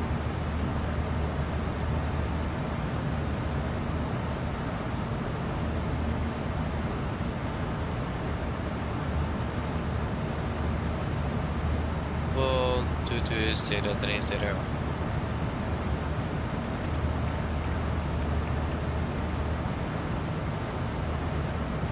Just pre-tune and wait for a contact me.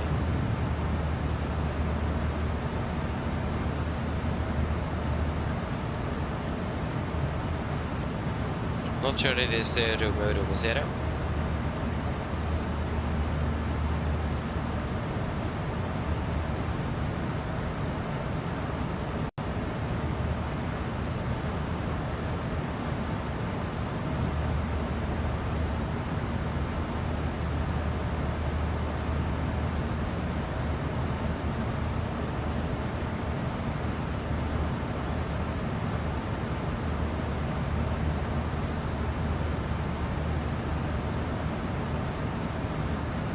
Because I don't want to as max aircraft.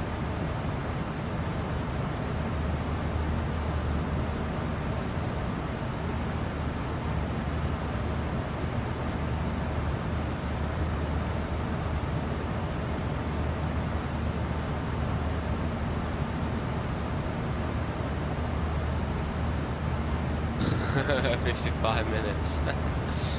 Oh, nice.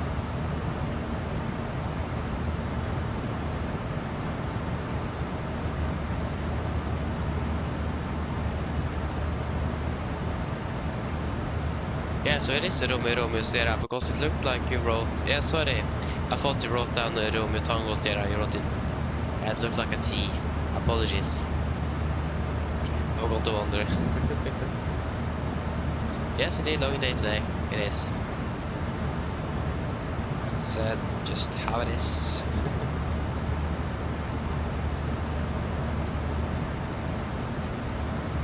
I wake up at 6. Yeah, that's early.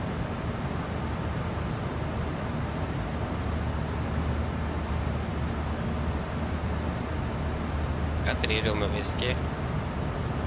And we're using our call sign, so it's easy to forget.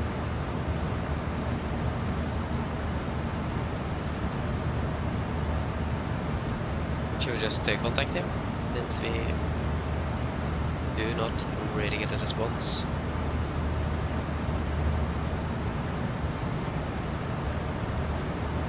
Because we don't really hear anything.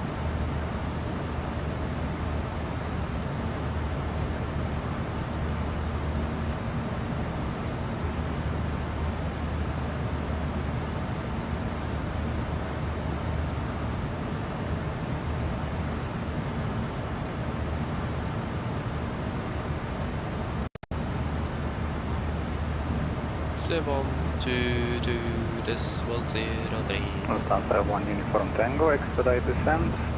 Yeah, we'll just say hello.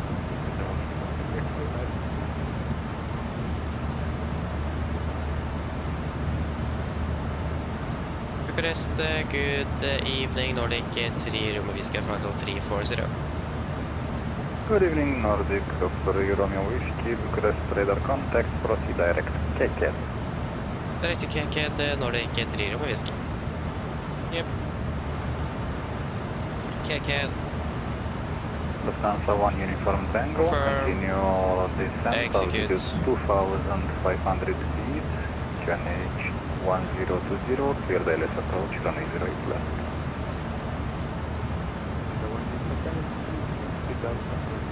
What waypoint were we initially planning to do our fuel check at?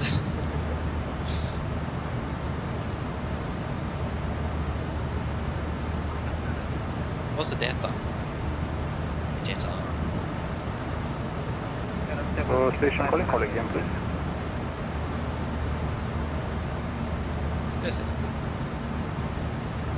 Scarab 765, bun venit la Iași, backtrack approved, runway 32, vacate Alpha, continue Delta, stand la alegere, mulțumim de zbor și seara bună. Alpha Delta 680, thank you. Mare. Wizard 619, Arbon, welcome to Târgu Mureș, via Bravo, stand at your discretion, good evening. Via Bravo, stand at your discretion with the 619, thank you very much, good evening. Budapest Radar, good evening, this is Pia Airlines, pick up a Charlie with you, flight level 360, climbing flight level 370. Good evening, Sia 3 Papa Charlie, Bucharest, radar, set scope 1701. Bucharest radar. Smoking 1701, Pia Airlines, pick up a Charlie.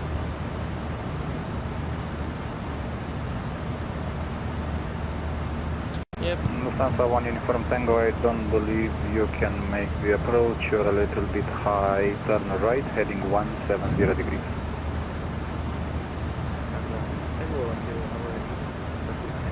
You're staying in Oslo.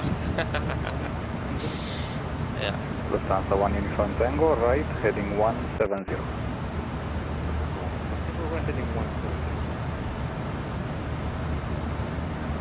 Yeah, and 10,000 feet to descent in 15 miles is a little bit too much. I'm not an expert, but that's my opinion. Yeah, I don't know what's happening there.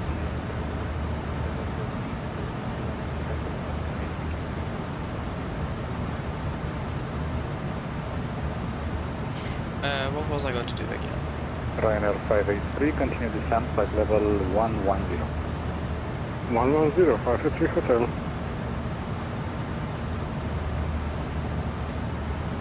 Oh, round trip Wolf, yeah, that's cool though. What's the Smerelda? It's a nice airport. Love flying it over there. So... Sia yeah, 3 Papa good. Charlie, identified, expect Buses 7 Echo arrival, ILS approach runway 26. Buses 7 Echo arrival, How long have you been? Yeah, Airlines, pick up a Charlie. Long been is also fun though. Both are quite fun.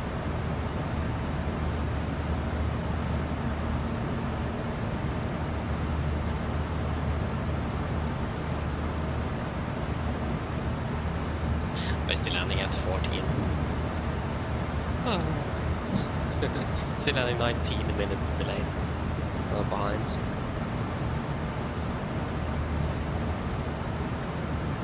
We didn't even depart 19 minutes behind schedule.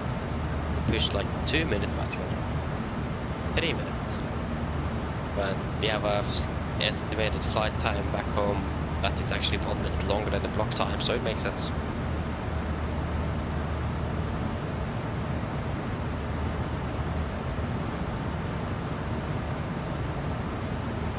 Oh, okay, that's yeah, okay, I understand. That is annoying indeed, yes, but... Lufthansa 1 Uniform Tango, turn left, heading 080 degrees. Yeah, that's a bit annoying.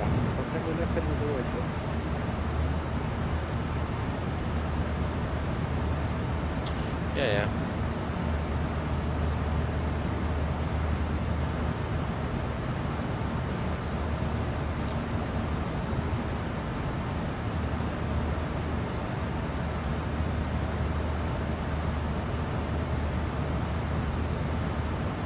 Lufthansa 1 Uniform Tango, continue left turn, heading 350 degrees.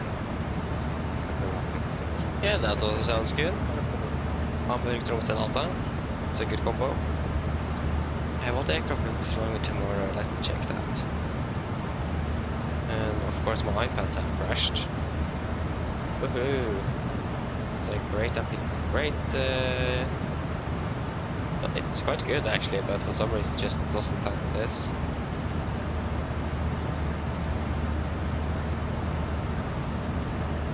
I can turn it on and off. Not just that, there we go, not turning on and off actually fixed it. But yeah, so we're flying 1308 tomorrow. Yes. Let us see. Because this will decide if you're flying Gatwick or something else. 1308. And tomorrow is the 13th of August, a week before is the... Ryanair 583 Hotel, continue descent flight level 60. Is the 8th of August? Continue descent level 60, 583 Hotel. Let me just double check that, I don't trust myself. Yeah. No, it is not 8th, it's 6th of August. Again, I can't trust myself there. Lufthansa 1 Uniform Tango, turn right heading 050 degrees, clear the LS approach, runway 08 left. Flytrums, Gdansk, and then London.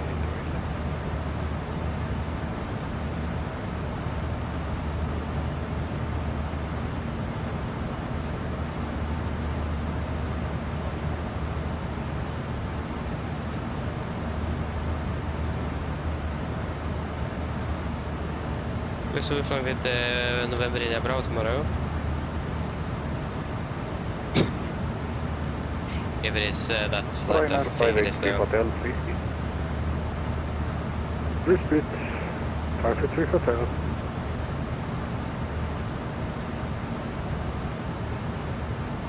Because it is 370. 370. Yeah, it looks like November in Abra for us tomorrow. What's the backup actually? That is 1908 and 1909.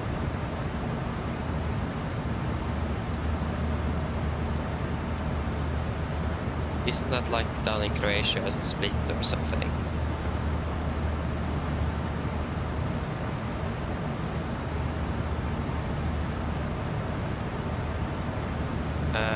No, that's Corfu.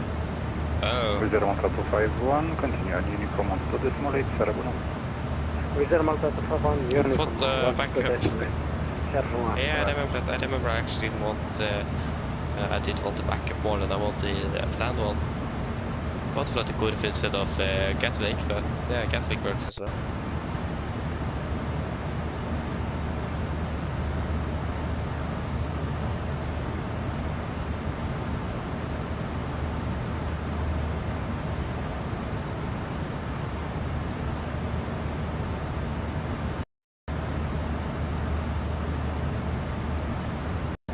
Lufthansa 1 Uniform Tango, contact at the tower 118 decimal 805. We are currently over Romania, Bucharest radar. That's where we are currently.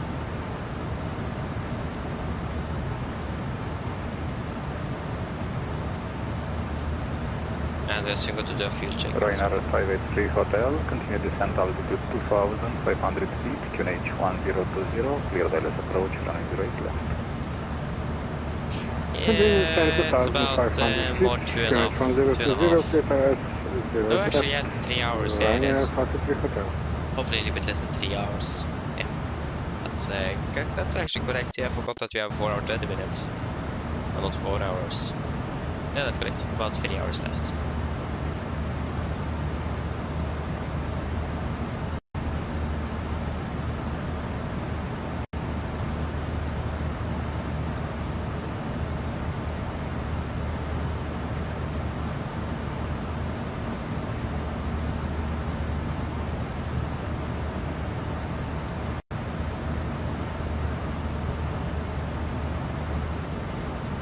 Yes. Should we we are currently about 19 minutes behind schedule though, unfortunately. But that's not the thing we could really do anything with. We have a wonderful flight time of 4 hours and 21 minutes and a fantastic block time of 4 hours and 20 minutes. So double longer flight time than block time. So we'll be landing by oh sorry. We will be landing behind schedule. But that's more environmental things or reasons than that you are bad in any way.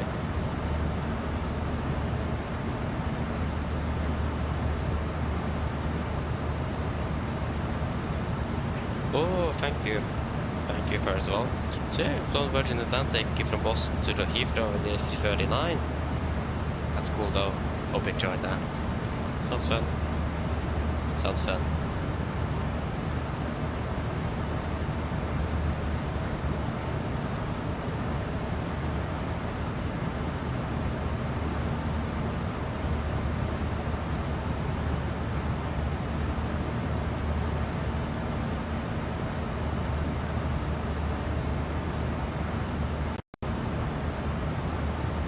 So yes.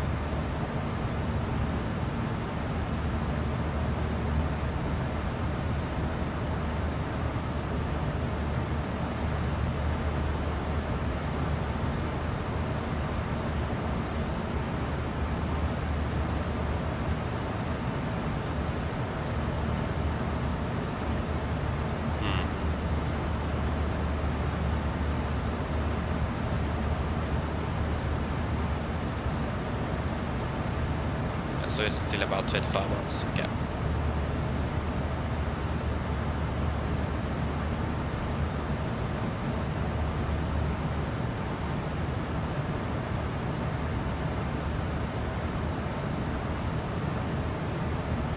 Yeah, exactly, Nikolai. So I'm not using the drone camera, I'm using the external view. So I got the same apologies. I got the same problem. So I'm just using the external view because I will follow the aircraft. But just use the external view, that works perfectly fine.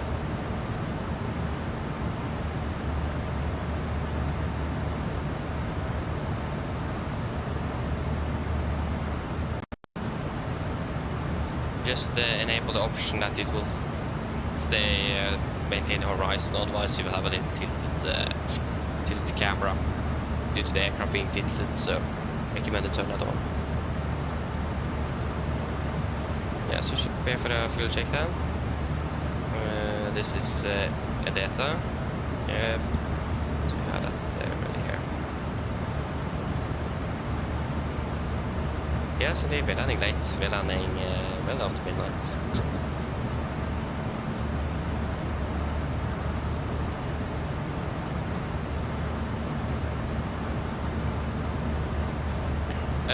I actually don't remember. Let us do the fuel check first, so we can check on Jay's plan here. Just see when it starts increasing. But I'm not really sure how far or how. Yeah, it's basically on our route,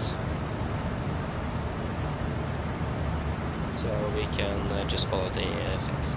Yeah, we can see if I can show it to you here on. Because I think all of those bindings should be the same for all cameras. I will show it to you. Just let us do the fuel check here first. You can see if I remember myself what I did.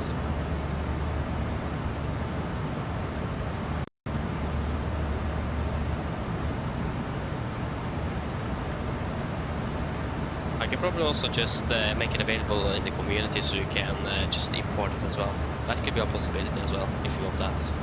You don't need to set it up.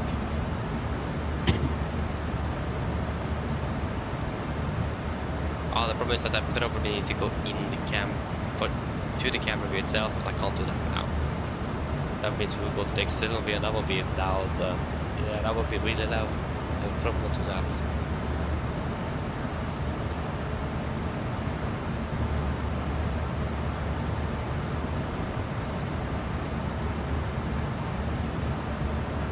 Scandinavian 7847, check audio unreadable.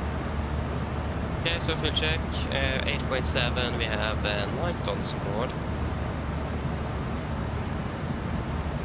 5.3.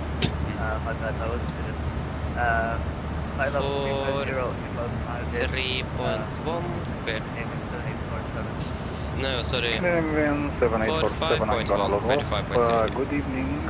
Continue on Unicom on to decimal 8. Bye-bye. 134, 133. Ryanair 583 Hotel, contact Auto Pen Tower 118 decimal 805. Good evening. 118.805, Multimask, thank you very much, bye-bye. Request radar logging off, from monitor Unicom on to decimal 8 and enjoy your flight. Good. Good night.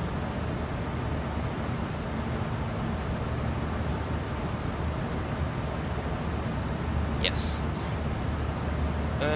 So the thing is, if I can just go to the camera here.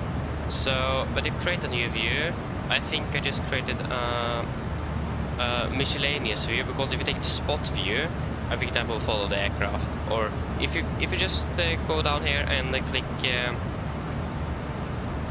Again, I need to go to external view. I'll not do that. If you just go down here and click on the plus and create, and go through the steps there, we will probably find and again just choose miscellaneous, and we will probably find out from there what to do with that. That should not then follow the aircraft like in a circle, but you can move it around like you will, but it will be saved inside the airframe at least, compared to the drone camera, or the world camera like it is called. And because the key bindings, if I'm correct, that should be the same regarding movement and so on, should all be the same for all the different camera views. So that should not really be anything else to change there. You just need to create, choose miscellaneous, and then adjust the view where you want it, and that should fix it. Will hopefully work. If not, I can probably then again make it public in the community, so you can just import it if you want to, but I need to do that after we are finished today, after the end of the stream. So then I can talk a bit more in detail how I will do that, what it will be called, so you can just if you're not watching, then you can just watch the end, and then you'll probably find it, hopefully. If you want me to do that as well, it's up to you. Sorry. Yeah, but I mean, it is about, yeah, so it is, the clock is now 20:25. Fantastic year, isn't it? Yeah, we fly for 1 hour and 35 minutes, we have flight for 4 hours and 20, so we have about, we have done about 2 hours and 45 minutes left. Yeah, something like that.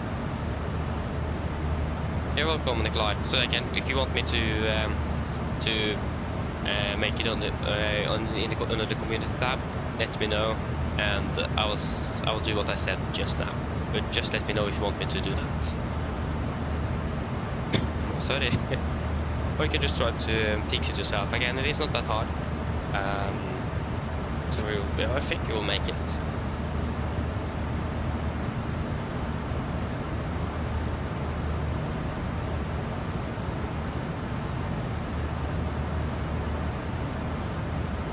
Yeah, that's fine. It's expected. It is quite late, I know. So yeah. I imagine the only reason this flight is landing so late is because of slot restrictions in Antalya.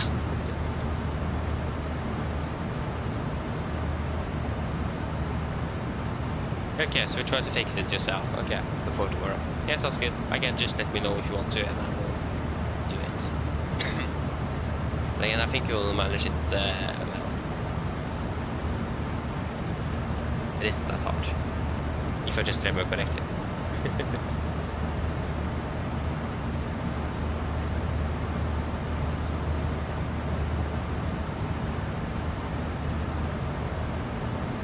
Yeah, really low chase plane though. I would really like though if you could have the smooth camera. Still had enough yawing momentum on touchdown. But unfortunately, that was just too much. I turned it off. Or I switched to a more stiff camera mounting, unfortunately. It was just way too much like when you can't even maintain set time because you're been thrown left and right, then it's not good.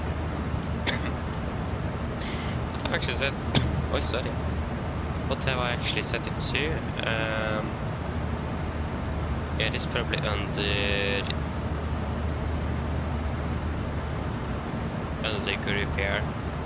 Get the group. Yeah, so if you wonder if I want to have it that stiff with an intensity of 2.5, touch effect at 1.5. So I think I'd lower the intensity a little bit and increase the touch shell effect. So yeah, because again, smooth is just too much of the yawing. It is not good at all. It's quite bad.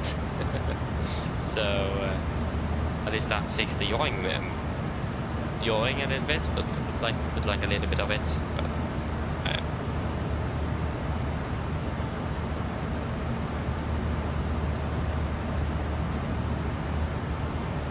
Elias, hello, welcome. Hope you are doing well. Great. Yeah, so next control is still Warszawa radar that is online. We have been online for 2.5 hours.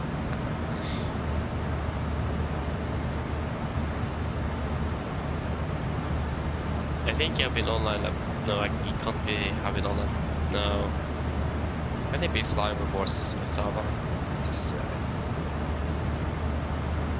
Already flew like 1 hour and 40 minutes. Been on the ground for a box with 40 minutes plus.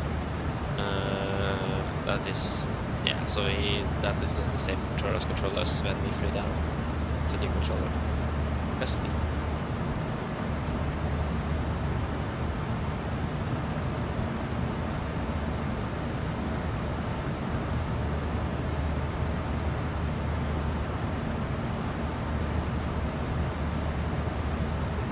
Yeah, how long left?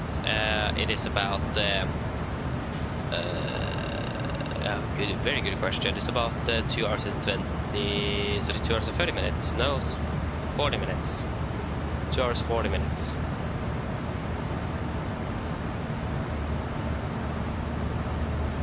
Ish.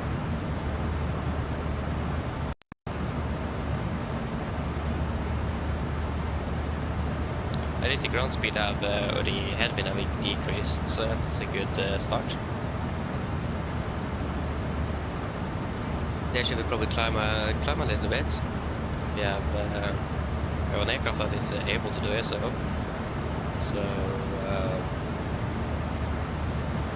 360.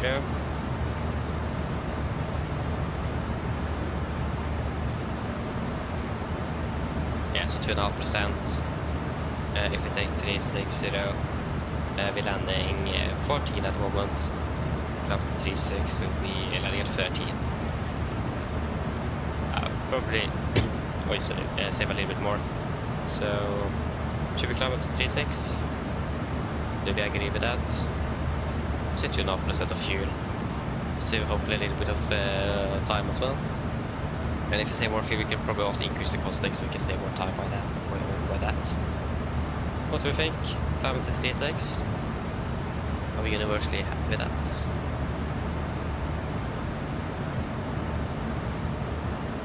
Yeah, it actually will be closer to 1 Norwegian time at least. So about if you're landing the Excalibur, we'll be landing at 0114. Hello.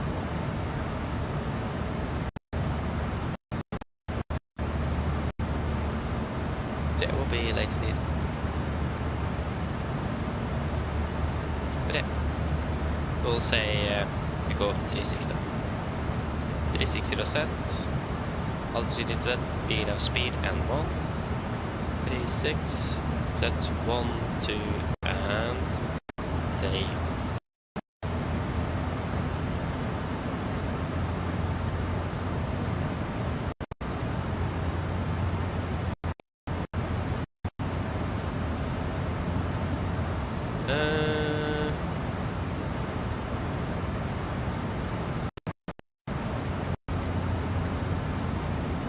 Okay, Benjamin, good question. So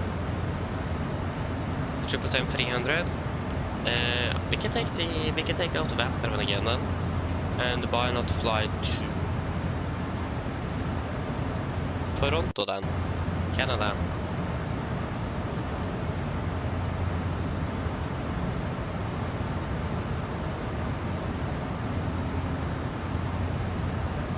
What about that? KLM 5300 Amsterdam Toronto. Is that something you're happy with? No, Amsterdam Toronto. I mean, you could take Oslo as well, but if we should fly KLM, we'll take Amsterdam. Yeah. But funny about the route, not bad. Yeah, round trip is with November in the pub as well. Ah. Okay, so it's about 11:14 when you are okay. And also November in the Papa is the last part of the registration of the aircraft. So it's a Norwegian aircraft, so it's a Lima November and then the dash and then 1000 ago, and then November in the Papa, so just the registration of the aircraft.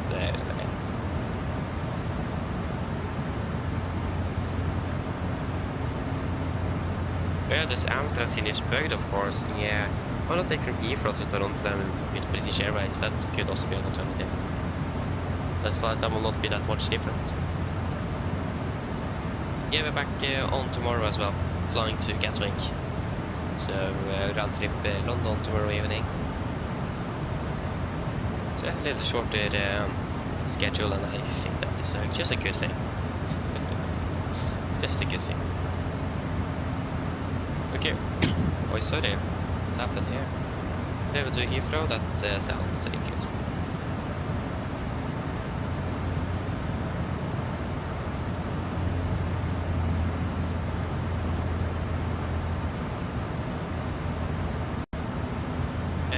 I don't. Yeah, there you go. Vina Park and FMC speed. Fantastic. Rylan, no, I don't really do long hauls. The only time I do long hauls is on the when we are doing special flights here. That's really all the time. I don't really have time outside of that because of I'm using most of my time to fly here, and I just don't get I just can't really fly anything else than Norwegian, and the 737 just doesn't work for me.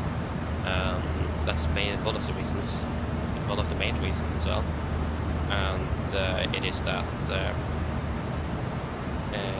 when I'm not flying, I'm most likely occupied with something else, or I need, of course, rest for the next schedule we're flying, so that I don't really have time to take a 7 in the air, unfortunately. So, but it looks like we will soon fly from Johannesburg though. We're closing up to 1500 now. So it's almost taking a year actually to reach 500 extra. It's taking its time. But I mean, that's totally fine.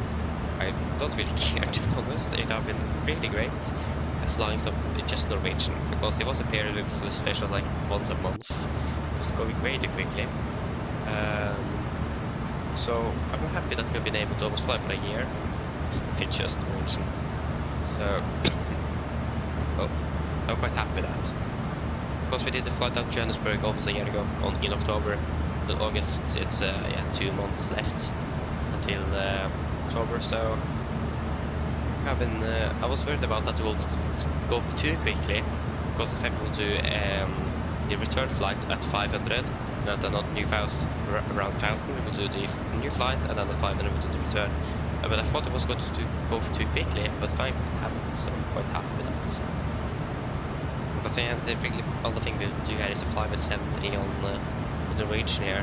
I don't really like flying something else. But I know that many of you want me to do as well, so that's why we do it on special occasions. I would love to continue to fly with Norse on the 787, but just waiting for either a PMDG version of it or a Bluebird. They are probably many years away from that.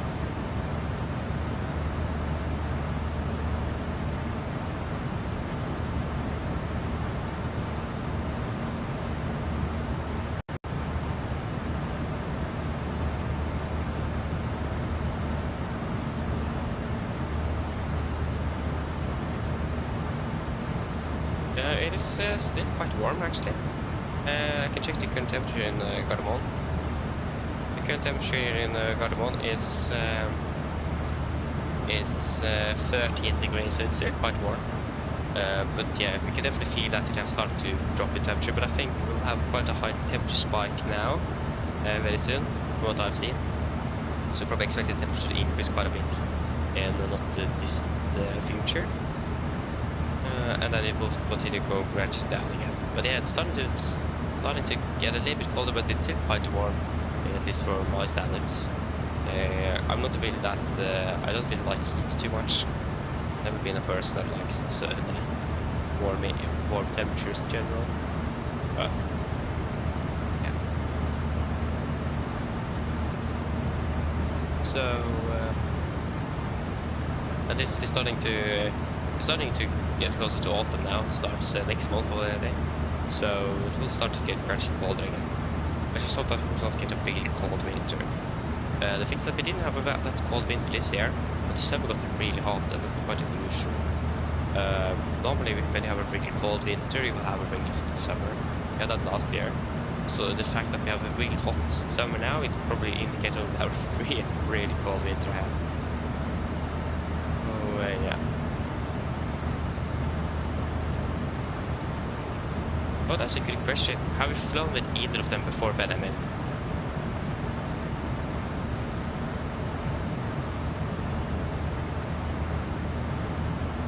Yeah, because this year it was maximum here where I live. Probably maximum like minus 15 degrees Celsius centigrade. Maybe not even that. It was actually not that cold. But last year it was actually minus 30 degrees on some occasions, and that's really cold for being here. Because my mom had grown up here as well, and last time it was so cold was when she was young. That is how many years is that now? About 30 years ago, 25 years ago. So it is. So it haven't been that cold here since like before like the early late 1990s, early 2000s. So it has actually been warmer here, but suddenly last year it was really cold. Like I walked to school that day, and when I arrived, everything was frozen up. So I was just, you just see that was snow basically everywhere, on my eyes, on my nose as well, everywhere. So when I went in, everything started melting, and I got really wet like that. So it was extremely cold, and I have never experienced that before. So normally down here in like around Oslo, southern parts of Norway, it doesn't get that cold. You would have to feel it, but it doesn't get as cold as it does up in northern Norway and Svalbard, for example. I'm actually Norwegian. I've grown up here, so yes, I'm Norwegian indeed.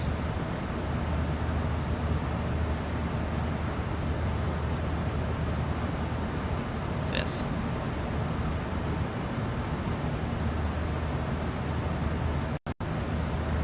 Yeah, we saved at least 2 minutes and 100 kilos of fuel. Not bad. That's an improvement. Again, we'll do at least one more fuel check before then eventually decide on increasing that cost next. Don't really want to land too late either. It's nothing we want or the passengers. Friday, yes, you are absolutely correct. That's one of the reasons. It's because it is a Norwegian airline, obviously, and I fly my favorite aircraft as well. Favorite aircraft, the 7A, and I'm living not far away from Gardermoen either, so it's my closest base. So it is just the perfect airline.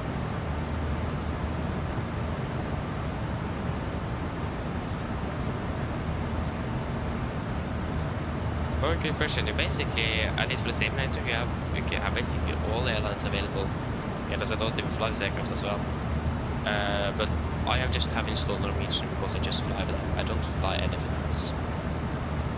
But I will also have the 737-700, but I don't fly with that aircraft. I don't even have it installed after PMDG released the Operation Center 3.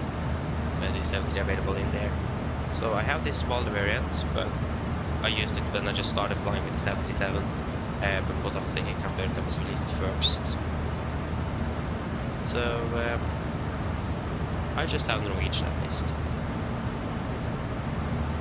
It's raining in Gardermoen actually. Yeah.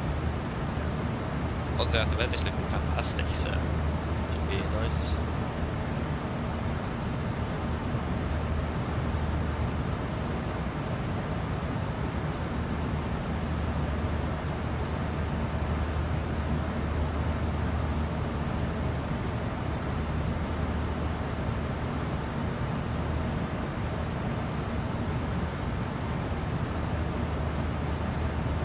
Yeah, I remember you've told me about that, Benjamin. I can't do that now in the near future. I don't have time, and we already have a schedule planned. So, yeah. I don't think I will be able to do that in the near future. I don't know. Again, I can't guarantee anything. We have flown that schedule before at least, if I remember correctly, but I mean, it's not impossible that it will happen, but probably not before at least September. Because after we finish now, I'm not sure if I'm able to fly at all in August. It does really depend on how my school schedule looks like. Because I'm starting very early in the morning and finish quite late. And I also need to get to and from school, and that's like 20-15 minutes in train. And then another 5-10 minutes with bus, or 5 minutes with bus, car, 30 minutes walk. So I need to wait and see how it will look like with that first. So I'm not sure how it will be with flying in general for next year. I'm a little bit worried about that. It will be quite a bit less than it have been before, and I don't really like thinking about that. So we just wait to see how it goes. I hope I will be able to fly as much as possible. Even 1 hour, okay. Then I can't complain at all then. 1 hour with bus one way. Yeah, that's quite that's long indeed. Oh, sorry. That's quite the bus ride. Yeah, then I can't really complain about my 20 minutes of train. So yeah. That's quite a long bus ride indeed.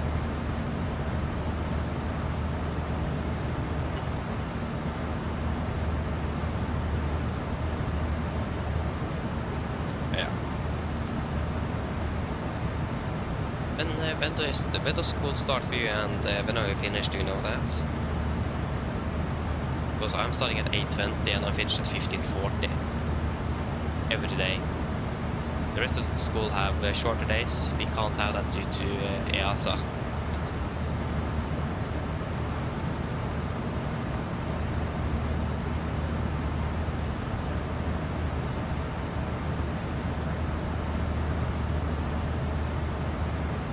Aha, so you get a lot of homeschool due to bad weather. I mean, that makes sense. It wouldn't be good to send a bus with kids beside a mountain that is. You can have a avalanche is snow. What is busy if it is like dirt or stone? I don't know.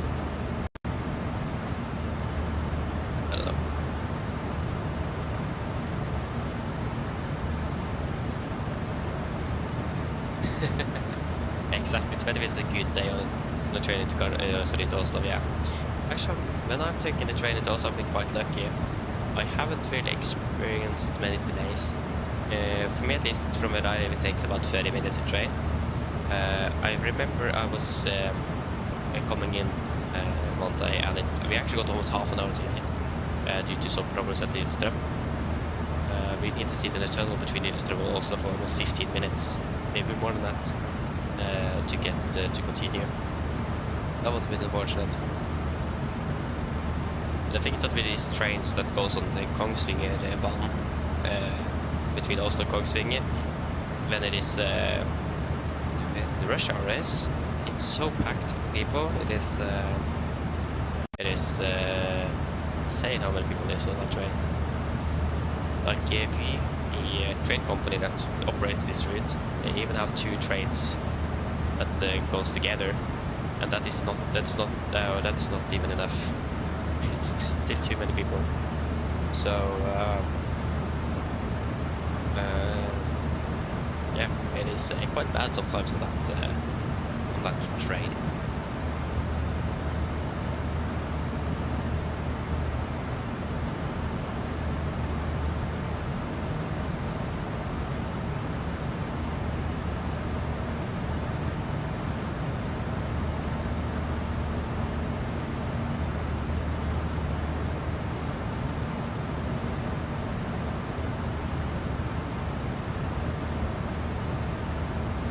I see. Yeah, you're starting at 10th grade. Okay. Then I see. Yeah, so you had a bit shorter days than I have at least. I also started 9 last year. That was wonderful. And earliest I was finished was 14:20. That was the day we were flying last year. So that was perfect. But wished if you could have maybe finished like 20 minutes earlier, like at 1400. But it worked out fine. But again, now that I finished at 15:40 and I don't have just that 30-minute walk home or 5-minute drive, but I need to take the train as well. That makes it a bit more complicated. I also used the bike as well last year. That also took like 10 minutes to get home. 8-7 minutes. That took quite a bit less time as well. So yeah, we'll just wait and see. I'm not sure if I'm going to be able to fly much this year. I don't like thinking about it, to be honest. It does really depend. I will probably have a bit to do during the weekends as well. So, yeah.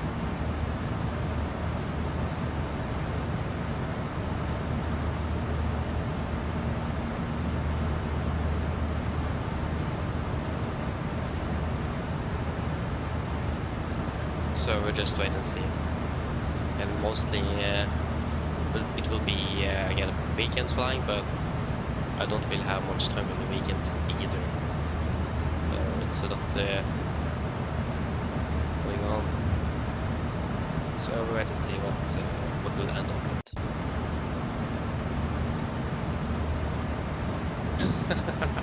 Aha, yeah. Great that they switch with the new bus then. Probably unfortunate for you on the bus though. Ah, yeah. Yeah, that's not good.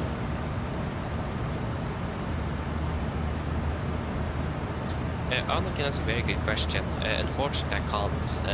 My eyesight is not good enough, so I'm basically a pair of swaksynt in Norwegian, if you've heard of that. So yeah, I can't. So I just searched in, applied in for FSIPanel for the naked. So that is to become a flight mechanic. So that is what I'm starting up with now.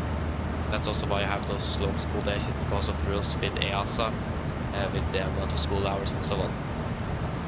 So that's why I have so long school days compared to everyone else. And it will be a lot of homework as well, I've heard. Just very more fuel courses of 25. So yeah,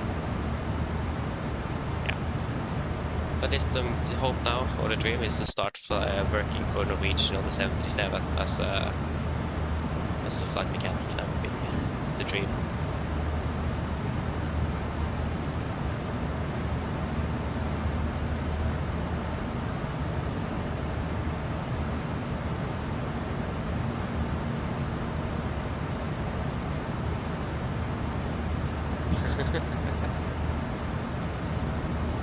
Aha, yeah, I see. I mean, I can benefit for you.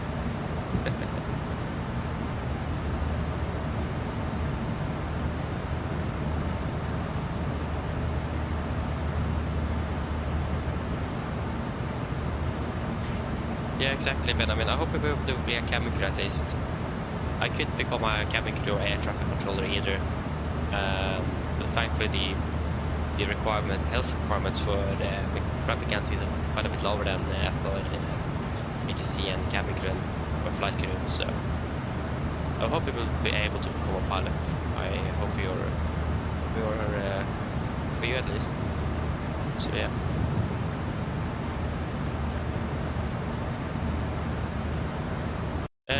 Annik, no, it's 5 schools in Norway, and I got in at I applied for all of them, and I got in on all of them as well. So I will start at Chesmo. That's in Lillestrøm. That's the closest one. I'll start at Chesmo on Monday. That's it, raining in the car.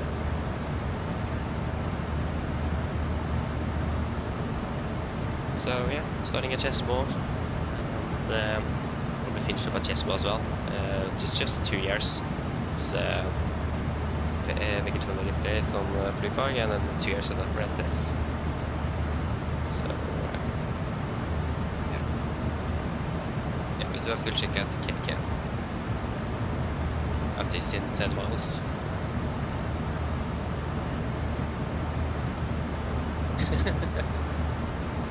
Yeah, I understand. It is stressful indeed, but I mean, I would love to become an air traffic controller. Generally, I would love to become a pilot as well, cabin crew as well. But from what I know, I can't really become any of them. So that's a bit unfortunate. Flight mechanic was basically my last hope.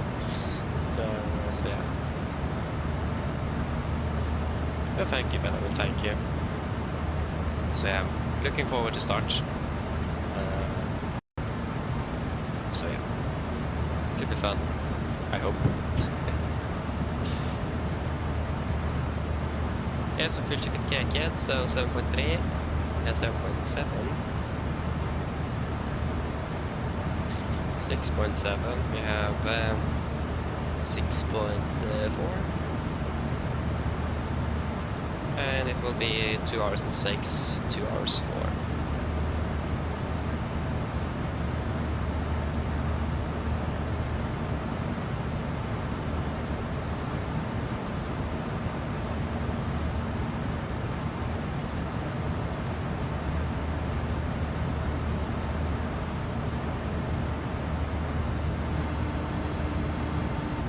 Hello. Hi, Captain. I just wanted to come by and ask if everything was going okay. Yes, everything is fine here, thank you. Just give me a buzz if you need anything. Of course.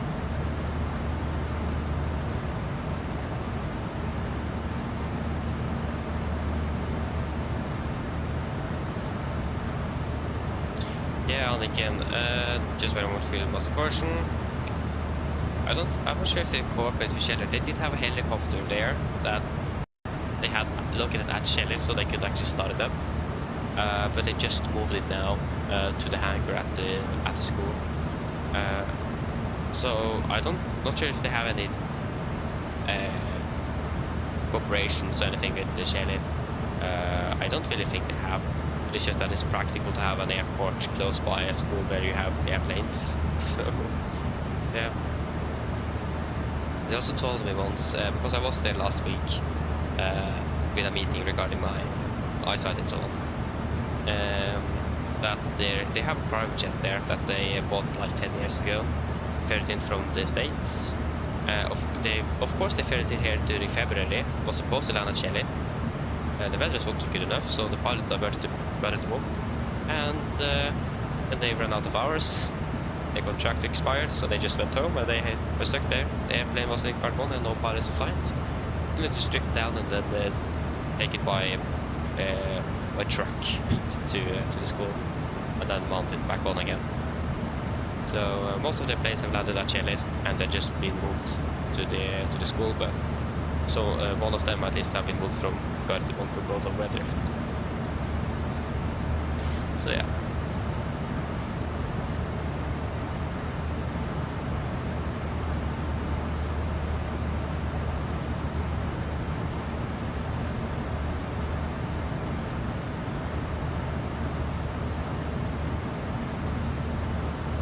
What can I see, Benjamin? So it's gone down there. Interesting.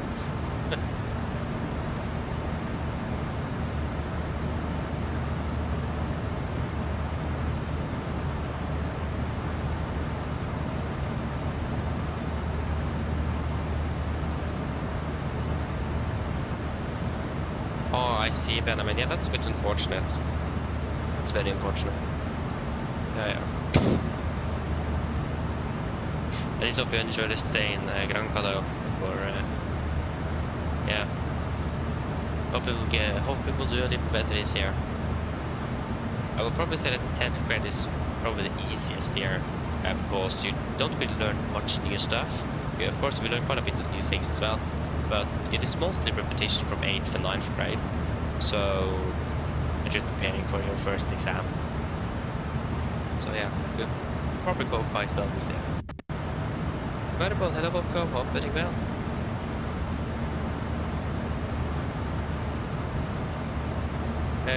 Reserve fuel. So reserve fuel is always 1 ton.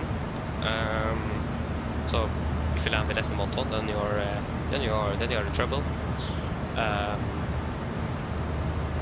But we are expecting our minimum reserve fuel or plus alternate fuel is 2.1 tons. So if you can't land in Oslo, then we need to divert to Torp. So as long as we land with more than 1,000 kilos, then we're happy. And the airline is happy, and the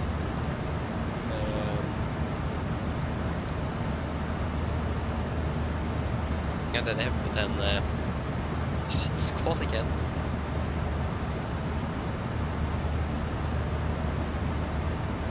And the Norwegian Aviation Authority as well is happy, and they also is happy, and Norwegian is happy, and everyone is happy.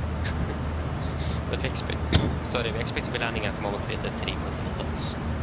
Is that what you was looking for? So well above the final reserve fuel here.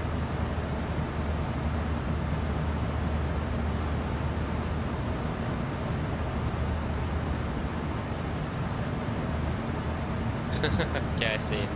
Yeah, that sounds good though. I still don't understand why people go down those places during the summer. Because it is so hot just in Norway. And like when people from Southern Europe goes to Norway to cool down, and that says something. So I would say go down to Southern Europe during the winter when it's a bit colder. 12545. I think that makes more sense. That's probably just me. Again, like I said earlier, I don't really like heat, so yeah. Current information call is destination taxi Bravo departure run 11, climb 5,000 feet, walk 1,000.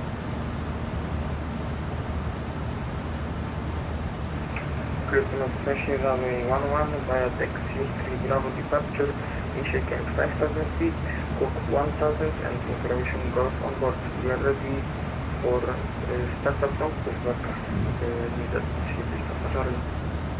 GPS to Alpha Charlie is back correct and startup accepted. Yeah, that sounds very good though. Benjamin, that sounds perfect. Wizard 1370 established. It's like the perfect conditions where I would actually decide to go there. Not when it's like 40 degrees. That's very too hot. Wizard 1370.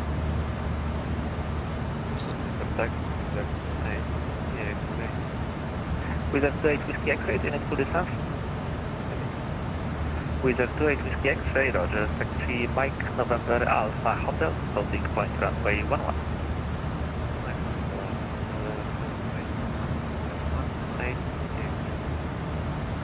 Oslo Radar, good evening, Nordic 3 Romeo Whiskey Alpha 360. Nordic 3 Romeo Whiskey Warszawa Radar, good evening, identify the direct Penor. Direct Penor, Nordic 3 Romeo Whiskey. Direct Penor.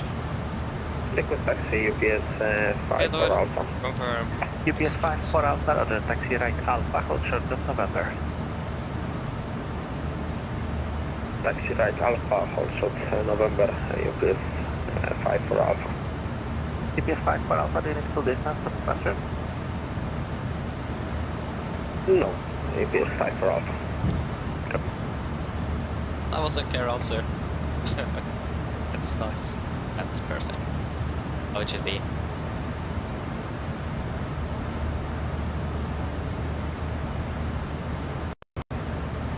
Yes. What's the clock? It is 21:02. And we're landing 23:12. I still have a little bit to go then. We've been flying for 2 hours and 12 minutes. Already in Poland though. That's not too bad. Roger, behind landing 7 line up 11 and wait behind. With the right angle Foxtrot, set 5000, United 101. 5000 feet, Greenwich, 1001 return,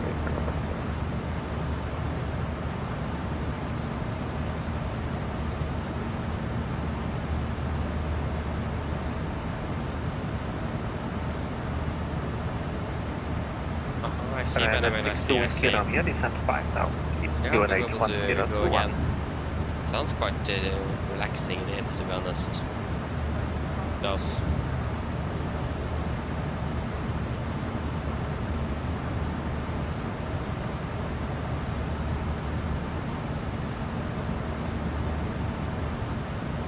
UPS2 Alpha Charlie, ready for taxi. UPS2 Alpha Charlie Roger, taxi Alpha Hotel to holding point runway 11, with full distance.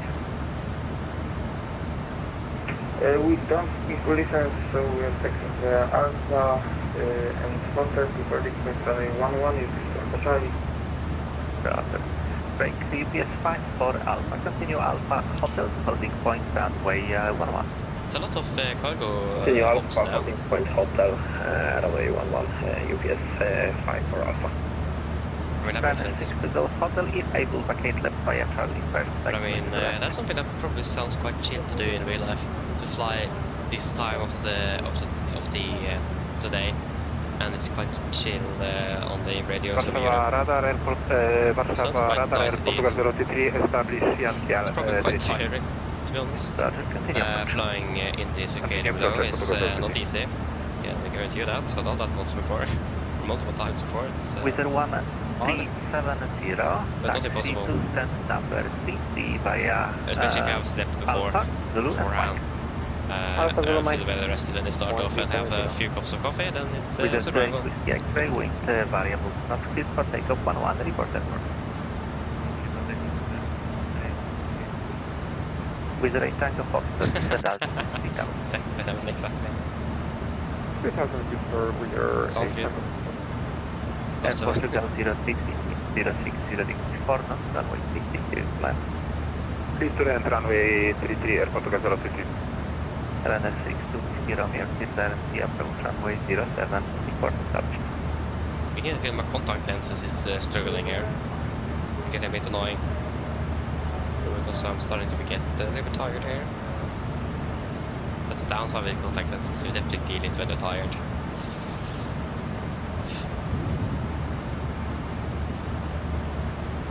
UPS 5 for Alpha, line up runway 11 and wait. To be honest, I'm not even sure if I see much better with them. I think I generally see a little bit better, but I don't think I see. I think I see a little bit worse actually on screens with them on. I do have reading glasses as well, but oof, they're even worse things. Not 5 Charlie Victor, 1031 request contact.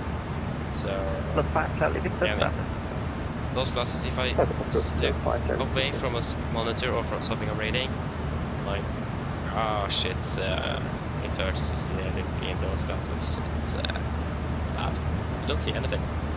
You see quite clearly and see quite well on the monitor, but outside of that, you don't see anything. It's bad. Runner 6 to go Hotel Roger, so yeah, exactly. Your discretion. Looks running as well. But I've seen that especially in Norwegian, they actually do have they do have a little what is it called? Wizard 28 Whiskey X-ray Warszawa identified, direct panel, climb flight level 260, advisory at any point. Wizard 28 Whiskey X-ray direct panel, climb flight level 260. What in the world is that called?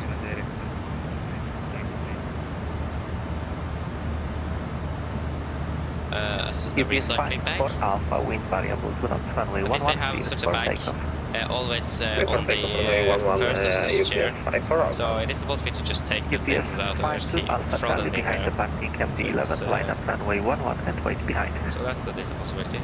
Oh, I can't see you anymore. Behind So yeah. At least they have such a bag at least where they can put the trash bag is what it's called. Airport 033 taxi Zulu, I think Mike, it's time to get trash bag. So that Zulu, you always have Mike, that on the right seat, Airport 033. on the back, or on the floor, no, but behind the seat.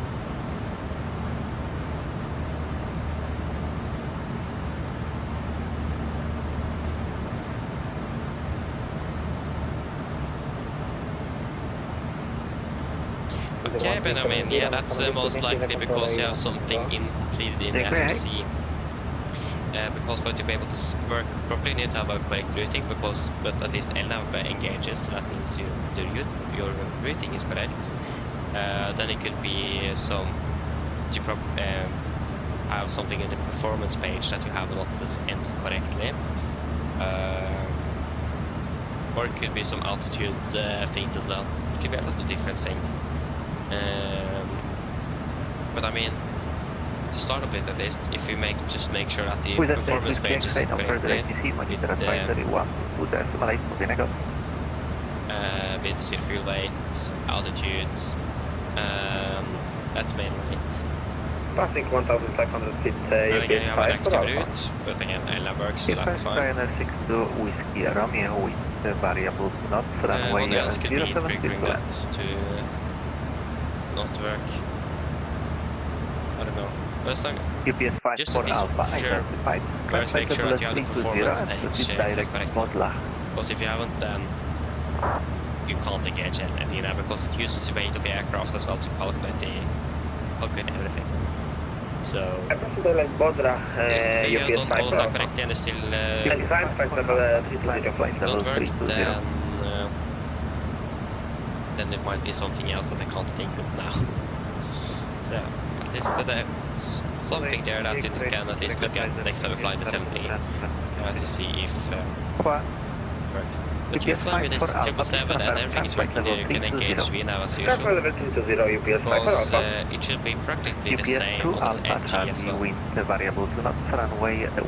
So if you're doing everything you do on the 777 and VNAV works there, and you do everything in the 737 as you do in 777 and the VNAV does work there, then it might be something else. Again, it should be pretty much the same. Director Whiskey Alpha 533 and report on the public speaker 8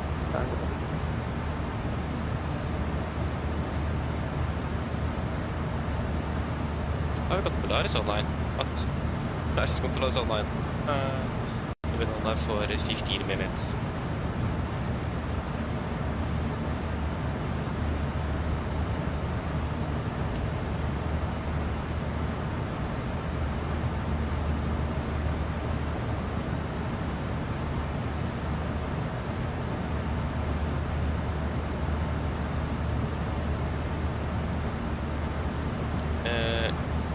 Probably need some more water here.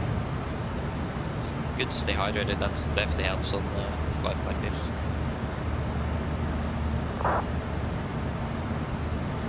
Tips I heard. Stay hydrated. It helps. Downside, you go to the toilet all the time. UPS 2 Alpha Charlie identified flight level 340. Time doing the today, I need to go to the toilet, so it's quite bad.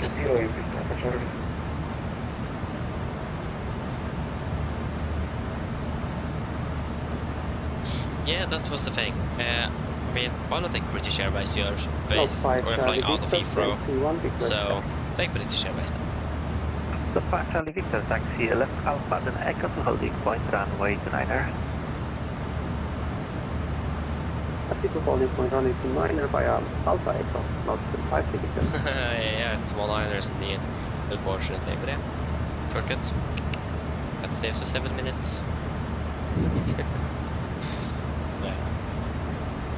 And if you're very lucky, maybe Boris is on the landing, but it is, the clock is 23:13 local, and we are still not landing before like after 1 in the morning tonight, so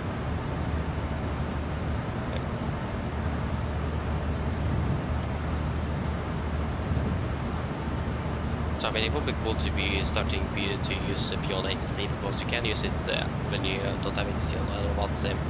So UPS 54 Alpha, please confirm something direct Podla. the problem with using Beyond ATC when you are flying on the device to WhatsApp is that you have all the pilots flying on the device as well. That means you need to communicate with them nevertheless. Then the Wi-Fi just crashed. Back in just a few moments hopefully. There we got the Wi-Fi back again. UPS 2 Alpha Charlie, direct Podla. The Wi-Fi here is so bad. Direct Podla, UPS 2 Charlie. It's really annoying. I really hate it. To all stations, Warszawa radar is now closing, so continue on advisory 122.8. Thank you, dziękuję. Dziękuję bardzo, wspaniała obsługa Airport Cargo 3. Dobrej nocy. Miło słyszeć, dzięki. Dziękuję bardzo, miłego, dobranoc, cześć, UPS 5 for Alpha. Mycket Levorka, where we go. Good night. There you go, Warszawa closed. We got an aircraft here. That's a Turkish? Yeah, that's Turkish. I really like how far you can zoom in with JS-Plane, I love it. Maybe a bit too much sometimes perhaps, but still I really like it.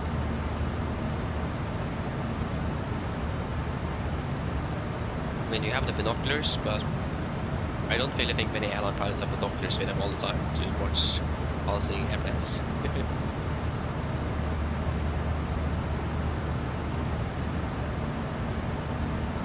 Aha, nice, flying around to Bergen, London, Stockholm and Krakow.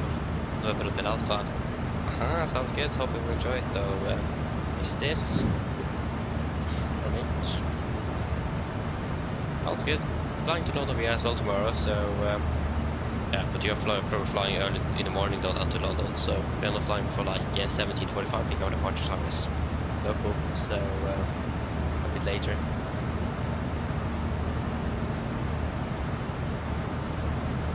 But I finished quite not that late, so that's quite nice compared to I finished really late today.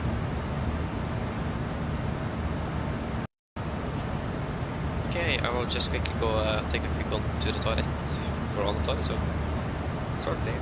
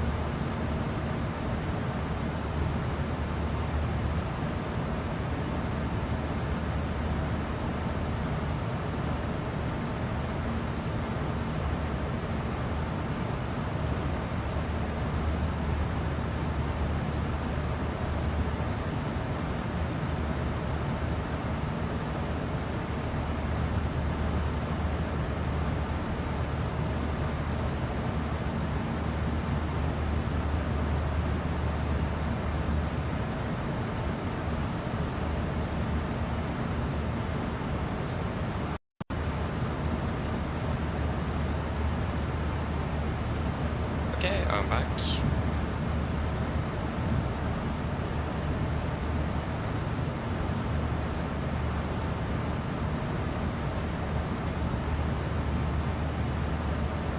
Exactly, Anniken, exactly.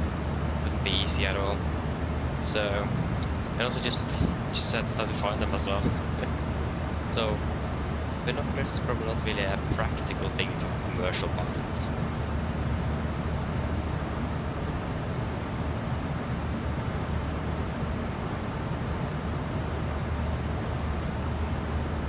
Okay, Benjamin, thank you for watching through quite a lot of it, and enjoy your 777 flight to Toronto tomorrow then. And yeah, very good. Ha en god natt. Ha det bra.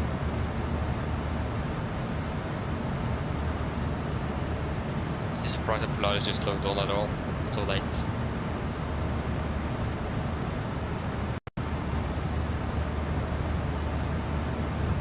It's insane. I remember we had a controller that was that the controller seemed to guard like well past midnight. He was so tired when he gave us landing clearance and logged off. That was actually quite bad.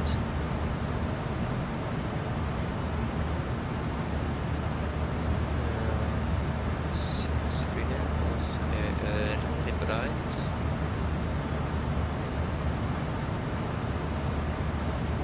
And can we go to personalization? Color and change the field to dark.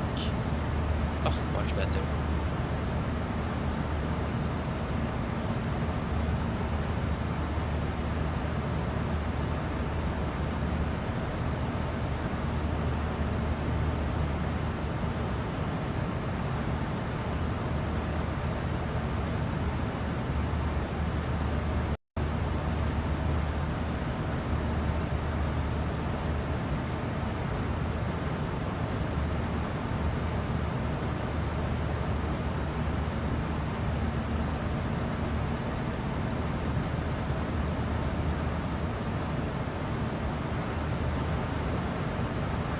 Wrong FMC, but okay. 30 for interval, so we're still adding about 17 miles each. Not optimal, that's for sure, but we still have the option to maybe do a fuel check in just a few moments ago actually. And we had quite a bit of fuel. Should we increase the cost next and hopefully stay in some minutes? I think we should do that. We can increase it to 40. Just saves 2 minutes. It's so bad. I mean 2 minutes is better than 0 minutes. So execute. Yeah, I would say so. Should have increased that earlier. Execute.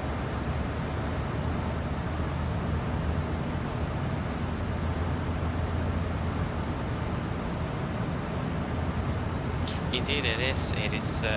He logged off not too long ago either, that's the thing. So I hope he's online when we are arriving.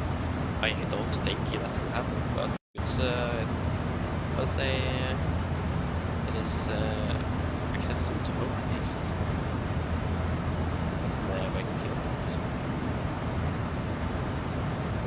But there's still quite a long time until landing we are descending though in 22:34. So descending in just in about an hour soon. So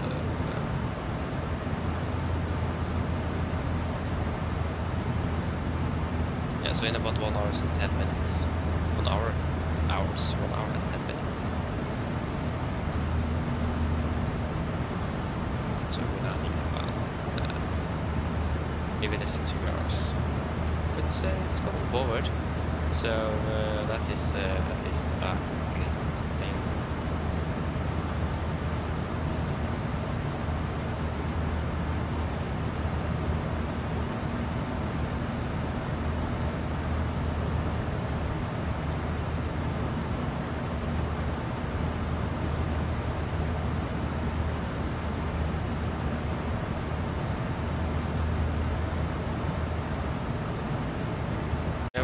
estimated landing rate should be above 60, isn't it? It is 61,831. Isn't it? Estimated. It will probably be a little bit more than that actually due to savings of fuel. That's at the outside saving fuel. It will be a little bit more heavy on the landing. But yeah.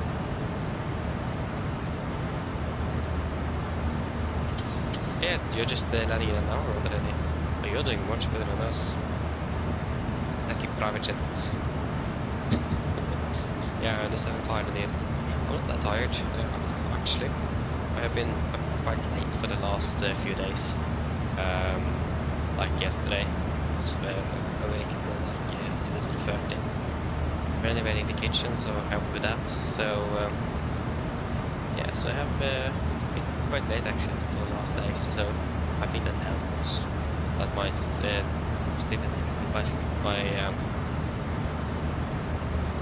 schedule is currently set to go to sleep a bit late, sleep a bit longer. But now I need to, after tomorrow, I need to turn that around in one day for the early morning flight to miss on Friday. So that will be interesting to see what that goes. I think it's a good thing actually that we have morning flights now right before school starts again. It's easier to get up early. So yeah, should be good.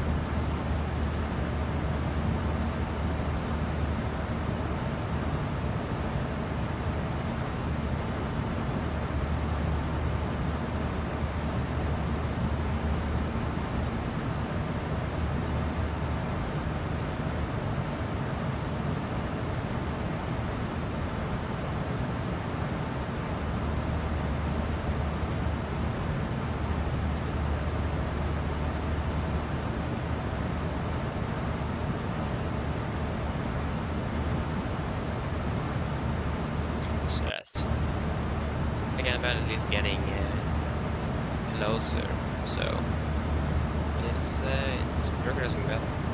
Depends the edge of there. I haven't saved anything anymore. Yeah.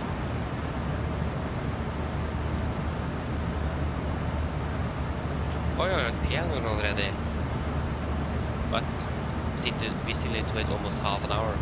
And we need to wait more than half an hour to get a piano. Oh, you're flying past. You're flying 0.1 path from Oslo, so. Oh, did the piano.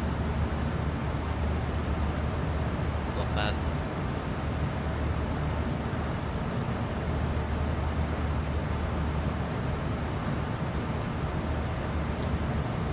Impressive. We'll have that. With the citation, it's citation X, isn't it? But we have the same, but you say longitudinal. The longitude, not longitudinal. Longitude, citation, longitude. What a fast aircraft.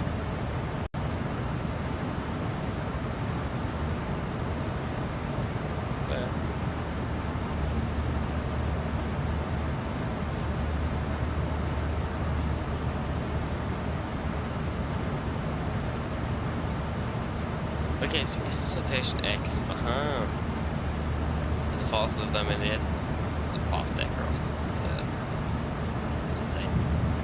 Again, if you want to become a pilot one day, and if anyone wants to become a pilot one day, I want short and easy days. Be a private pilot, fly private jets. They are so fast that you will finish so early compared to commercial pilots.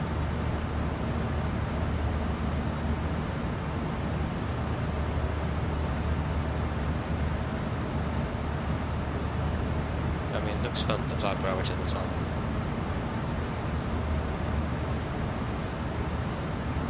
Generally just fly looks fun. I really want to just try to fly an aircraft. That's my main dream. I think is just to try to handle an aircraft on the aircraft and land. Just try. It's so much fun to just feel how it feels in real life.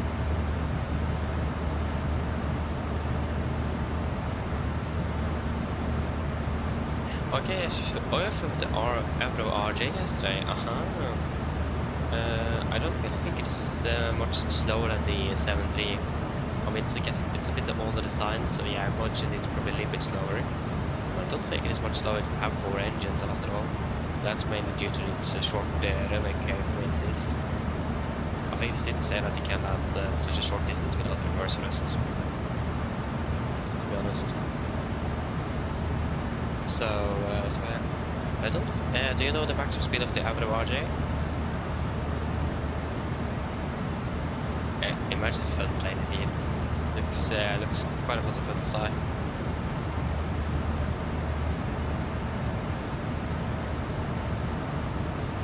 And do you know the maximum speed of that aircraft? Otherwise you can just Ural.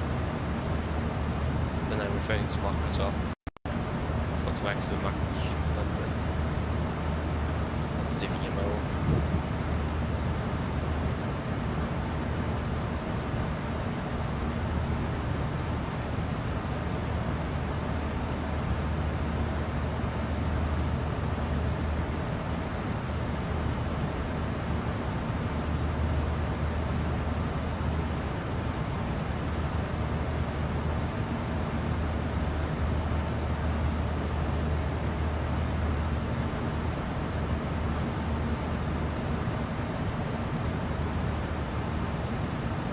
I don't think it's much slower, if slower at all, on the 73. I imagine the 77 is more fuel efficient though. 2 less engines and probably a bit more aerodynamic than the AMD, but yeah.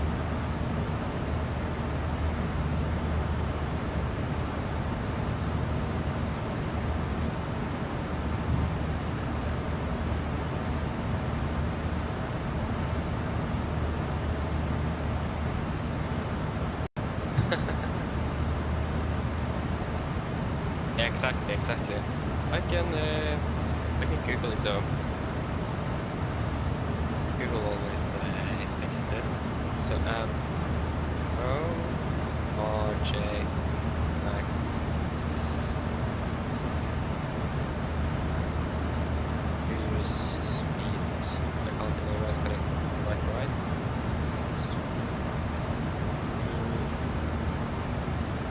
Yeah, so the maximum speed is generally quoted as 1.78. Yeah, that's the maximum speed of the 737 is 1.84, so it is 1.1 slower than 0.1 slower than the 737. And it's a little bit slower indeed, but again, it's made for shorter hops. It's generally still faster than propeller aircraft, so that doesn't really matter too much then. Again, like I said, you don't really get up to cruise, it's up, down. Yeah. You can just basically fly everywhere that aircraft. Again.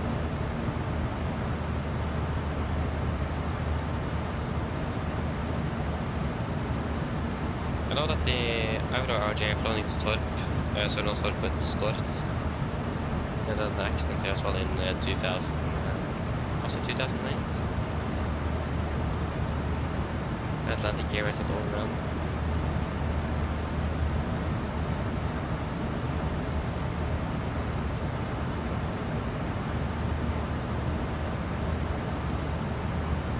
Yeah, that was 2006, I was 2 years before I was even born. It's a long time ago.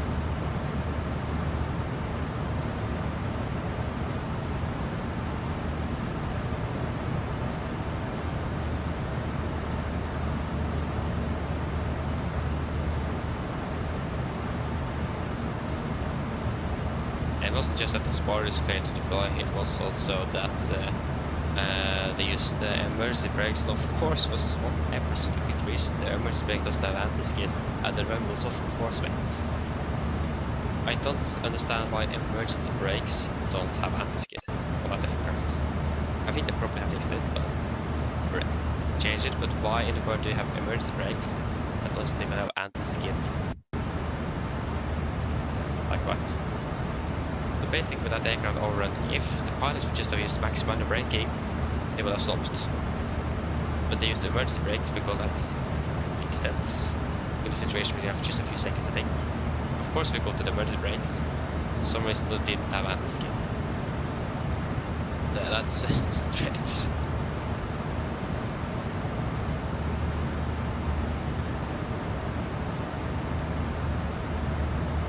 Yeah, exactly, we started aqua planning because of that. So, yeah. I was so... Again, I saw so long as I actually read up on that one. 14. There was that many. Yeah, was actually that's sad. I didn't think it was that many.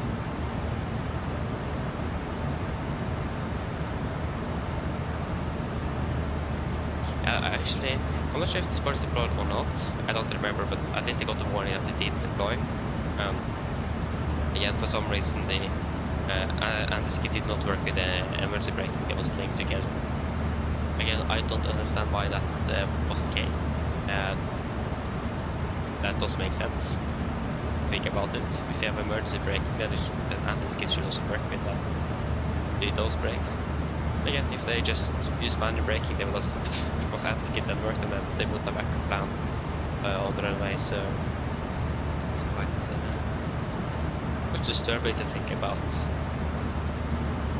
And like when you're in such a situation, how in the world should you remember if emergency brakes have anti-skid or not? That's like the last thing you think about. Not really the last thing, but one of the that's like on the priority list when you have a few seconds to stop the aircraft.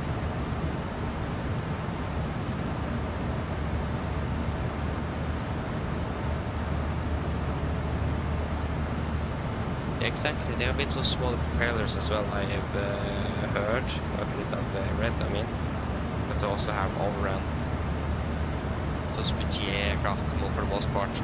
Yeah, it's, if you overrun started, yeah, you are in trouble. It is just right down to the fjord, so. Thankfully, the landing gear race aircraft didn't have such a high. They managed to slow down a little bit at least, but they were still going off quite a relatively high speed. But yeah.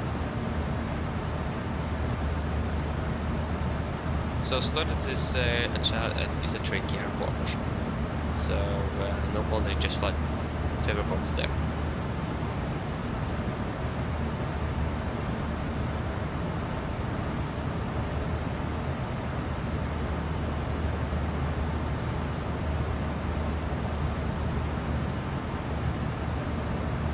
So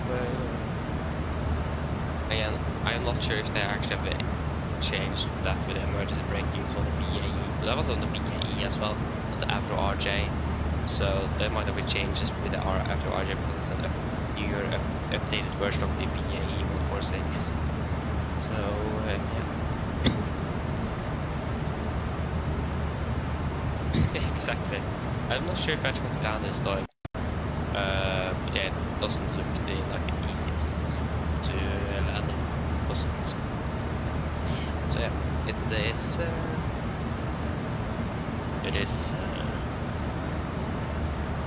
Well, it looks fun though to try. Tricky, it looks like it is. So, as long as Norwegian doesn't fly there, or probably not fly there at all. I don't think that much time to fly into. For general aviation, it's mostly out of Kjeller. Makes sense, it's my local airport, so.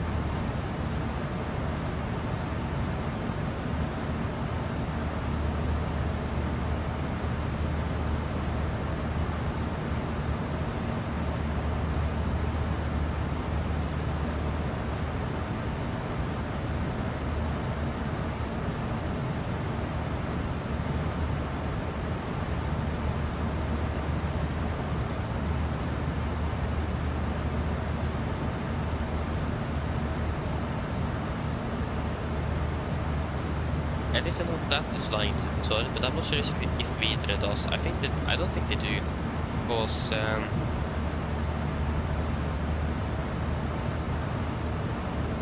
it is Stord is one of those airports of, yeah, sort of one of the airports that's like is important for the Norwegian community, society, community.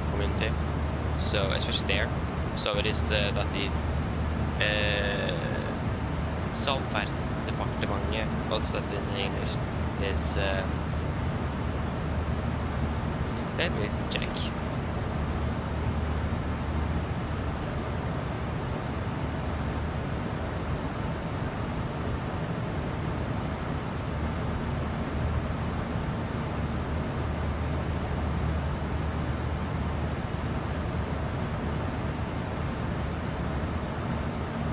It's the Ministry of Transport, of course. The Ministry of Transport in Norway, because many of the routes, especially that and Videre flies, also Norwegian and SAS fly, some of them, where there's a so-called, I don't remember exactly what it is called, but it is routes that is critical for the Norwegian, for like Norwegian people in general, but that is there's so few people there that is not profitable for the airline to actually operate it. So basically what they do, every few years or something, they will then have a bidding round. The airlines can then bid, and the airline that offers the lowest fare can operate that flight the cheapest, will then get the route, and then the Ministry of Transport will then pay the airline to actually fly that route due to its importance in Norway. So because otherwise that, for example, would not have flown to Stord, I think, without that contract with the Ministry of Transport. Videre so would have flown many other routes without it, because it isn't profitable at all. So and also Norwegian, for example, I think one of their routes is up to Molde. So you may see that the SAS doesn't fly up to Molde, just Norwegian that does that. So I think that is one of those contracts Norwegian have. And also Bardufoss as well is some Norwegian flies that I also think is on such a contract, but I'm not sure though. But that's the thing there. And also that's was probably why Norwegian does not fly to Kristiansund. SAS does such a route. Yeah, so hope that was satisfactory. So it is again, I don't remember how, because it was I read a year ago something, an article on NRK. It was about Videre and the TAT or that on sort of contract with the Ministry of Transport regarding one of those routes that they were both airlines were trying to catch. I don't remember what, I think it was probably the Stord route actually. But that one. So yeah. Again, I don't remember what it is called.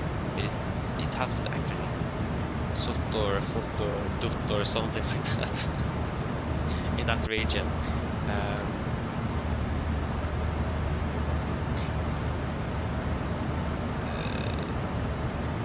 Let's see if I can find this. Yeah, the level come up well. Yeah, exactly, that flies to Florø, so maybe it's the Florø route as well. Again, that's one of those routes.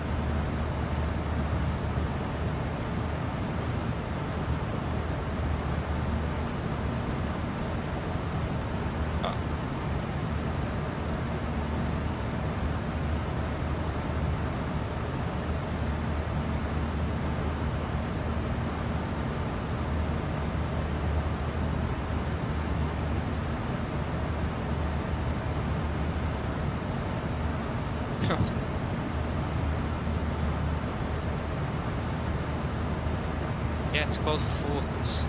That stands for yeah, so it is FOT. And what does actually that stand for?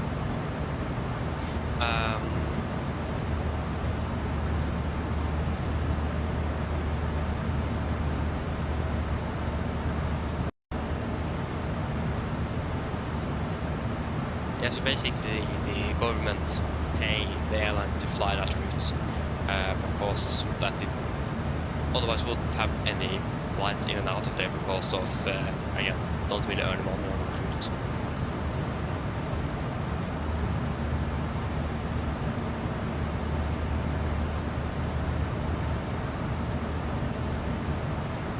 I can't call it that, okay, nice.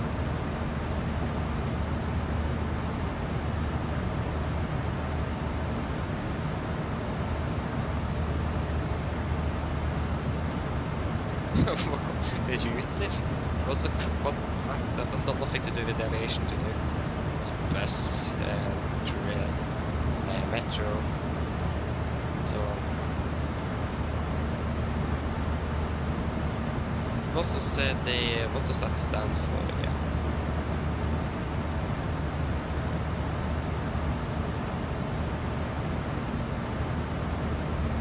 Yeah, Yes, så det stands for Folkets offentlige transport. What would that be translated? That would be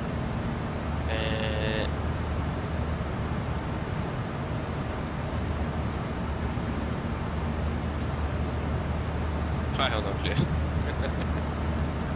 That's basically that everyone have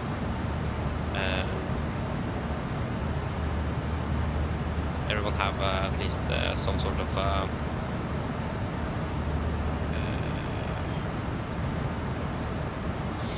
I can't think. It's getting late. At least if you're living in a community that is quite widespread in numbers or bad infrastructure and so on, you still have a commercial flight available at your local airport that otherwise wouldn't have it without that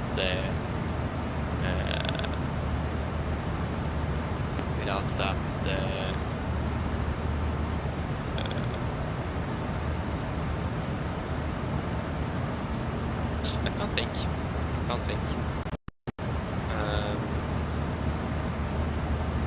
Without that, yeah.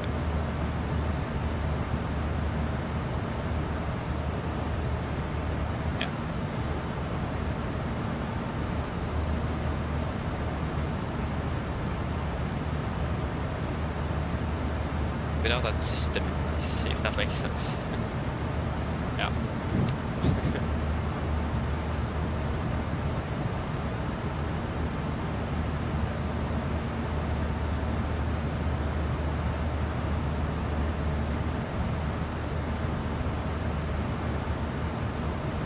Yeah, exactly. So again, it's the airline that can operate that route as cheap as possible, but of course still earn money for your airline's sake, and then of course the government will pay for it, or the Ministry of Transport will pay for the route. Well, yes, well, welcome well. Not yet. We are when I'm landing actually. Very good question. We are landing in about 1.5 hours. Yeah, ish. Less than 1.5 hours. It's about 1 hour 20.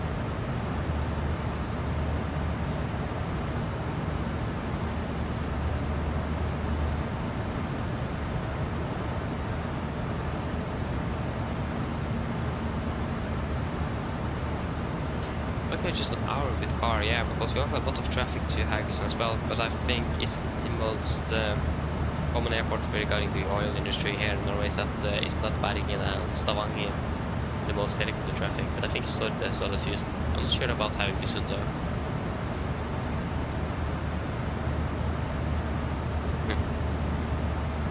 But in general it is probably also because of the oil industry, but also generally for people living there as well, so they actually get into Oslo at all.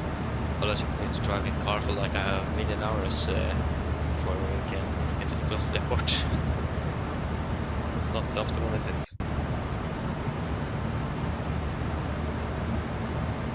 So I mean, it's a great thing to have though, so that everyone have the chance to actually fly in towards Oslo, and they can fly from there.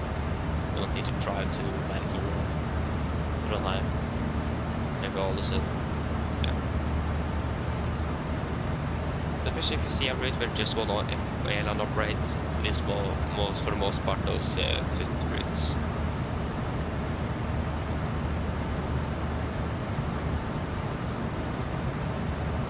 It's important to have this society operating. Aviation is it's really important here in Norway. that's for sure.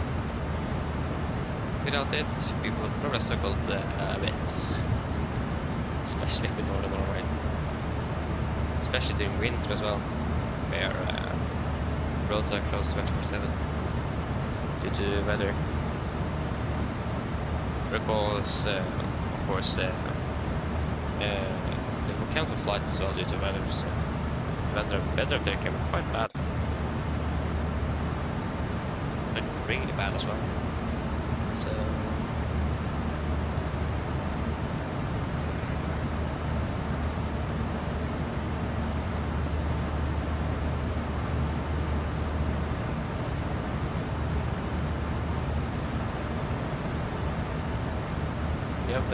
By climbing a fast 2,000 feet and increasing the cost length with about the depot, we have just saved 3 minutes.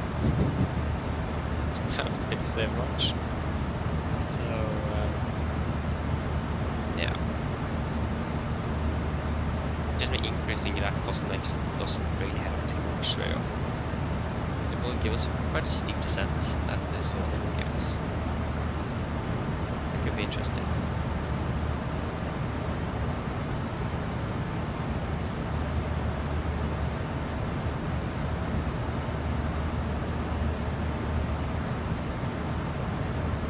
You're passing it to Portugal already. My days, you are flying past. You are still not even reached Penal.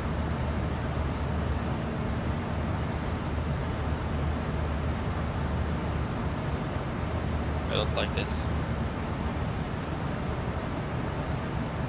We're still behind schedule.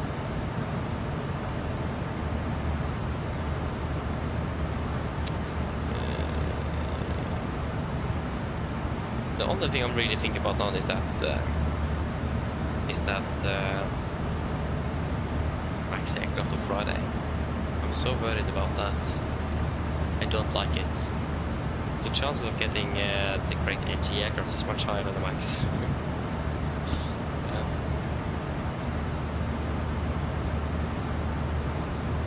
Yeah, maybe it's time to trade in. Maybe.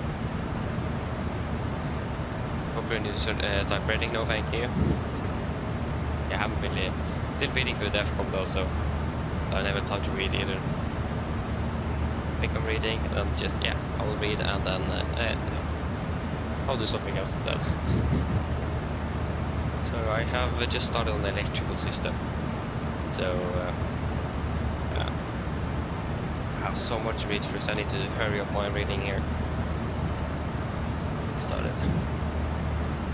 Yeah, I would really hope to get the Max. It's the Max in general is a fantastic aircraft. I love the Max aircraft. I just have some mixed opinions on the IFLY version of it. That's mainly due to sort of minor things that I still don't understand they haven't fixed. But I mean, I really like hand flying that aircraft. It's a fantastic aircraft to fly. The sounds are great, so I still like enjoying flying the aircraft. But there's some things in it that still need improvements. Like the most common thing I'm using all the time is the progress page. Like you can see when we're changing parameters, like maybe expecting a shortcut, we will upgrade the progress page. On the IFLY it won't even update the progress page. We just execute it before it updates. That's really, really annoying. That's the one thing I really hate. Because they're using it all the time, especially to like plan how approximately we're landing and so on. That doesn't work. We're screwed. Almost. So that's the one thing I really hate. Most of the autopilot banks like almost 30 degrees plus at 30,000 feet. And the really aircraft like banks 5, 10, max 10 degrees. It's strange. Hi Hyper, hello, welcome. Hope you are doing well. Or welcome back again. And welcome back again. Hello. Hi Captain, how are things? All good? Yes, everything is fine here, thank you. Give me a call if you need anything else. Of course. We're still online for some reason. We're still far away. I don't know if you can see the top of the set point. It is soon about half an hour until the set, so we are getting closer. The only thing that really screws up is like a diversion now. Technical problem or something I need to divert to everything and fix it and then continue towards Oslo. That would be quite bad. I would hate that.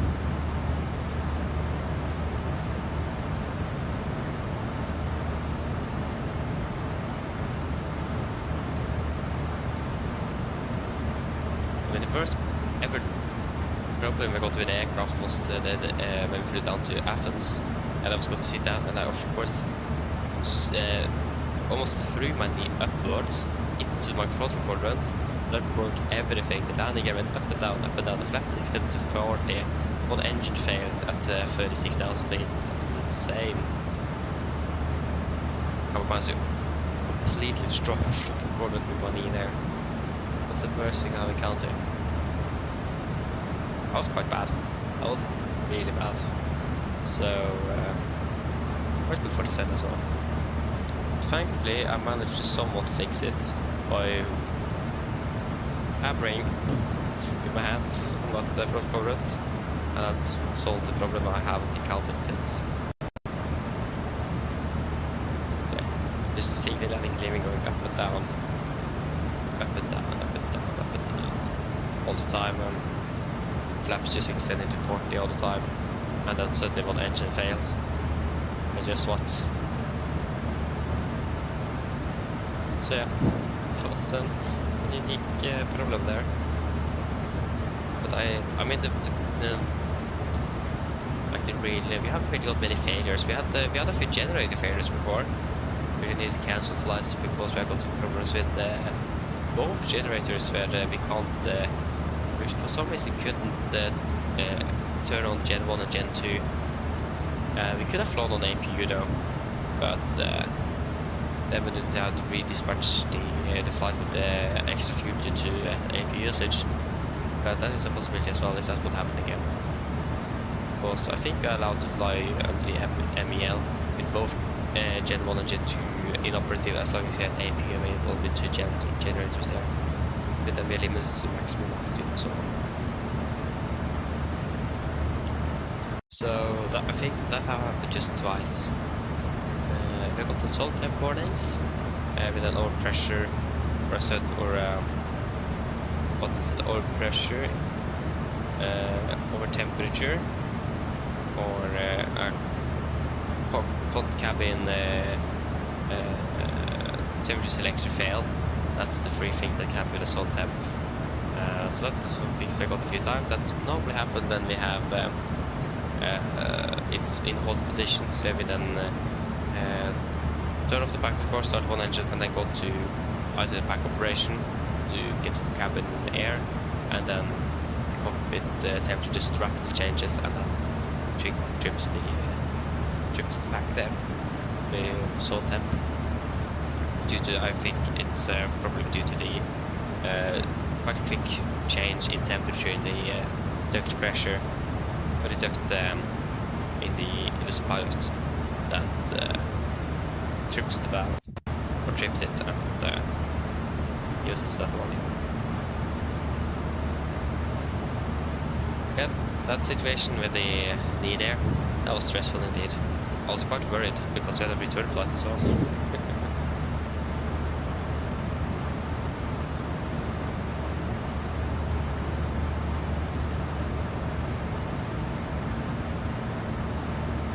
Yeah, Anniken, it is. I can see if I can find the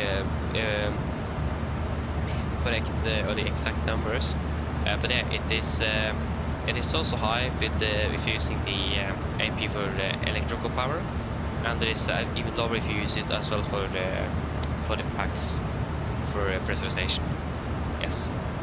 I'll just do a quick fuel check here at the piano. That was not the flight plan. Fuel check at the piano.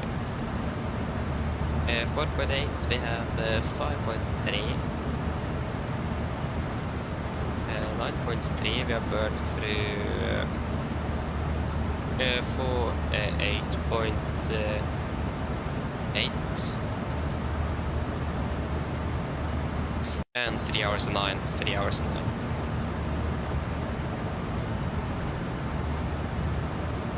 Good. And let me just find the QRH here. It says it's in here. So if we have... we should have some non-normal checklists somewhere.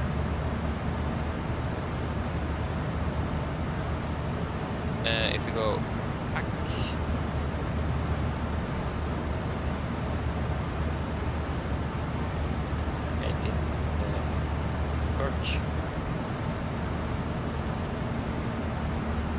And I don't really I don't remember exact altitudes in. It is well below, it's somewhere at the...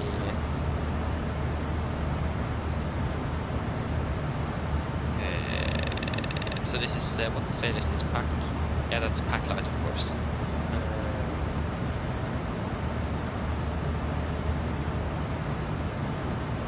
Both packs light stays illuminated. Yeah, it doesn't say anything about APU.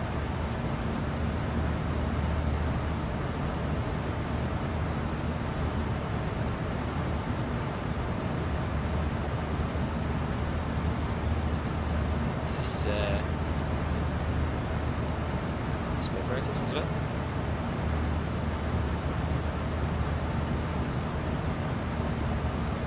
The body overheat. I don't think so. It looks like it is member items actually. There's probably end of procedure. Yeah, that's what it is.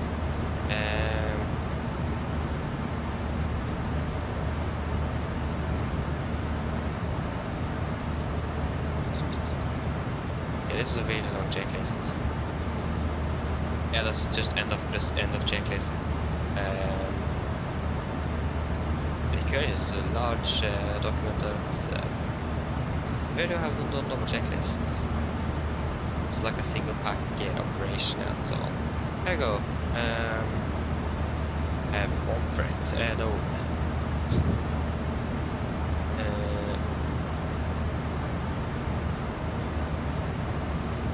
Volcanic ash. No.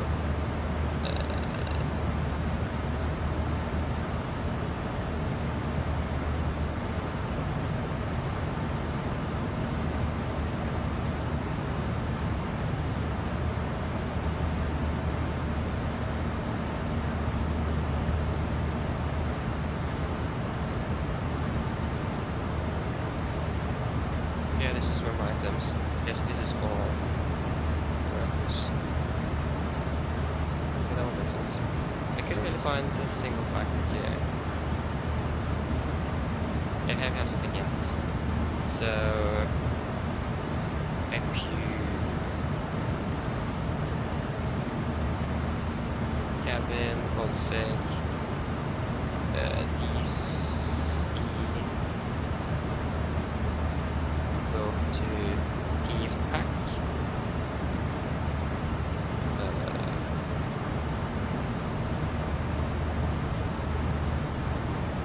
What about here?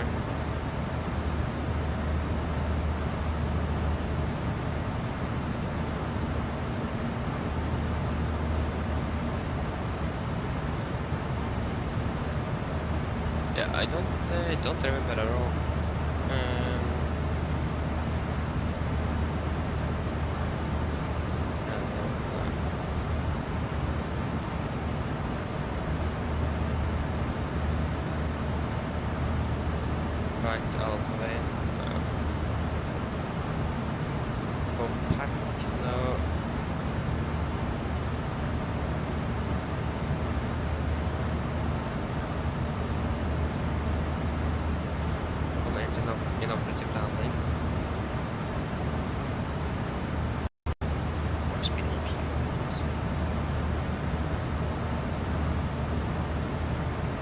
Or speed. Is that a thing? We have an AP over speed light. Where in the world do we have that? And so one of the secures an AP RPN limited exceed the possible shutdown. During an overview shutdown, the overspeed shutdown protection logic fails. A self-test. The AP over speed light extinguishes in 5 minutes. overspeed limit. Maybe the word is that like I didn't even know that. But maybe overspeed limit. Yeah, that's nice to know.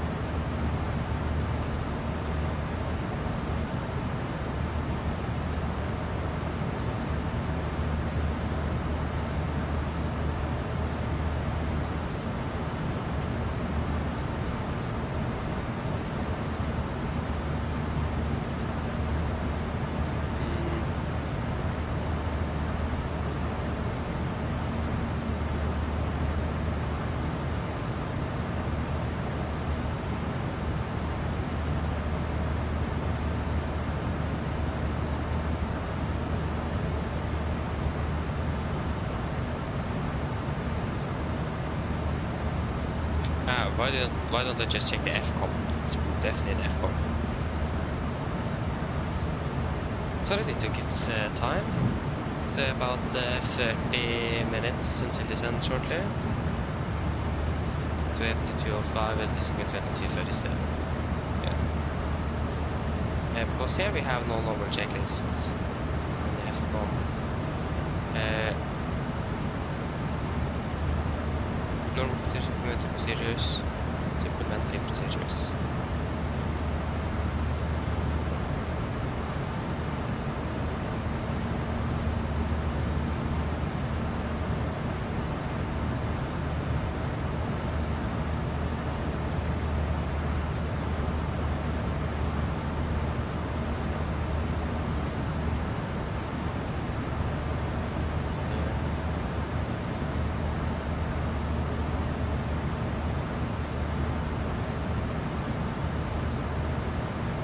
Adverse weather warning systems.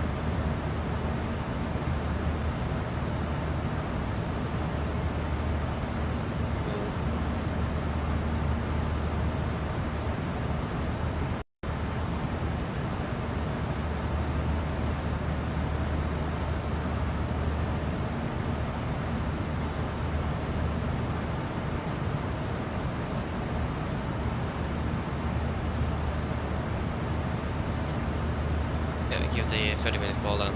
Let's see if I can try to find that.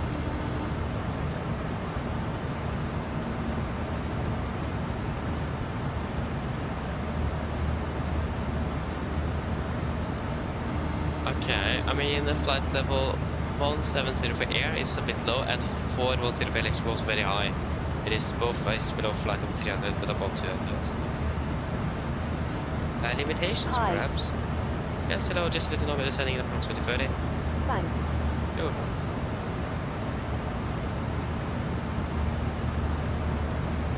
Air system, autopilot air systems, limitations, restoration, engine APU limitations.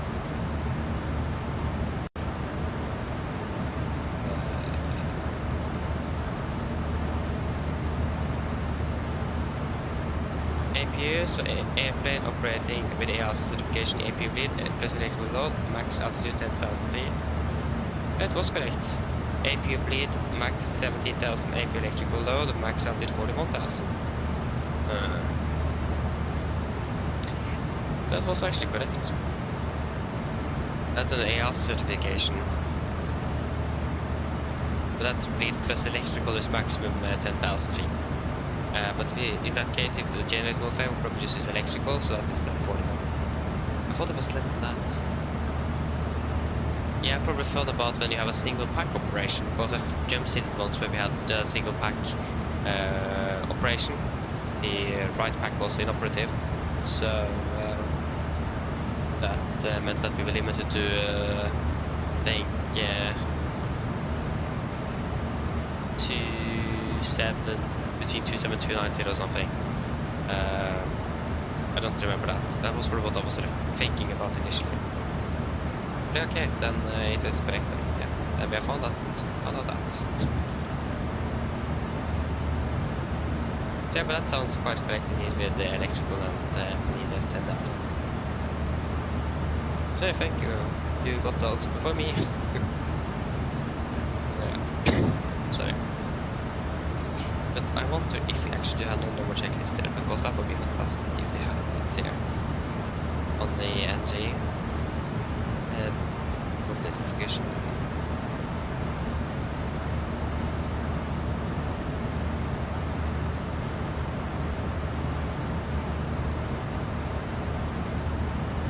Or do we have the non-normal checklist on the QRH perhaps? I think we probably have that there.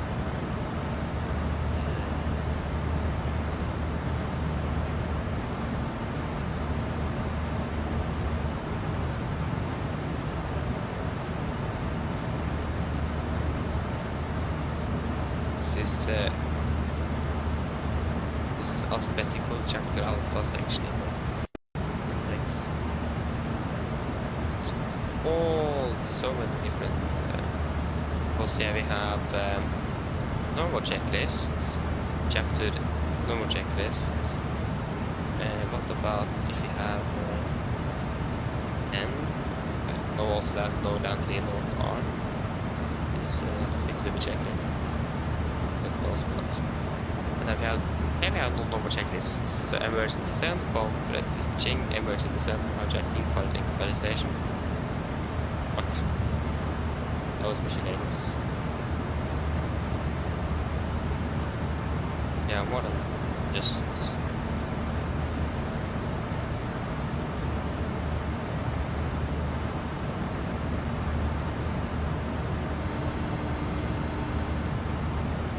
Hello.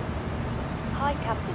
I was just wondering if you'd like a drink, maybe a tea or coffee, or a bottle of water. Do you guys want anything to drink before we start our briefing and landing in Carbon?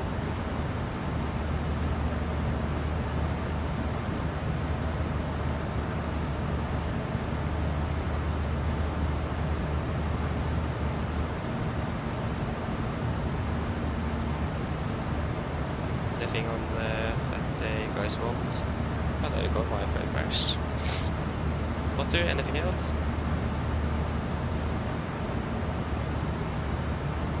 No? Yeah, please get one water then.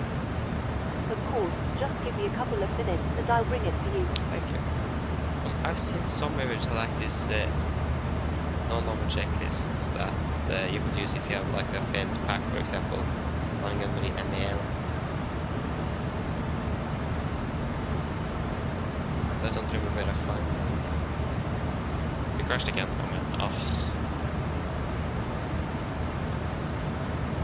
My iPad just can't handle a 400 page long QNH and a 2000 page on the FCOM.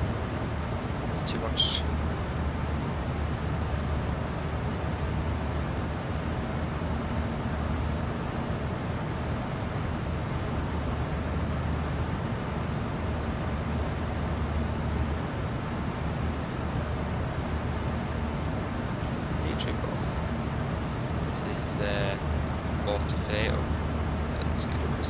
Changed.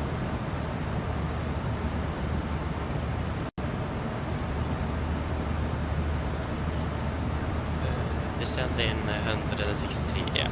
Briefing is regarding the square fairly quick, so we don't need to stress for that. Oh, men come on, it crashed again, giving up. Too little RAM, maybe, yeah, probably. I'll give up.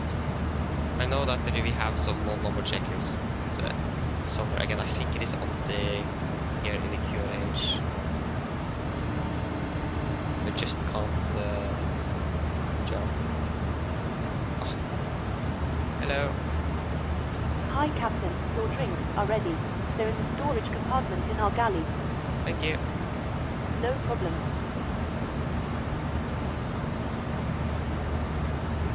Yeah, about halfway through the crashes. Wi-Fi just turns off and then back to home screen.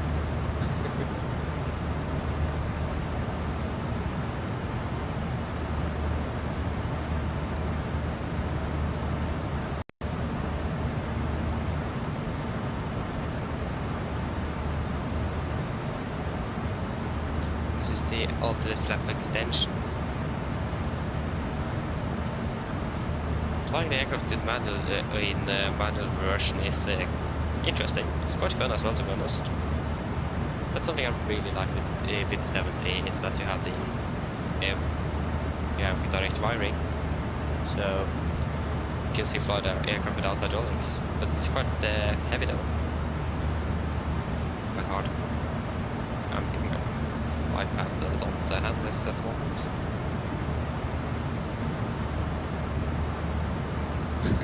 Got that hit lad. Nice.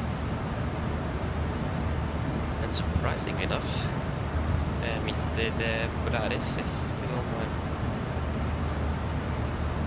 Check the departure rate first, because it's not always that they have arrival rate. Check if the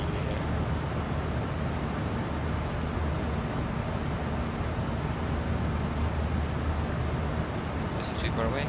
Not be. It's 127, 125, isn't it? And that was the wrong 80s. 127, 155.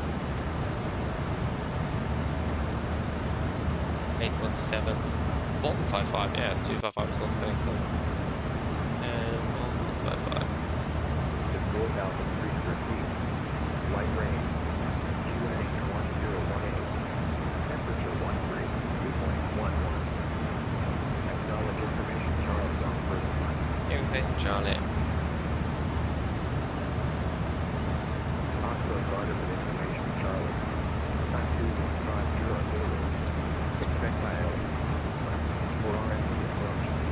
Runway 19 right. Transmission level 80. For clearance and start up. Contact Polaris control 125.5. Connect your port. Yeah, because it is only Volanta that I can use at the moment due to noise. So yes, that is what we've expected. And we'll not take any working approaches now. It's too late in the evening, so we'll take an ILS, make it easy and simple for ourselves. So, yeah. I will hope that Polaris is online when we are at the starting of descent, or landing in, but let's see. We're getting closer though, so it is a possibility that it might happen. It's getting very late. The fact that it's online now is just insane. It's it's not actually on the controller. So if you all the setting controls online, but it's still fascinating that he's online at this time of the day.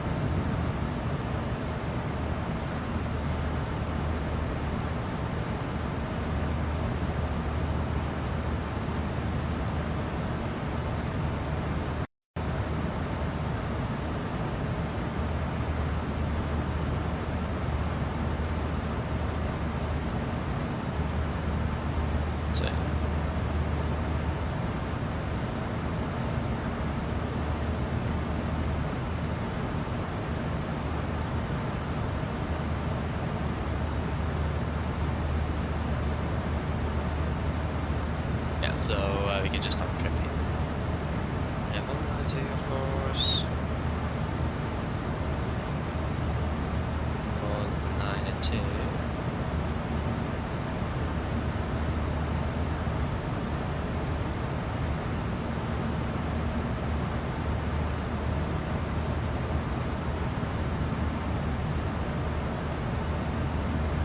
And let's go over the triple 130. As well. It's 1 6. It is. And heading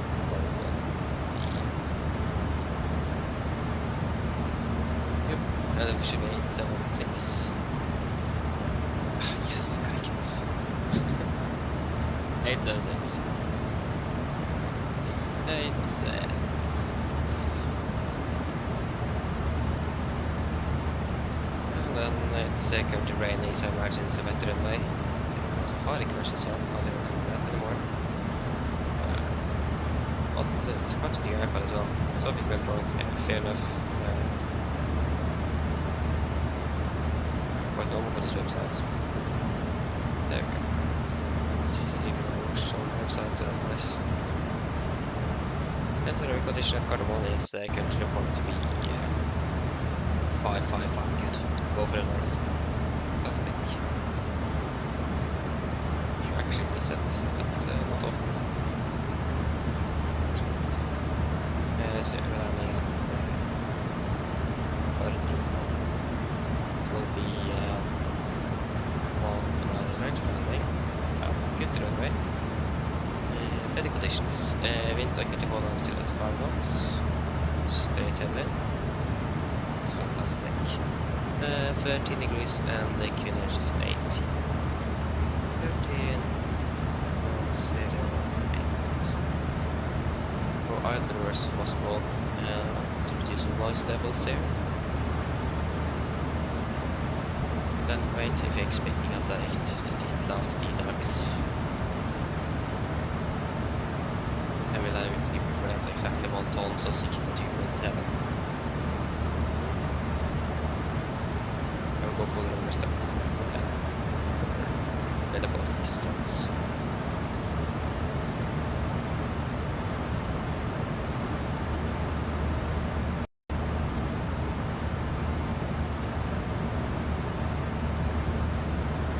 Really weird angle to come from. It's not often I'm flying northwest here. It's really strange.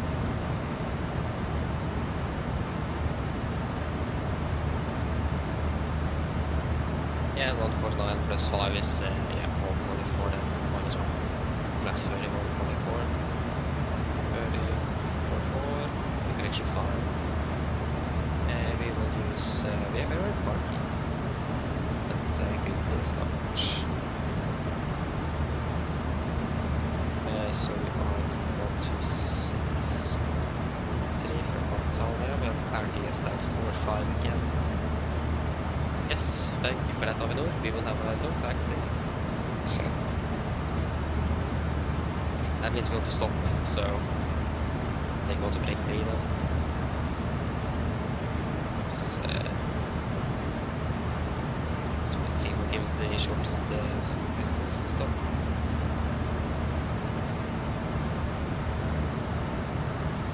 We'll take out to break 3 for Max to reverse. The only simulator will give us simulator suit unpredictable moves in that.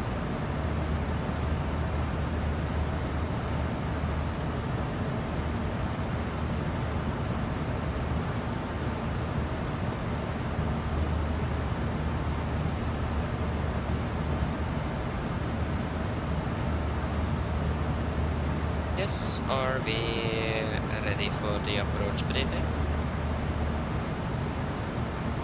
Okay. We do the approach briefing then. What happened here? I'm not supposed to be in settings. I think it's bugged. Yeah, it actually disconnected from what happened there. That was like 3 hours ago.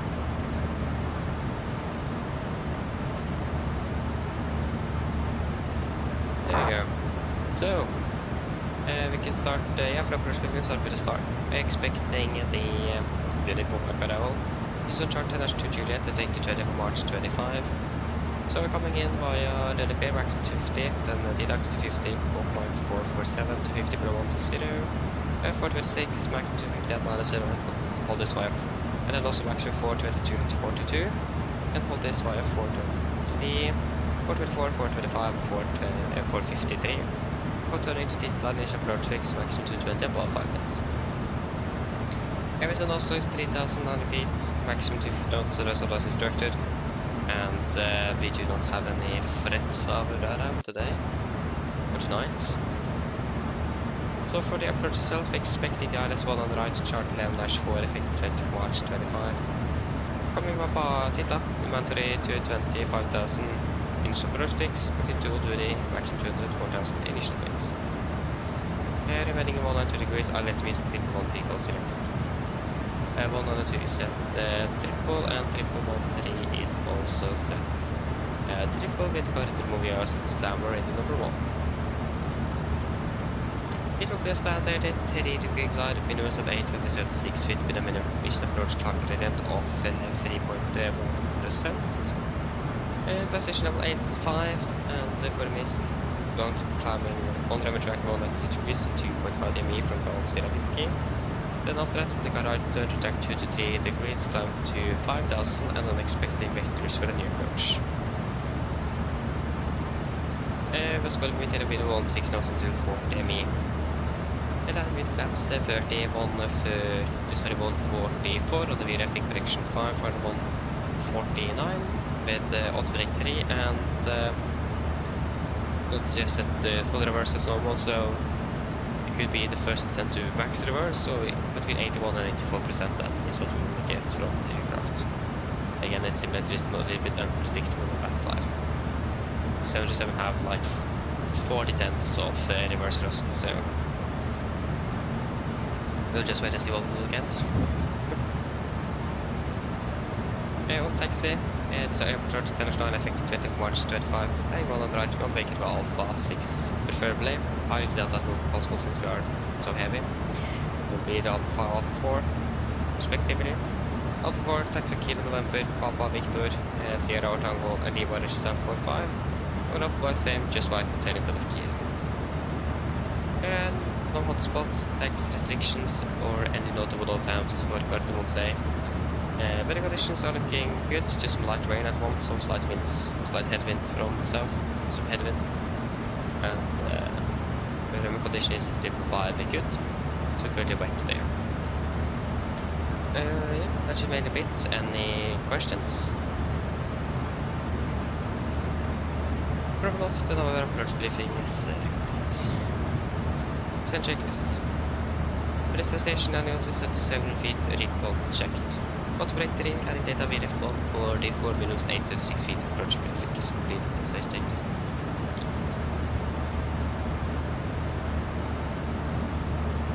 Oh, now it is not raining anymore. Means that now 205. Are you serious? And we'll just change to manual braking then. That's also the wind. That's QNH. And QNH is 18 still.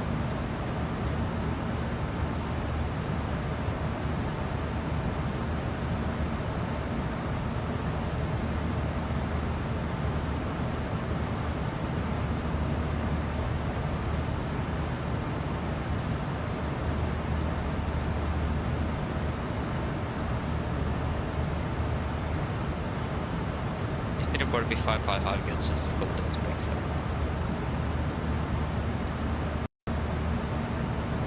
Okay, it lands already. Whoa. Yeah, you got a little bit rain fog. I see. It says here on the meter that it's cover K conditions, so it shouldn't really be anything below 5,000 feet. The rain has also stopped. Not the stopped. So we don't have forecasted rain anymore. So that's nice. So it looks like the weather will improve before we are landing.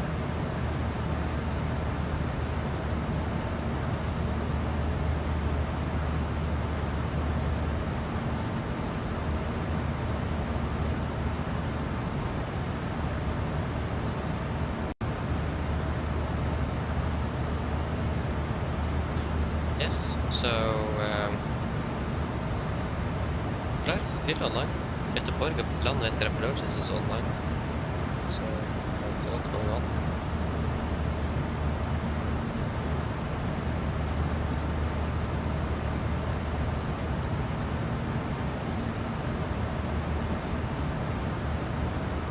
Crossing with the aircraft still flying in is the aircraft flying in Oslo. One from Tromsø, and we have one from Copenhagen. And then us, and then STS from Ryzen. And then Landvetter, and then Bodø, and then actually Turkish Airlines 739, and 8 from Istanbul til Enroute.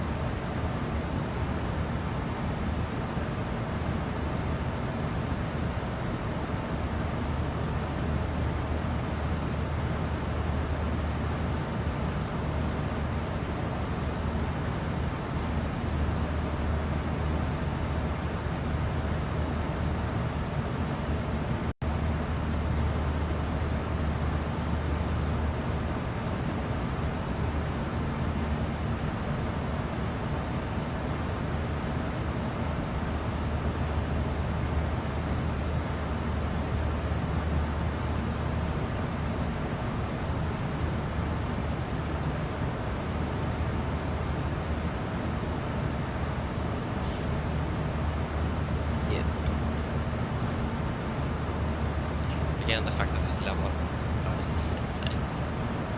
I mean, I really like it though. Not gonna lie, I love it. So I really hope it's gonna be on as well when we actually go landing.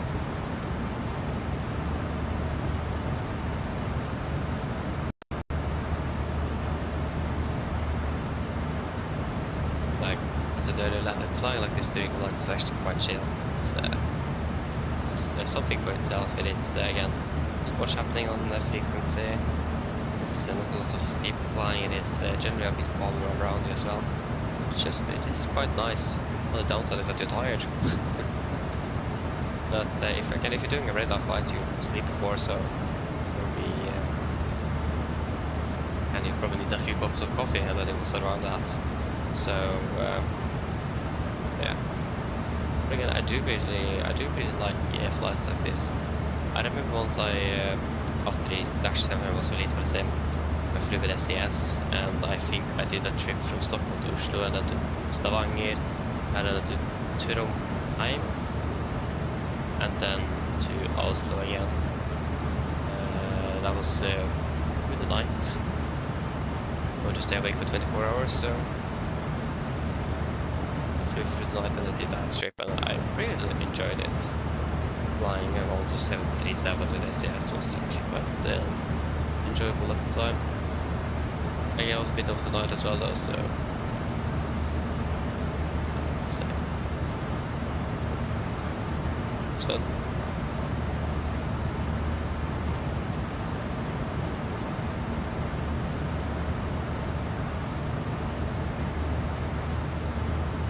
Where is this?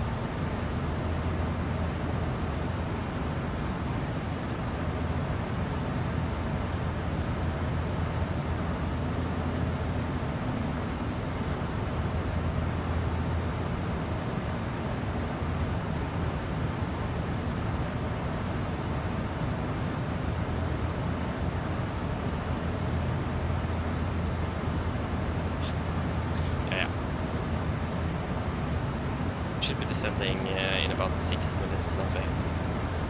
Yeah. 37, 37. 37 miles, 37. It's 37. Ah.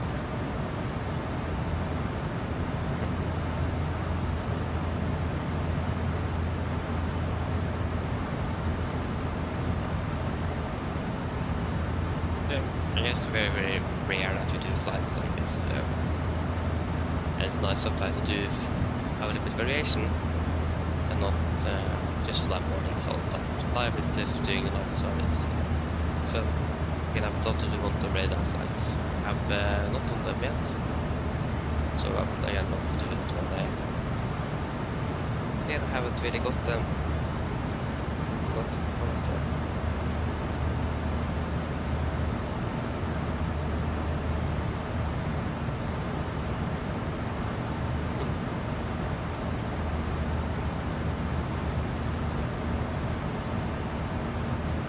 We can descend down to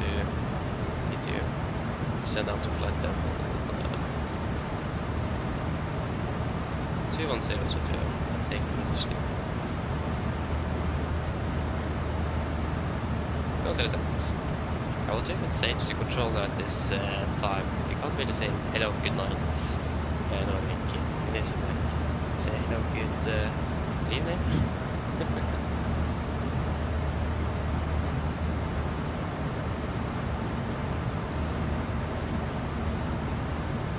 Probably.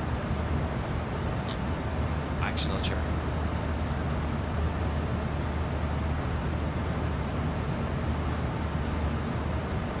I said I was going to control that carbon once a good night or not. I said good night. Når det ikke normalt established one on the right. It sounded really weird. So let's do it again. What ATC information do we have? 1018. Temperature 132.11. Oi. Acknowledge information Delta on first contact. Oi. Oslo Gardermoen information Delta. Time 2220 Zulu. Expect ILS or RNP approach. Runway 19 right at you. Transition level 80. 80 is For clearance at startup, contact Polaris Control 125.5. Met report. Wind 200 degrees 5 knots. Cab OK. QNH 1018. Temperature 13, 2.11.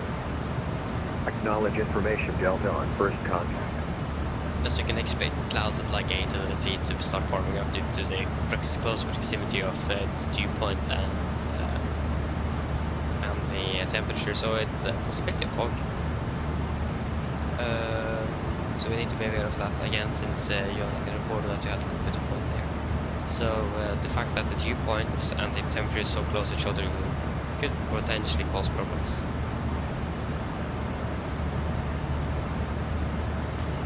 Well, yeah, like I just said, is that the dew point and the temperature is so close to each other now, so there could be a potential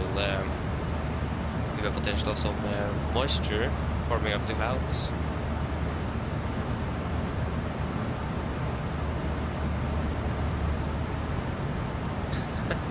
Exactly. So yeah, we'll see how it goes, but I don't really think it will happen. Looks like it is generally good weather, but it is a possibility now with the dew point and the temperature so close to each other.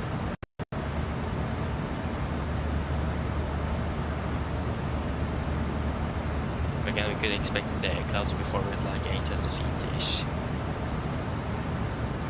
So that means the problem now is the closeness of the temperature and the dew points. But again, it's reported cavalier conditions, so it will hopefully be fine. Hard to tell.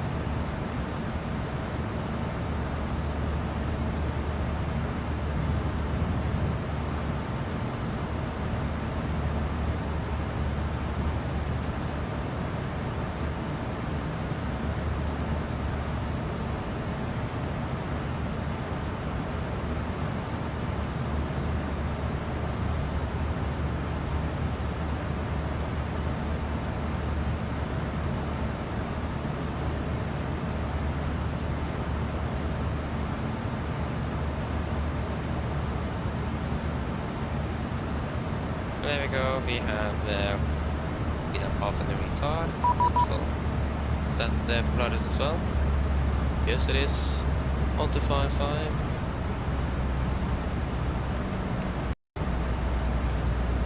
Okay.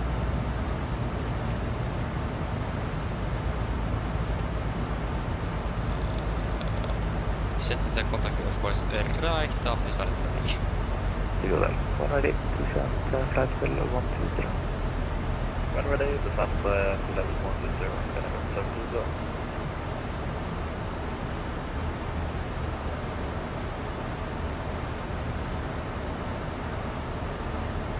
Ja, let's see. Oi. Polaris controller, god kväll. Nordic 3 rum whisky, passing 340.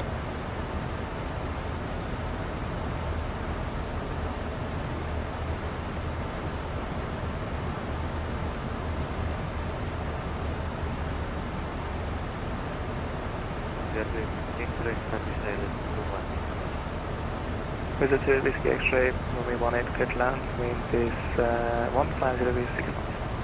Yeah, no, very clear. 3 Romeo whiskey, Polaris control, hello, descent flight 120, clear to unit for Mike arrival, expect ILS, 1 man right. Descent 120, clear to unit for Mike arrival, expect ILS, 1 and right, Nordic 3 Romeo whiskey. Nordic could be established 120 set.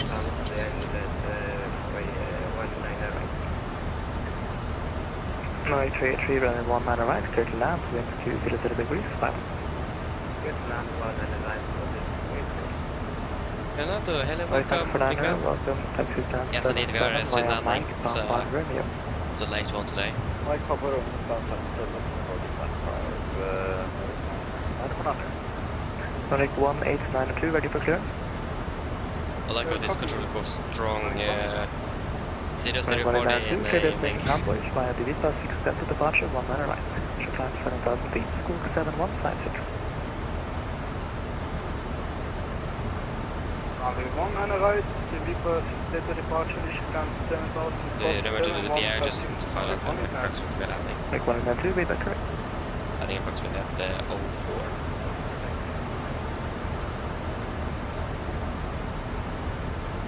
Minus right, the taxi stand Passing flight level 300. Taxi stand 27 right anchor.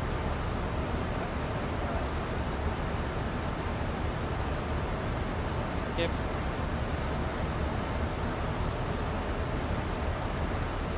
Mine damer og herrer, dette er kaptein som snakker. Som dere kanskje har merket, så nå vet du nedstigende vår ned mot Oslo Gardermoen, og vi er forventet å lande rundt ca. 25 minutter. Været i årsøyeblikket ser ganske så bra ut. Vi har litt svak vind fra sør. Det er rundt 13 grader, og så ser det ut som det skal bli ganske så greit og ganske så høyt lite skydekke. Ellers råd vi flytur med Norwegian. Vi takker for å fly med oss. Vi håper vi ser hjemme til flytur, og så ønsker vi dere en fin kveld videre. Ladies and gentlemen, this is your captain speaking. As we notice, we're not allowed to send down towards Oslo Gardermoen, and we're expecting to land in approximately 25 minutes. The weather in Oslo was quite good as well, with just slight winds from the south. It's about 13 degrees centigrade, and it looks like we just will have a nice and quite high cloud ceiling at the moment.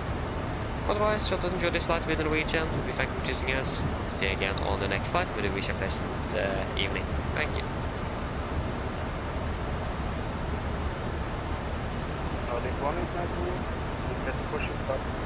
Cedric, hello, welcome, opening well.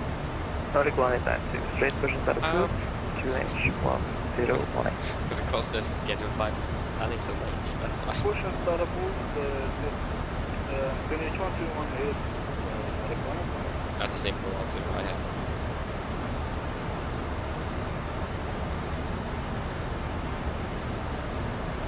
Nordic 3 Romeo Whiskey, descend west arm, class for 900. Send flight over 90 Nordic 3 Romeo Whiskey. Scanner 69, descend when ready, flight 2120. Go for 50, or 49 then. Scanner 6 from Golf, proceed direct out. Thank you, Cedric, thank you.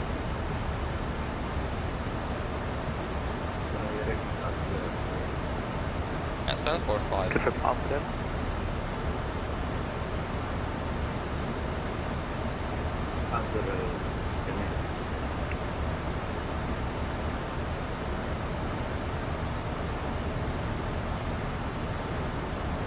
Forgot to mention the information data though. 17 land, weight is 130.7 Runway 17 land, 131. It's minus 29 and it's Walker 131, minus Alpha 9. 8 is occupied. Vacate other intersection. Roger that, we're in for Alpha 6, Walker 131. Smash. Skinner Central, descend flight 100. Flight level 100, Skinner Central.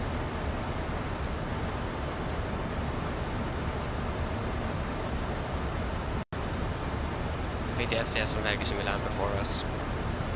Unfortunately. It's just a hard reality.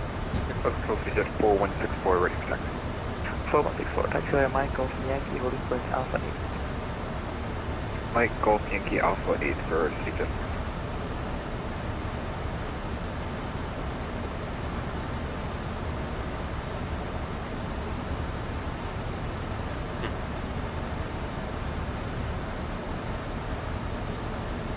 Cedric, no, I have not. I don't really have the money for it yet, unfortunately. I am mainly prioritizing like airports and so on as well, and other things. It is not on the top of the priorities at the moment, but it is really high up there. I really want it, but I think airports, for example, is more. It's better to have than from the start.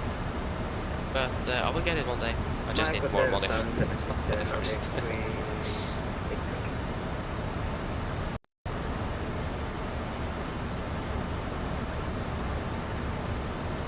Yeah, fair. That's okay. Yeah, variable. I understand it. So yeah. So yeah. Thank you. I will do my best. So have a good night's sleep then, and yeah, we'll see you again later. Bye bye.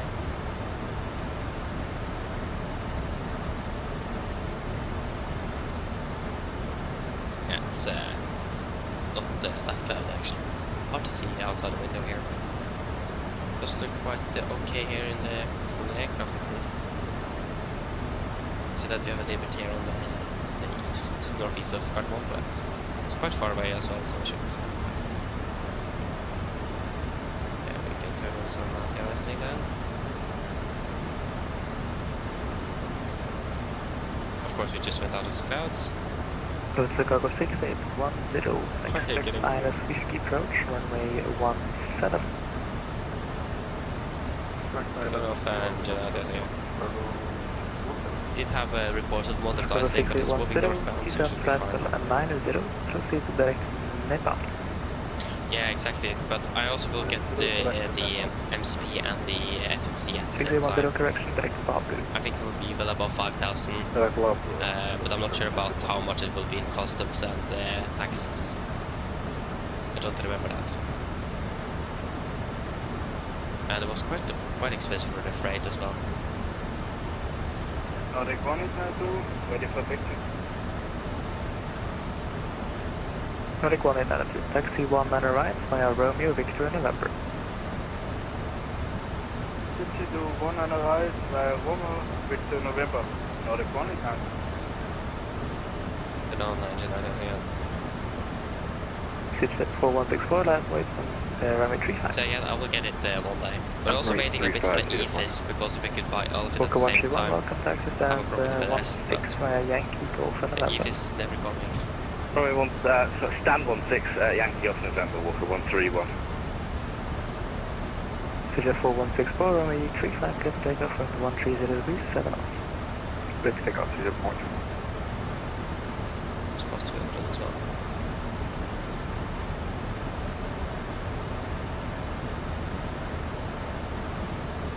So yeah. Scandinavian 70 Hotel, descent 5,000 feet, QNH 1018. Hotel State on QNH 1018, Scandinavian 70 Hotel. Scandinavian Hotel, export okay, about half of it, okay. Again, I just need only for it. It will take its time, right to see. Arm, VNAV speeds.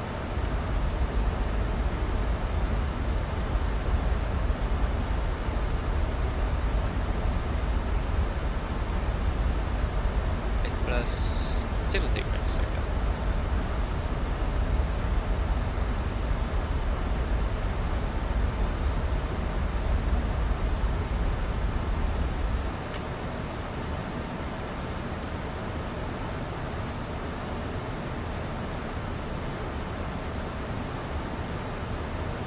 So yeah. Again, I could also just buy the MCP and the FMC and then get the EVs later, but again, I just first need the order for it, so I'll wait. But one day, I'll get it one day. I really want it, so looks really good as well. Choose at 4164, passing altitude.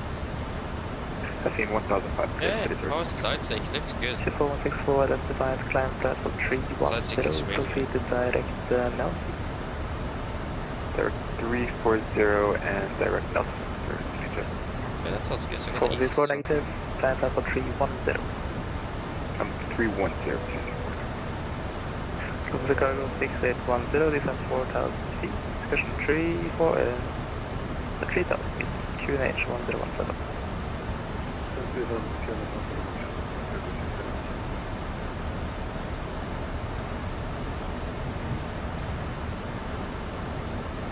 Yeah, of course I understood that, since you have the... 3 runway whiskey.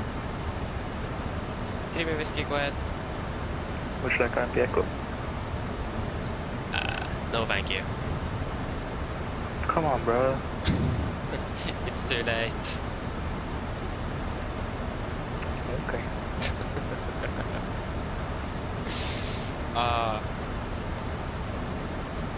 I mean, yeah, it would be fun, but I'm too tired for it.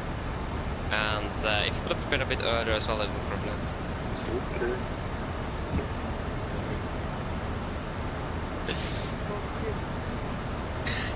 Okay.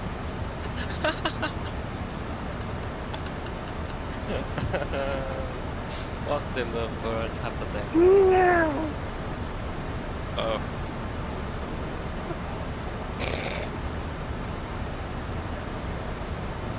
Vad är det som har köpt i katta?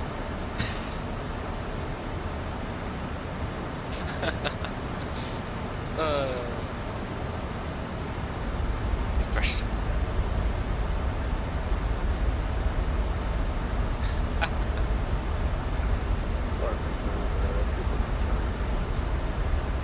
So, diesel Bobby descent 6 bells. QNH is 1014. The 819C, exactly. It's the best. It was a little bit tired.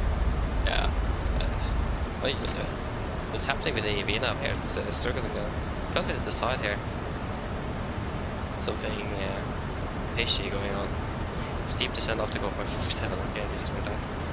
Yeah, it's something definitely fishy going on. Right, 3 rum whisky, proceed direct to Titla. Titla, 3 rum whisky. Titla. Confirm. Execute. Proceed Cargo 6810, straight RS 17. Yeah, we're gonna have half FNC speed.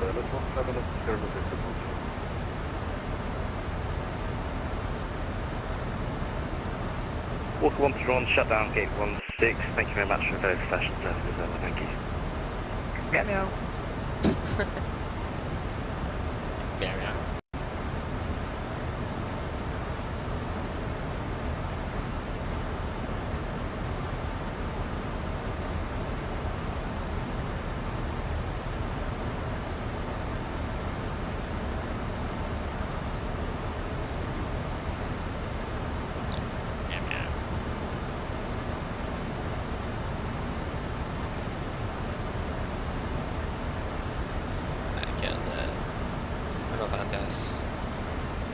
It's getting it's not that many clouds here. It's 7 degrees, so it should be fine.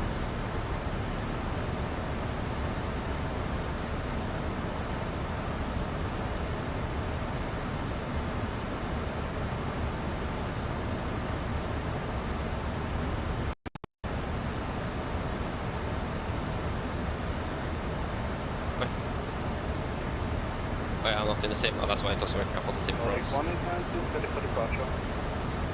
Nordic 1892, runway 19 right, clear takeoff, wind 200 degrees, 5 knots. Runway 19 right, clear for takeoff, Nordic 1892.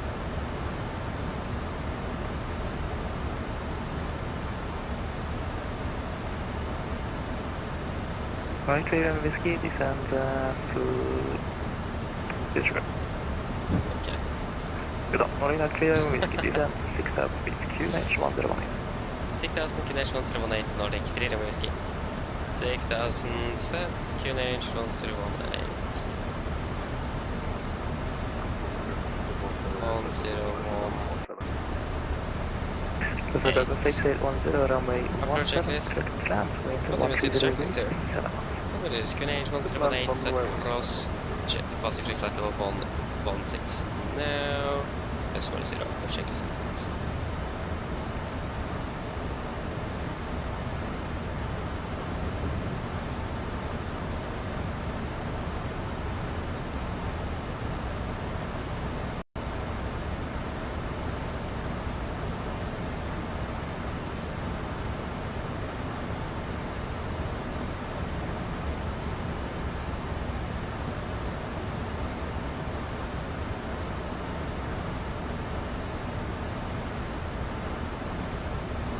Yes, I think I did. So I'm starting there on Monday. That should be great. Thank you for that.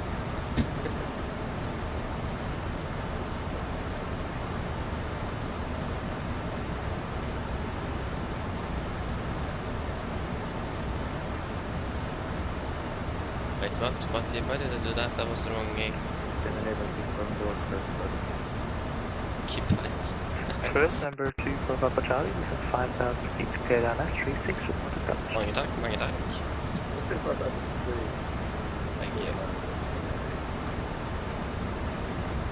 6 Golf, 0 clear to 120, descend now 7,000 Yeah, passing Volanta. 1015. then just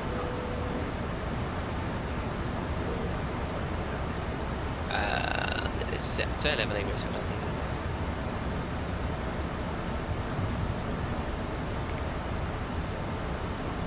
Skyline Hotel, runway 1 on right, clear to land wind 200 degrees, 5 knots.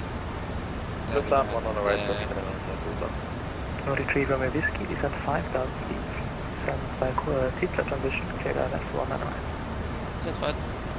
Descent 5,000, clear by Titla, clear S1 on right, Nordic 3 room whiskey.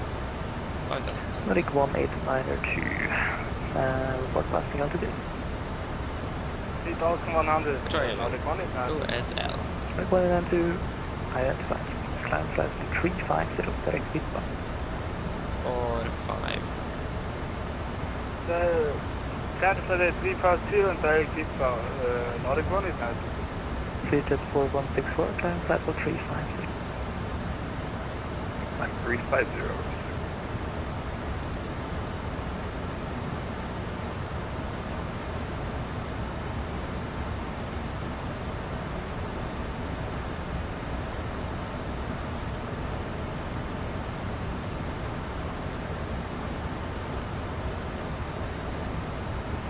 Skyline 41 on frequency.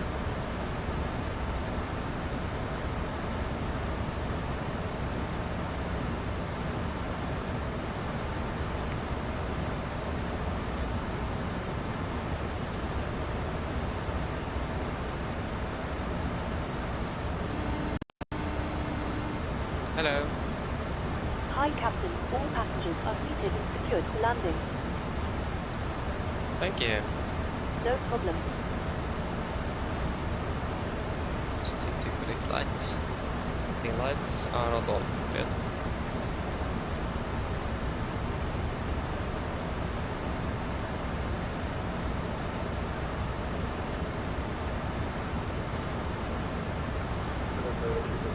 A bit more deviation in the viewpoint and temperature, that's a good thing.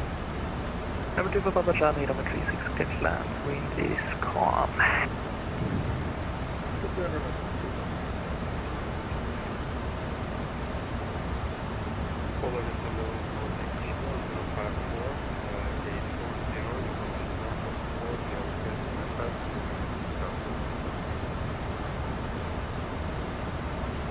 Nordic 105 Polaris Control, clear destination lines, fly the opposite fixed delta departure, 1 on the right, initial climb 7,000 feet, squawk 0222. Go speed advent to 20. 20 cents. There you go. FSIPanel. Nordic 1054, we're back right, break, CityJet 4164. Expect ILS, runway 09, proceed direct CityJet, so that is not SS. Under expect 09 to enter commando for 27. Chicago 6810, taxi by hotel, stand 1. Taxi hotel stand 1.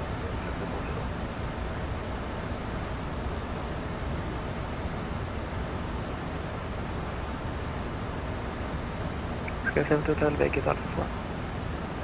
Vacate Alpha 4 is going to be turned down.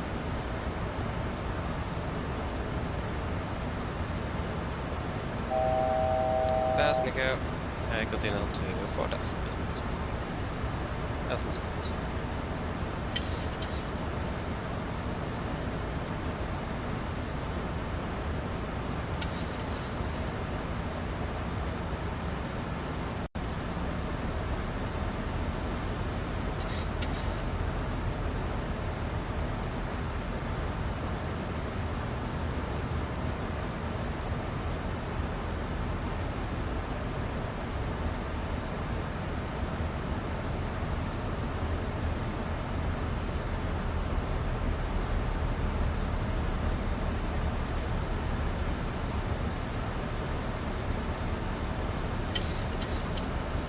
Flaps 5, speed checked.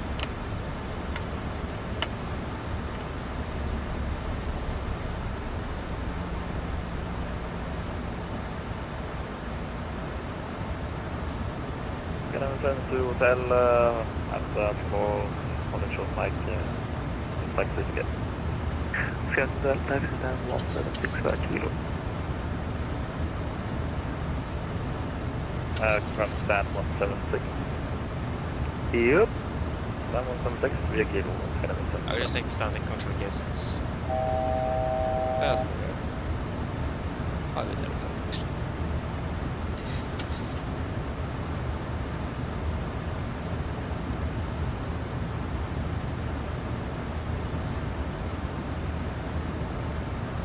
Auto capture. That's captured.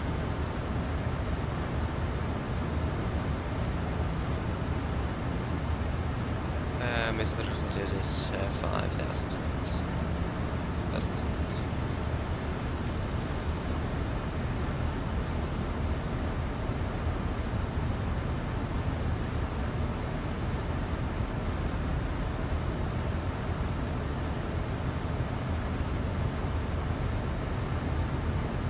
Right, 3 Romeo Whiskey, running one man right, get land, wind 200 degrees, 5 knots. Get land, 1 on right, Nordic, 3 Romeo Whiskey. 180 is what I'm ready. 180.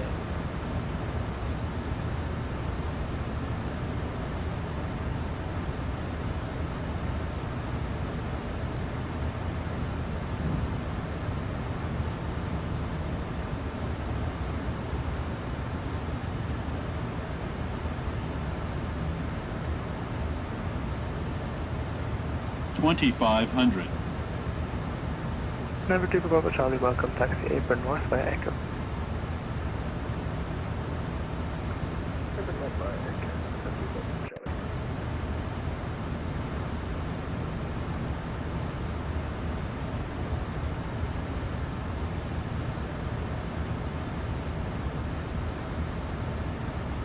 Control 3 Jet 41643, change cruise to Level 310. Peppers. Level 310.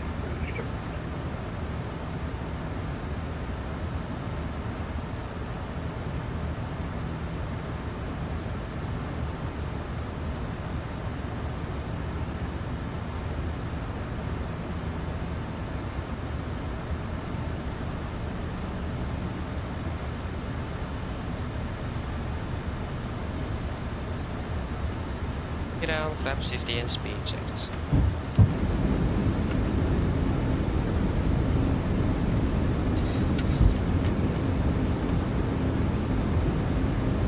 Careful for 11. Cam clear, sit for landing please. Engine to flaps, cam call, given, engine start switches, continuous, speed brakes, arm, landing down, flaps on. Jag bara lurar på vilken jävelflätten du hade. Va? Direkt Senja efter den då, mitt 80. Ja. Vad jag lastat? Flaps 30, speed checked. Den är via MR 28. Ja, så du är en sån här. Okej, good.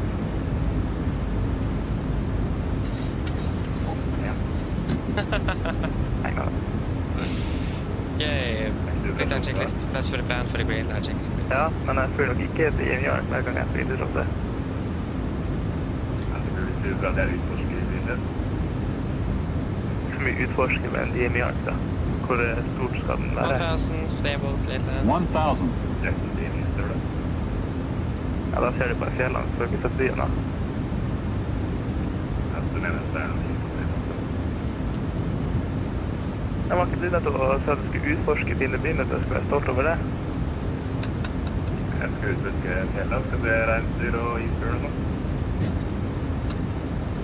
Ja, ok, det er sant. Disconnecting. Skal jeg hjem 610 til 610?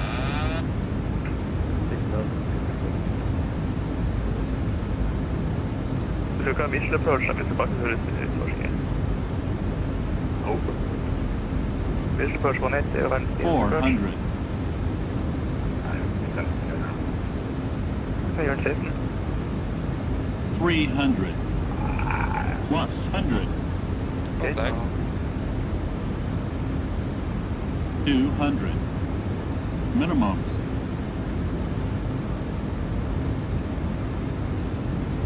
100. Det är arken på västsidan. 50, 40, 30, 20, 10.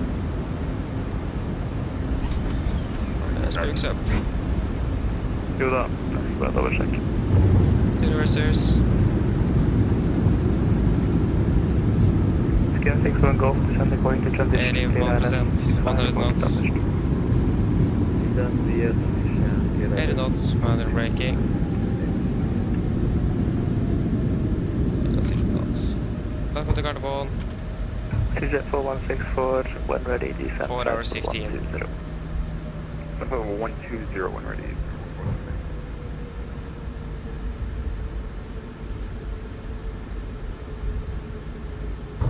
Scan 331 advise 312 days for night, so long.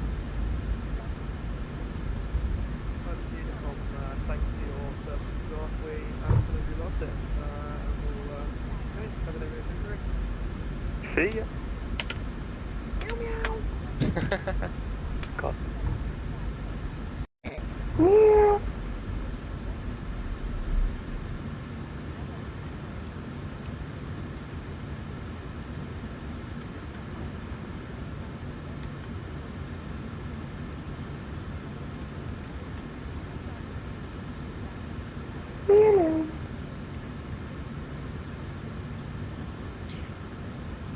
Nordic 3 whiskey, runway 100 vacated, requesting stand 45. My 3-1 whiskey, taxi stand 46 via Mike, Papa and Zulu. Stand 45. Ska du ha 4-5 eller 4-6? 45. Hvorfor skal du gjøre det så vanskelig for deg selv? Nei, jeg vet ikke. Ja, ok. Nei, greit. Mike. Nordic 3-1 whiskey, taxi via Mike, Victor, Tango, Lima Blue, Lima Orange, stand 45. Mike, Victor, Tango, Lima Blue, Lima Orange, stand 45. Takk skal du ha. 3 rom, Victor. Var det vanskelig nok for deg? Det var det, vet du.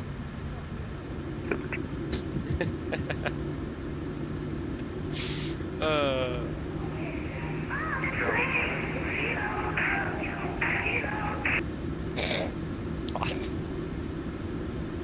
Oh, what it is. So, yeah, it's Don't make me call Erika. Uh-oh. Oh no. Sorry. Be wary of Daddy Batura.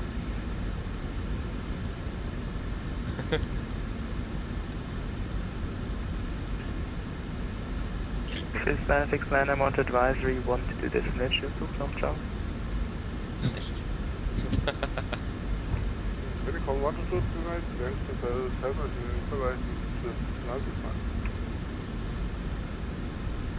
Nordic 1054 ready for push and start. Nordic 1054, push and start route, QNH 1018. It's something else lying in the middle of the night on every day, see. That's So in Scandinavia, generally they don't say any information about the tracing, and I don't understand, so can you inform me? Yeah, so in Norway at least, typically if something's specified, it's a straight pushback. If we specify, there is typically a procedure or we would like you to say somewhere. Otherwise, it's only a straight pushback. Okay, so I assume that till Juliet of my north view, I will straight pushback right now. Yeah, you would be straight pushback right now. Okay, thank you. right clear.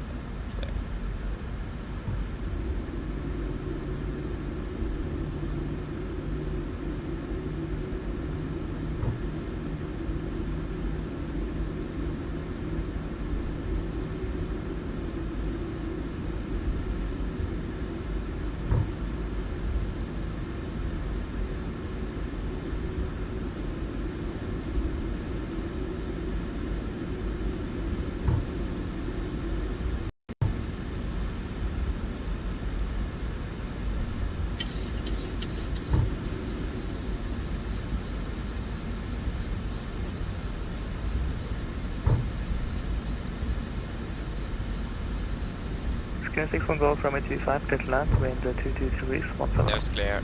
Right. 25, clear to land,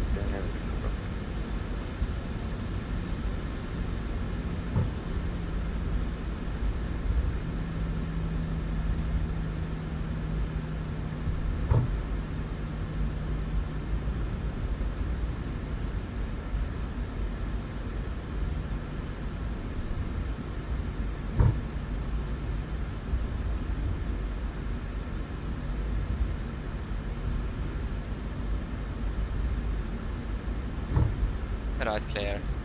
Nothing really on the left though. It's grass.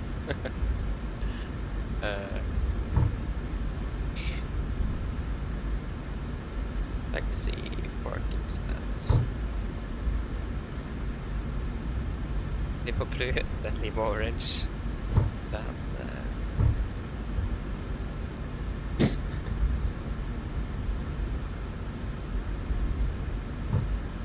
Varför?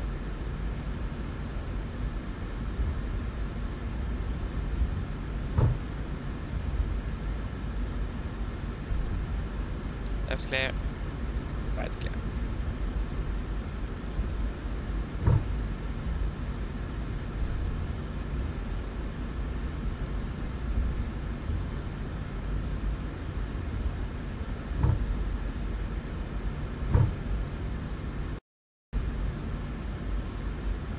And left clear. Right clear. Nordic 1, Ipanet 3 months advisory, 122 days. Have a nice flight, bye bye. 122.8 Nordic 1, Ipanet 2, translation of North. Great, so stäm ja.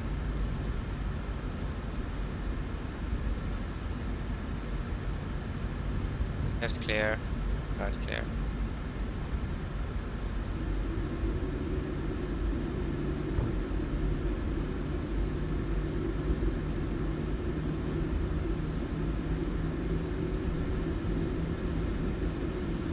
But I don't really see a connection here between blue and orange at 4.5, but that will be fine. Just to see content.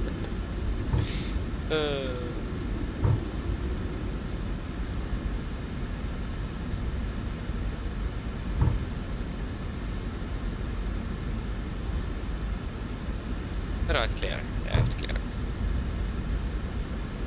Nordic 1054 ready for permission. Nordic 1054, taxi 1 on the right, fly out Romeo Victor November. Taxi to 190 right via Romeo, Victor and November. Nordic 104. This one for take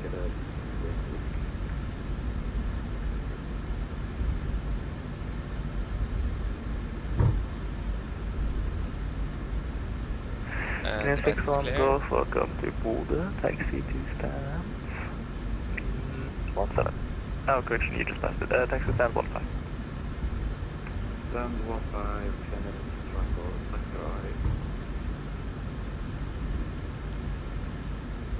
Left clear, right clear. And blue, we can just turn at Quebec, to the orange.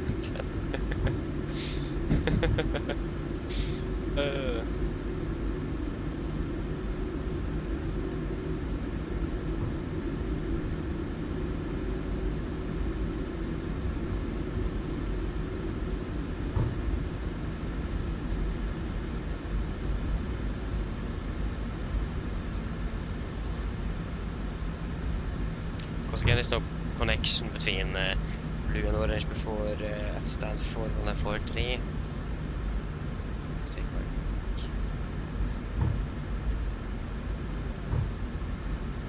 Yeah. Right is clear.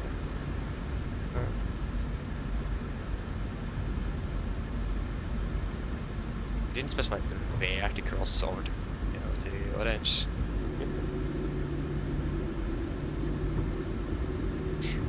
Maybe he meant that we would taxi to the end and then turn around and then in for 4.5, I don't know.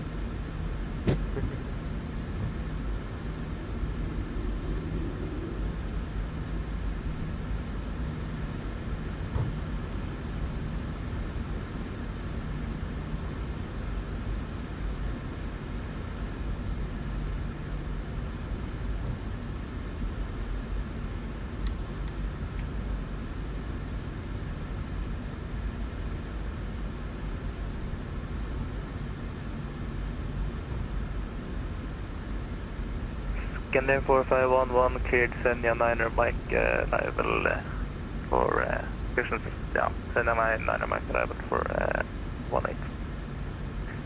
Senja Mike 18, Scandinavian 4511.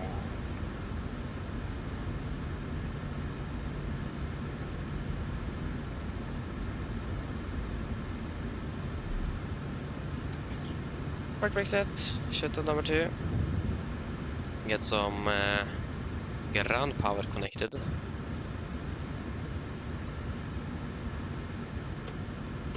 Wait, that didn't work.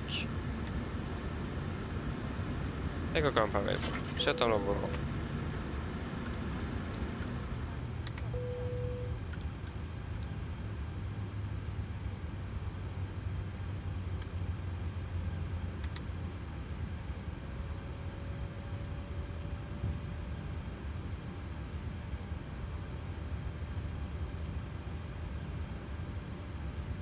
Yep. And 25. Ground torstai cockpit. In the real as well. Ooh, nice.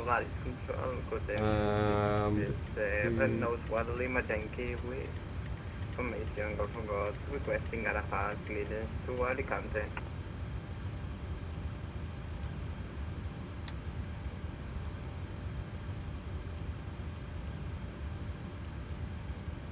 Go ahead. Redas 1 Lima Yankee cleared destination Alicante, VIPA 6 Delta departure, 1 Hi, Captain. Microphone check, please. Read the line clear. Roger. OK, Captain. Ground power is available.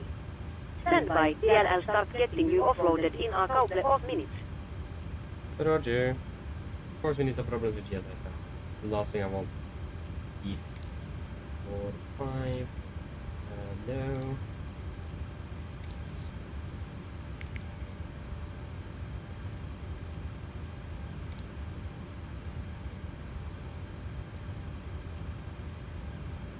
Okay, shuttle checklist to the line. Fuel pumps. Off for a bit. Off for a paddle set. Flaps.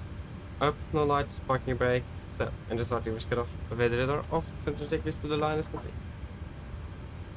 Flight time ended up with being 4 hours and 14 minutes.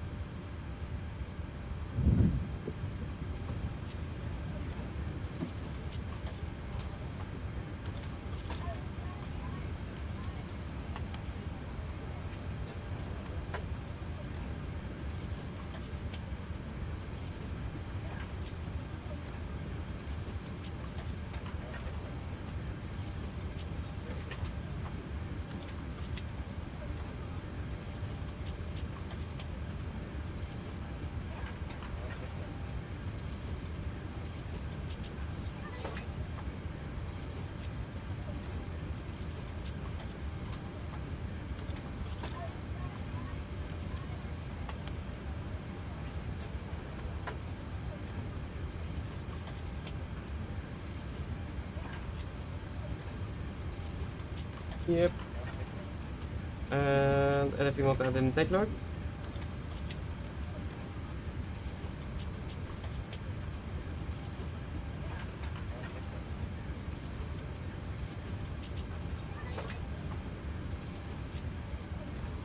No?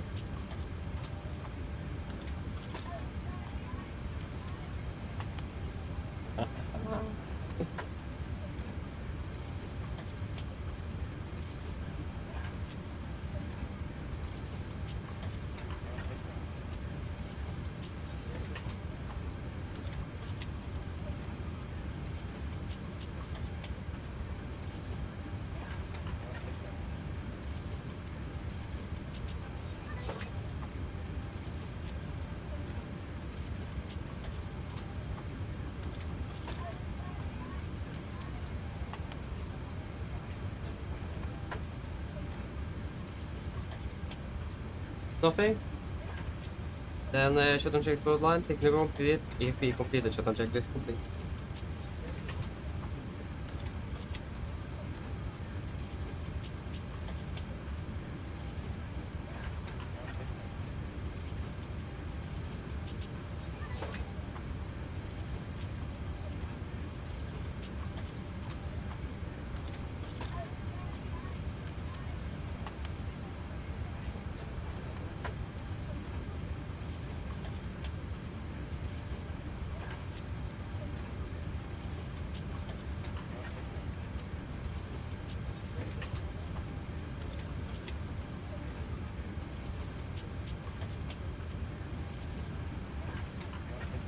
Yeah.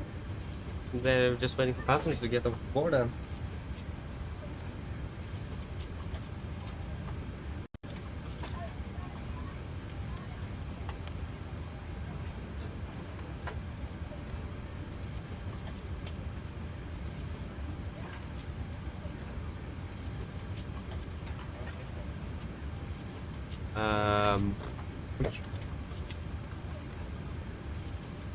Ay, ay, ay, ay, ay.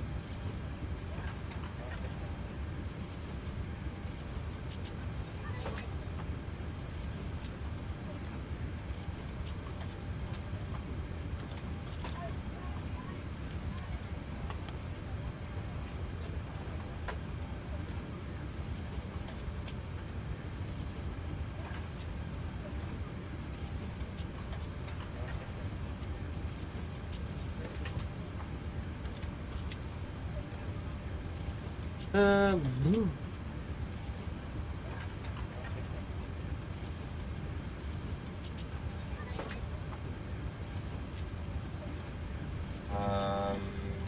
Yeah. So.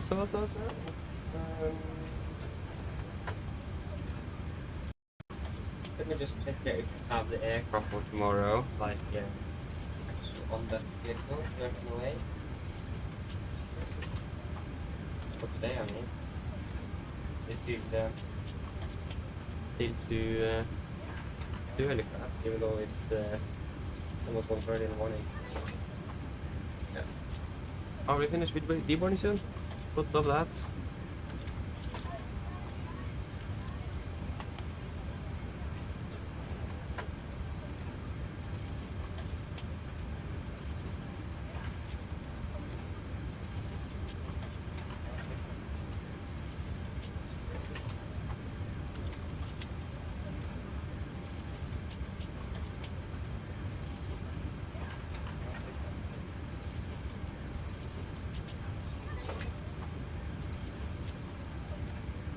Whoa, Stavanger have been closed for 5 hours today.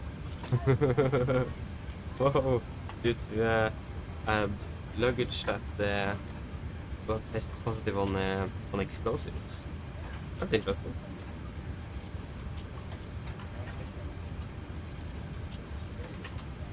Yes, sorry, Annika, I forgot to answer you. Damn. Thank you. So, thanks the same. Thank you for joining at least, and have a good night. Probably way too late answering that. Apologies. I totally forgot. Yeah. I'll just forget to go to sleep after we finish, that's for sure.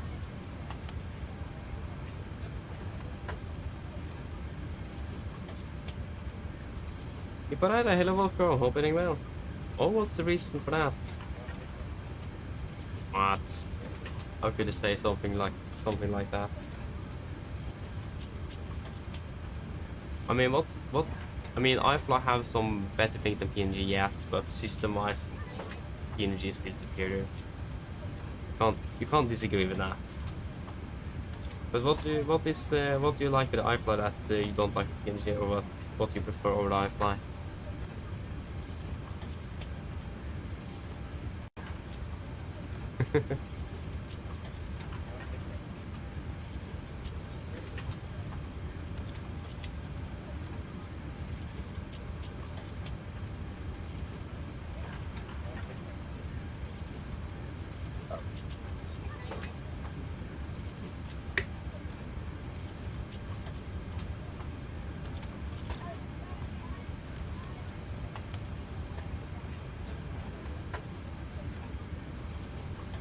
Yeah, you expect I thought that will come up the flight dynamics. I mean, I can agree that the flight dynamics probably is a little bit better on IFLY. Again, I'm not a pilot, so I don't know which one is the most realistic. But I'm more into the system depth, and Norwegian. So not Norwegian PMDG is better there. Can't be disagree on that. But I do like flying the IFLY. Just those things that is not working system-wise, that is a bit annoying. Go ahead.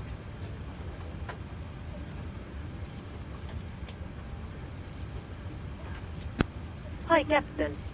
Okay, all bags have been offloaded.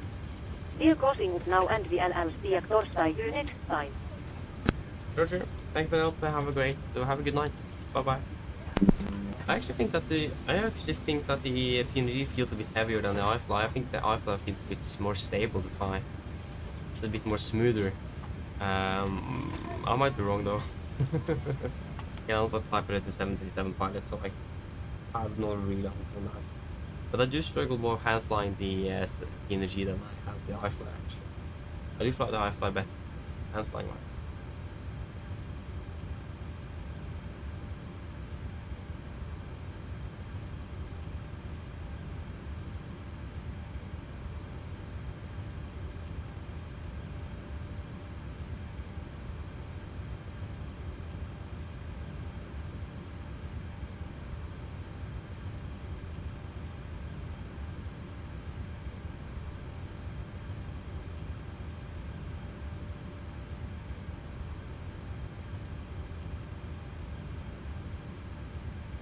So yeah, but again, I'm more into the system depth of the aircraft, and PMDG is still superior.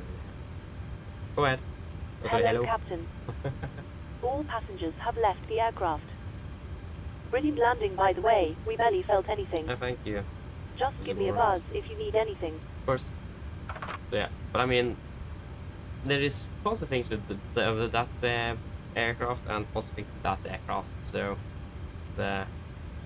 if you could mix both into one aircraft, it will be a perfect aircraft.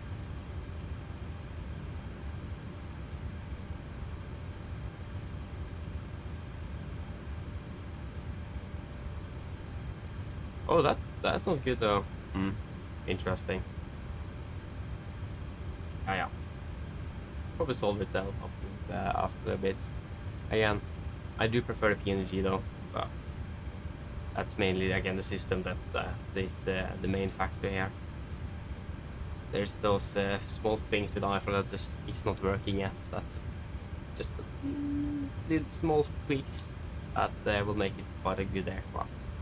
But again, it's personal preference after all, so it's great to have such a discussion as well. It's not a bad thing with competition, so yeah, again, it's mainly personal preference that comes to here in the flight sim world here, so yeah. As long as you enjoy flying the IFLY, that's the most important thing, in my opinion at least. As long as you prefer flying it, then I'm not stopping you there. Yeah, should we probably start securing the aircraft then? Get finished here. Getting tired.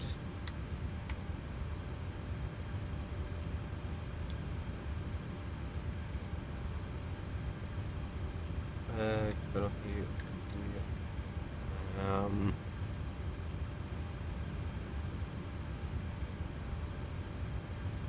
One thing though that I noticed with the 77 is, if I'm correct, that I remember correctly from the FCOM, is that I actually remember the altitude in the MCP, but it doesn't do that here. I mean, fair enough. It's probably not easy to do that. Most people doesn't secure the power of the aircraft, fix things, then shut it down again, then power it up again like I do, so probably that's why it's not made like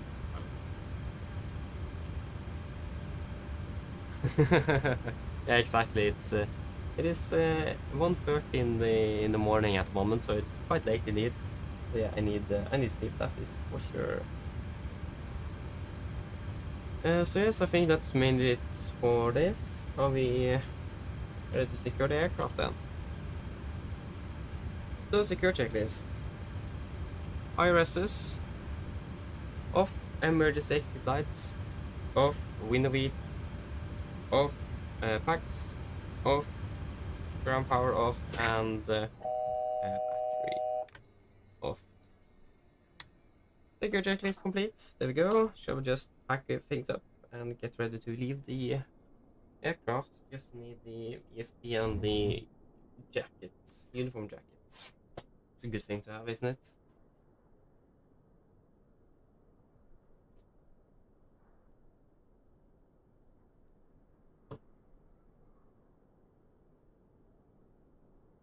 Oh, warm in here as well.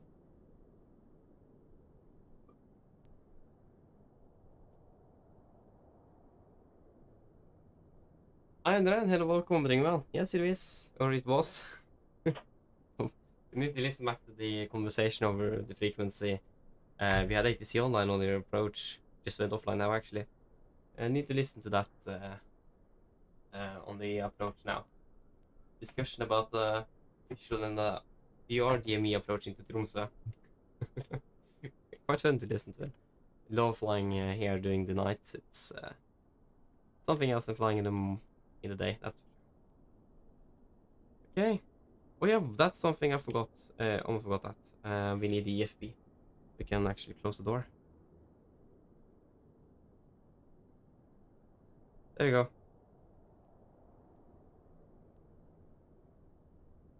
I got the tablet right here, so now we can actually close down the door. Or close down. Close the door. Okay. Bye bye. What every Takeoff is again? I have forgot. It's data uniform. Bye bye. Bye bye.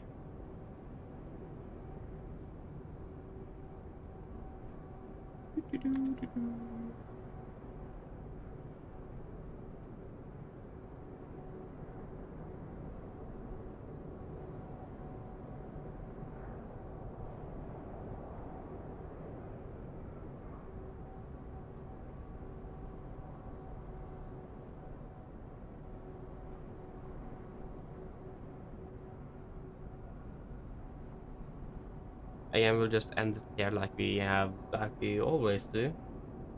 Make it easy. It is a late evening indeed. Not often we are flying this late, so I mean it's nice to do it as well. Have some variation. Like I said earlier, I really want to do a red-eye flight, but unfortunately we have not really been able to do that this year. I don't think we'll be able to do that. I think we need to wait for next year. Maybe I should bid next year as well to actually get one. But yeah, wait and see.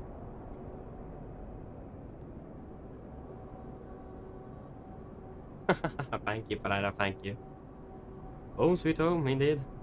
But yeah, should we round up today? Again, we are going to be flying more today, actually. We're flying to Gatwick later this evening. But it's Wednesday already. So yeah, we will need to round up so we can get some rest before the next schedule, or the next duty. So I hope that you guys have enjoyed this one. I hope to see you all again on the next one. So have a good night. See you all again soon. Bye bye.